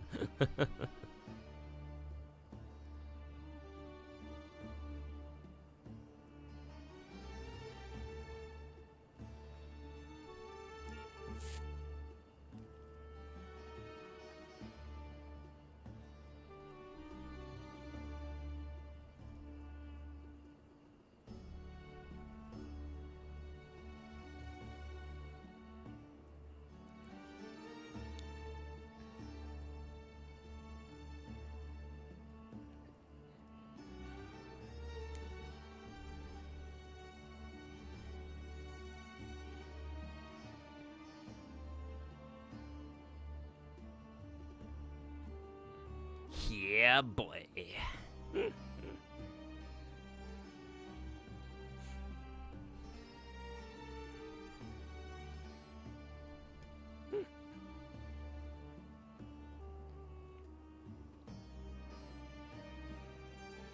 Yeah, boy. We're getting another Rusky priority. Dmitri. Donskoy. Dmitri.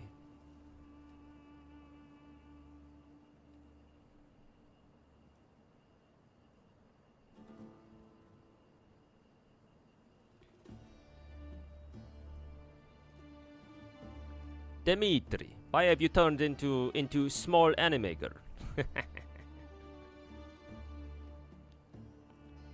Kansas. She gives off Kearsarge vibes. Maybe they're I mean they're both battleships, so. Actually, are they both battleships? I'm pretty sure they are. Well, Kearsarge was a fucking aviation battleship. Kansas is just a regular battleship. Maybe they're related somehow. They certainly look like they have the same clothing style.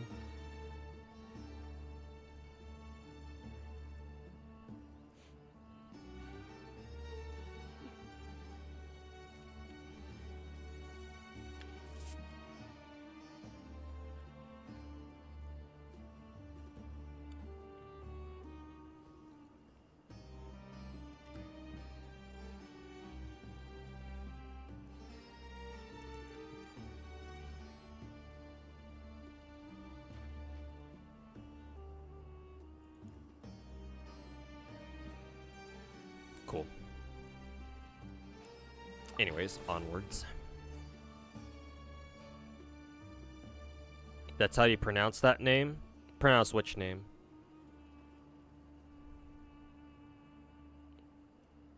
Oh, Prince. Yeah, apparently the proper pronunciation of that Prince's name is Prince Eugen. The EU is supposed to be pronounced Oi. So you say it as Prince Eugen. But if you say it fast, obviously it comes out as Prince Eugen. Yeah, initially that's why I called her in the beginning too, Prince Eugen, but no, it's actually Prince Eugen apparently. Yeah, German pronunciation. I'm assuming.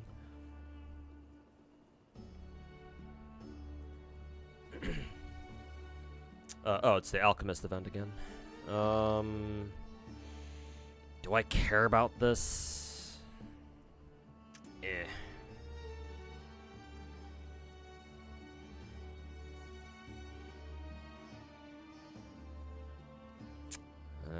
Hydro damage, cryo damage, pyro damage, pyro damage maybe? fuck it. Golden Lion can legit get it. I see you too enjoy thick mommy elf girls. When HP is above 80%. Oh, this one's pretty good, I think.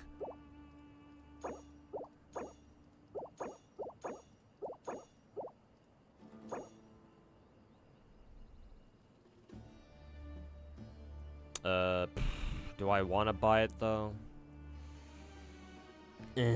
Sure, why not?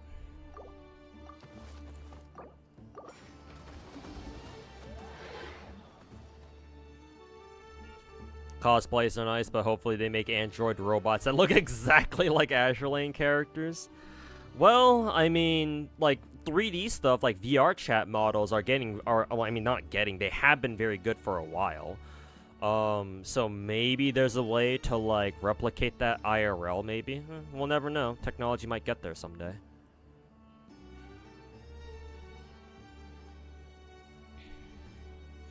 Maybe one day. Though honestly, I wouldn't be surprised if people figure out how to do like a deep dive virtual reality, like kind of like the shit you see in like SAO and shit, and like other like, you know, like virtual reality like animes or shows, or like, you know, you plug your brain directly into like the fucking internet or something. Honestly, that might happen sooner, or well, it'd be obviously better in quotes, but not sure. It might be better in quotes, I suppose. Electro Lecter against Electro Slime. So, good luck, my good sir.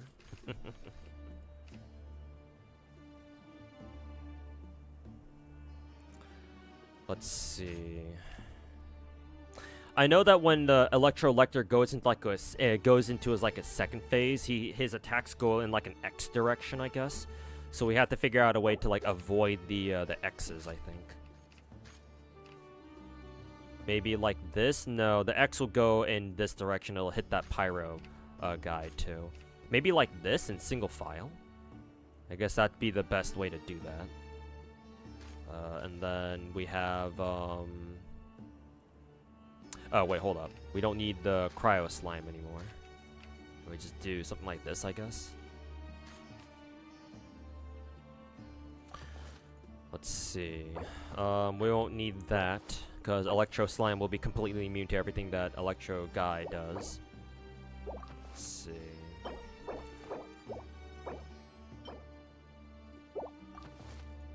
Give you that.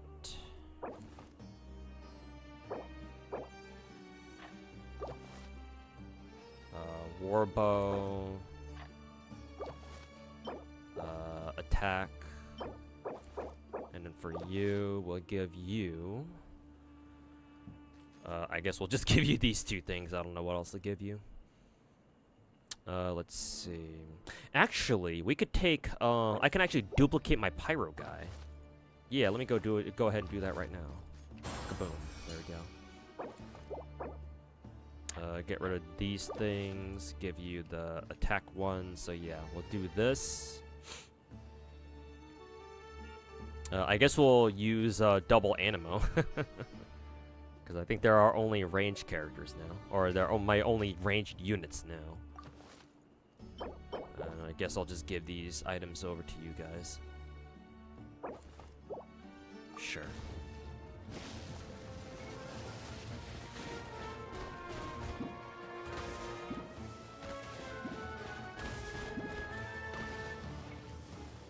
I guess my only concern is if, what is it? We run out of time for trying to kill this motherfucker. Ugh, and a Pyro Slime, and a Pyro guy got hit by his, like, AoE explosion, I think. Yeah, he got hit again, so that sucks. At least the X attack didn't hit the Pyro Slime though.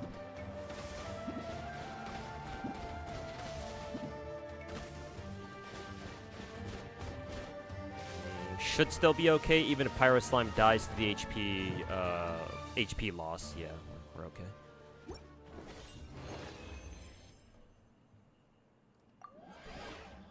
What game is this? Genshin. It's the major event going on right now. It's like a roguelike auto battler type shit. Oh god, it's fucking this piece of shit fucking event again. Fucking hell, I fucking hate this piece of shit. Hey, double cryo.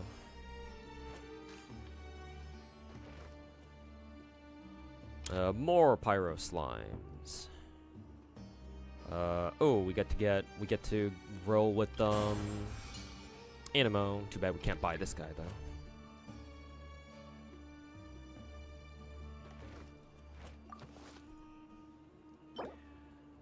Perfectly replicate. Oh, we can copy a 2-star one. Ooh, perfect. We get to do this. A 3-star. Fuck yeah, baby. And we get to use this one to do that. Yes, sir. Yes, sir. Let's see here.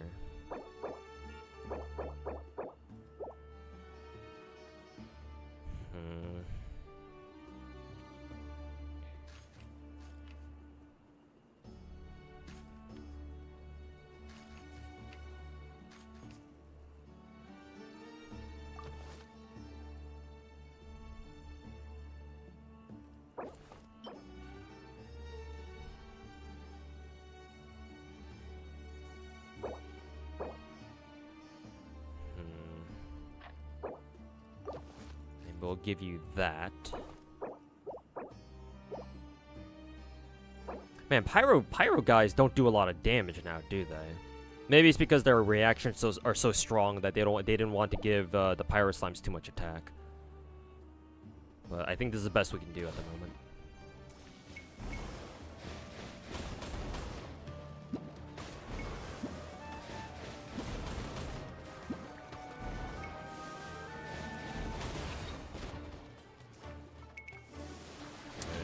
Cryo Slime's gonna die before it kills any of the fun guy, and here they come. We're about to get butt fucked.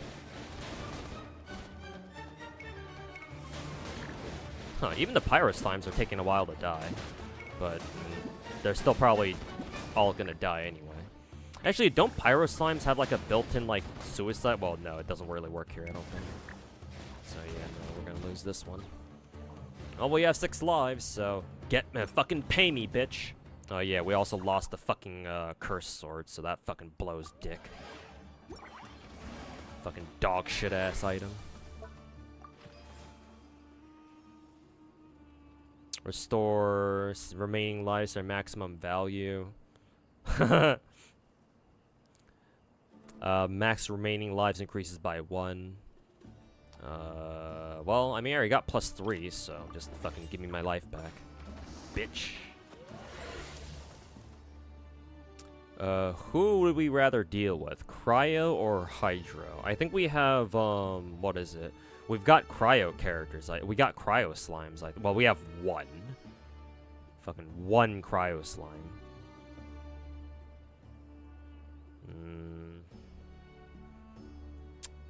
Maybe we go for these guys?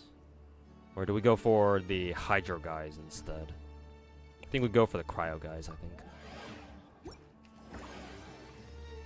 Let's see. Oh god, they're positioned like on both sides of the fucking map. Jesus. Ugh. I think Cryo is strong against Electro, if I recall correctly, so that shit is fucking bullshit.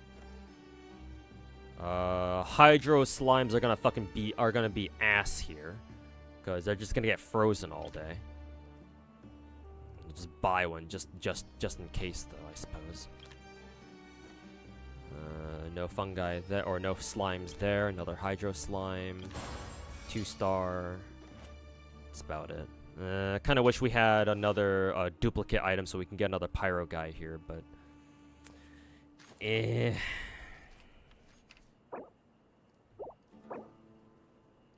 this guy is fucking strong.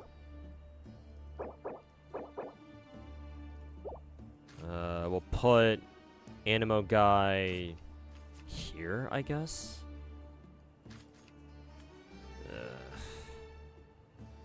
God, this shit fucking blows dick, dude. I think this is another fucking auto loss, to be honest, but I think the only chance that we have of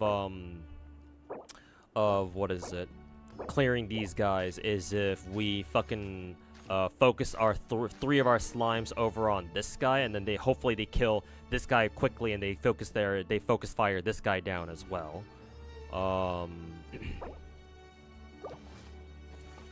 And then they turn around to help out the cryo slime with these two guys. The cryo slime shouldn't do anything to each other, but the fungi might. But I don't know how much damage the cryo fungi is gonna do. Let's see. We'll have this pyro slime draw aggro, and we'll have these guys all focus. What is it? This guy over here. I think that's the best chance that I've got. Oh god, the pyro slime is going after the fucking cryo fungi on top right. Fuck. Well, this run is fucking cooked.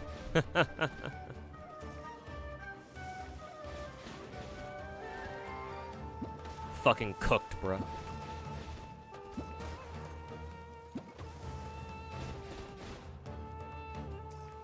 Yeah, and the pyro slime is single target, not AoE, so yeah. Rip. Game's over.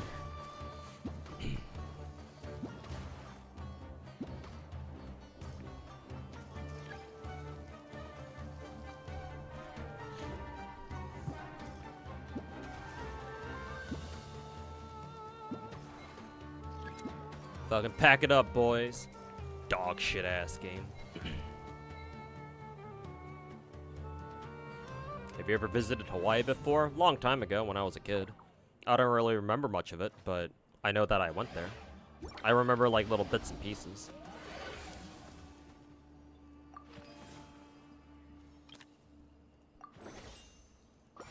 More coins. No Geo Slimes. No Geo Slimes. I don't know how good that is. I'll buy this, and then I'll buy this thingy.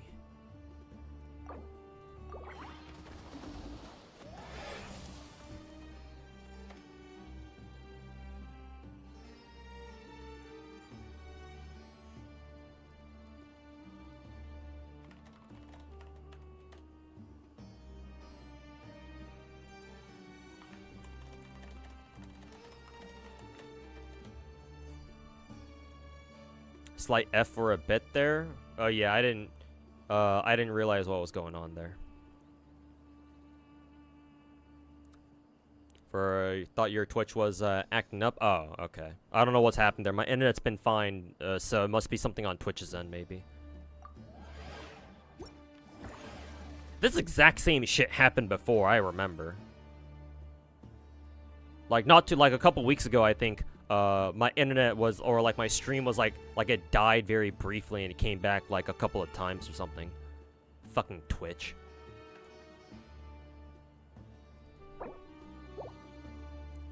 Still see me? Okay. Yeah, it must be Twitch then, because I guess my YouTube side of things is still alright. Oh fuck, this is the fucking, the Wolfhound, the fucking bullshit Wolfhound shit. Yeah, they are going after the weakest character that I've got. Fuck these assholes, bruh. Fucking piece of shit. Let's see. Can I get a Pyro Slime, please? Thank you. Can I get a...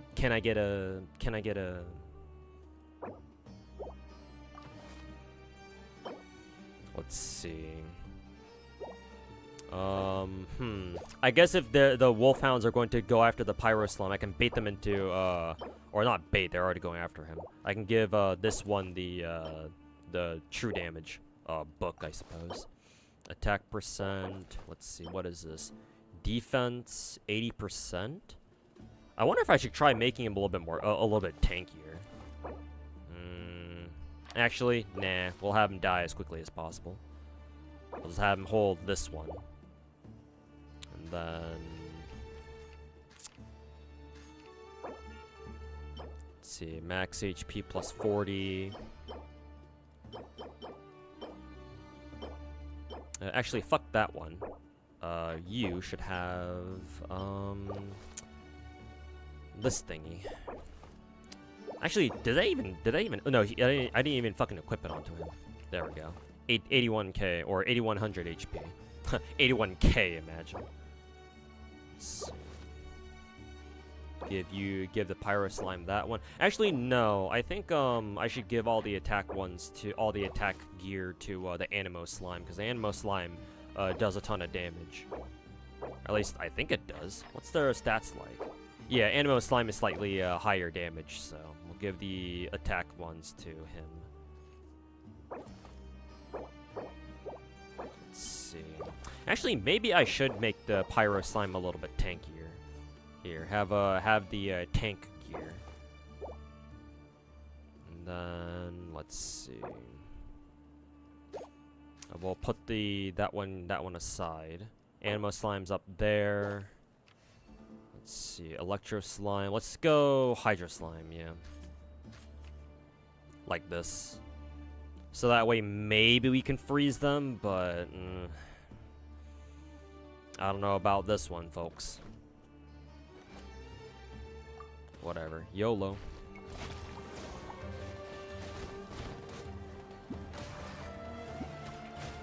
Your stream restarted? Yeah, I don't know what happened there. I didn't do anything. So. No fucking clue. Oh god, why is the Hydro Slime getting attacked too? But hey, the true damage thingy worked perfectly. Fuck you. Yeah, I'm assuming it was something on Twitch's end. I didn't do shit. Companion pieces with only one piece of equipment will deal 75% more damage. That's rather specific.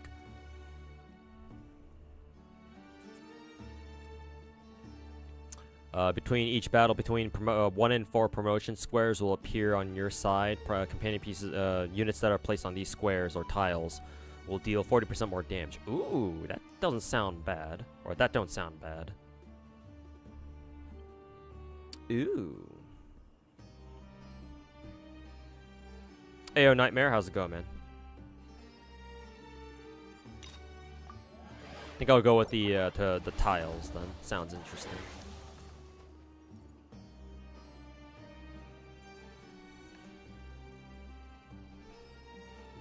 I even got an email from my restream thingy saying that, oh, your stream ended.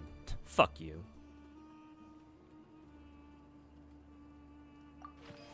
What is this? Solo challenge against a low-level opponent. Yeah, let's just go for... Actually, let's go for a mid-level opponent.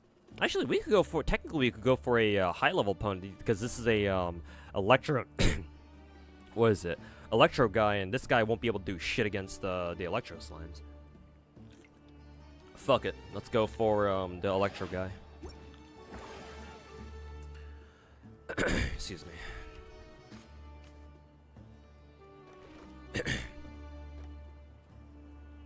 No slimes, no slimes, no slimes, no slimes, no slimes, no slimes. Here we go.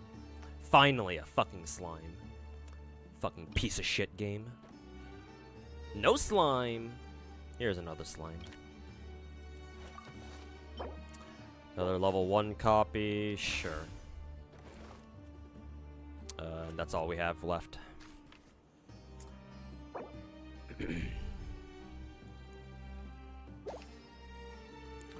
So we'll have him there.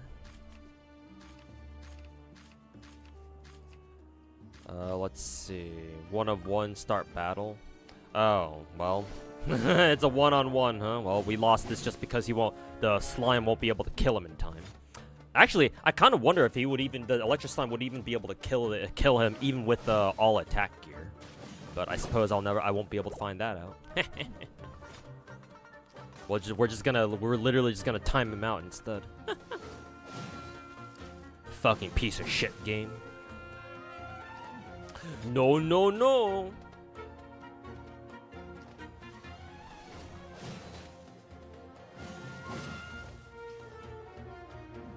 No, no, no. You took too long.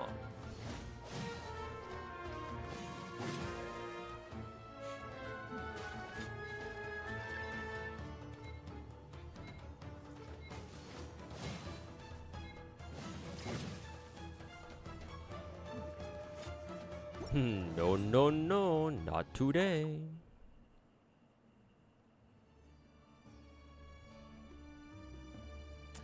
Fucking dog shit ass game. Excuse me.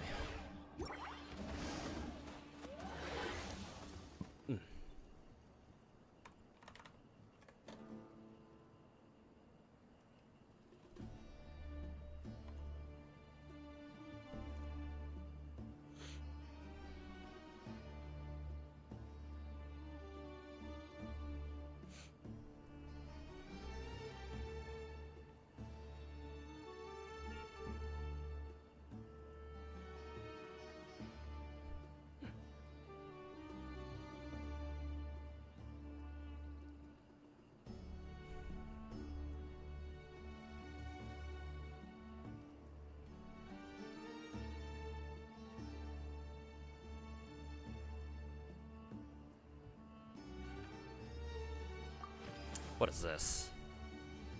Oh, some Deshret, piece of shit? Yeah, fuck you. Go fuck yourself. They should have made a timer cause the stage to have DOT environment like Arknight's auto chess. If it affects everything, then maybe. Not just your units, but also the enemies too, just to make it fair. But no, it's in this game mode, it's just for your units, so it's like literally go fuck yourself. One attack defense percent, defense increased by 30%. I guess this isn't too bad. Guess we can buy that. Give it to Cryo Slime, I think.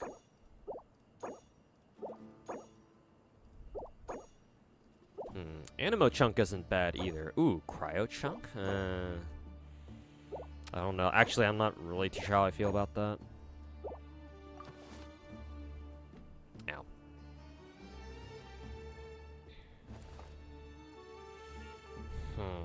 Do I want to buy Cryo Chunk or do I want to buy the Metal Whistle? I think I'd rather go with the Metal Whistle. I can buy both, actually. Fuck it, why not? Maybe a terrible fucking decision, but whatever. Oh, cool. Ruin Grader fight. Lovely. Cool. Fucking Ruin Grader fight. Let's see. What kind of tank items do we have for this guy?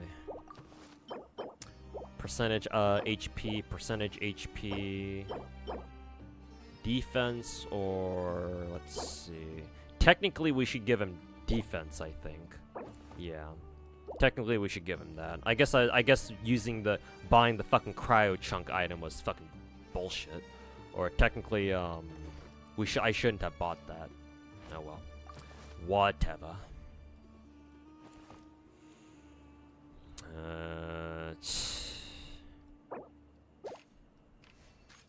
Let's see. Put you there. Let's see. Actually, instead of this, I'm actually gonna, instead of the defense one, I'm actually gonna give the cryo guy this book, the suicide book. There we go. And then, other than that, let's see.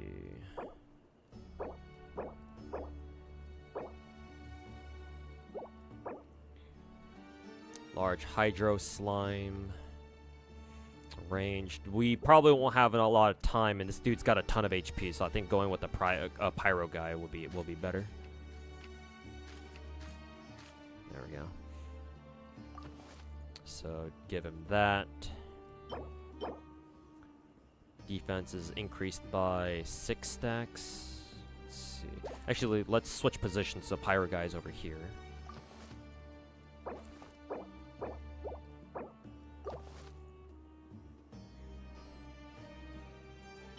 can't use that one. Defense, defense, defense. Defense. I guess we'll just go double cryo, I suppose.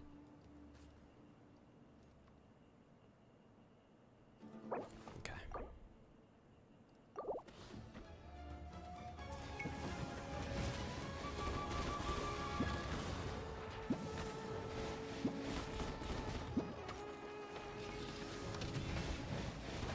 They do so little fucking damage. Woohoo!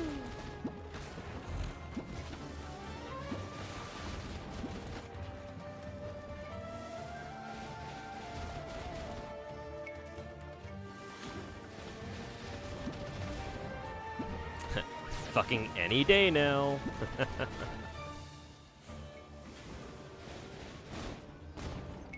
Oh, nice. This will trigger the suicide bomb. There we go. Hey, fuck you.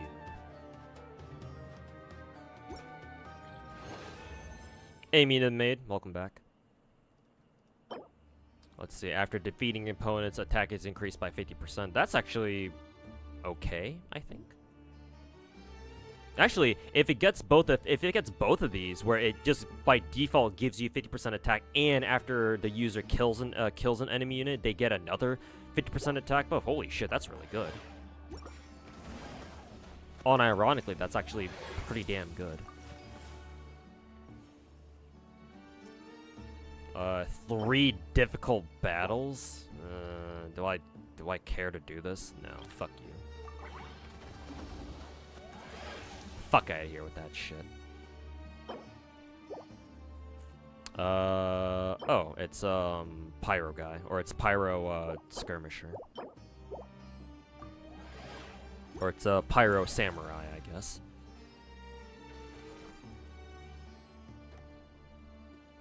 Let's see, Animo Slime. Actually, can't I? No, I have to beat these guys in order to get that duplication card, I think. So that's gonna fucking suck dick. I'm also running out of space here, so that's fucking awful.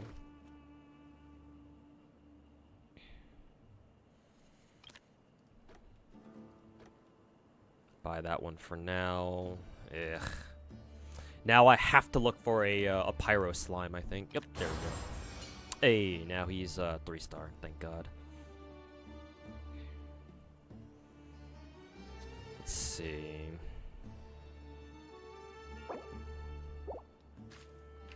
I will actually put these two like this. And then we'll have, let's see.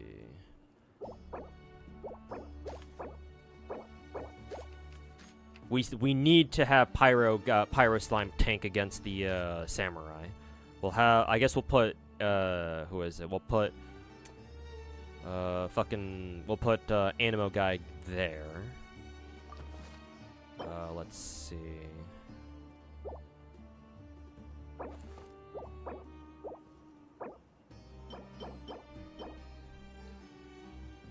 When HP is above 80%, blah blah blah. We'll get rid of this and we'll give Animo Slime the sword. There we go. And then besides that,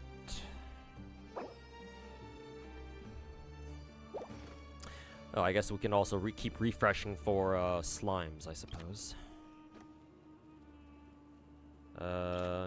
Double Animo Slime, because why the fuck not? And I guess we can go. We can have a double 2-star Electro Slime, I guess.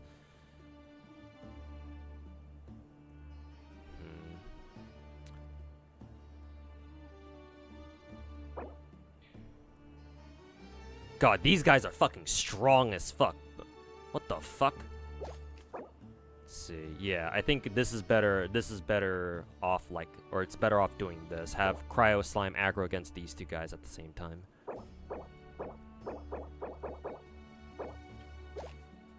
And then maybe Pyro Slime up there, or what is it? Hydro Slime up here so you can freeze one of them at least.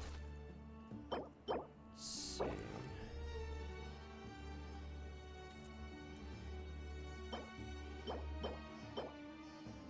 Take that off you. We'll give you the cryo slime damage thingy. And then for hydro slime, I guess we'll just give him the rest of the items, I suppose.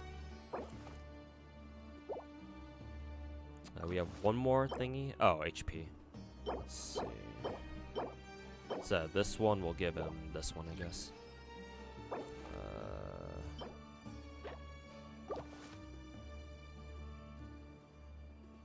I think everyone's carrying items, right? Yeah.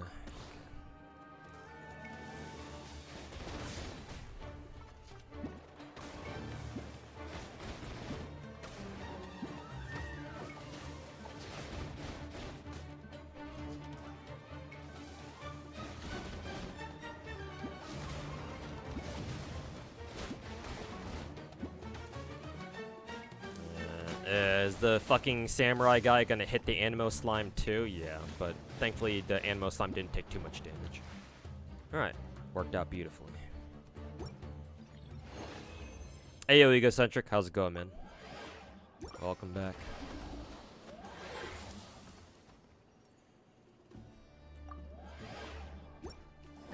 Deadly Skirmish, oh boy. Gotta go up against these guys. Holy fucking shit, how much HP do they fucking have, bruh?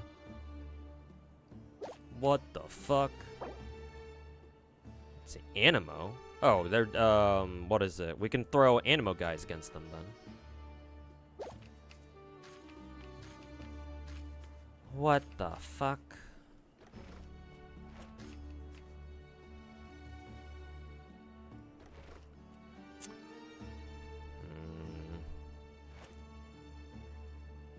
I kind of don't want to buy 2 Hydro Slime. Actually, I can use. We have 2 of these things actually.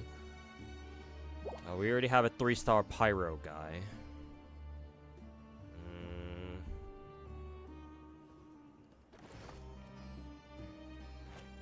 I kind of want to try to re-roll for a an Animo Slime first.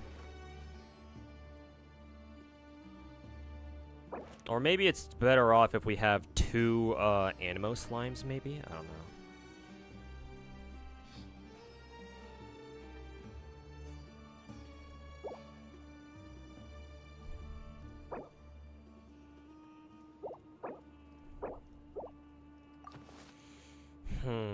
I wonder what I should do.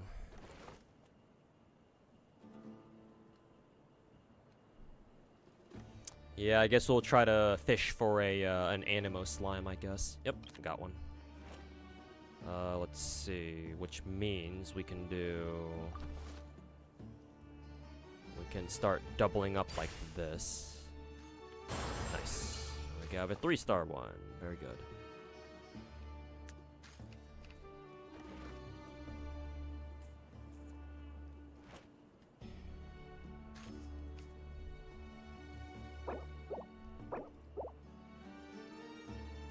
Then let's see. I suppose we're closest to getting a 3-star Electro Slime too. So maybe I should focus on trying to fish for Electro Slime. Yep, like that. There we go.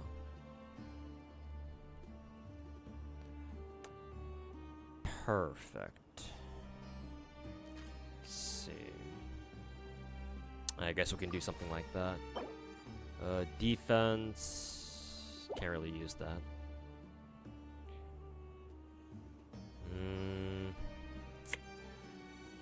I really want both these guys to focus fire the cryo guy, so that way what is it? So that way both of them get hit by the 35% bomb, but I don't know if that's gonna work out like that. I guess we'll find out.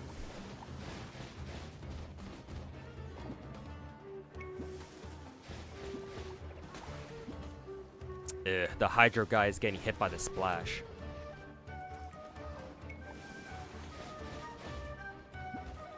Oh, and he's getting sucked in too. That's fucking bullshit. At least Pyro guy is doing quite a bit of damage along with the Animo guy. There we go. One's down, but will we have enough time to kill the other one? Let's see. Maybe, hopefully, with the 35% bomb. There we go. Yeah. If they can stop missing their fucking shots, maybe that'd be nice.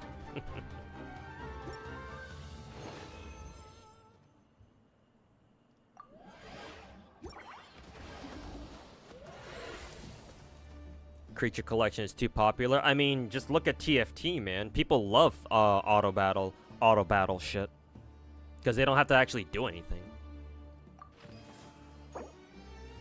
When attacking, there's a 6% chance to trigger additional true damage. Shit, man, that sounds really good. Electro damage chunk. Ooh, here's the warbow that I had last turn. Do I want warbow or do I want this one? I think I prefer what, warbow. Let's go with that.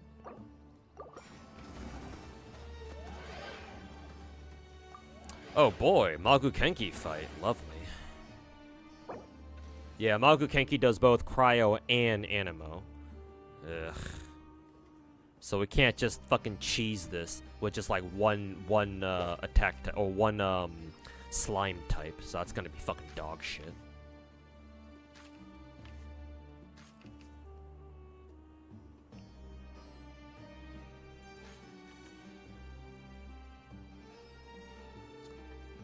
Well, let's see here. What can we do? Don't need a defense on that motherfucker. Let's see.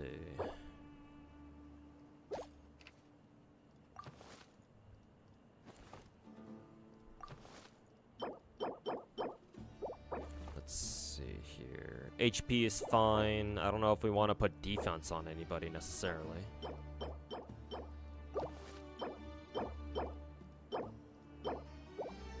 Because we do need to keep at least a good amount of DPS on us too. Can't fucking buy anything, so YOLO.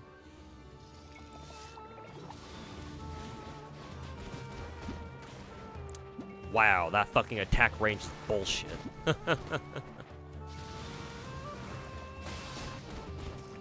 Why the fuck can this bitch attack everybody, man? At least all of it, not all of his attacks hit everybody on the field, but still, that's some fucking bullshit, bro. Oh, now he's going after my pyro slime. Oh. Still able to kill him, so fuck you, I guess.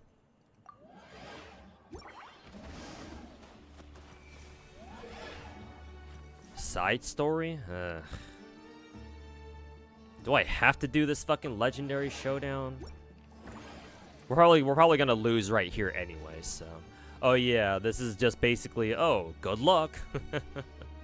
See how far you get, I guess. Electro, Hydro, Pyro. Double Pyro, Electro, Hydro.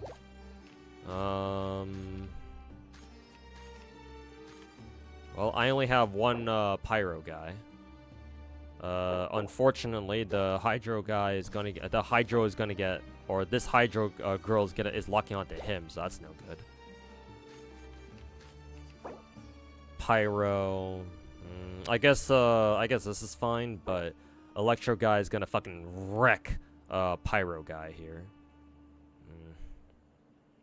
Whatever, YOLO. I think I'm pretty sure I'm done with the main game anyway, so whatever. Well, Pyro Slime is doing really good damage. What the fuck?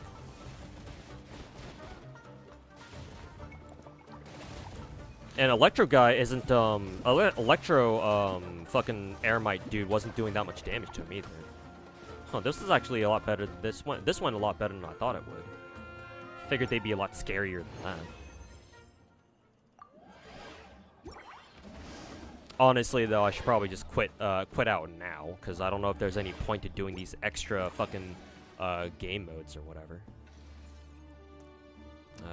Oh, cool. Ruin Guard and fucking, Ruin Greater. Fucking lovely. Fucking piece of shit.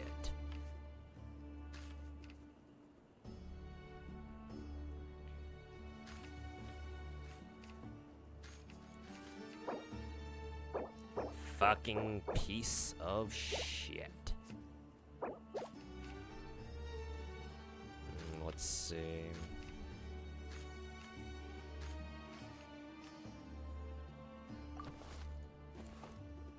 Sure. Good luck.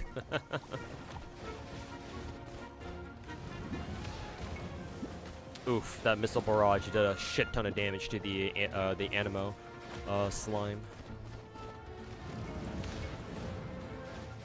Oh wow, surprisingly Anemo slime survived the second rocket salvo.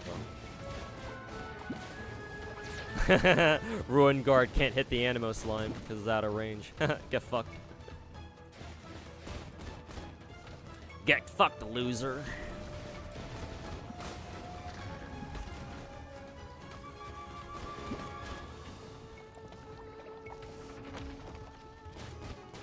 Cryo Slime's already dead. I was hoping that the Cryo Slime would also hit the Ruin Guard too, but that looks like that's not gonna happen.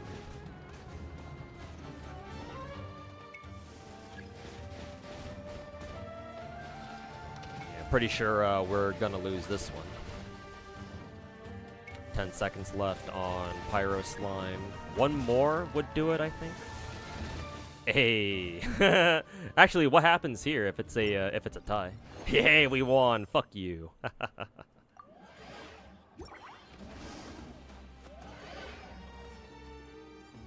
Gonna crash out. Gonna crash later, pretty soon. No clue when FGI anniversary. It's tomorrow, Kenny. The what is it? The panel is tomorrow on Saturday.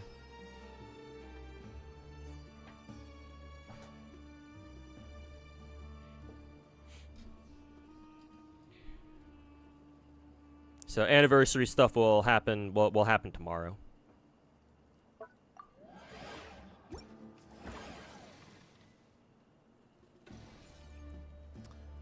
Let's see, Cryo, Hydro. We can put Cryo there, I think. No, I want to put Cryo here, Hydro here.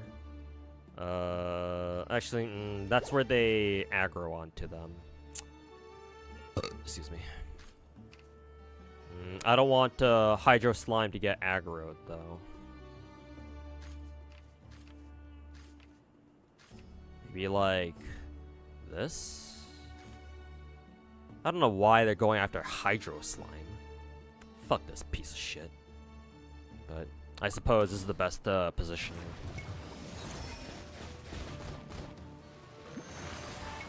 I find it hilarious that that the Cryo Lava Churl can get frozen even though it has its Cryo Shield up. Hilarious.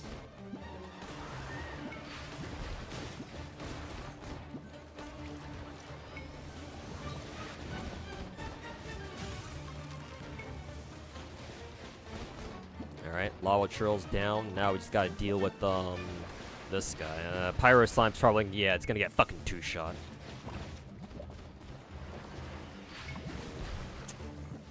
Fuck's sake. Anemo guy doesn't do very much damage against that guy, so yeah, we lost this one. Dodge! Dodge! But yeah, no. Anemo Slime doesn't have enough damage output. Oh well, that was a good run.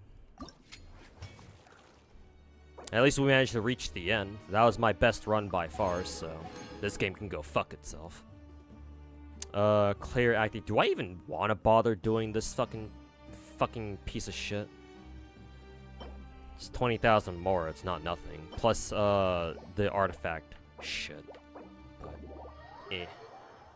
Not tonight, though. I've already streamed for like 8.5 hours.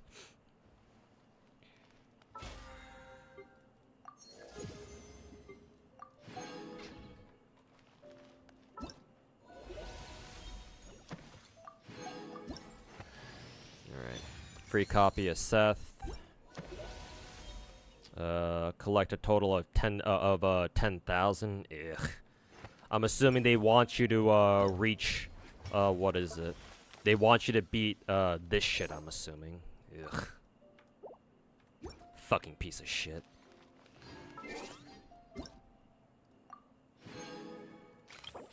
Barbara.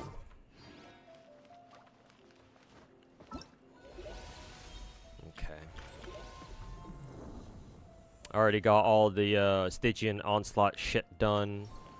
I think what I'll do tomorrow... Actually, chat, tomorrow I'm not sure if there's going to be... No, actually, I do think I will stream, but it'll be a later stream. Yeah, I got something that came up tomorrow, and I gotta go take care of that.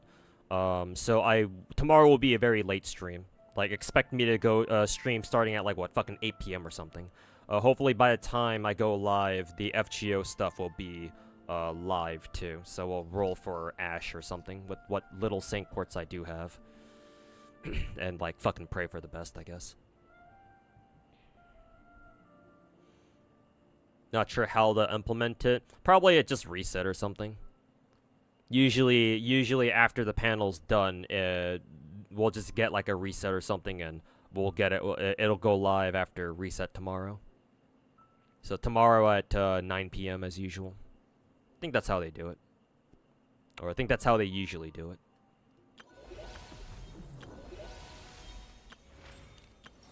So yeah.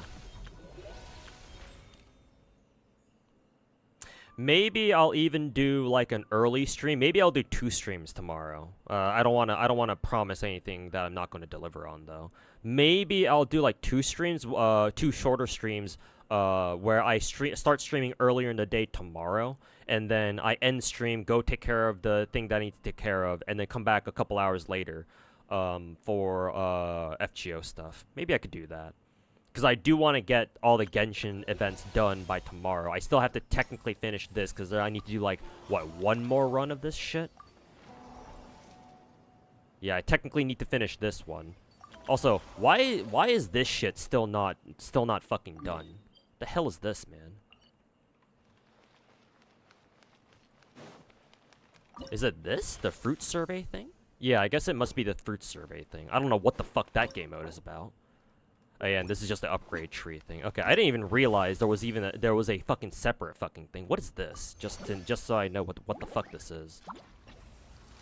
Oh, is this the fucking, is this like the Candy Crush shit? Maybe not exactly.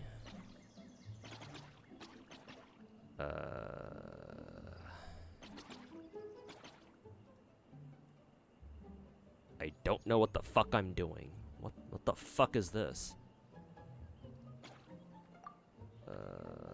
Q. No, Q.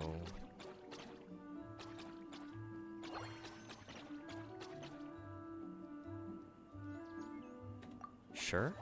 Is that what I'm supposed to do? Okay. It's kind of like Candy Crush, I guess. Oh, don't want to do that. Yeah, this is sort of like Candy Crush. I still don't really get it, but okay. Pretty much is Candy Crush? Oh, okay. Well, at least this should be a lot simpler than the fucking roguelike auto-battler piece of shit.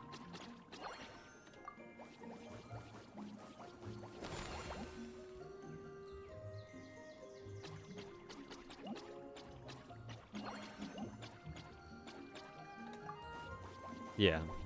It's just sort of fun, I suppose. A welcome fucking respite from the fucking bullshit auto-battler thing, at least. Oh, not that way.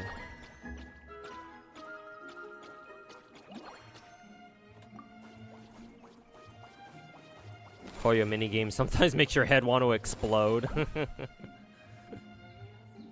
And, I don't fucking blame you.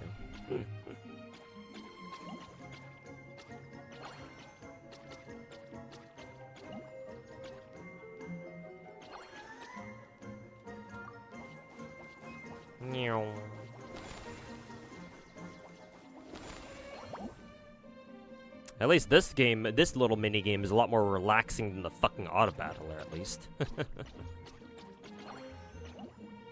If I go that way, I won't be able to proceed with the rest, so. This mini game in particular was fun, though. Yeah, this is sort of this is okay. It's cute. No, don't want to go that way.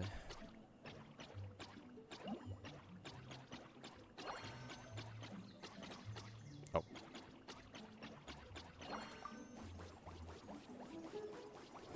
And the Star Rail and minigame too. Yeah, the return of the Star Rail Candy Crush game.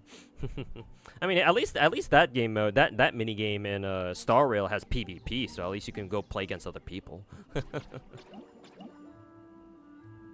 Oh, back up. Do this.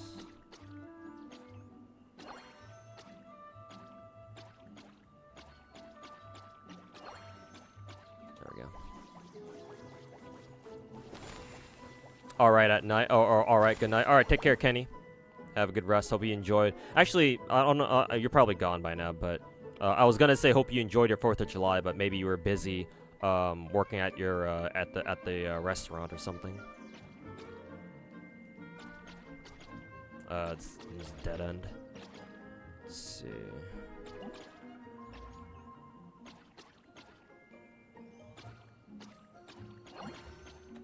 Guess we could do that.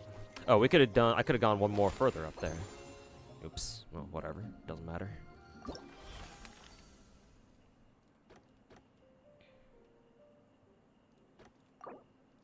Yeah. Okay. I get how it works.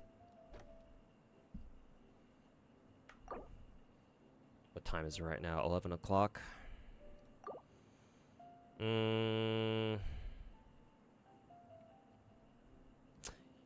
Let's see. Nah, I think I'll leave this for tomorrow.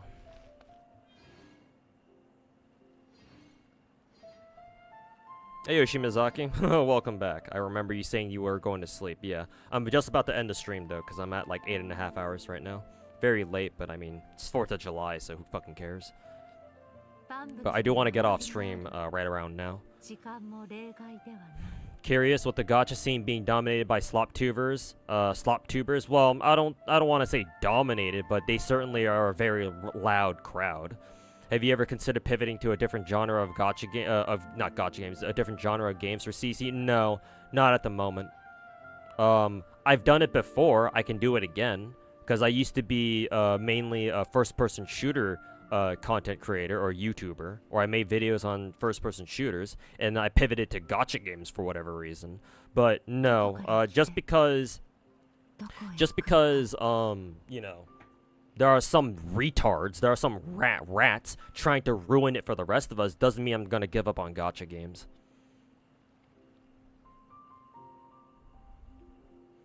So, no, egocentric. I'm not gonna let them fucking try to fucking dissuade me from making content on gacha. Gacha is my passion for the moment. It has been for the last 8 years, and for the time being, I don't see that changing.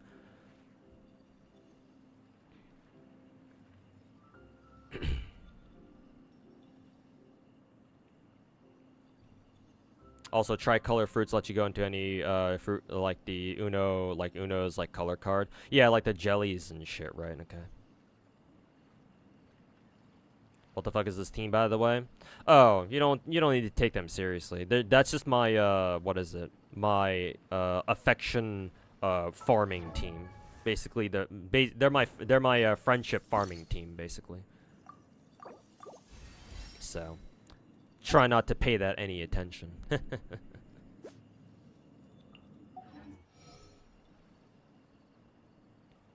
When are the whales, dolphins, logs gonna drop? I plan on making them after I'm done with my most recent my video that I keep saying that I'm working on. Now that we're making some very real progress on that video, I'm gonna hold off on making whales, logs, and dolphins logs until after they're done, just to motivate myself into fucking trying to finish that long-awaited video after God knows how long. So, not only that, but we got a lot of stuff that, I was waiting to roll for, so might as well delay the logs until after I've done all my rolls, so yeah.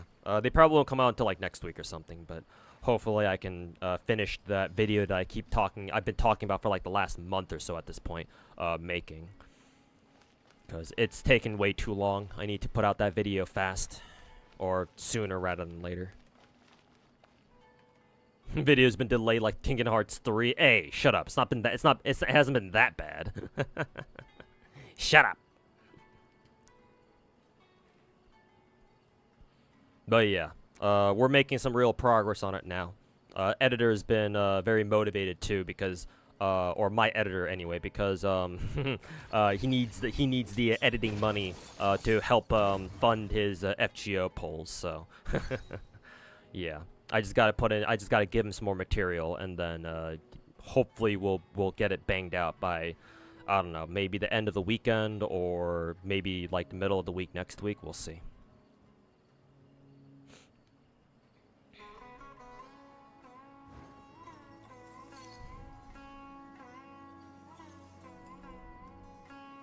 But yeah, chat, thanks for watching, everybody. Hope you guys have enjoyed. Again, sorry that the stream on Twitch crashed like an hour ago, so don't know what happened there. I blame Twitch for that one. But yeah. Thanks for hanging out. Was a nice little chill 8.5-hour stream.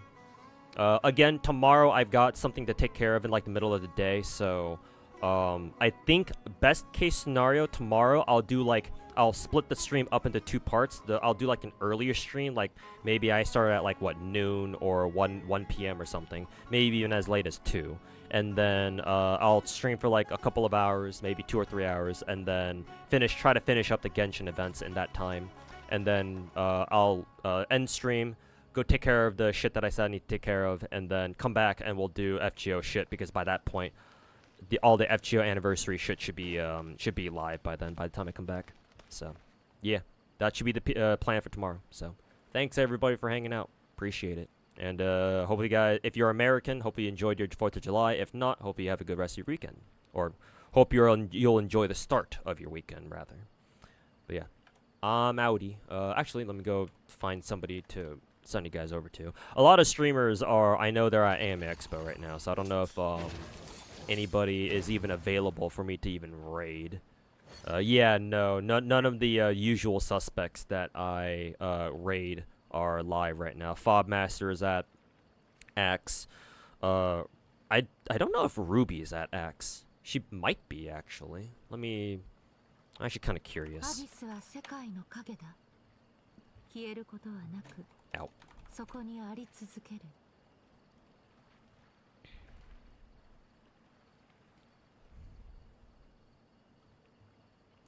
Oh yeah, she is at X.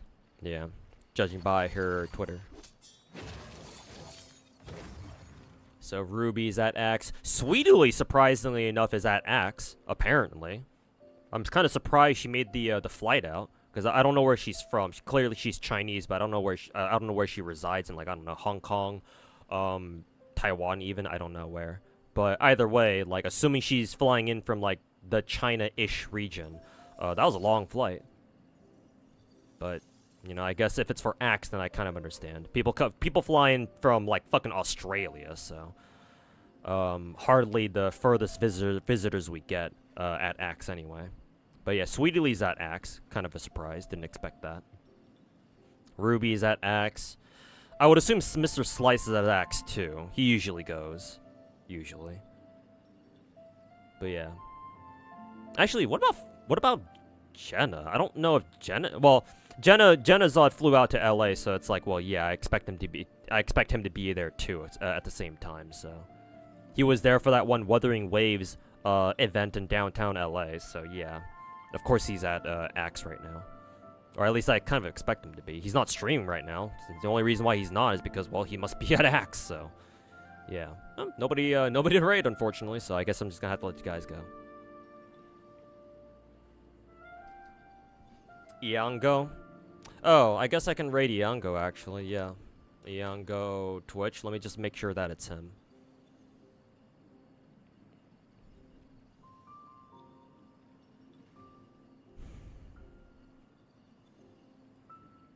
Iango's channel is Iango underscore, right? Let's see. I guess I can click on his YouTube just to make sure. Oh yeah, it should be this dude. At least I think so. Oh, excuse me.